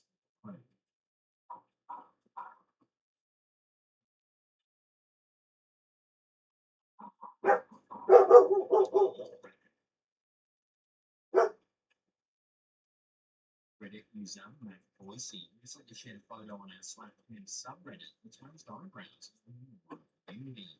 The photo was captured in a bar, Dock Holidays in Tombstone, Arizona by the owner of Rafa. The image shows a transparent figure in a silver shot. Though it initially appears to be a Photoshop job, the noise analysis filter applied to the image reveals a detectable presence in the similar room, right where the figure is seen. Tombstone, Arizona is no stranger to ghost stories. One famous tale involves the Birdcage Theater, a notorious establishment in the 1880s. It's said that the theater is haunted by the ghosts of working girls and cowboys from the Wild West era. Visitors and employees have reported hearing laughter, music, and voices, even when the place is empty. Others have claimed to see apparitions of former patrons and employees. The photo shared by the Reddit user adds another layer to the mystique of Tombstone. It was captured in a different establishment. It raises questions about the paranormal activity in the area. With the figure in the photo, the ghost from Tombstone's turbulent past, is there another explanation for the mysterious presence? For now, the image remains a topic of speculation and intrigue among those interested in the phenomenon.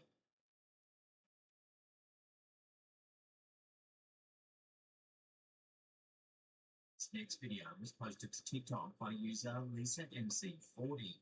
The snippet appears to have been captured by a surveillance camera and might just show a heinous crime about to take place. After the young girl purchases an ice cream, she begins walking away to the sidewalk. And just as she approaches the parked car, a man on a cell phone rushes forwards. However, the quick-thinking vendor quickly grabs the young girl in her arms and the two continue walking down the road.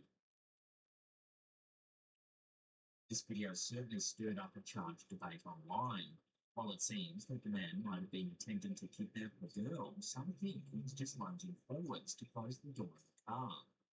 This might very well be the case, however the video serves as a prominent reminder that the threat of abduction is very real, and it's not confined to any particular demographic, location, or time of day. It emphasises the importance of being constantly vigilant and taking precautionary measures to ensure one's safety and the safety of those around you at all times.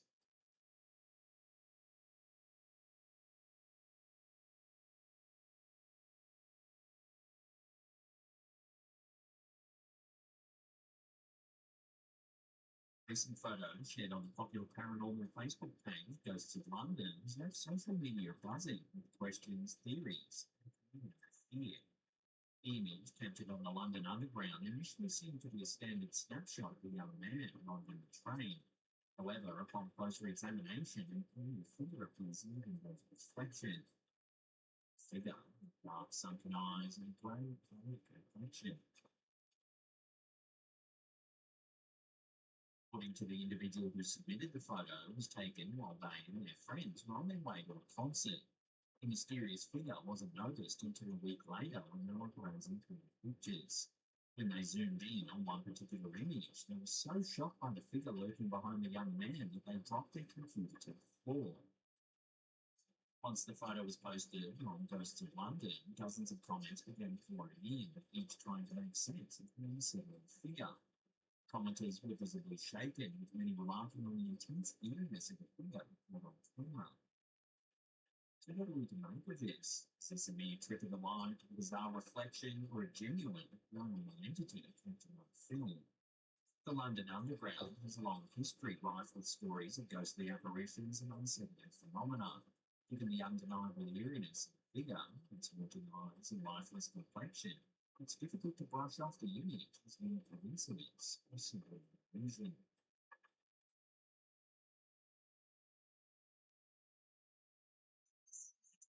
A recent video uploaded to TikTok by user Frank VM Ditchwa 2022 has been making waves across the internet this past week.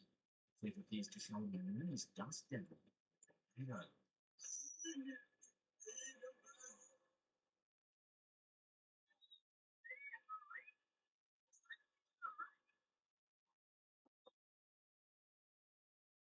However, what's caused the video to go viral is the presence of a dark shape rising up along the tornado, which bizarrely also seems to be getting sucked up into the sun.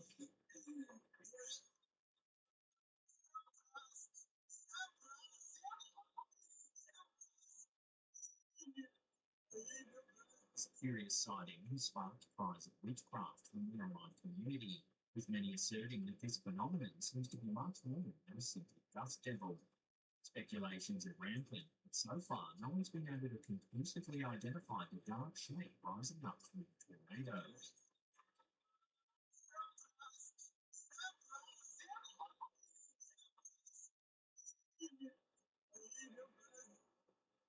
As of now, the fleet remains a complete mystery.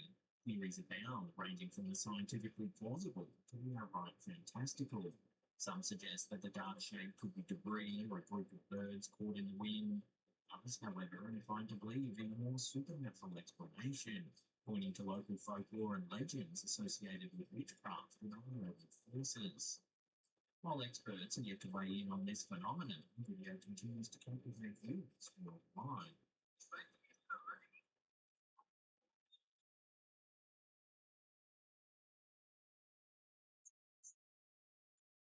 In September 2020, YouTube channel Unearthly Wanderings raised a few eyebrows during the now infamous live stream. The eerie episode unfolded during a casual Saturday live session among colleagues and friends.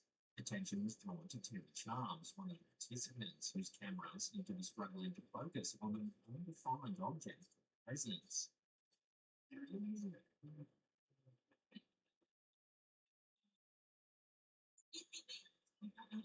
The moment that the main camera switched to her window, viewers and co-hosts alike spotted something. Angry. What? Hey, when you must be that? Yeah. That's good. Man. What? Hey, when you must be that? Yeah. You can even see what appears to be fingers reaching out to touch Terry's left shoulder from behind.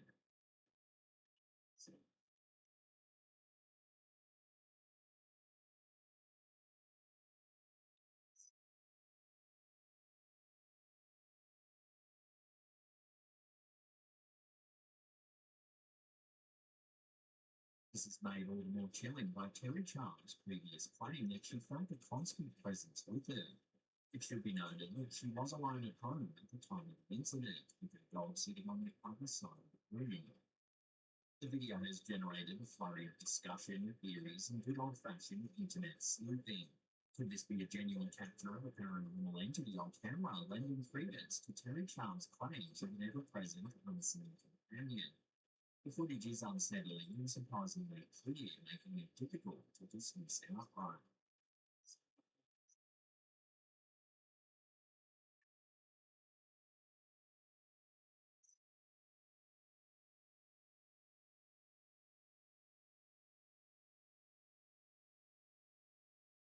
Our last clip of the day comes from ex-user Severe Paranormal. This footage was captured in an undisclosed healthcare facility.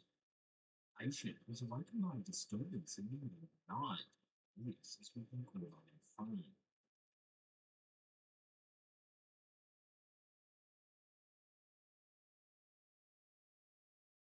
It seems to be moving underneath the sheets of the adjacent bed.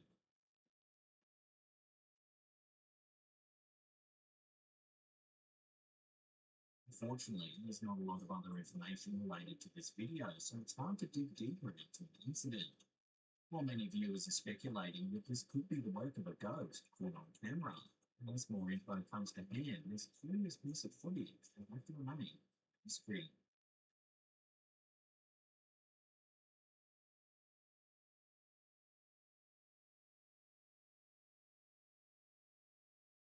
If you want to see some more scary video clips, then check those two links out right there. Also, remember to check out our merch store. It's full of some fun, spooky designs. We'll put a link in the description box down below there. It's also in the little merch shelf there as well. That's it for me. I'll see you next time. Jamie! You look like power hammer! A few months ago, I made my own drop forging die and clipping die to enable us to mass produce my very own steel currency. So far, there's about 40 of these things out in the world, in circulation. What I want to do is cause a little bit of inflation by minting a whole lot more. But this time, we have our clipping dies, enabling us to get rid of the flash from drop forging. This is going to be a good test to see how this little mini production setup is looking. And we've got some YouTube viewers coming to learn how to use a massive steam hammer and hydraulic press and make their very own coins too. So the live stream needs to begin, and let's see how much money these machines can make us today. The live stream is up and rolling. There's 648 people there. The forge needs to be lit. We've got stock production. So we've got a ton of steel coin blanks right here. We're going to work through these, and we've got another material to try in the forging dies. Copper. We need to talk about lube because we made homemade forging lubricant that's now dried up, and I have been trying for the longest time to get my hands on industrial forge lube. And check this out, Jamie! Oh! Brocol very kindly sent me the real stuff. Oh, yeah. What flavour is it? You're welcome to try.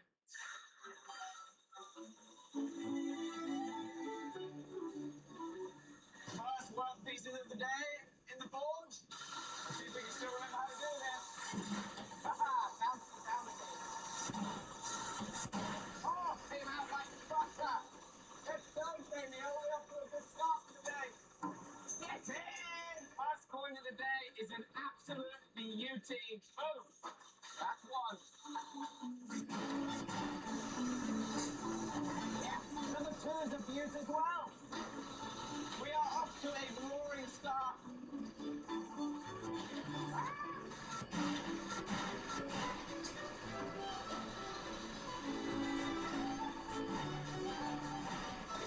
Yes, quick out.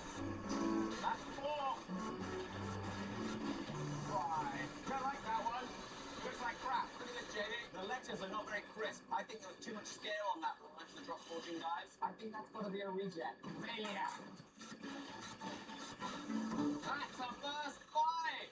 Let's see if you can do a 30-second coin. 30-second coin, all right? Oh my goodness. Wasting valuable time. Get it out. Oh, nothing else. No, the press isn't strong enough. Get out of there. Yay. That press is just gutless sometimes. Right, it wasn't 30 seconds. How long was it? 45 seconds. Okay. It is a nice coin though. We got a problem! Oh no! Look at that coin. See those ridges on it? Top die is bloody written. About 2 inches further back. Oh, you didn't. You signed up under a fake name. This is my mate Rob. What we did is on my Instagram, we put a story up saying, hey, if you want to come forge coins with me, book on at this link to my website, and with Squarespace scheduling, they can pick a time. And I thought, sweet, our viewers are going to rock up. Guess who rocked up? My bloody great mate Rob. Under a fake name as well. This is just so ridiculous to do. That machine is 110 years old, and it's just terrifying. Slow and steady is the name of the game here. Borderline irresponsible for me to be doing this with friends and viewers. So, forge hot. Everything in this area is hot. Try not to touch it because it will burn itself. That makes it squeeze. And one hit. Comes out. Yay! Then we've got a coin. Right? Pretty good. Okay, I'm going to run the treadle. Place it here. Come on, old girl. Yes! It looks pretty good, eh? You see, the great deal here is this one's going in my pile until you run the treadle and make the whole one by yourself. Aha! Okay, so next one, you'll try and run the treadle. Okay. Nice one.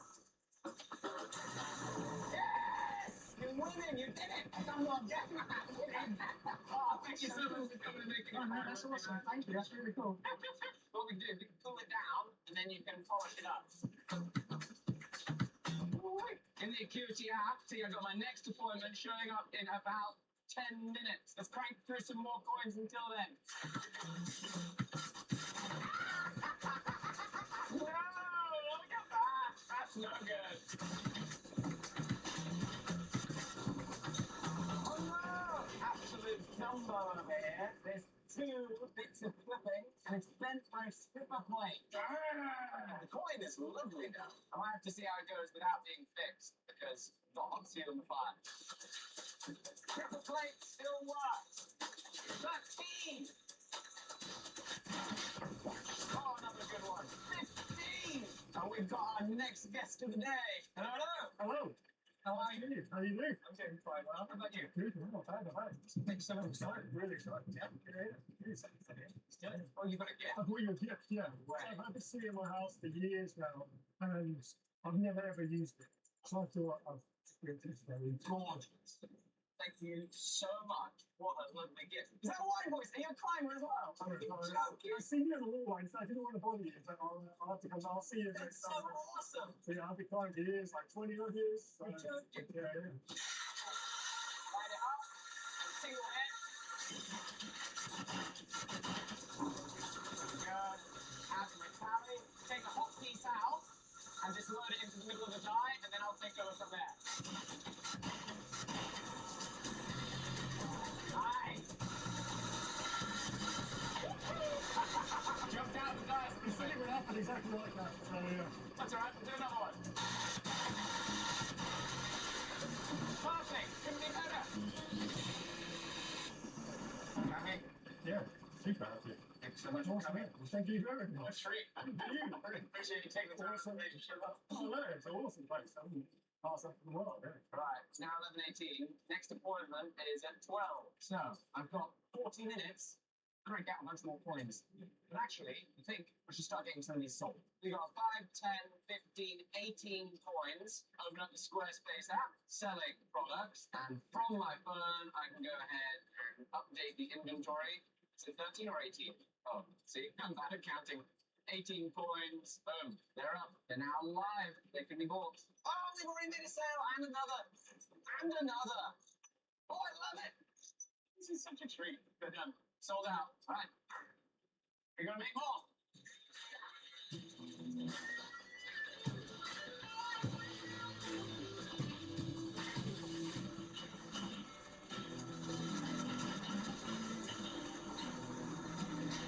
Right, I'm making good progress, and I just got a Google Calendar notification. Yeah, so there's no point talking about how nicely the Squarespace engineering things, because you're already here. How are you, Freddie? I'm very good, thank you. Nice to meet you. Nice to meet you too. Thank you for being here.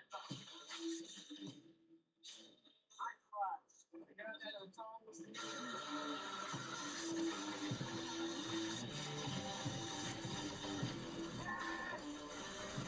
Nice one. Now we're going to go to the grinding room and we're going to polish it. We're going to get to the grinding room, please. Oh, she's beautiful. Thank you so much.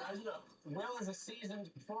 He was here to make arrowheads with us last time. Yes, so Thank you very much for coming, Will. it's all right. I must say, I'm very disappointed with my progress. It's 12:30.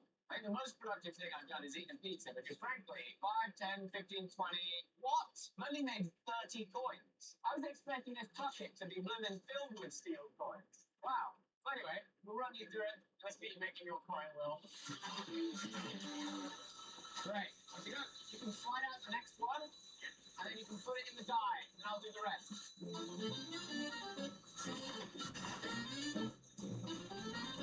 Oh, first time! Magic feet!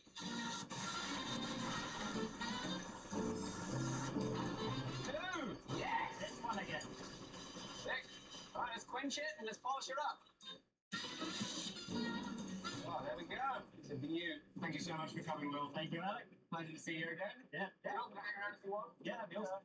Yeah, I gotta get back to production.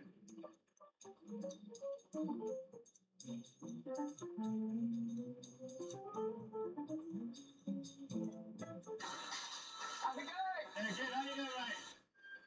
Thank you very much for coming. Lovely to meet you. What's going on? Lovely to meet you too. Oh, not a whole lot, just making coins. Yeah, I can see it. I mean, I can definitely hear it. You're a jeweler, right? I am indeed, yeah. Do you have some of your work on Yeah. all this Oh, exactly, yeah. That one's actually not, but that is there's silver, gold, gemstones. Dude, I can't say. good. Awesome. Well, thank you so much for coming. Pleasure. I'm going to give you a safety brief, and Let's do it. hopefully you will leave with as many fingers as you came here from. I would like to still have my fingers. That would be beneficial. Yes. Jerry, have you noticed what this tally circle looks like? No?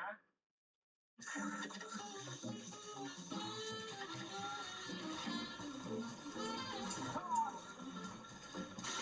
Magic! Oh, it's perfect! Wow. Nicely done. Looks a perfect example for somebody that benefits from having a Squarespace website. Small business, you can run it himself, being able to pick the themes you want, have and upload products yourself without needing to go to some specialist for it, and update what it is that you offer as your business changes is so important. That's why we love Squarespace. The sponsor of this video, of course, as you know, and it's a plug and play, all in one, drag and drop website building platform that we utterly love. And on that note, we've got 21 more coins to sell, and thanks to Squarespace's app, it couldn't be easier. 21 coins added to stock, up for sale. Oh my goodness, it's already happening, Jamie. This is so exciting. Such a good noise. If you want to get this noise, you need to make sure you go to squarespace.com/forge. You just go to Forge at checkout. You get a 2-week free trial and 10% off your purchases with Squarespace. Now then know that we sent you. Well, since it syncs to my Google Calendar, I can see we have about an hour until the next chat turns up. So, how about we try and make some gold coins? We've been making them out of steel this whole time, but what about such a fine material as copper? Got these beauties laser cut out. That is some chunky copper right there. Are you ready? It's so soft. Whoa! Got a double stack. Doesn't look very good. Unfortunately, it's a reject. I thought you said this was supposed to be made out of copper. Isn't it? Yeah, it still looks like steel. Right, let's try again. It's copper this time, at least. Yes! Ready! Right, let's do a batch of copper coins.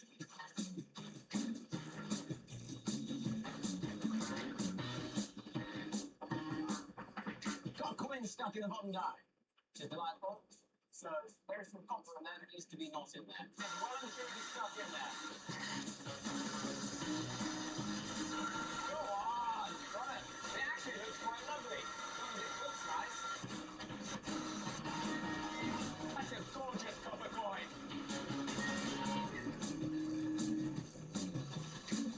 That's what happens if you leave copper in the forge too long. It's literally blown a bubble. On that note, we have our next guest. Welcome. Hello.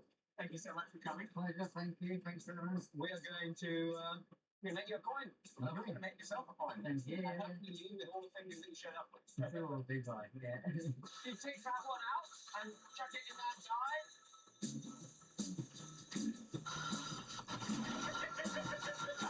Right, it gets away from you, doesn't it?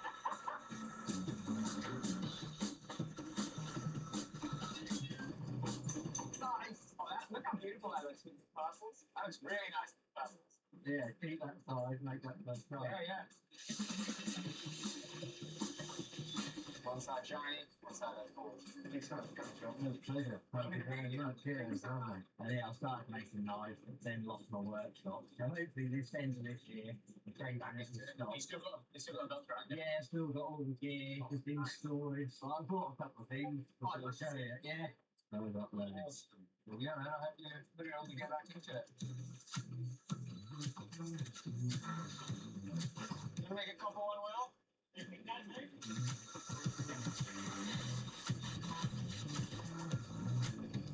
The whole operation is smoother in copper. We've got to take a picture of a copper coin, and let's go down to our steel coin, and we're going to add a variant. So type steel copper. Now we can go into the variants, go to copper, we can update our stock. Hey, sales!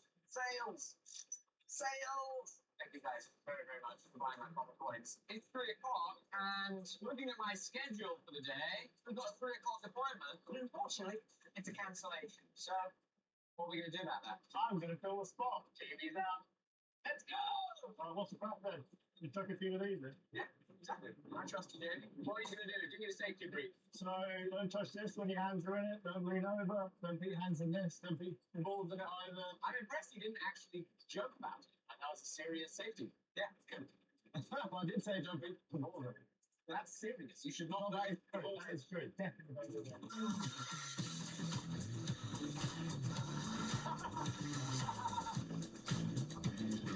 Yes! It's beautiful, Jamie.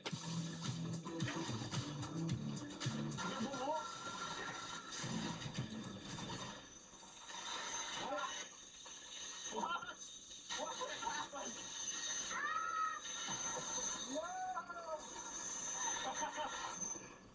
No! Jamie! You broke my power hammer! 2 minutes. I've already broken the hammer. It is so perfect having an actual steam engineer here. Well, thanks for Will's help. We fixed your mistakes, Jamie. Oh, yeah, If you want to make me coin again, you're welcome to jump back in. Or shall I jump in? I feel like I should now stress test it. Yeah, it's fine. One more point for Jamie. You're welcome.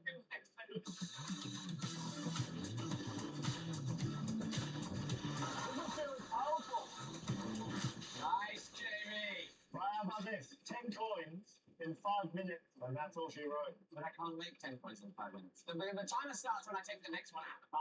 Right? All right. 3, 2, 1. Okay, what? I think we broke the hammer. Hammer's not right. I think my steam engine's requirement. What is happening? It was you! What have you done to my hammer, Jamie? I told you it didn't do it powerful. Do it right now, it's fine.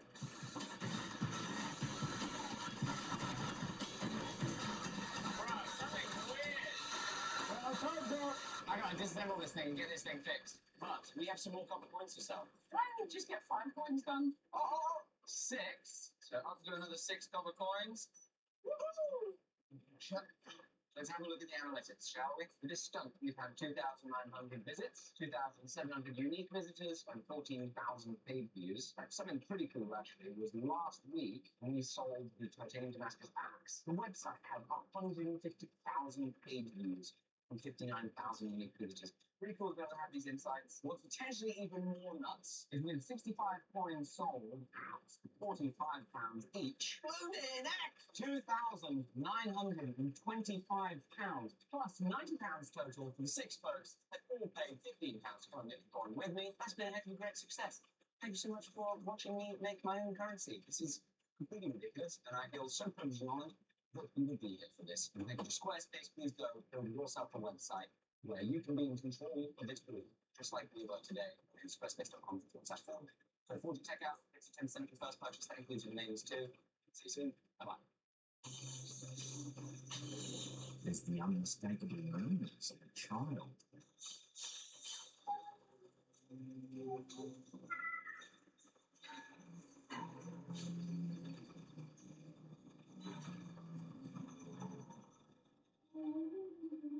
While the sound is eerie enough, you can spot anything else.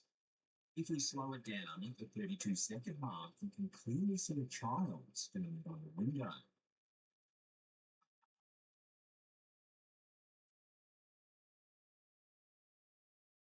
In the blink of an eye, the child disappears from view as the camera swings back.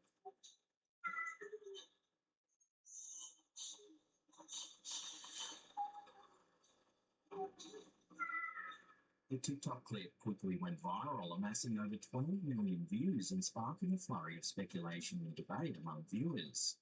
Thousands of commenters were left grappling with the unsettling encounter, struggling to find rational explanations for the inexplicable appearance of the ghostly child.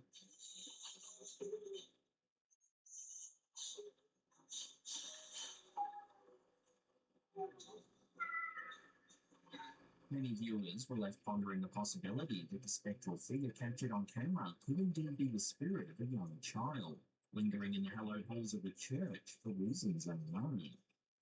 Others proposed theories ranging from technical glitches to elaborate hoaxes, but none could fully account for the eerie phenomenon caught on camera. Whether it's a genuine paranormal encounter or a trick of the light, one thing remains certain. The chilling footage would continue to haunt the minds of those who dared to watch it, leaving behind a lingering sense of unease and wonder.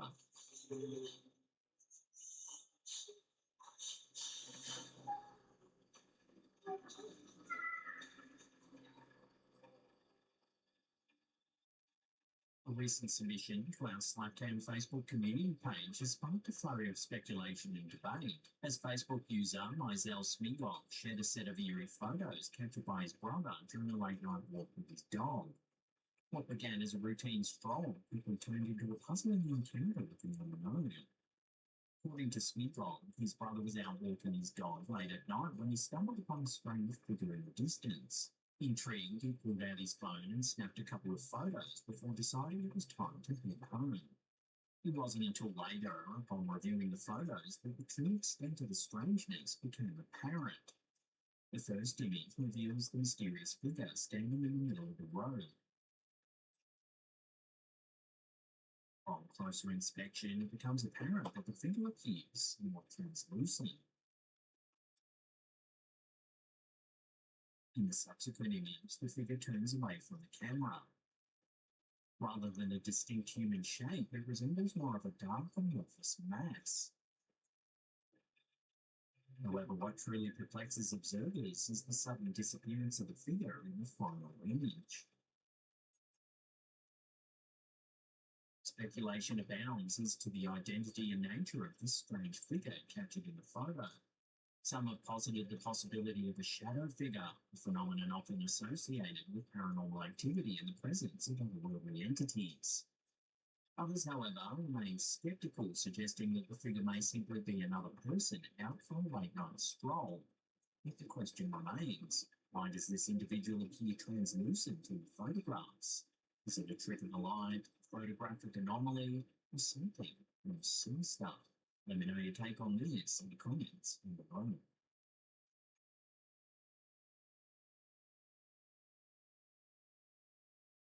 The captivating revelation that Chandra X-ray Observatory, operated by NASA, has unveiled a stunning composite image showcasing a portion of the Rosette Nebula, located approximately 5,000 light-years from Earth.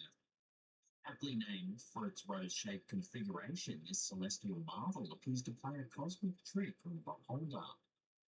The shared image posted on NASA's Instagram page captures a cluster of stars that, at first glance, appears to mimic the contours of a human skull.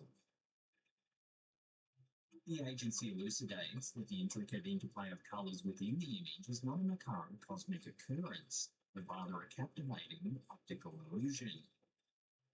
In the heart of the image, red X-ray observations illuminate the presence of hundreds of young stars. The cosmic skull takes form as large, dense pockets of purple, orange, green, and blue gases intertwine with dust, creating an intricate dome-like structure. The eye cavities of the skull reveal bright blue stars standing out against the vast darkness of space. The image also tells the tale of those stars, super-hot celestial entities whose powerful radiation and winds have stripped away layers of dust and gas. This revelation exposes a cavity of cooler dust within which some of Rosette's O-stars reside. Notably, the two largest stars in this cosmic display are not confined to the nebula itself, adding an intriguing dimension to the celestial image. In this mesmerizing depiction of the Rosette Nebula, science and art converge, inviting us to marvel at the cosmic wonders concealed within the depths of space.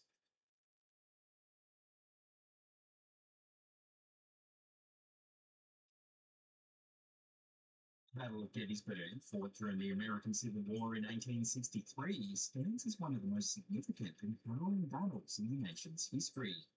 Over the course of 3 days, the fields around Gettysburg, Pennsylvania, bore witness to a monumental conflict that would leave an indelible mark on the war and the nation itself. The battle resulted in a staggering death toll, with estimates suggesting that between 46 and 51,000 soldiers from both Union and Confederate armies lost their lives. Among the many infamous sites on the battlefield, Devil's Den, located on the south end of Hoops Ridge, is known for its rocky terrain and its role as a vantage point for artillery and sharpshooters during the battle. Today, it's a place of historical significance and a tourist attraction that draws visitors from far and wide. Recently, a follower of the Facebook page Ghosts of London submitted a chilling photograph taken during a visit to Devil's Den. The photo captures their young son exploring at night time. But take a closer look. There appears to be an eerie grey face just over the young boy's left shoulder. The haunting image has reignited the age-old debate about the possibility of paranormal activity at Gettysburg Battlefield. Given the battle's immense bloodshed and the countless lost lives in the area, it's not surprising that many believe the site is haunted by the restless spirits of soldiers who met their tragic end on those hallowed grounds. As a result of the immense loss of life during the battle, Gettysburg has long been associated with ghostly encounters and unexplained phenomena. Visitors and paranormal enthusiasts often report strange occurrences, from apparitions and phantom sounds of battle to unexplained lights and eerie feelings of always being watched. While skeptics may dismiss such accounts as mere folklore or the product of overactive imaginations, a chilling photograph captured at Devil's Den raises intriguing questions about the possibility of lingering spirits in this historically significant location.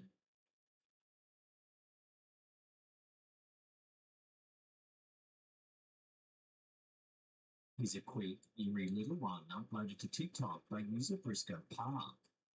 This user was out filming their late night stroll one night. Everything seemed perfectly fine.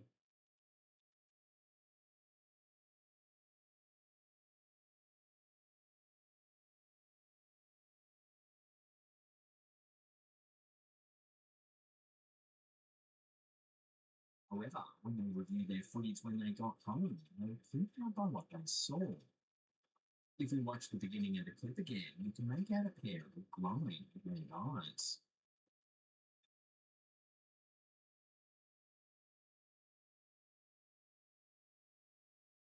The user mentioned that they did have a sense of being followed while out on their walk, but they brushed off the feeling, thinking it was nothing.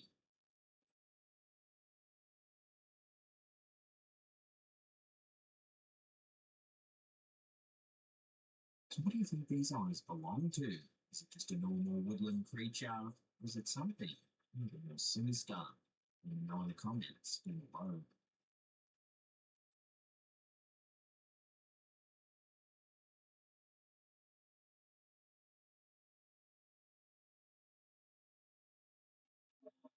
In an intriguing video shared by Helen Paula Borges on Facebook, we see a puzzling sight captured in the skies over Bordeaux, France. A mysterious object caught on camera appears to exhibit unusual characteristics, seemingly altering its shape or rotating as it hovers against the backdrop of a twilight sky.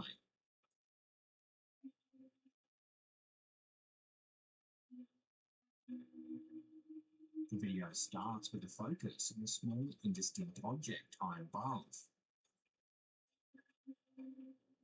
As the camera zooms in, the object's peculiar behavior becomes more evident.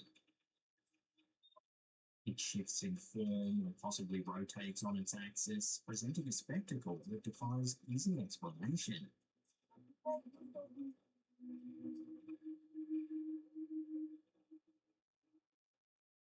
This sighting in Bordeaux has left viewers with more questions than answers. Some speculate that the object could be a drone or an experimental craft, given its ability to morph or rotate. Others suggest a more extraterrestrial origin, however, pointing to the object's ability to change form as something not commonly associated with conventional human-made craft. So, as always, we'll throw this one over to you, the viewers, for final judgment. What do you think this is?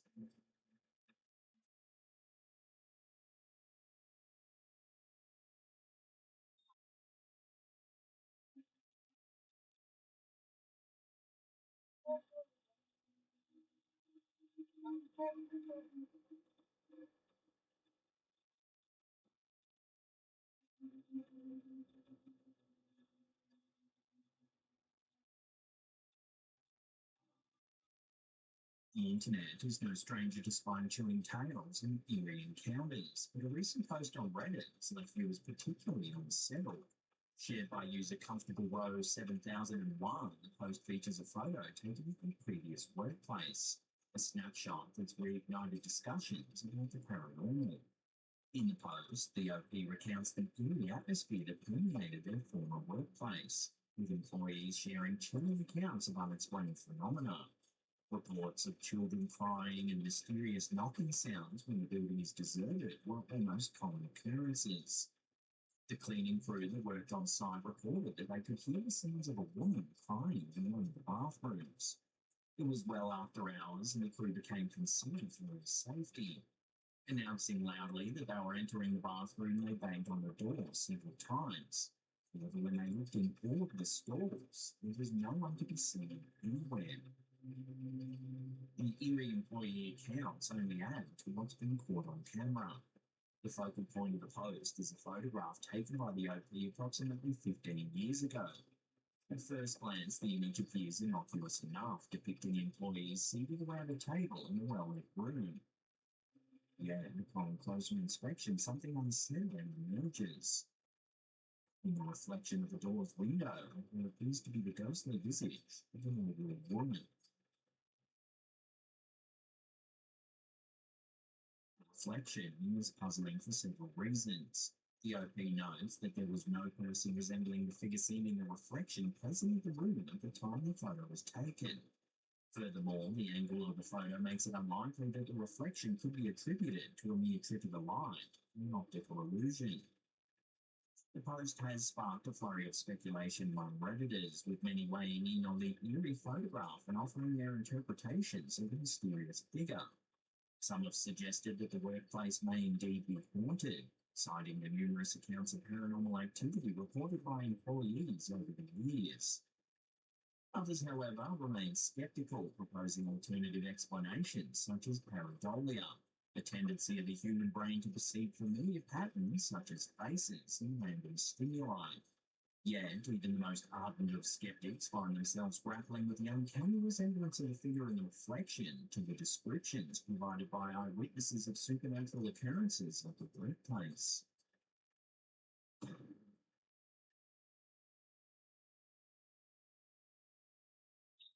This next one has nothing to do with the paranormal, but it's definitely weird. It was uploaded to Reddit by user TimeBath7859. Take a look.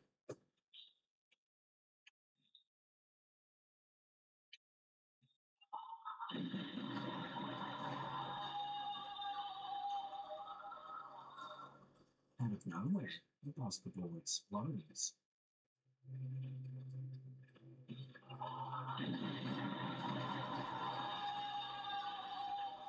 If you watch closely, it's as though the man knows it's about to explode as he takes a glance and runs away.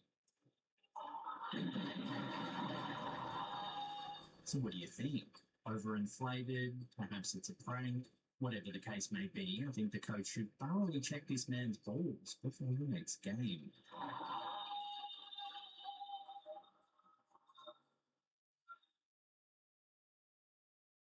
We featured this next one quite a few years ago, and I recently came across it again, and it's such a strange clip, I thought we'd just have to show it again. It's some CCTV footage from Turkey re-uploaded to YouTube by the Demiroan news agency. It's March 2019 and 40-year-old Sudar Benici is sorting products at the front of his market stall in Adana inside Turkey. Suddenly, something bordering on miraculous occurs. Luckily, a nearby CCTV camera catches the entire incident. Watch.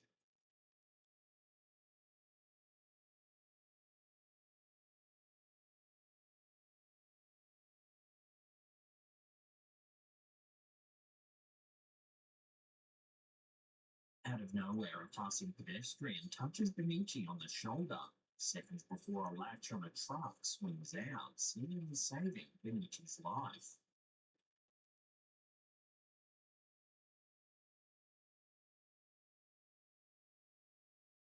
After the footage went viral, Benici was interviewed by local news agencies saying, "I don't know who the person who touched me was. If the cover of the truck had hit my head, maybe I wouldn't be alive right now. This astounding revelation sparked all kinds of wild theories. Some internet sleuths believe the passing Good Samaritan looks strikingly similar to Benici himself, suggesting that perhaps his future self has somehow come back through time to warn him of impending danger. Others had a more religious take on the bizarre event, saying it must be a guardian angel.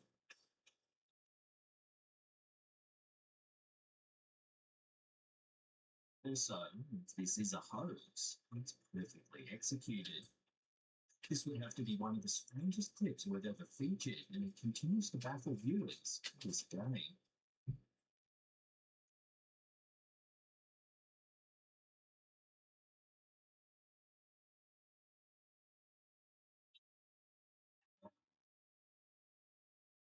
Tesla thinks there's somebody on a bike next to me. Reddit user Larry recently shared a perplexing video on our Snapcam subreddit. In the video, Larry, seated in his Tesla at a Starbucks drive-thru, points out a curious anomaly captured by the Tesla Vision camera. But there's nobody there. We're driving at Starbucks. Oh, man. I'll slap him.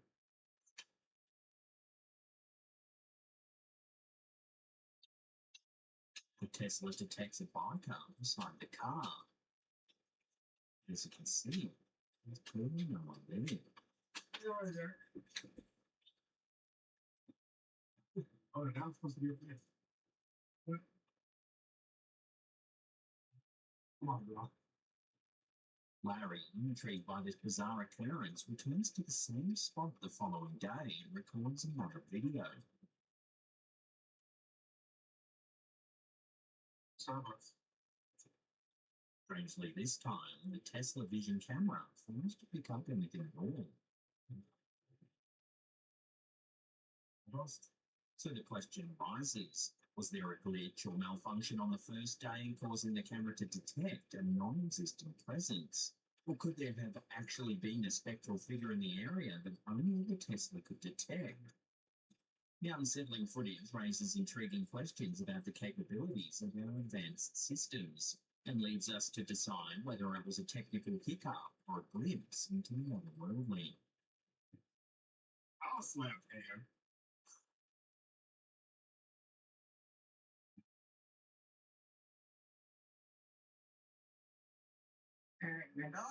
TikTok user Alyssa094 sent shivers down the spines of her followers when she uploaded a video on September 2nd, 2023. In the eerie footage, Alyssa recounts strange occurrences in her daughter's bedroom located on the top floor of her home. According to her, an unsettling presence becomes visible when a flashlight is cast from a lower level. Take a look. All right, flash it up there. Oh, now it's gone. Put your flashlight down. Let's see if it'll do it again. All right, put it up. All right. Oh, look at that. Watching that again slowed down, you can actually see the blinds move, despite no one being in the room.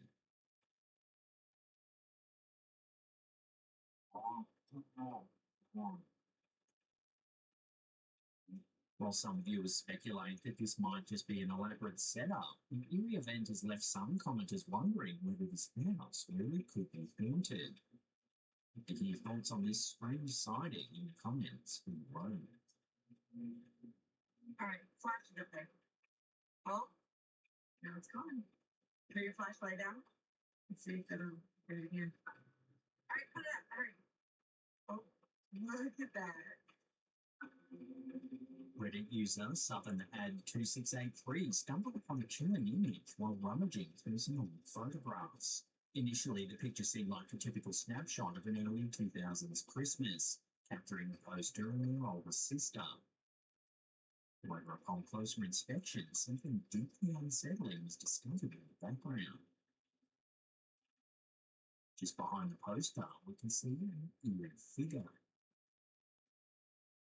What they describe as some sort of entity, a demon.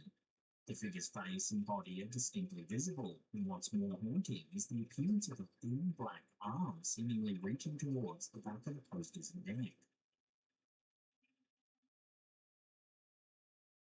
Poster, understandably shaken, reached out to the Reddit community for explanations, unable to comprehend the nature of this terrifying vision. Is it a trick of the light, a bizarre reflection, or something more sinister? The image has sparked a mix of reactions ranging from logical attempts to debunk the anomaly to more supernatural theories.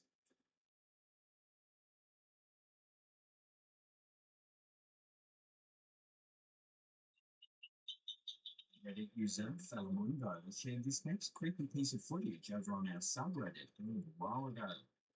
He says it was 7 a.m. when he went outside to smoke a cigarette and take a whiz behind a tree, and all of a sudden he felt like he was being watched. He quickly took out his phone, and this is what he saw.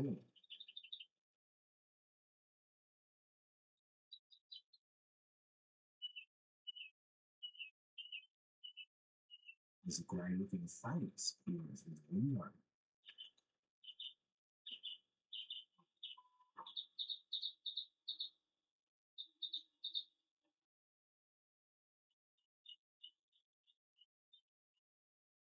Subtly, over time, the face slowly dissipates.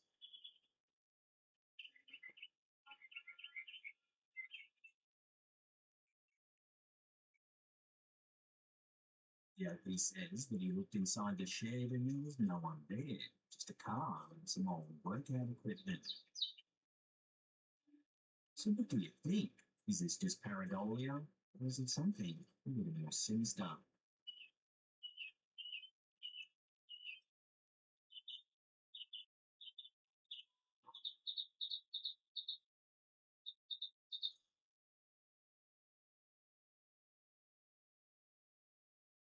Chilling image shared by a firefighter has left viewers questioning the paranormal after a strange translucent figure appeared in the background of a photo. The image, submitted to the Facebook page Paranormal Things, depicts a firefighter standing next to a truck, seemingly unaware of the eerie presence just beside him. According to the firefighter who captured the image, the photo was taken after the fire was extinguished during routine post-scene procedures. The firefighter explained that his colleague was standing alone when the photo was snapped. Yet the mysterious figure beside him bears a striking resemblance to a former crew member who passed away from cancer. I'm a firefighter and we were on scene. This was taken when the fire was out and nobody can explain it, the firefighter wrote in his submission. Some said it looked like a firefighter who used to be on our crew who passed from cancer. The image has sparked intense speculation and debate among viewers, with many suggesting that the translucent figure could indeed be the spirit of a fallen crew member. Others, however, remain sceptical, proposing alternative explanations for the eerie phenomenon. In response to inquiries about the authenticity of the photo, the firefighter emphasised that it's common practice for firefighters to take pictures on scene once all operations are concluded. They also noted that other firefighters present can corroborate the authenticity of the image, reinforcing the perplexing nature of the sighting. So whether it's a trick of the light or a genuine encounter with the supernatural, the photograph invites us to contemplate the possibility of unseen forces at play in our everyday lives.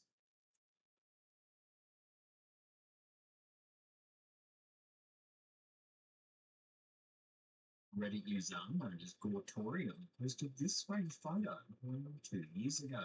The uploader says he took this picture while exploring the Yosemite National Park. He says he saw something weird in the picture while he was looking at it on his phone, but simply thought it was some kind of glare or something on the screen. However, when he looked at the image a little bit closer, he knew it wasn't glare whatsoever. It was something much stranger.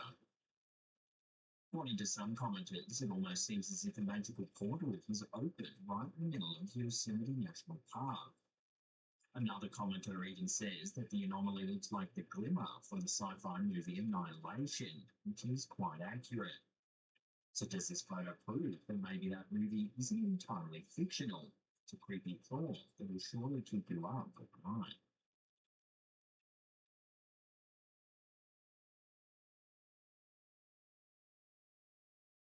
For feline enthusiasts and cat owners alike, a recent video circulating on Facebook has sparked a mixture of bewilderment and concern. In an unidentified household, a heartwarming scene turned bizarre when security camera footage captured an unsuspecting kitty going about its nightly business.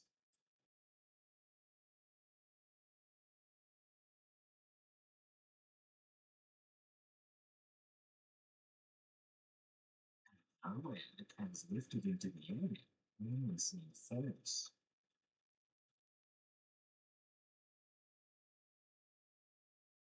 Perplexed homeowners who remain clueless about the origin of this mysterious occurrence expressed their astonishment.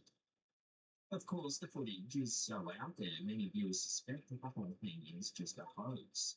But there are some who think this poor kitty encountered a poltergeist during the night.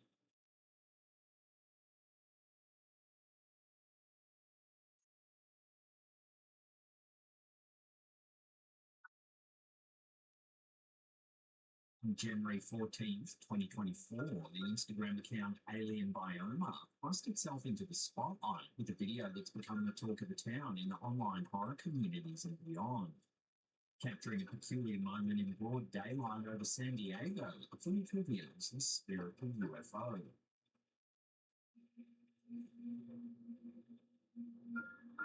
Most striking is the strange object's shape, a departure from the conventional disc-like forms that have become synonymous with UFO sightings.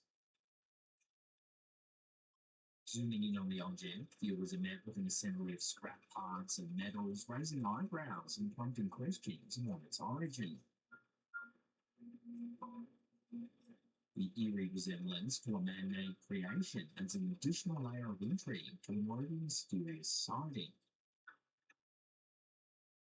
So is this an avant-garde creation, perhaps an elaborate hoax, or an authentic glimpse of extraterrestrial activity?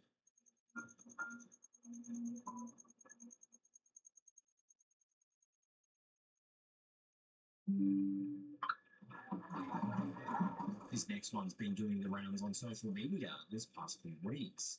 This version was uploaded to Reddit by user RoundDad8974.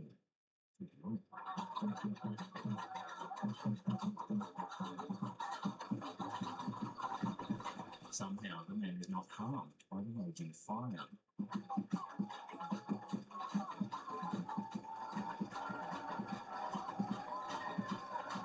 The clip is believed to have been filmed somewhere in Africa, and some claim we're seeing the work of indigenous magic. Various indigenous African religions have long held beliefs in the power of magic and spiritual practices. For example, in West Africa, traditions like Ifa and Vodou emphasize connections with ancestral spirits and deities, harnessing their power through rituals and ceremony. In Central and Southern Africa, practices like Sangoma and Nyanga involve divination, healing, and protective magic. These traditions often incorporate elements of animism, ancestor veneration, and herbalism, emphasizing the interconnectedness of the physical and spiritual worlds. While perceptions of magic may vary across different cultures and regions, these beliefs underscore the rich tapestry of spiritual traditions found throughout the African continent. Having seen the clip, however, others think it's most likely a hoax, perhaps to gain notoriety or clout in the local community. So what do you think is going on in this strange clip? Let me know in the comments below.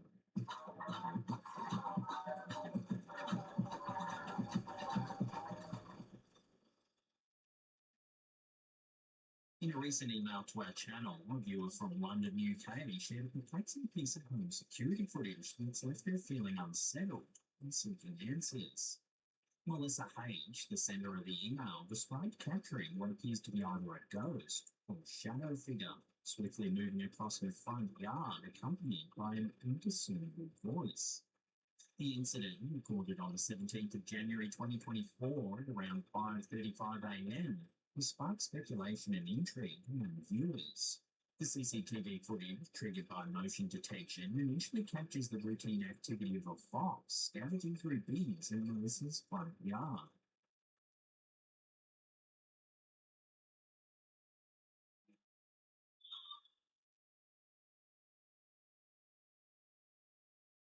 However, upon closer inspection, the rapid moving shadows observed darting from right to left in the background.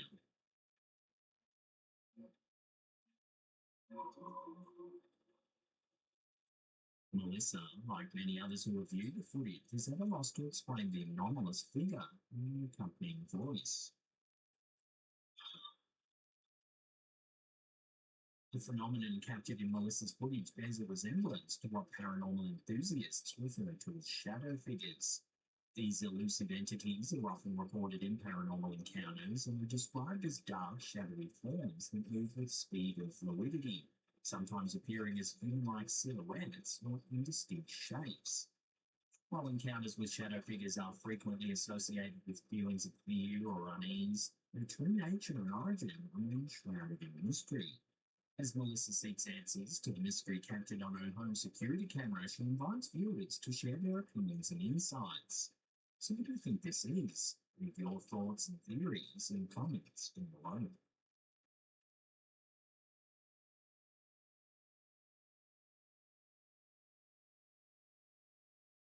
An eerie video posted to Facebook by an account known as Dreams UFO seemingly shows something inexplicable. In the video, we see a bartender making a drink. Things get a little bit weird. Watch.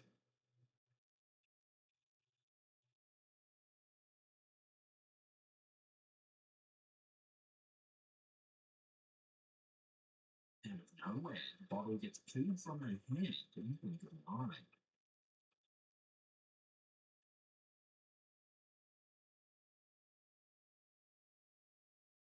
Sadly, as is the case with a lot of these videos, there's not a lot of background provided, so we can't dig into the story and make any conclusions. There's no info on where it was captured or when. So what do you make of this strange video? Do you think it's possible a ghost was just hoping for a drink? Was there some sort of string attached to the bottle? It's all a hoax. Let me know where you land on this one in the comments below.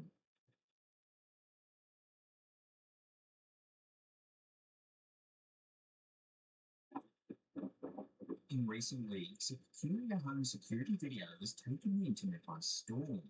Uploaded by user Antonio the Leo, the footage captured by their doorbell camera has left viewers both baffled and intrigued. Take a look.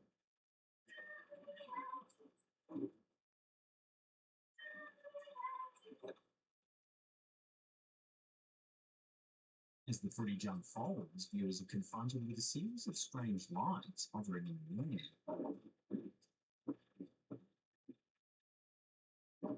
But that's not the only eerie element.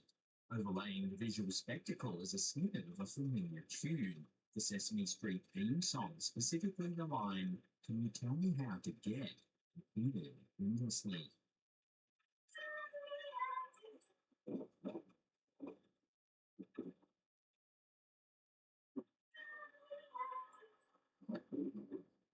Unsurprisingly, this bizarre piece of CCTV footage has gone viral, drawing the attention of thousands of curious onlookers. Among those captivated by the video, a multitude of theories have emerged. According to the video's poster, the dancing lights could be a form of communication from a poltergeist, an unsettling prospect that sends shivers down the spines of many viewers. Others have entertained the notion that the source of mysterious lights might be extraterrestrial beings or even time travelers, attempting to convey a message through a strangely familiar song.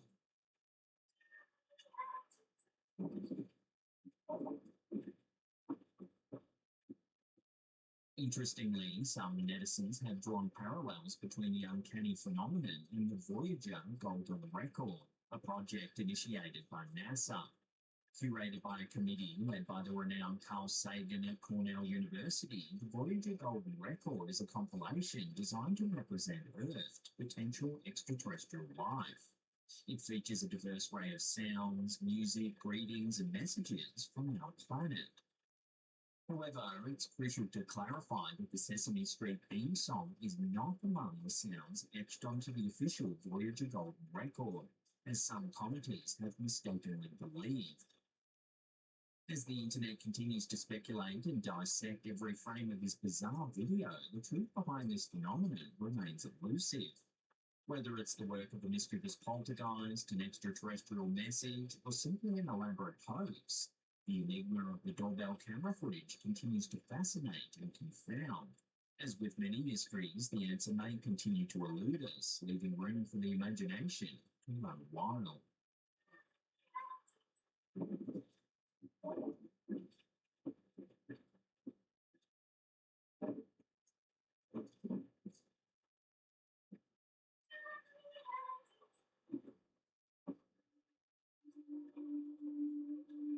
Our last clip of the day was uploaded to TikTok by Paranormal Network.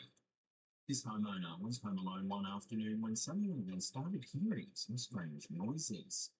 They took out their phone, and this is what they caught.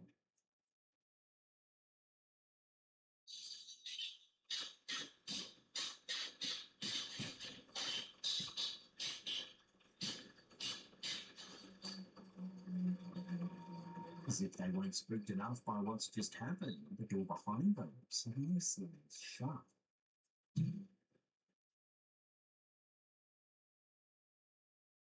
They look around the house, but there appears to be no clear reason for the strange events.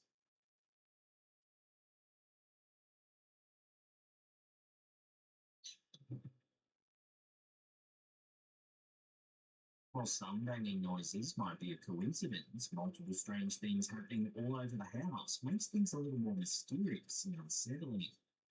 So what do you think's going on here? Could this house truly be haunted? Let me know your thoughts and theories on this one in the comments down below.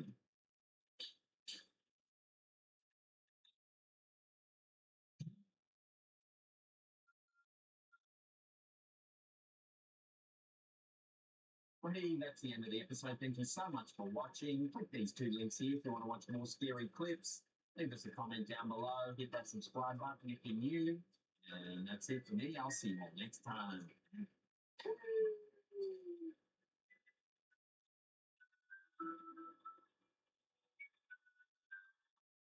Get a free trial and 10% off the first purchase from today's sponsor at squarespace.com/forge. The Vice Grip. It has been around since the early 1920s. A blacksmith from Denmark moved to Nebraska and he wanted a superior thingamabob holding device. And in 1924, the first patent for the locking vice grips was created, and since then it has become a tool that is in almost everybody's toolbox. It's been known as the superior nut rounder, never the ideal tool for the job, but sometimes the only tool for the job. Every blacksmith's dream when holding a pair of tongs was sometimes having a third hand, squeezing, sometimes catch you up.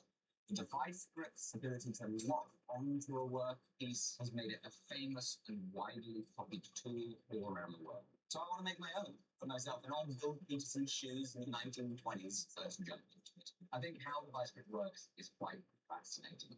First of all, we have an adjustment screw down here that moves the bottom of this little toggle lid, and that has the effect of opening or closing the jaw. As the jaw pivots around this axis, and a moving handle can also pull the toggle out and open the jaw, which all works together to make the icing on the cake for this design, which is the over-center toggle mechanism. To bring the jaws down onto your workpiece with just the right setting, as you squeeze, you're able to bring the pivot point of the toggle past the center line, making it all lock into place. I've got these two bits of wood nailed together to visualize these two components in the mechanism that make it all work. They freely move about opening and closing the jaw, just like this, until it goes past center, at which point you cannot open the door because it's blocked. On the other side of center, you can open the door all day long.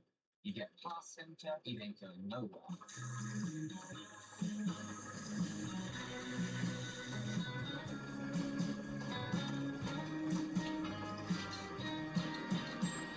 Right, let's come up with a terminology for it. Fixed jaw, movable jaw, spring, link, screw, opening lever, movable hand. Now, check out the interesting construction of the fixed jaw. We've got that 1.5mm sheet steel that is bent, formed into a little bit of pipe here at the end, where it is then threaded. We've got a punched out little hole that makes a hook for the spring. Then we have this solid jaw that is somehow set inside this sheet metal, and I have no idea how. We're going to start on this piece.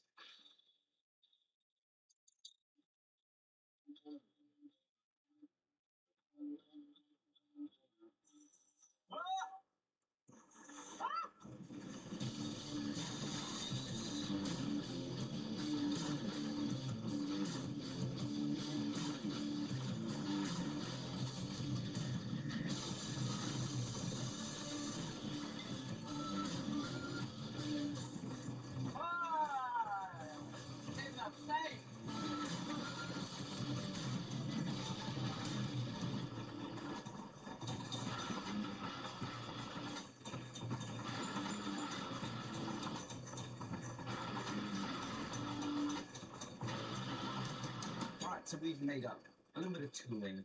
We've modified some tooling. You'll notice that this punch-like object has an end that has a little vague similarity to the radius right here in the sheet metal of the fixed jaw. That's intentional. It also happens to have the same width here as inside there, and a similar taper as the taper that's over here. I'm going to quickly interrupt you. Thank today's sponsor, which is Squarespace. Now, if you want to build a website for your passion project, you want to update your business's existing website, or showcase your resume, portfolio, and past work in a beautiful way, Squarespace is the perfect solution for you. They have countless drag and drop themes, and so building a website doesn't require coding experience or spending money on expensive website designers. You can update it as you need, even on the go. For example, if I want to update my homepage here, I'm in the app on my phone. It is as easy as this. I can then done, save changes. I can see how it looks on desktop. I can check my analytics, manage inventory, and much more. You can sell in person using Squarespace point of sale. All you got to do is get yourself a card reader. Use Squarespace scheduling to book group classes or one-to-one appointments. It's an all-in-one platform, so you can get your domain there too. You can get a free trial to see how good it is at squarespace.com/forward, and you get 10% for the first purchase using Forward in checkout. Let's get back to the video. My current line of scheming involves shoving some sheet metal down through this hole. So let's cut a little sheet and see how it goes.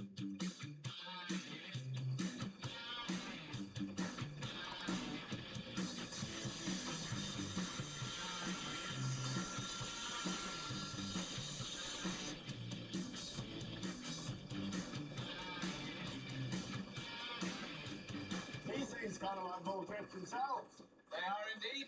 These are vice grips. Variation of what we're meant to do.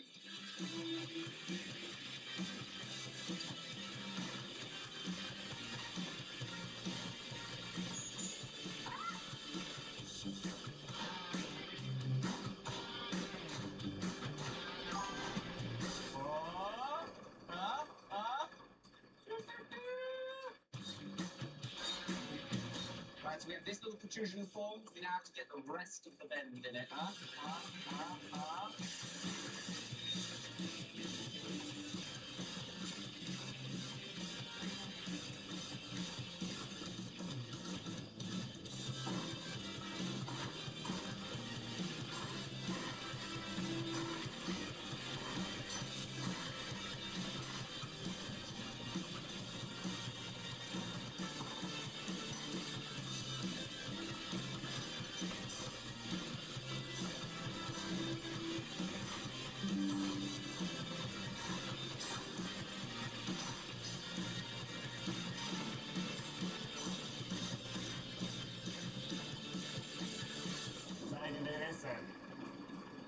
Well, I'm going to attempt to smack a puller on top of this swage, get this thing bent in half.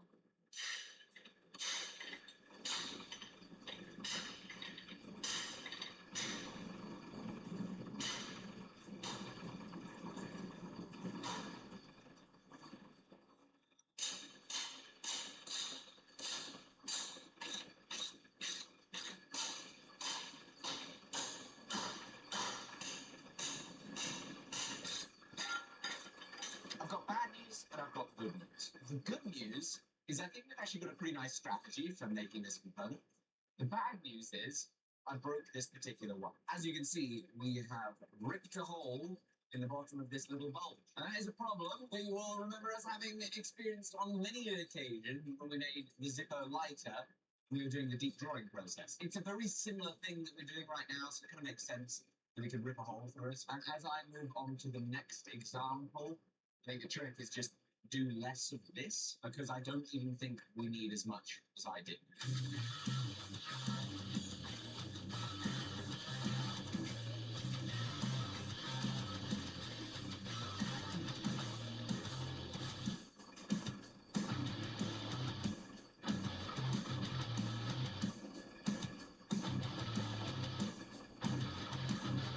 It is looking much better this time around. I'm feeling fairly good about it. Also getting burnt regularly. Ow. Starting to pick up some of that classic vice grip shape.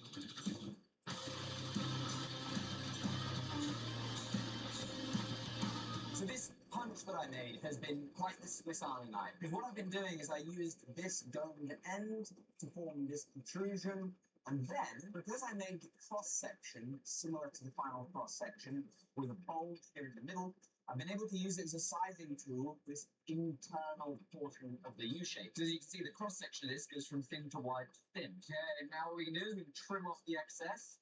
And once that excess is trimmed, the profile looks a little bit more like the original. I want to form this barrel right here, as that is what becomes the nut for our threaded component.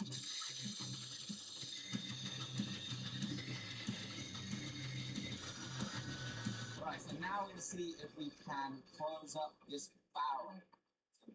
Pin in there, turn it over here. This bash cross. This bash cross. This bash cross. This. Cross. This. You probably didn't need me to. I never do. But you always do. Okay, sorry. Do you find it therapeutic? I do like sound effects.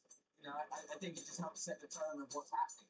Like I'm hammering, so I want to be able to say this back cross. It's actually looking like a half a pair of vice grips. That's sick. This is ridiculous to me how good that looks. I'm now going to sandblast it. I'm going to work on sandblasting as much of the interior as possible to get that dead clean.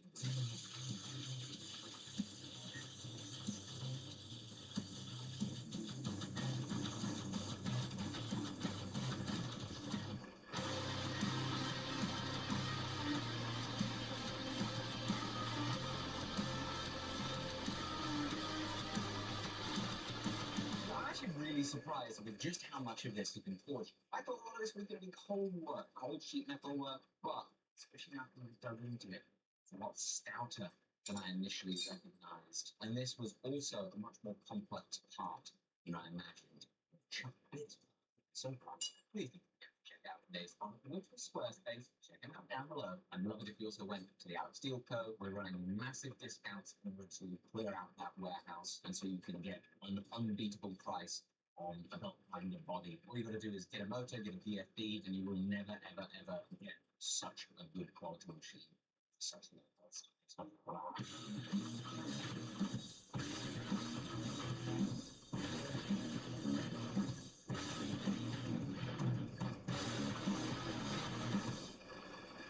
How you doing? I'm Callan, and this is Slack Cam.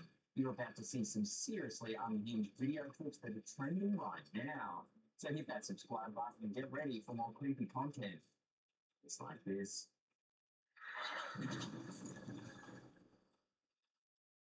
I've seen my daddies. I brought when popular YouTuber CJ Faison decided to camp alone in a notoriously haunted forest and couldn't have known just how freaky the night would get. Walk down that trail, right? Pocono Forest is a vast, densely wooded stretch of land in Maryland, USA. It spans over 18,000 acres and is the setting for a collection of gruesome urban legends. There's tales of decapitation, wandering spirits, unhinged psychiatric patients with hooks for hands, and mysterious balls of fire that hover in the woods, then vanish without a trace.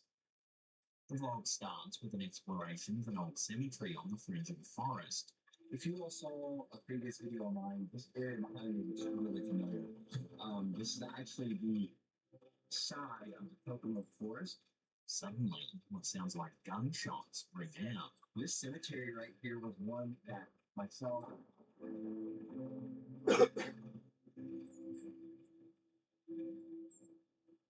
This is a stark reminder that often reality is much scarier than an urban legend. Sonny is out of town for a few days, and what that means is I gotta go and I gotta keep on making and creating.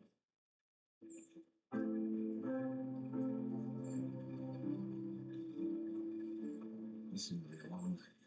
The uploader begins by setting up camp and exploring the darkened forest. Again, I want to go somewhere like super remote, so as you can see, the nice little area around me. I walked for probably about 40 minutes or so. I want to show you kind of the way I came from. While I'm exploring, he spots a light in the distance. He turns off his torch immediately, so as not to give away his position.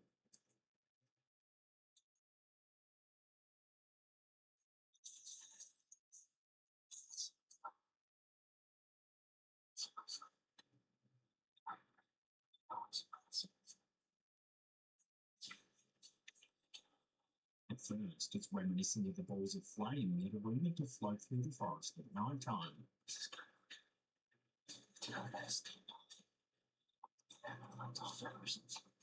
It soon becomes apparent that it's another person walking through the woods.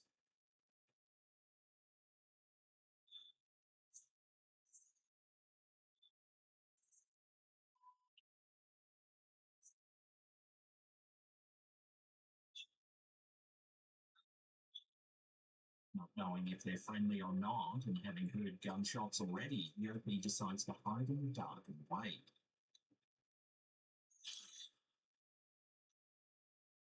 It's 1:30 a.m. and the person just slowly walks through the forest.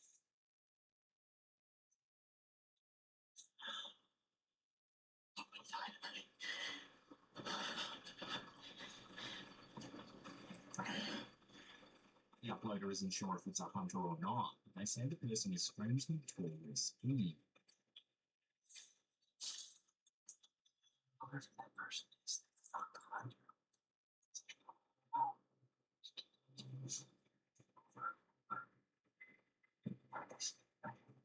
That person wasn't skinny or he's not like tall and skinny. It's really strange, but I'm sure not. Later, he says he can still hear strange noises in the distance, and suddenly this happens.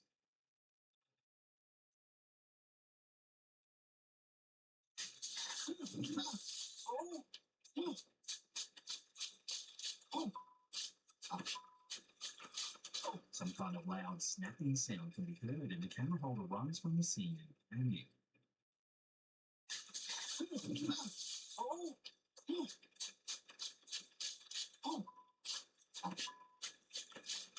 Freaked out by the encounter, CJ seeks shelter in his tent.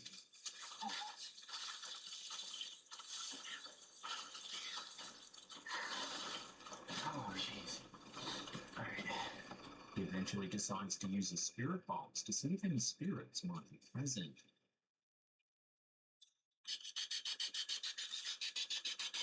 Are there any spirits present here tonight? Something appears to smash the side of the tent.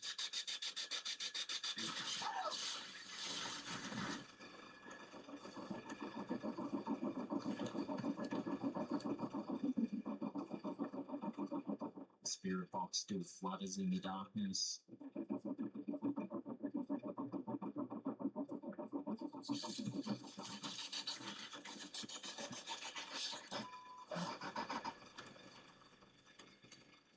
Somehow CJ musters the courage to spend the rest of the night in the forest.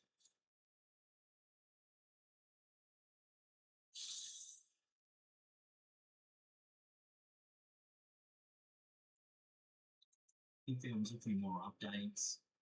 I don't even know if there's anything on the footage, but I heard something just earlier, and it almost sounded like I don't know how like antlers like crying together and sounded too deep, like fighting with each other. Then, after getting some sleep, this happens.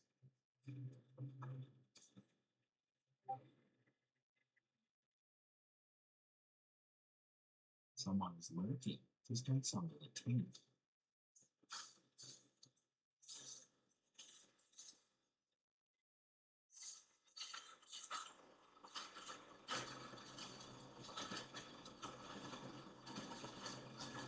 The next morning, CJ hikes out of the woods, happy that the long night is finally over.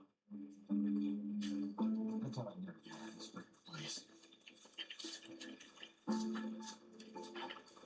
Hopefully nobody's messing with my truck.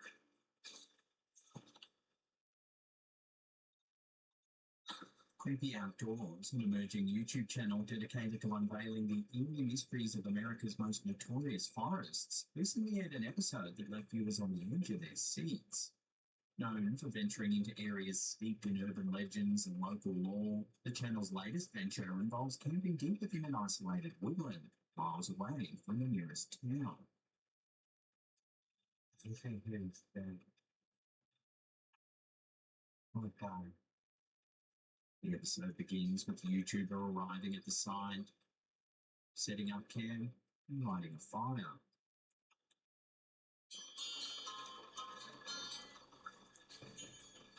As dusk falls, the YouTuber starts to explore the surrounding forest.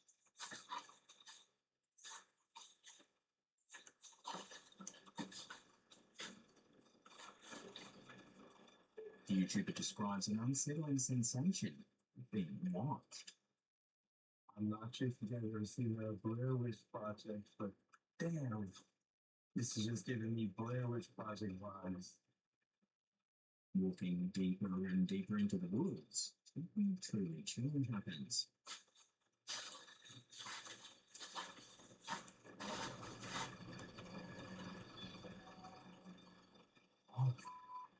The sudden utterance in such a secluded setting would be enough to poop one's trousers, but somehow the camera holder maintains composure.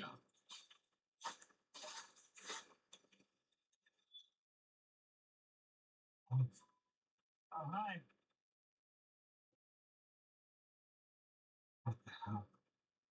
Rattled by the encounter, the YouTuber considers the possibility of it being a prank by another camper. Yet the profound isolation of the campsite and the lack of any evidence of other people in the area make this theory difficult to substantiate.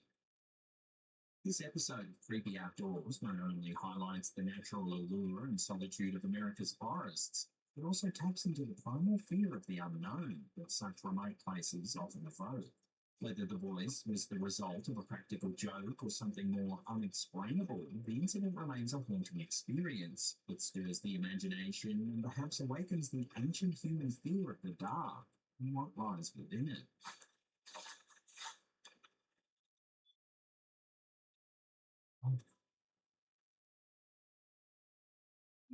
TikTok user Briscoe Park, a content creator renowned for exploring abandoned and eerie locations across the United States, recently shared a chilling experience. In this episode, Briscoe Park ventures deep into a remote swamp, far from civilization. As he paddles his canoe through the dark, murky waters, an unexpected and unsettling sound fills the night air.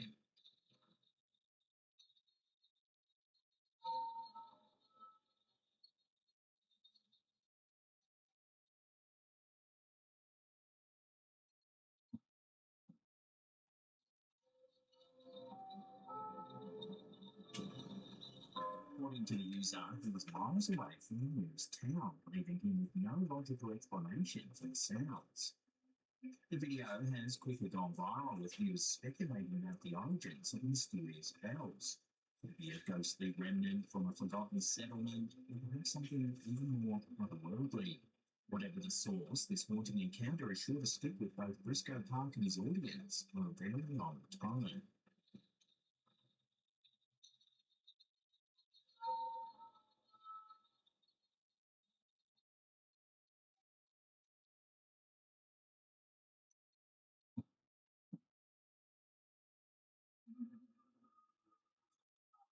This next freaky camping experience has become something of an internet legend. Project Amber is a popular travel and camping YouTube channel that documents the roving exploits of CJ and his partner Emma.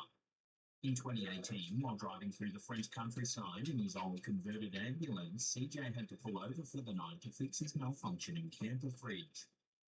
The area was an old, overgrown camping spot in a rural forest with no one visible for miles and miles. While filming the vlog about fixing the fridge, things take a turn for the eerie. I'm sure with house quickly it's supposed to.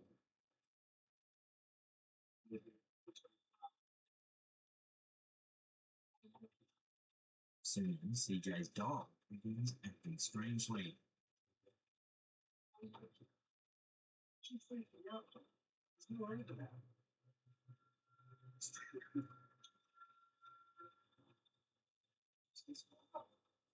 Just down the trail, where his dog keeps looking, is an old abandoned well with a heavy metal covering.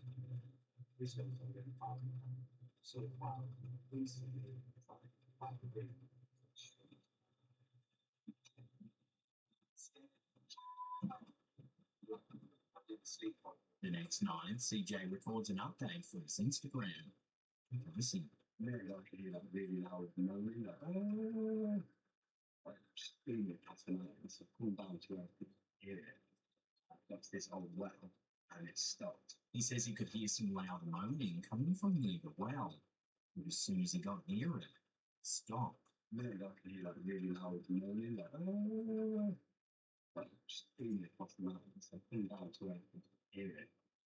Got to this old well, and it stopped. That's when he claims to have seen a mysterious woman walking through the woods. This girl appeared, dressed like kind of like a monk, no shoes, no hair. When he went to double check on her, she was nowhere to be seen.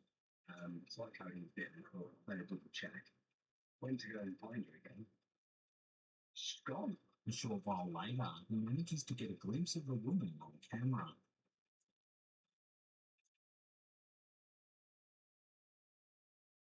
The OP says that normally his dog Lance runs over to people excitedly to greet them. This time, he didn't. Instead, he just nervously looked over in the direction of the woman, whining.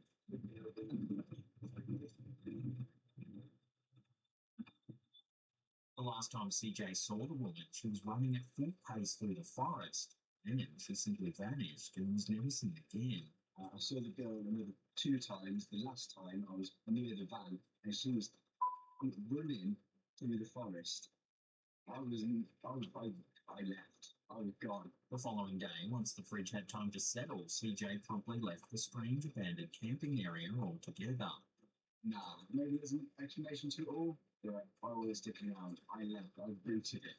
I'm about 50 miles from there now. Since this video, viewers have scrutinised the encounter, hoping to come up with an explanation. Many have noted CJ's authenticity and that he genuinely seems freaked out by the incident. The vast majority of the channel's content is about travel and camping and doesn't sway into the realms of the paranormal at all. Nor does CJ do any pranks or skits or anything that would make it seem as though the encounter was staged. So what's to be made of this eerie event then? Who was the woman? And where was the moaning coming from? And did that locked up well have anything to do with it? I'd love to hear your take on this one. Have you heard of it before? And do you think something paranormal was at play? Let me know your thoughts in the comments down below.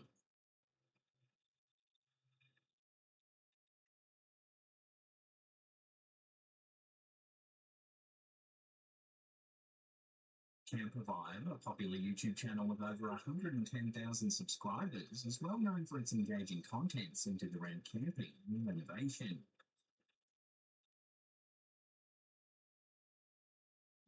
However, one particular episode stands out from the rest, featuring a solo camping trip to one of the UK's most infamous locations, the Screaming Woods of Derry near Buckley in Kent. Often cited as the most haunted woods in the UK, these woods hold a chilling reputation that will test the nerve of even the most seasoned adventurers. The YouTuber behind Camper Vibe decided to venture into these woods for a 48-hour solo camping trip. As a solo female wild camper accustomed to braving the outdoors alone, she normally doesn't get easily frightened. Yet the eerie atmosphere of Derry Woods, coupled with their haunted history, presents a new kind of challenge. Derry Woods, also known as the Screaming Woods, have been named for the alarming sounds that often permeate the night. Terrifying screams and mysterious footsteps that echo through the dense fog. Local lore is rich with tales of ghosts, including a suicidal army colonel from the 18th century and a gruesomely murdered highwayman. These spectral figures are said to roam the forest alongside sightings of unsettling black shadows that stalk passers-by. The camping trip begins normally enough as the YouTuber sets up her camp deep within the woods, cooking steak and chips by the fire.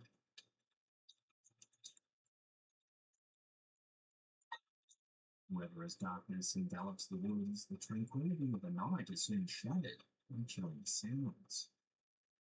And if you can see, Cadbury's Pot of Joy yogurt, basically chocolate yogurt.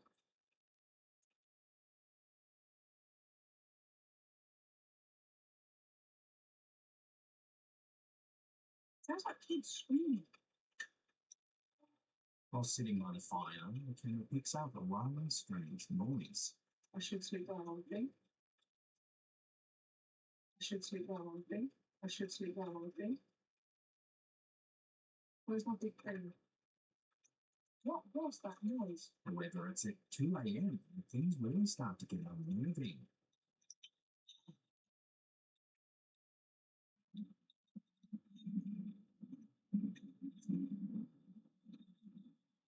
Sounds like someone is just outside the tent.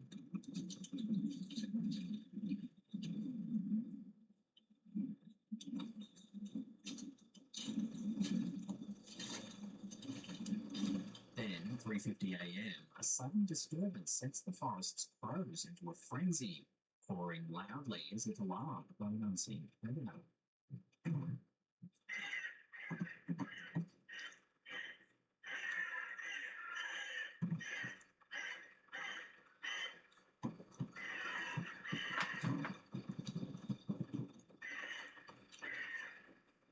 So then, could the rumours of the haunted screaming woods be true? This episode of Camp Provide leaves the question tantalisingly open, inviting viewers to delve into the mysteries of one of Britain's most haunted locations, where history and horror intertwine beneath the canopy of an ancient woodland.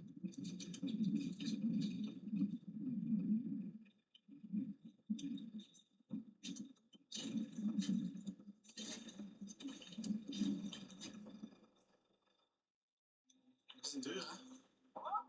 Belgian urbex YouTuber Sesh, known for exploring abandoned places across Europe, recently experienced a nightmarish adventure that's left both him and his viewers deeply unsettled. Typically, Sesh's videos feature the exploration of eerie forgotten structures. But this particular episode took an unexpected, terrifying turn. The video begins with Sesh and his friends venturing deep into a dense forest filming their nighttime exploration.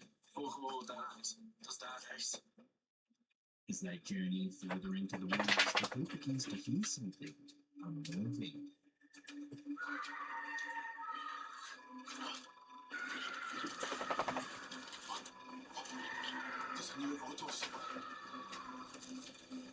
Despite their growing apprehension, they press on, determined to uncover the source of disturbing noises. Hello? However, curiosity soon turns to terror. Which one happens? Hello?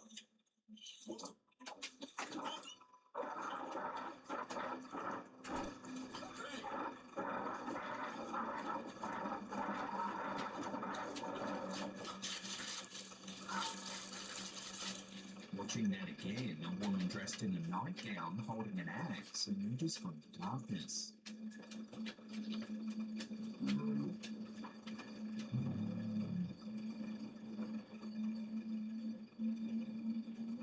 Shocked and disoriented, the group flees in panic, unsure of what to do next.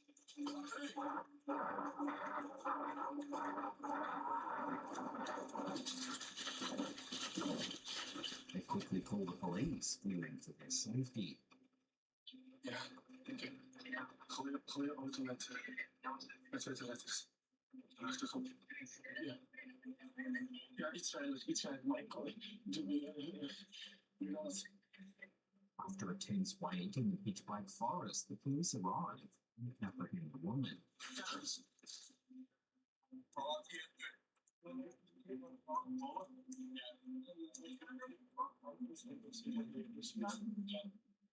The encounter with the authorities, however, does little to ease the group's nerves.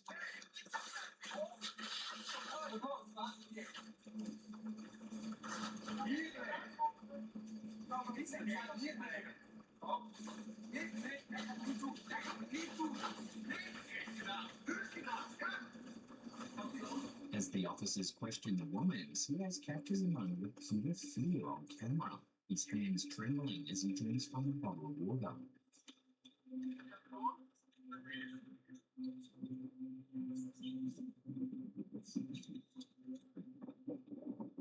Fortunately, no one was harmed during this harrowing incident, but the unsettling encounter left a lasting impact on Sesh and his friends. In the aftermath, as the boys regroup in their car, Sesh recounts the chilling image of a woman kneeling on the ground, surrounded by police, staring at him with a maniacal smile, as if straight out of a horror movie.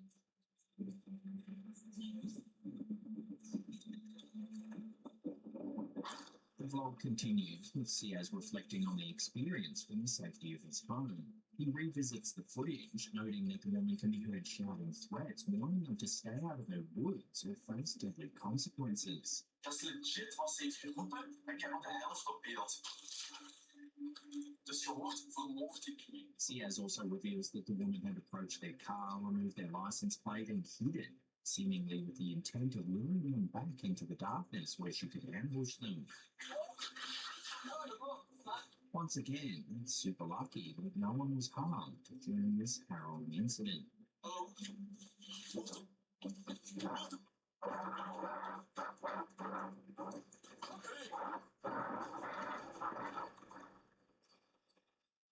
This last night's stealth camp, right next to the forest and Box Hill. I would highly recommend this place. Will's Whereabouts is a popular travel and camping YouTube channel based in the UK. The host, Will, drives around the UK in his van, sharing tips and tricks for his audience. However, in this episode, while camping in Box Hill, an ancient wooded area southwest of London, something eerie happens in the dead of night. He begins by making a campsite meal as the sun sets on the forest.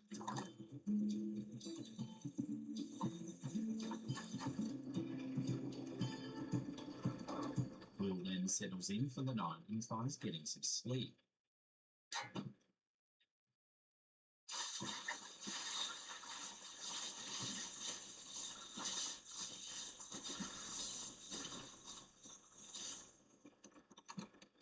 However, in the middle of the night, something terrifying wakes him up.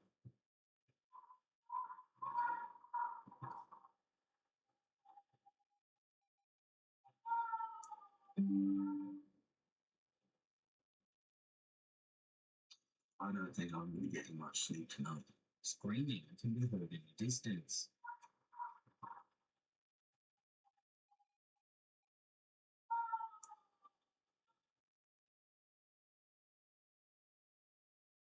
I don't think I'm going to be getting much sleep tonight.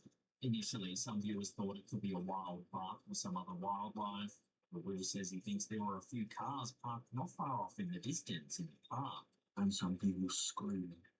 The screams sound like an eerie blend of pleasure and pain, and one has to wonder just what was going on deep in the woods in the middle of the night.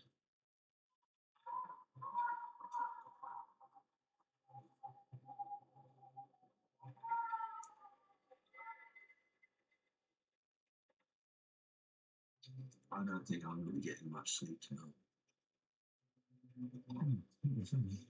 Brendan, the face behind the popular YouTube channel Brendan Explores, is known for his solo camping adventures around the UK, where he delves into less travelled paths using his converted van for stealth camping. His videos typically showcase serene landscapes and peaceful solitude of van life. I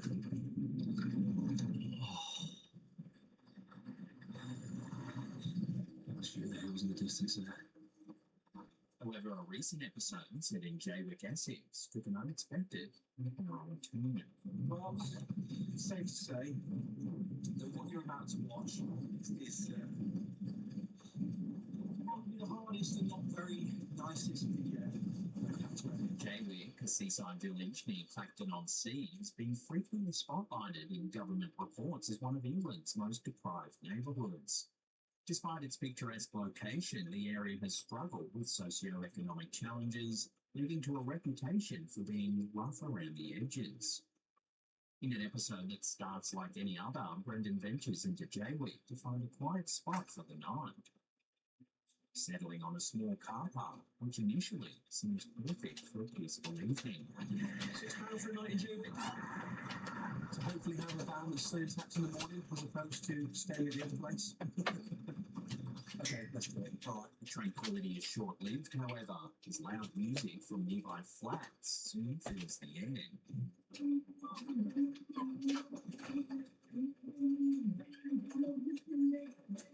More and more, Brendan starts getting a bad feeling about the area. When you see someone walking down the road with a half a special going past as well, playing music out of a portable speaker alone, that's a big red flag. He eventually decides to relocate. I don't know if I can this car park or not. I'm going to follow my gut instinct. There's a parking spot. The funny thing is, About it, after a bit of searching, he finds a secluded spot on the edge of farmland, far removed from any street lights or the hustle and bustle of residential areas. No, but there's no hands around me. It's here that Brendan hopes to find the peace he initially sought. Alrighty. Oh, nice and quiet here. Not even a sound of a distant car. But peace wasn't on the agenda for the night. At around 2:30 a.m., something truly unnerving happens.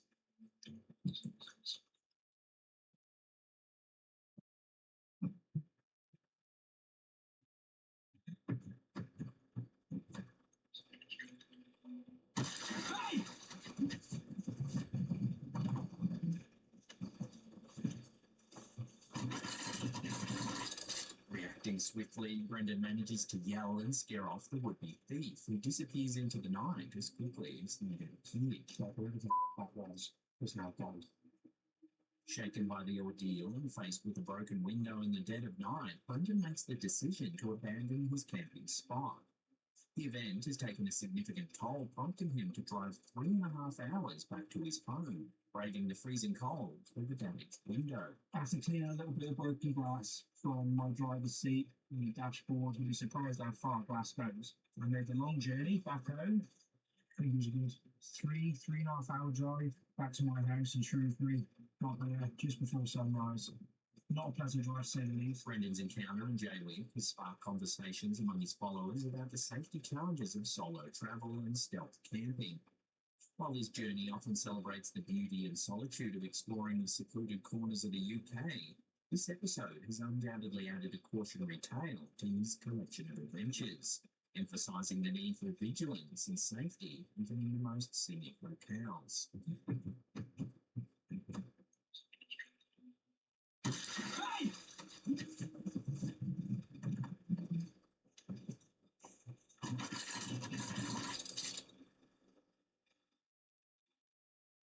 Alex, the videographer behind the popular TikTok account Camino de Patagonia, is known for capturing breathtaking scenes of nature and wildlife across South America. However, on May 12, 2020, while filming a mountain bike session in the remote mountains of Patagonia, Alex stumbled upon something deeply unsettling.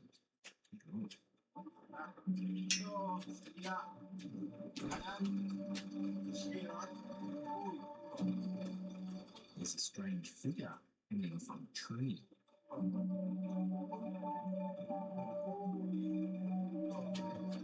The unsettling discovery left Alex rattled, unsure of what he had encountered. To this day, Alex remains baffled by what he caught on camera. Theories abound, from the possibility of a creepy doll placed in the tree to scare off hikers, to a more disturbing scenario involving an unhinged local or even a robber lying in wait for an unsuspecting passerby. Despite the mystery, the footage has left a lasting impression on both Alex and his viewers, serving as a chilling reminder that even the most beautiful landscapes can hide dark secrets.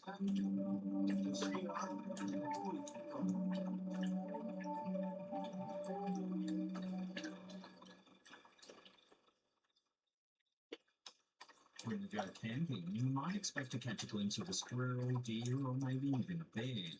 However, if this strange video, posted to Dailymotion by Niels017, is to be believed, there might be more than just animals hiding among the trees. The footage was supposedly captured by a group of friends in Flacy, France. It's dark out, so they stand close to a roaring bonfire. The campers can be heard laughing and joking around. When suddenly, their fun comes to an abrupt halt.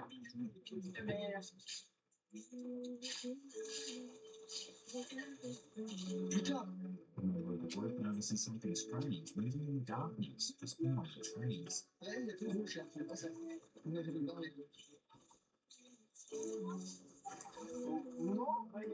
They toss a lit torch in the direction of the movement, hoping to get a better look at whatever it is.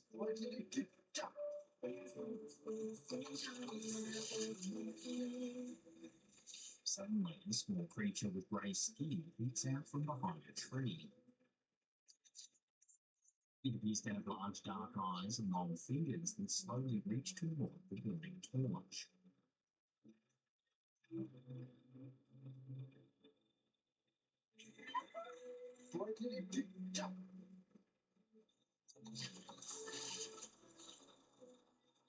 The cameraman attempts to get closer, but the creature quickly disappears into the darkness.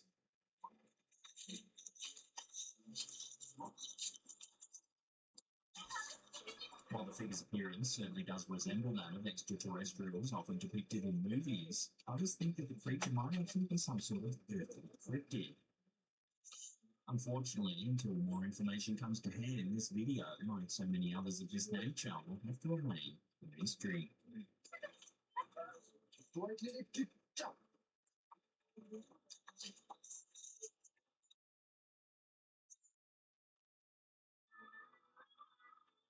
Welcome to a solo camping in a haunted cave video. In the vast and often eerie expanse of the Australian outback, YouTube adventurer Matt Field, the face behind the popular YouTube channel Field Days, recently undertook a challenge that pushed the limits of both his courage and his audience's nerves.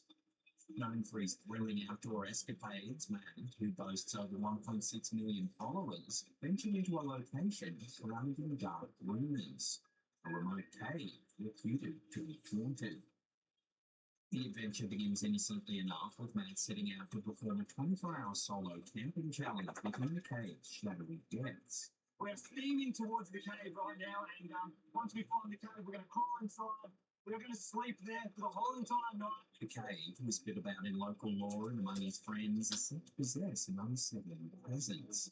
One of my real good mates who lives just up here, he said to me, he went to visit this cave, he walked into the cave, he reckons that there's a man-made ladder which he can climb down, and as he was climbing down the cave, he had this super uneasy feeling, like he reckons it was like nothing he's ever felt before, like felt like he was like being watched. Almost immediately upon entering, Matt reports a sensation of being watched. Very strange sound. The first one was a rock falling.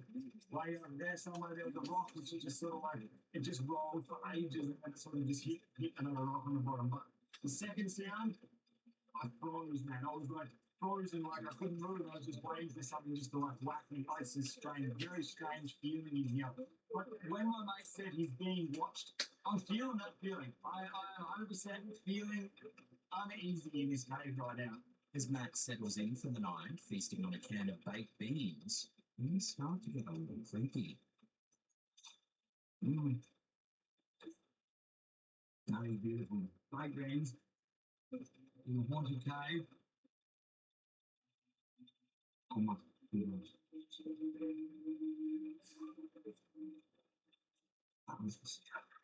Matt describes hearing inexplicable sounds as the night progresses. It's the chains moving in his blinding light. It's a big, heavy, thick chain. Really can't move them. Chains rattling and whispering voices that seem to emanate from the very walls of the cave. You can't move that chain with wind. It's way too heavy. There's no wind coming in here. There's no wind even talking. Holy shit. Soon, things ratchet up a notch. You must have heard about this thing. Look at my lines, dude.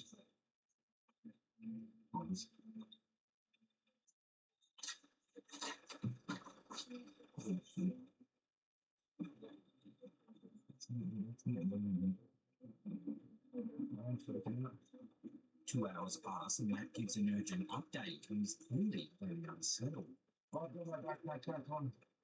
I know I'm breathing on that here. I just heard a sound. It's not normal. It's definitely not a normal sound, and I'm scared shitless. I'm not gonna lie. That sound, it was not normal.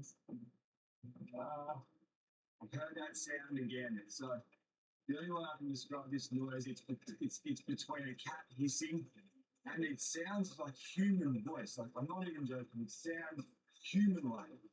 Despite the mounting fear and the chilling encounters, Matt decides to stay the night after briefly contemplating an early exit. Something has to move this. With no comfort but a jagged rock for a pillow, he endures the unmoving series and sides until dawn. I'm just going to sit here for the rest of the night, laying up against this wall as my bag. I'm just going to lay up against that wall there, and I'm going to stay close to the entrance of the ladder because that sound I heard before, it is, I can't even describe it. You can't make that sound. So could this cave truly be haunted? Matt's harrowing experience seems to suggest there might be truth to the legends. Skeptics might argue that the isolation and the cave's foreboding history could heighten one's senses and conjure illusions.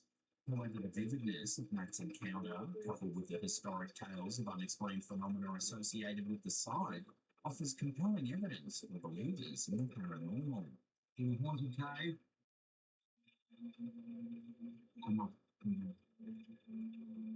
Matt's adventure in this so-called haunted cave has not only garnered significant attention, but has also sparked a broader discussion about the mysteries that might lurk in remote corners of the Australian outback.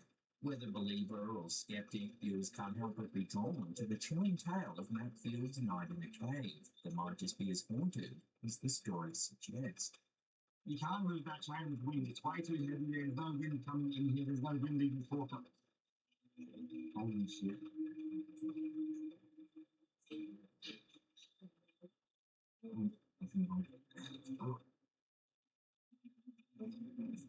Like we're walking through the woods and right in the middle of this trail we found this pipe. The YouTube channel Action Adventure Twins, run by a pair of identical twins known for exploring remote and dangerous locations, recently uploaded an episode that's left people spooked. In this adventure, the twins are hiking through a dense forest when they stumble upon a mysterious pipe that seems to descend deep underground. Holy crap, guys, check this out. We're back at the mystery pipe. You hear water down there too. There's like a whole river down there or something. Maybe it's a cave. Their curiosity peaked, the brothers decide to lower a GoPro down the pipe to see where it might lead. Let's get a brighter flashlight. Let's see what we can see. As the camera descends deeper into the darkness, it eventually opens up into a large underground cave network.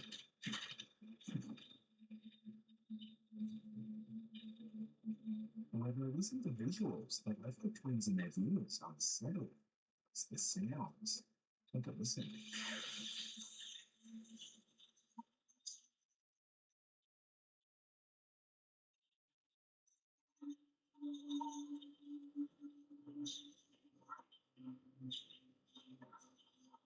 The camera's microphone picks up eerie, unexplainable noises.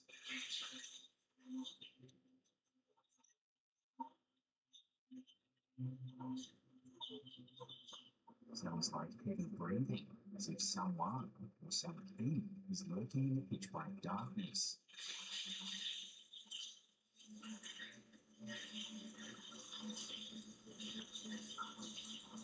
The unsettling sounds continue, growing more and more disturbing as the camera remains at the cave's floor.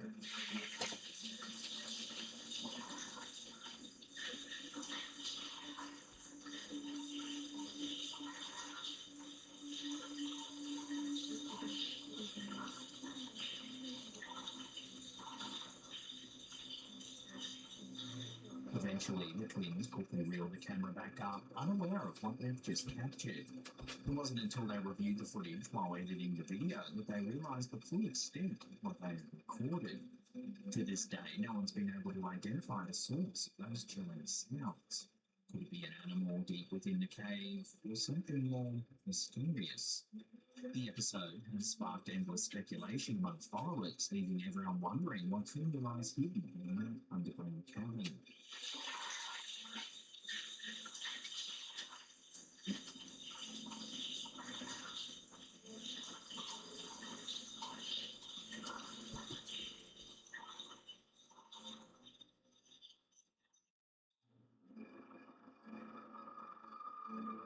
Many people believe that strange creatures still lurk in the far reaches of the Earth. Known as cryptids, these mysterious beasts are yet to be classified by modern science. This footage, uploaded to YouTube by Vision Paranormal, might just show one such cryptid, the legendary Wendigo. The Wendigo is a mythological creature that originates from North American folklore. It's described as having huge antlers, an emaciated body, a nauseating stench, and in some cases a heart and ice. However, its most terrifying characteristic is its insatiable craving for human flesh. Even when it's just fed, its hunger isn't satisfied. Legends say that humans can also be possessed by the Wendigo, causing them to turn against their own kind. The YouTuber who shared this footage claims it comes from the recovered camera of a young couple who disappeared after getting lost while hiking in the Emerson County forest. As the footage begins, we can see the dense foliage as the couple walks along a path.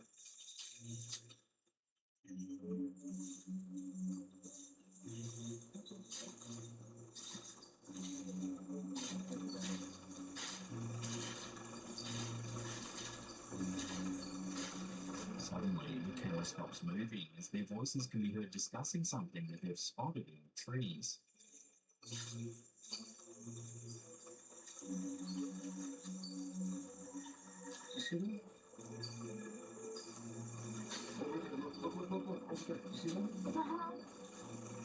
If you look closely, you can see a shape moving through the thicket.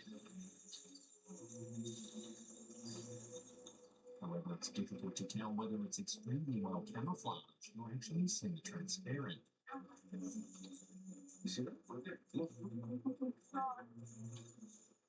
Watch it for a few seconds before it lets out a terrifying screech.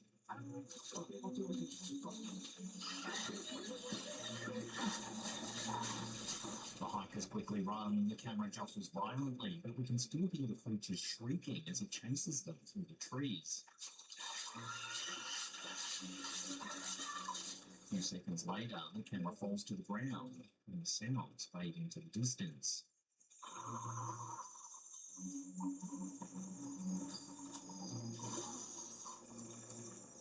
So did these hikers really fall victim to the legendary Wendigo? Whatever it is in the video blends into its surroundings so well, it's difficult to tell just what it is.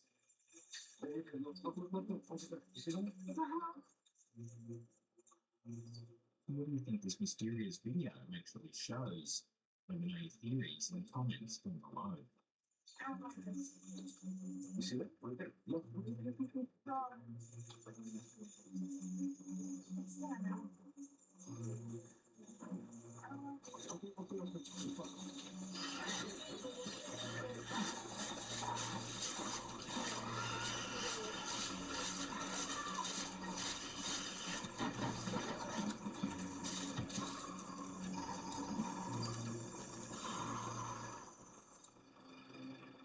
Totally from the camp here again. Grizzly Gaz, a well-known UK YouTuber beloved for his camping and adventure content, recently experienced a spine-tingling incident during one of his familiar woodland escapades. Known for his explorations across the country, Gaz often brings his audience along for overnight stays in remote and sometimes eerie locations.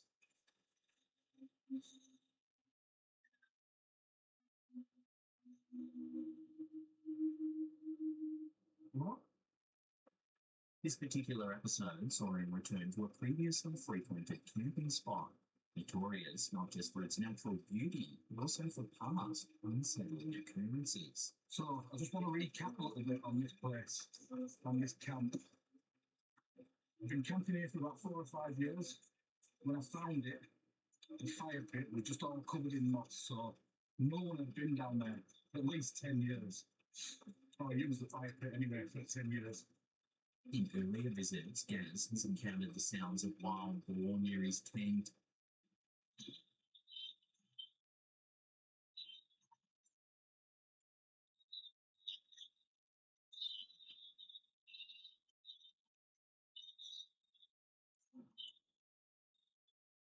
Even doubt whether it would be beneath tampering with one of his trail cameras.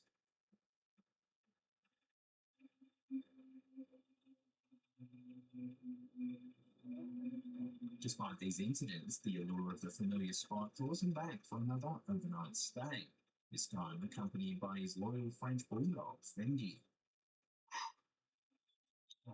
The evening begins typically with Gaz setting up camp and starting a small barbecue. We've got steaks on go now. However, it's at this point Things turn a little creepy. And I've got a visitor.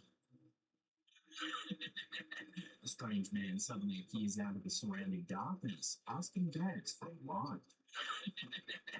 Creeped up behind me asking me if I had a light to shit my pants. This is Martin anyway.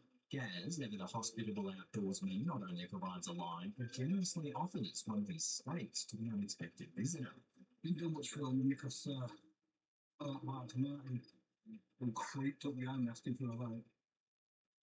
They were homeless, so I fed him some steak. The encounter quickly shifts from peculiar to unsettling as the man, after receiving Gaz's kindness, disappears back into the woods without a word of thanks or farewell. They were homeless, so I fed him some steak and some mashed potato, and he's gone on his way. Gaz, unnerved by the man's abrupt departure and peculiar demeanour, can't shake off a growing sense of dread about the man's true intentions. Thinking, is he going to come back? Because he wasn't a normal homeless person, if you know what I mean. After I fed him, he scurried straight off. Fearing that the visitor might return under the cover of darkness with less than honourable intentions, Gaz makes the decision to pack up and leave the site and head back to the safety of his car. The more I think about it, the stranger it gets. Fed that lad, and let's be when I turn back round, he'd gone. I just found that really strange. The next morning, Gaz returns to the campsite to retrieve his trail camera, which he had left behind in haste from the previous night. Well, I left my trail camera here. So, let's see what that's captured, if anything. On arrival, however, he discovers that the camera is missing. Oh, trail camera's gone. That's where it was, on this tree. This seems to confirm his fears that the mysterious man might have had ill intentions. So, my gut instincts were right, weren't they, to leave?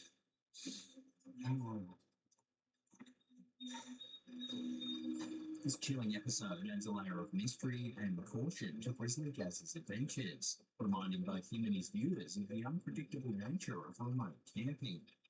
While the identity and motives of the strange man remain unknown, the disappearance of the trail camera seems to suggest that Gaz's instincts were correct, and that sometimes a quick retreat is the best decision when faced with the unknown in the wilderness. We went round here in a poncho a couple of months ago, we had talking for a while.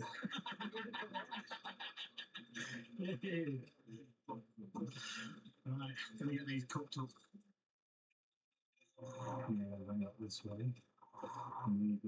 Novice Wild Camper, an up-and-coming YouTube channel dedicated to wilderness camping in the UK, has posted a series of videos that have left viewers unnerved. In the first video, the camper sets up a hammock deep in a quiet, secluded forest. As night falls, the peaceful surroundings quickly turn unsettling.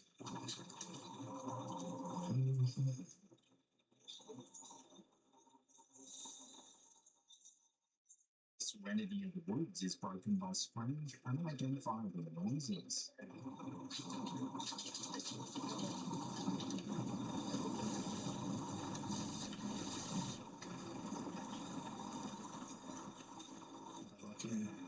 The camper, visibly uneasy, attempts to investigate the source of these disturbances.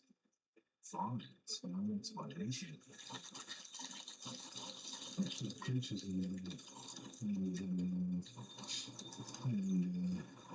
Twigs and trees and hills and stuff like that. There's a huge amount of houses around here. I've picked a chestnut tree called some chestnuts constantly seeing the footsteps through the rocks of the hammock. As the night progresses, the situation becomes more alarming. A rock is suddenly thrown near the hammock. Suddenly, a hammock. A massive thud hits the blade. I bounces, and I jumped out Is it potential immense to lock and feel wasn't? No, it's bad. Later, a large branch crashes down nearby. This doesn't land. Comes out. It bounces towards you. It hit the floor and still on towards you. This place is fucked up. With his nerves frayed, the camper hastily packs up and leaves the area, vowing to never return. After spending the night in his car, the YouTuber says he spotted a man on the side of the road. Listen as he recalls the eerie conversation he had with this strange man.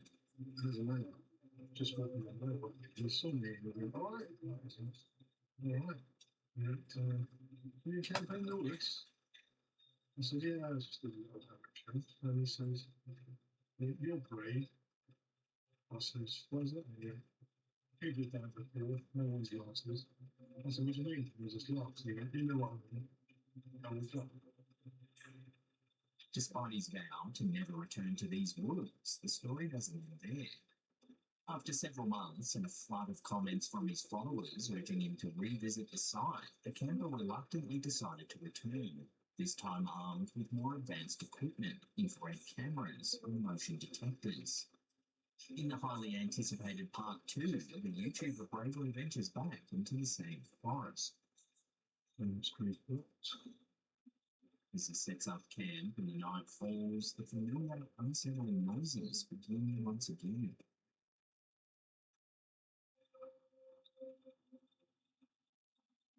Searching for a second.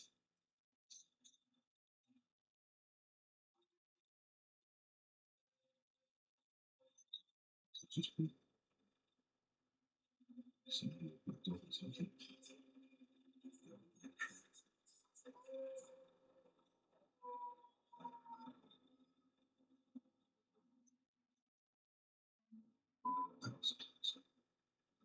Determined to uncover the truth, he starts filming with his new infrared camera. What he captures is nothing short of terrifying.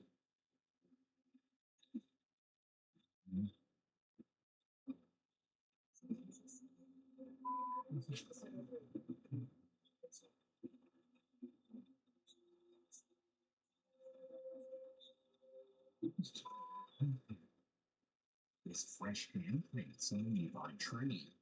Handprints that weren't there just minutes before.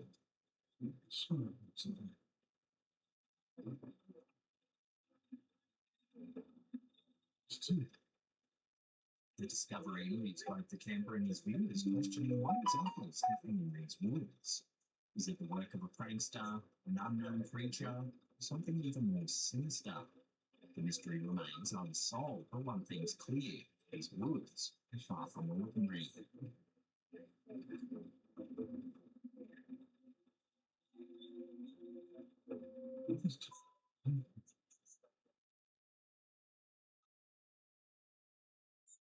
This next chilling camping encounter was uploaded to the YouTube channel Noah and Sam. The uploader says that they decided to pull over and sleep the night in their truck in a forested area in Sun River in the United States. A few days ago, I was camping in Sun River, and what I thought would be a good location along the side of the road in like this marsh area and sleep. The OP managed to capture some GoPro footage of the terrifying encounter that unfolded in the middle of the night. Watch.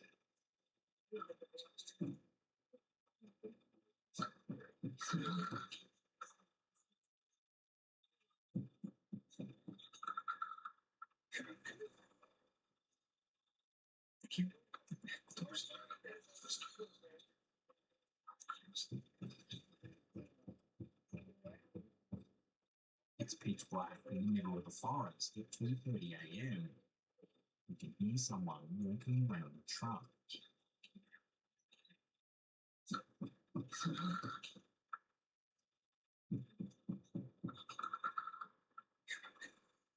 Luckily, the truck is locked, but the person continues to tap at the vehicle.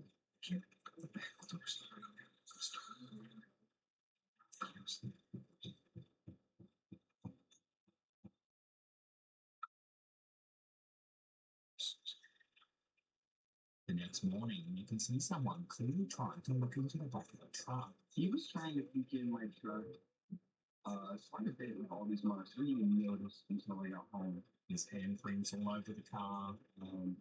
Handprints there. The person even dragged their finger from one end of the truck to the other. Dragging his finger on my side of my truck, trying to get inside my truck. That's really all I could tell when he was walking around. So why was there a person walking through the forest in the middle of nowhere at 2:30 a.m.? The uploader even says that the person didn't have a torch or any light source of any kind, so they were just walking around in pitch black out in the woods. They tapped and scratched at the truck in the middle of the night and vanished. This is indeed a chilling encounter, and we're just glad the uploader made it out safely.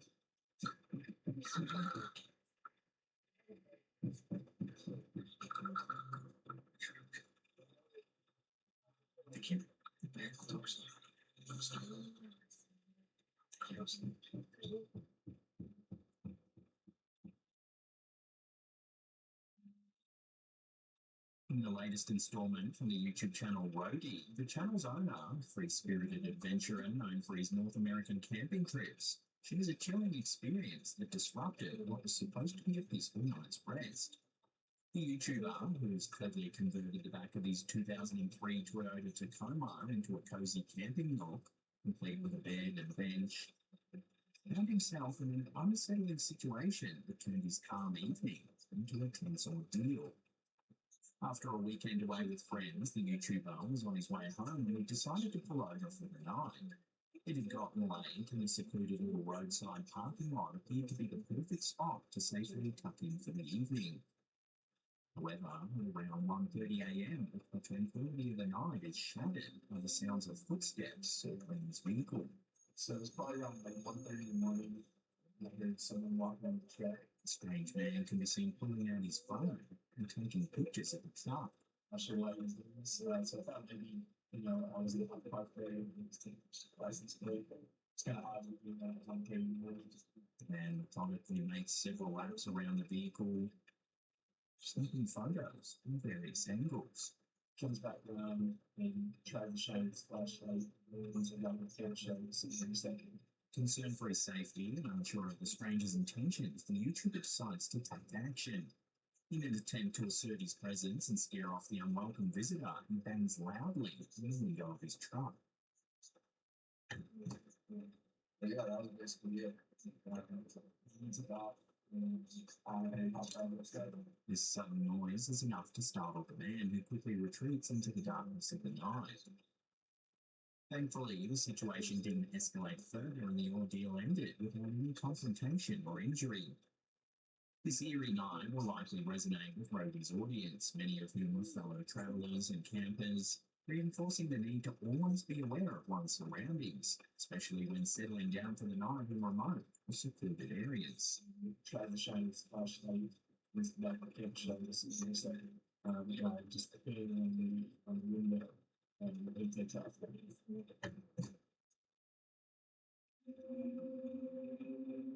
Our final clip of the day comes from Reddit user Jitter-less, who shared a chilling piece of footage captured while camping deep in the wilderness of New Brunswick, Eastern Canada, in early 2024. The user was enjoying the tranquility of the woods when they heard an unusual noise. It started with the alarm call of a belated woodpecker, a common bird in the area. But what followed was anything but ordinary. Take a listen.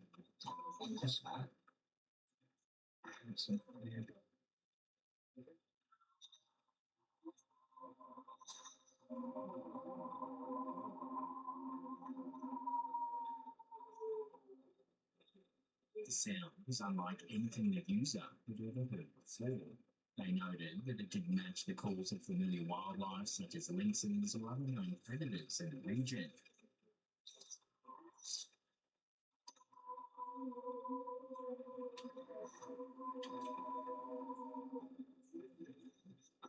Despite their efforts to identify the source, the exact animal behind the growl remains a mystery. The sound was so intense it seemed to vibrate at a frequency too low for the microphone to fully capture. Could this be an undiscovered creature, perhaps a rare elusive animal rarely heard in the wild? Whatever the case, this footage has sparked much speculation among those who have watched it, leaving everyone to wonder what lurks in the remote wilderness of New Brunswick.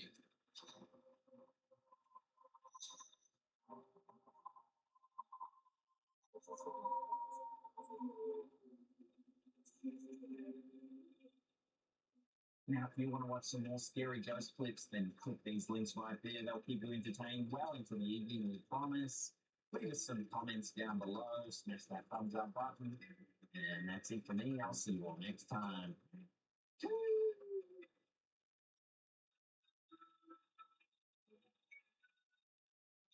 Get shit done with a 60-day free trial from today's sponsor. That's shipstation.com. Welcome back. I'm trying to make my own file scripts. Last episode, we made the sheet metal component with the fixed jaw. What I want to get working on now is getting the actual jaw inside the sheet metal. Now, as I look at the original, I don't really know how they did it. I don't know if it's brazed in there, if it's soldered in there. I can't really tell. It's a nice little smooth transition between the sheet metal and that jaw. And whatever it is they did, it looks neat. Some of the ideas that I have are forge welding a piece in, brazing or soldering a piece in. I see TIG welding as militant and rather not do. Because I don't think this is welded like that. And I think on the challenge of not using TIG welder. First step, no matter how it's attached, though, it's going to be making the insert. When you do that, out of some using button steel, so you can do it.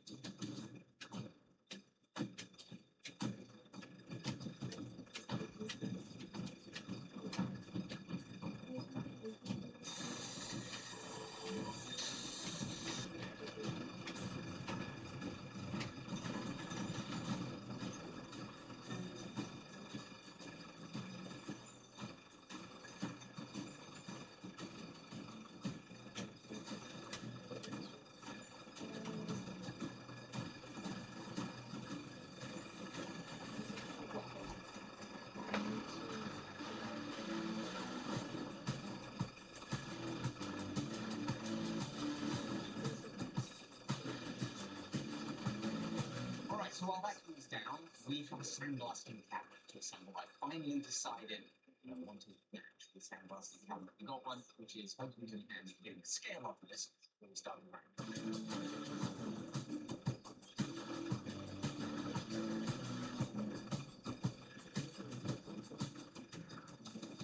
We open it up here on the side, chuck the piece in. Ooh! Oh yeah, that's fun.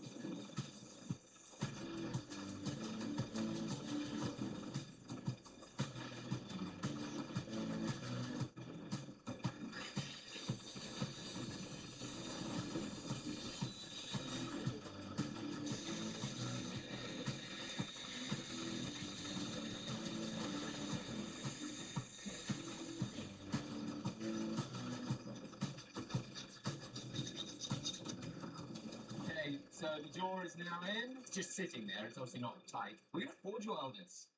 So that it doesn't come out, I think I am going to just put a little maybe or TIG tack there. And my plan is to use this rather magic iron mountain flux to aid the seamless fusion of these two bits of metal. This is a flux that contains both borax and iron filing. In a while, it's been used in. Let's get this thing out to forge welding.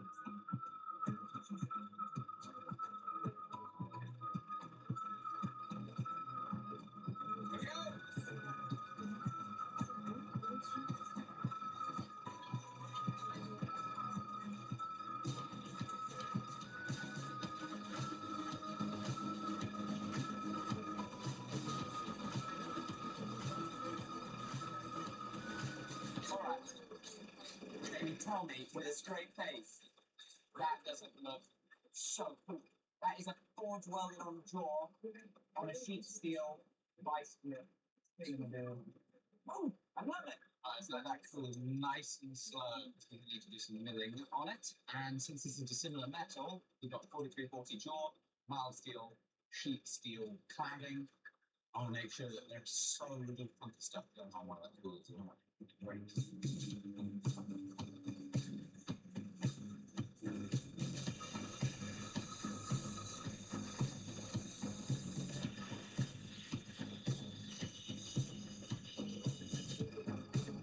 Mill this flat and then put some teeth in it.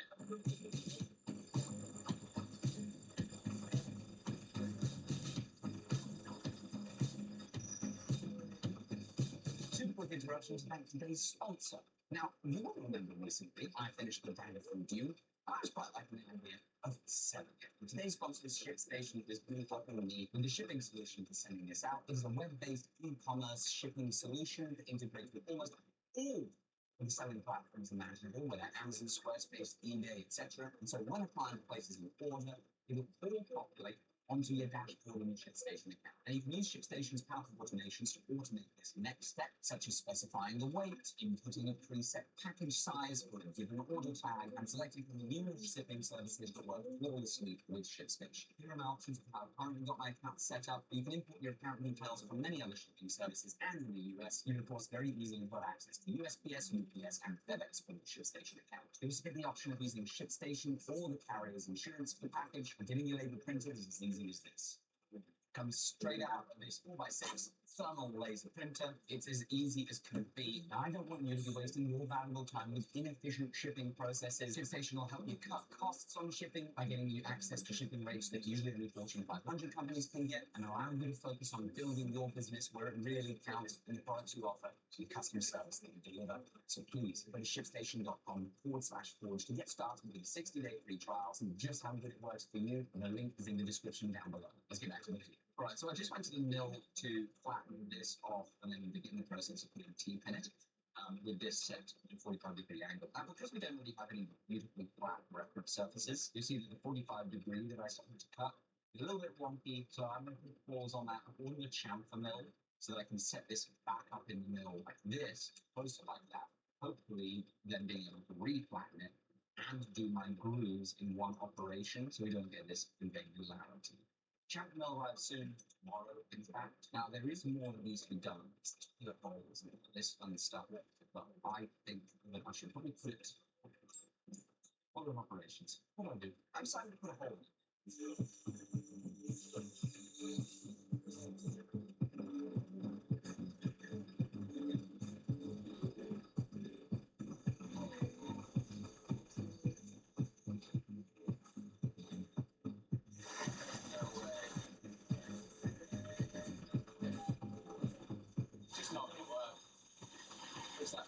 How did it get so dirty so quickly?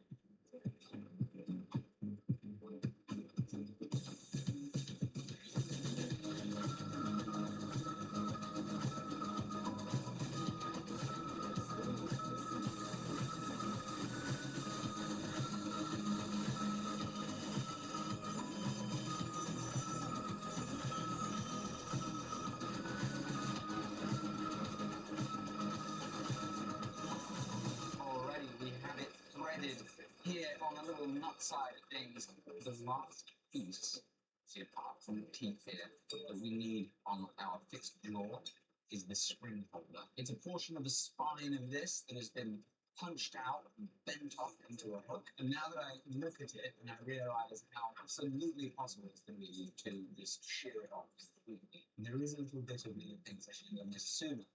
Because as you know, I like to do the things that risk ruining the project earlier rather than later. Now we have to do it right at the end. I think it's going to require a punch and a die to make it work.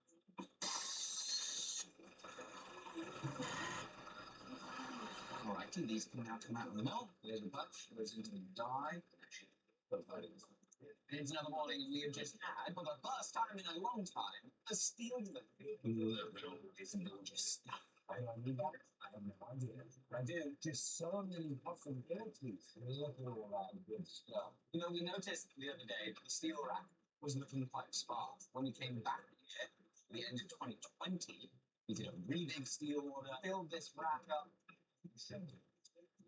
I'm not sure. I wouldn't expect that you'd still be growing at the end of 25. And we've got even better news, Jamie. We have a new sauce to play with. Thank you very much, Tracy. To me, it's a gold.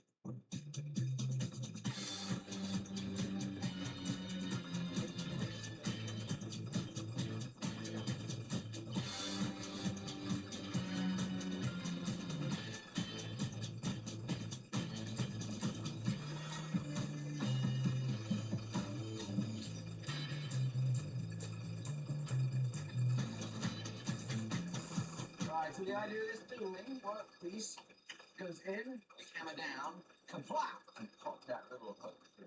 Now, hopefully this isn't one used tool because I'm going to do a test piece. First of all, just check it works.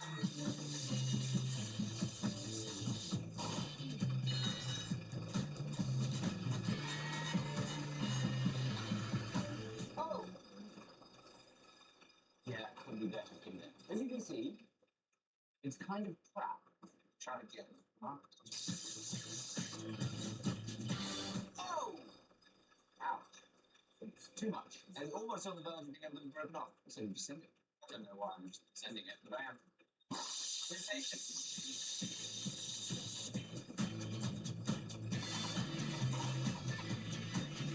Probably. Still not shit. Lots of puckering and deformation. Yeah, they do lawsuits and that kind of stuff.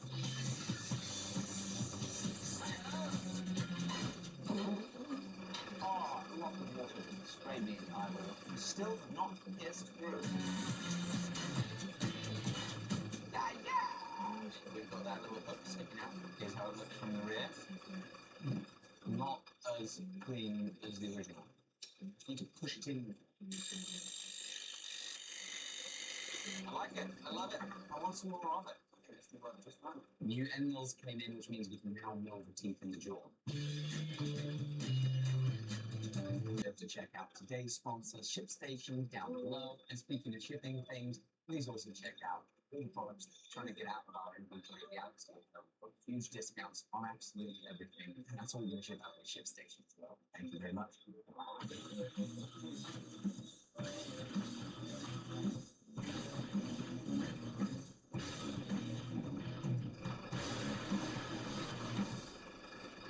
How you doing? I'm Callan, and this is Slapped Hand. You're about to see some of the most mysterious videos going around the internet.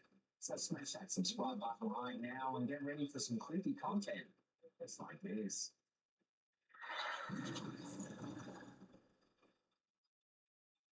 This supernatural security footage shows the inside of a garage. A wide-angle fisheye lens is used, which allows for an outstanding range of vision. It's a very typical garage with cars sitting outside in the driveway and various outdoor and gardening items sprinkled throughout the area in front of the doorway. As the video begins, we can clearly see that it's nighttime. After a few seconds, a mysterious light descends from the sky. It disappears for a moment before seeming to travel right through the side of the truck in the driveway. At first, it looks sausage-shaped, but as it moves, its almost wisp-like consistency becomes apparent. Once it makes its way into the garage, the bizarre apparition vanishes almost as quickly as it appeared. There isn't anybody around in the shot and no noise to indicate anyone lurking on camera. If you slow the footage down, you can see that the mysterious shape's movement seems somewhat purposeful, yet very odd.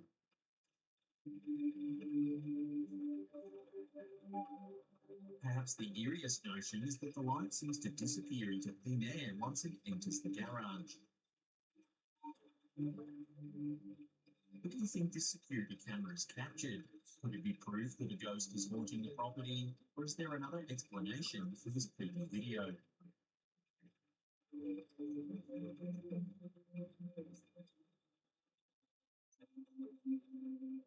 A chilling piece of footage recently shared by the Facebook page Dimension Breaker has left viewers on edge. The security camera features a woman walking around an office. Watch what happens.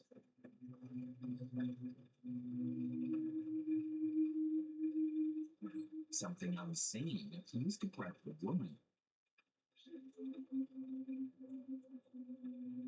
This eerie scene resembles something straight out of a horror film. Is this a genuine poltergeist incident, or could there be another explanation? As always, I'll throw this over to you, the viewers, for final judgment. Do you believe this footage is real? What do you think happened to the woman? Let me know your thoughts and theories on this one in the comments down below.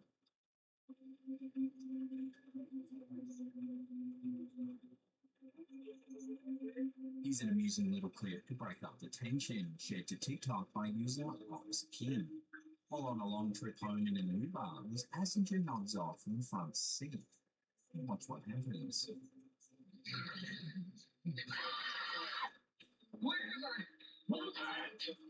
Oh my God, I'm so sorry for sharing that thing. The passenger wakes violently from a nightmare.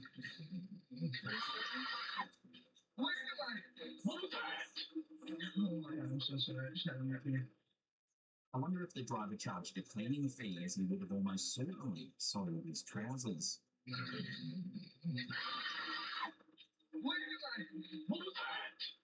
Oh my God, I'm so sorry for sharing that thing. Redditor T Always Helps posted this next clip to the platform, asking viewers if they thought it shows a ghost. The video is a compilation of footage captured in an unnamed hotel in England, where the poster has worked for the last 16 years. While they admit they don't believe in ghosts, they have heard that the bar, restaurant, and kitchen of the hotel are all haunted. Take a look at what the security cameras have captured.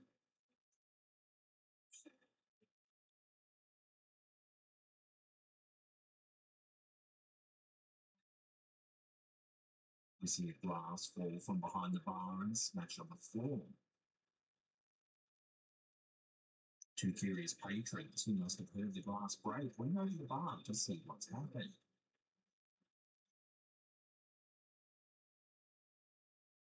Next, we see some more strange activity.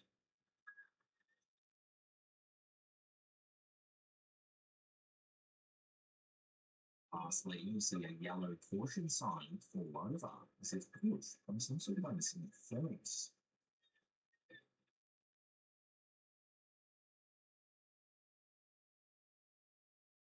A cleaner begins to search the area for the cause of the disturbance.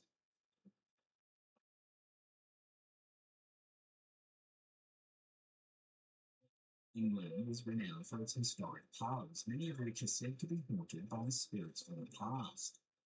Among the eerie goings-on in these old buildings, patrons and staff have reported seeing apparitions along with other spectral figures, heard disembodied voices and footsteps, and, like in the hotel in this video, seen objects moving around and even breaking.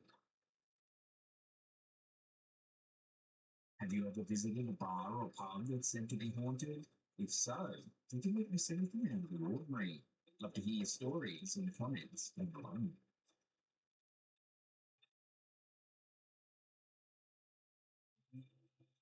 Here's a quick and eerie little one captured by Facebook user Rick Stewart. One evening in March, some years ago, Rick's home security system detected movement at the side of his property. It took several snaps and sent the report to Rick's phone. And there, a mysterious transparent figure can be seen in the driveway. Everything else in the image is quite clear, yet the human-like shape isn't. It's this detail that sparked discussions about paranormal activity in the comments section.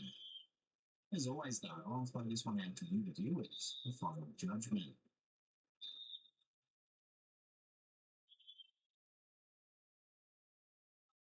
In this piece of creepy footage, two men are sleeping. They seem somewhat restless and are shifting their arms and legs around. Since sleep is a time for the brain to relax, some experts have suggested that humans may be able to sense paranormal activity more easily in this state. 50 seconds into the recording, the doorbell door opens up. It appears to open on its own because there's no one there. 20 seconds later, something barely visible enters the room. Viewers may notice a slot in the room's ceiling.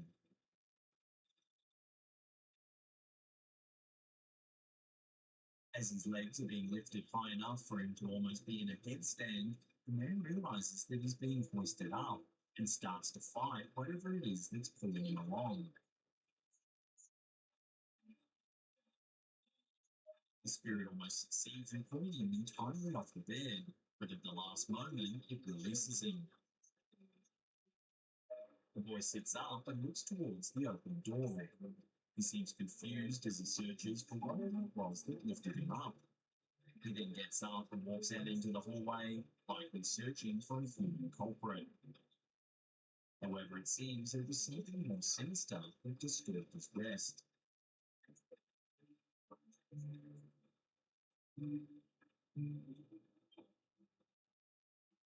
Here's an amusing little one coming via some security footage posted on TikTok by user Can You Not Though. The footage, captured by an interior camera in the uploader's home during daylight hours, initially depicts an ordinary scene. We'll watch what happens.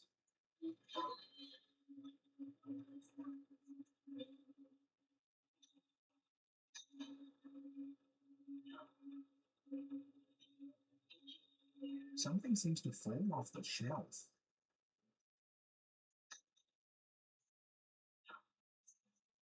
However, instead of getting scared, the man starts lecturing an unseen presence. It's as though he's used to strange things happening around his home and has grown accustomed to telling ghosties off.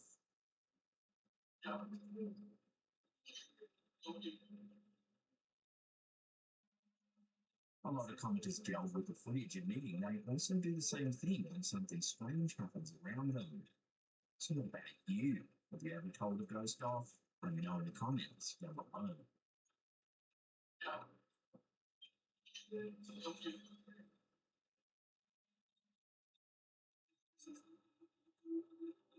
In a disquieting incident on a quiet Brisbane road, dashcam footage has captured the eerie moment a man approached a car in what many suspect was an attempted carjacking. The unsettling encounter occurred in October of 2023 on Pineland Road at Sunnybank Hills, approximately 20 kilometres from Brisbane's CBD. The footage, which was quickly spread across social media after being shared on Facebook, shows a man slowly walking down a deserted road.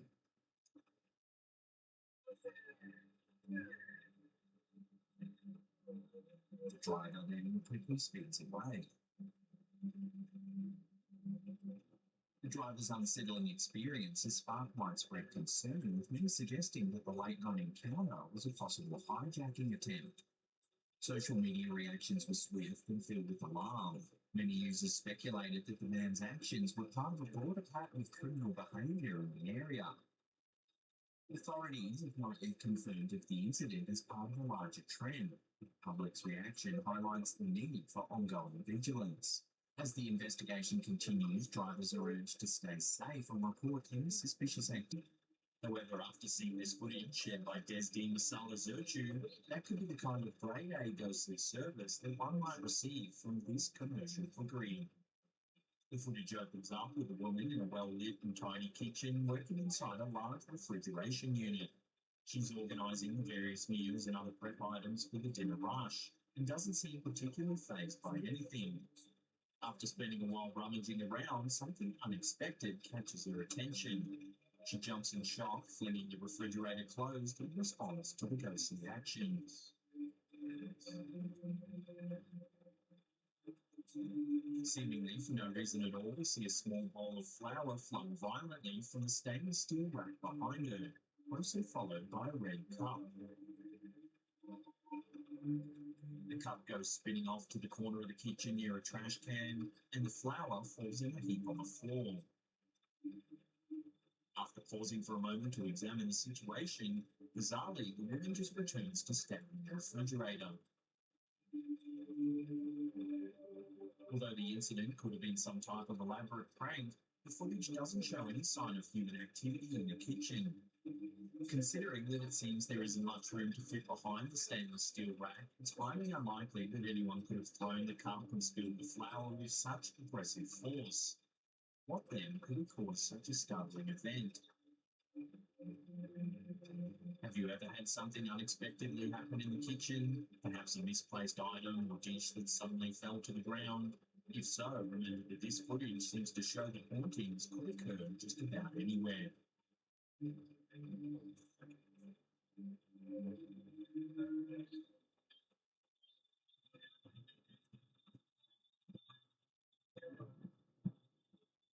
In this spine-chilling video shared to our Slaptam subreddit by user SaturdayEst84, you'll see what might be paranormal activity captured by a security camera.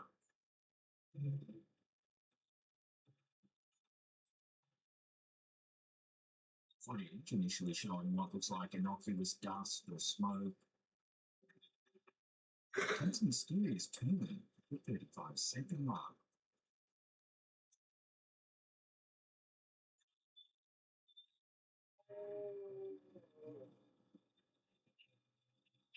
There's a ghostly looking shape moving across the screen from right to left. The poster from Pangasinan, Philippines hints at a possible supernatural explanation, mentioning local lore about a girl in a white dress seen wandering in the area. Many locals believe she wanders near old fortune trees, one that used to stand right near where this camera is placed.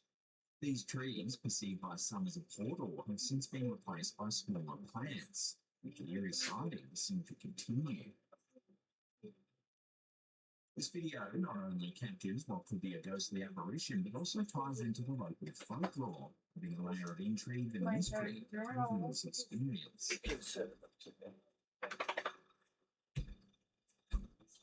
The late-night intrigue has emerged at Carmarthen's Lyric Theatre in Wales, where a security camera captured an eerie image that sparked much speculation. Nathan Davies, the observer behind the footage, reports a ghostly presence haunting the theatre's deserted corridors. Mary Jane, back up. Davies notes that the image was captured in Back the up. night, showing a mysterious figure standing between the locked inner and outer doors. He also recalls previous sightings of the spectral visitor, seen either seated in the upper area of the theatre or pacing the perimeter, sometimes wearing a distinctly flat cap and thick coat. As whispers of this mysterious figure spread through the theatre, a subtle warning follows. If you find yourself wandering the Lyric Theatre's corridors, keep an eye out for the apparition.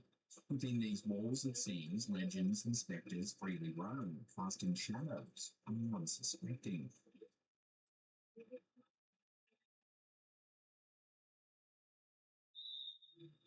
This next video was submitted to our Slapcam official community over on Facebook.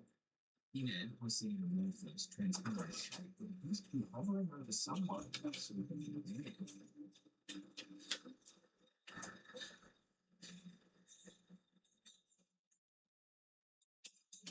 At first, one would be excused for thinking the shape could simply be a bug on the lens. This is often the explanation given for so many so-called ghost videos. However, what happens next seems to prove this isn't the case at all.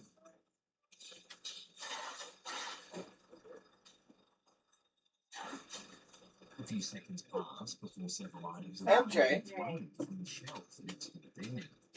Get off! The line then keeps moving. No, how the fuck did she get it up there? I don't fucking know. She wasn't on the map. Lay down. Must be just And then wakes up. He's immediately confused. Jesus Christ. I am very upset with you right now because I told you to lay in one fucking spot. The video's description suggests that it shows a ghost caught on camera. One viewer made a very interesting observation. Just after the items are thrown onto the bed, the strange shape seems to shrink, almost as if it's entering the sleeping man's body.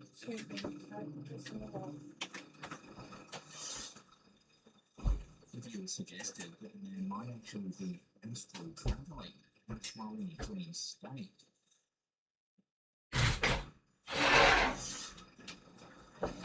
Since then, the video has also been analysed from a more sceptical stance, with several key points suggesting that it might simply be a well-orchestrated hoax. For starters, the timestamp in the upper left corner seems to move in double time. When the man gets up, he appears to move in almost speed.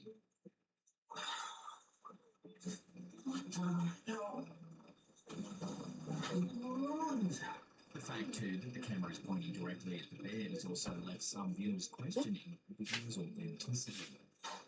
So what do you think? A ghost, astral traveller, or just a hoax? Let me know down below.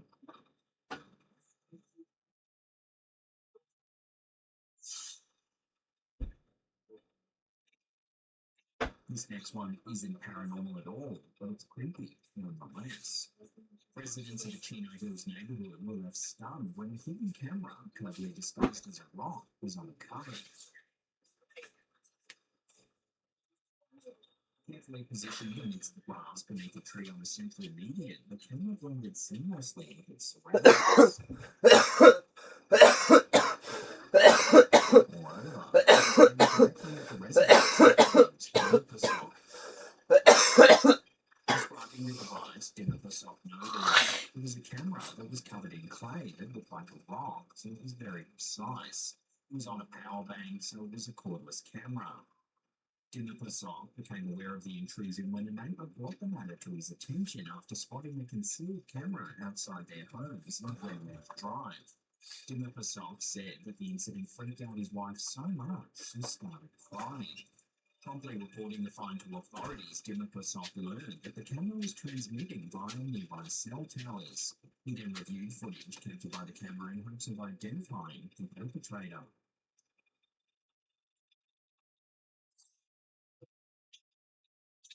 The footage reveals the suspect clad in garden gloves and a motorcycle helmet, surreptitiously planting the camera in the road before making a getaway on a kick scooter.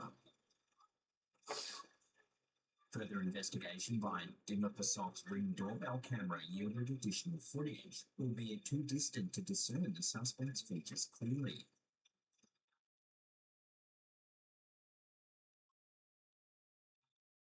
The motive behind the covert surveillance remains unclear, but Jitter-less and his wife suspect the perpetrator may have been scoping out their property, perhaps for a potential robbery. With the neighbourhood on edge, speculation abounds regarding the suspect's intentions.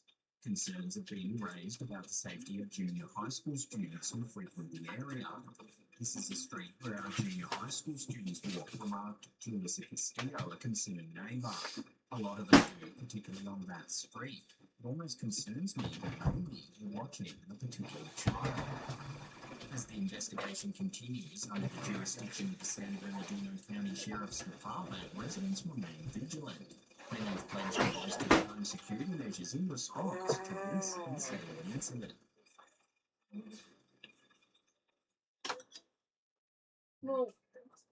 I'm glad I turned it down when I was fucking sleeping. MJ. Mary Jane, you can stay off the fucking couch. Sit down. Right now. Just because the blanket's on here doesn't mean it's okay for you. Bad girl. It's not bad. You need to stop telling her that. You can't bite. If this isn't Bit creepy me enough, because I was the putting a uploader blanket claims that on she it. received an alert notification on her Don't mobile fight. phone that there was motion detected in the living room. One normally wouldn't assume to find some supernatural security footage as a result. Yet on viewing No, because you keep treating her like that, I'm gonna call the fucking Humane Society. two wisps suddenly appear out of No, nowhere. MJ, you have to go outside. Come on. Because I'm sick and tired of you doing this shit. Stereotypical ghostly appearance before vanishing. No, she is a fucking animal. Treat her like one. This footage is certainly chilling. Unlike many security camera clips, these shapes don't The resemble fucking floating treating her like a balls or fucking dust object. particles reflecting the light. There's little denying that these wispy shapes really do resemble. Finding any success, any traction, any momentum on YouTube feels harder right now than it ever has before in the history of the platform. And I'm not going to sit here and tell you that it isn't, but it also has almost nothing to do with why your channel's stuck. There's a really good chance that you're going to unsubscribe to my channel before this video is over, and that'll make a whole lot more sense as you watch the video. And if you're easily offended, don't say I didn't warn you, right? So I had back surgery just over 3 weeks ago. And they told me you got to take it really easy, no bending, no lifting, no lifting for 2 weeks, then 4 weeks, then my follow-ups at 6 weeks, and then at 8 weeks, I can do more, I guess. But with a whole lot of time on my hands and not a whole lot to do with it, I turned into an idiot, and I started reading a lot of comments on this channel. I'm talking about hundreds of them. And I found myself going down this rabbit hole where I would go and click onto the channel and go look at the videos of the people that were leaving like the most frustrating comments. Not to be a jerk by any means, I just wanted to see for myself what was going on. And I kept waiting to find that thing that everybody's screaming about, everybody's bitching about, right? Some update, some penalty, or being shadow banned or something. Something that YouTube did to these people. And I never found it.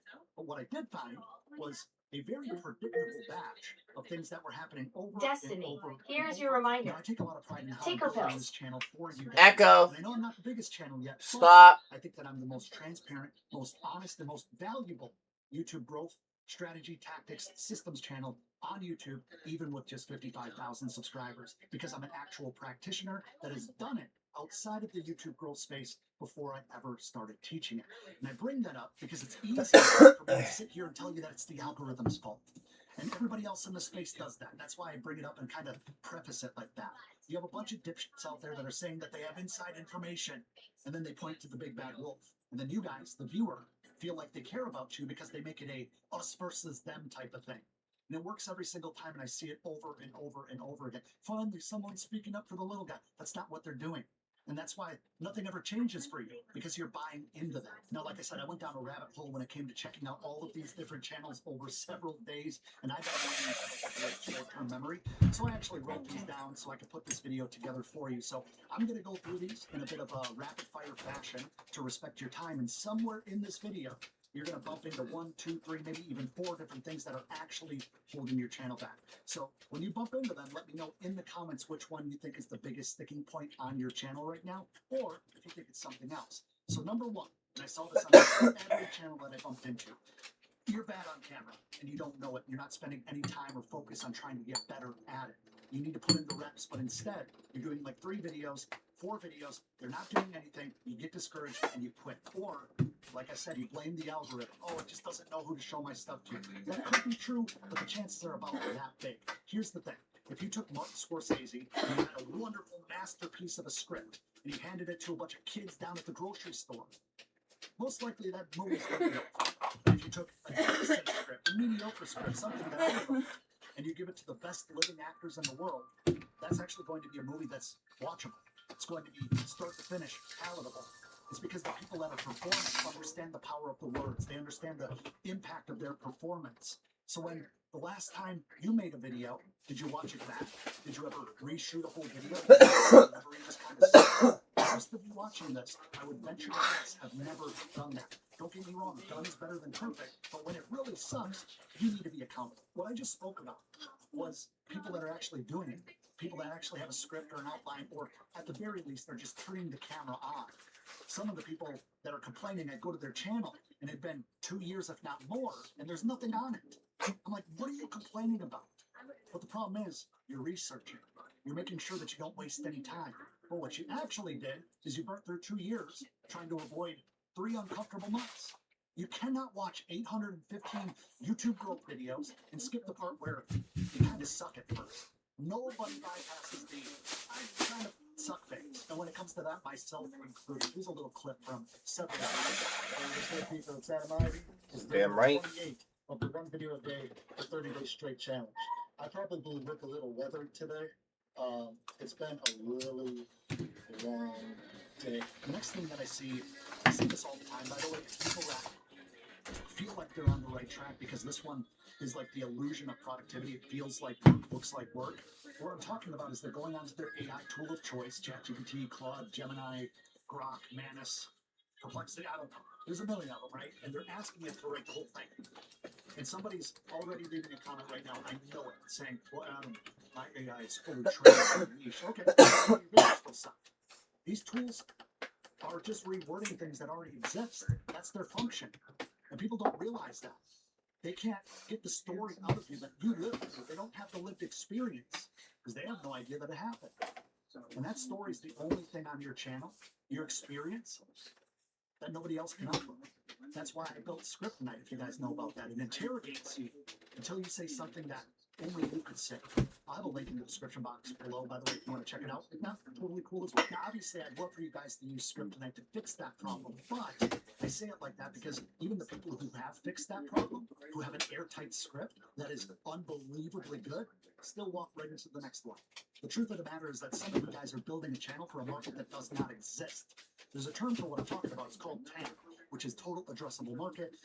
I picked that up in probably 2010, 2011 when I was doing corporate for my living for almost a decade of my life. And it's the total pool of people who could ever possibly care about what you make, what you're putting out into the world, what you care about. A lot of you have never looked at that goal once because you think that because you're interested in it, there's a million other people out there who are. There's a good chance that your channel isn't broken at that point if that's the case. You just have to shift because nobody's out there looking for it. If you don't know how to sleep, just don't do it. You're in my way.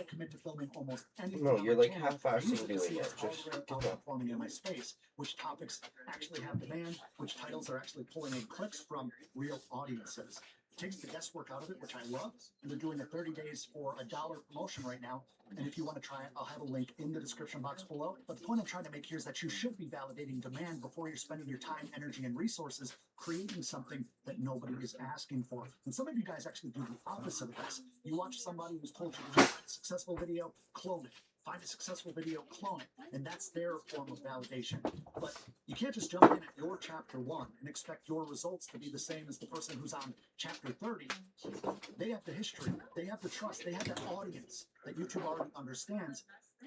And all you have right now is like a title and a thumbnail. Well, hopefully that's at least what you have. And here's where it goes really sideways, guys. If somebody finds a video that has like 250,000 views, and this actually happened to a client of mine, they think, wow, this is a successful video. I'm going to make my own version. But you need to check the channel that it came from. Because if that creator who did that video has 40 million subscribers, the video that you're copying can actually be an underperforming video for that. And you're potentially spending time copying, in a lot of ways, a flop. Now, if we flip it around and just look at numbers, if you have 4,000 subscribers on your channel, by the way, in the comments, let me know how many subs you have right now. Let's document that because we're going to get momentum this year. But if you have 4,000 subs and your video gets 250 views, that's going to feel pretty terrible for most people. But in reality, it's actually the same ratio. The only thing that changed is the size or the scale of the numbers. And that's the only part we're looking at. But numbers without context are worthless. If there's one thing out of this entire video, it's that you need to pay attention to. Which is also why none of you actually understand what winning looks like. Now, I say that because a lot of you think that you need hundreds of thousands of views. But keep this in mind, less than 10% of all channels on YouTube ever hit 1,000 subscribers. Just 1,000. And if you hit 100,000 subscribers, you're in the top 1% of all creators on the platform. Now, a lot of you guys, getting started especially, set your definition of not failing, not sucking, kind of successful in the top 1%. I'm not trying to be rude, but if you're constantly feeling like you're a failure because of the pressure and the expectation that you are putting on yourself, a good video is going to cost you a whole lot less than that silver play button is going to cost you. And keep in mind, if you have a tight niche, a couple hundred views, just a few hundred views, can be a completely successful channel. I've watched people do 6 or 7 figures off of a channel that just does 100 views per video. A big home run for them is like 1,500 views. Because of where the video leads people to, what happens after the view. Most of you have never once asked yourself what a single viewer is worth to you. You just want more, and I don't blame you. But that's because you don't understand how it actually works. YouTube is a search engine, but the algorithm is a preference engine sitting on top of that, trying to pair the right video to what it thinks somebody's actually going to want to watch right now. For any account, it gets pretty accurate understanding of what that person wants within 8 videos. Because one leads to the next, leads to the next, leads to the next. It's pretty crazy, right? It's not judging you. It doesn't look at my channel and your channel and be like, oh, that person's not going to succeed. It's literally just trying to match content with the perfect viewer, or the perfect content with the viewer itself. And I was just talking to a client of mine the other day about this, and there's 3 places where that matching really happens. Attract, retain, convert. I call it my ARC method. Those of you who have been in my programs or have joined one of my master classes know that I talk about it a lot. Because most of you are staring at that click-through rate. You're constantly being told that your packaging needs to get better for the 100th time, but nobody's explaining why. Nobody's explaining what happens after the click. And nowhere does it cost you more than the place that everybody's running right now, and I'm talking about shorts. And I can prove it with YouTube's own math. Check this out. See, there's 2 ways that a creator can get monetized, right? A lot of you guys know that. 4,000 watch hours from long-form content within a year, 12 months, or 10 million views on shorts in 90 days, right? So this is literally from YouTube, right? They consider these things equal, and I laugh because this is ridiculous. 4,000 watch hours in 12 months or 10 million views in 3 months. Okay, so quick update as I'm editing this video. YouTube announced this morning that as of February 2027, you're now going to need 8,000 watch hours in 12 months on long form, or brace yourself, 20 million views in 90 days for shorts. Anyway, back to the video. On top of that, you get to keep 55%, around 55% of the ad revenue that comes off of long form video compared to 45% on shorts. They built it that way, and they built that wall on purpose. Shorts viewers are what I call distracted attention. Long form viewers are what I call focused attention. I love long form viewers. I love you guys watching the videos. Only one of them is ever going to actually do anything for you for the most part. They already set back to You one. already know this. They always reset back to one, but they still are mastered. Not when I give them to you, though. So these you will have to master on your own. Short, and I got 200,000 But everything views else, on my short. I have I picked up a bunch of mastered, so I'm subscribers in gonna the need it next back. 4 videos. They're doing nothing or something like that, right? Nothing happened. That's by design. They need you to upload a lot of videos to compete with TikTok. So the system makes you feel famous for a day, and when they do that, it's because now you're hooked for life. You're going to continue to chase that all that day you experienced at one point. If I got 200,000. Alright, everybody. As always, if y'all enjoy, slash that like and subscribe button in half and turn the notifications down below. I said that wrong. As always, if y'all enjoy, slash that like and subscribe button in half and turn the notifications down below. Because why not? It's free. And as always, stay lit and keep it legit, and I'll see you guys in the next stream for the workout portion in a second. Slasher out. So say my name.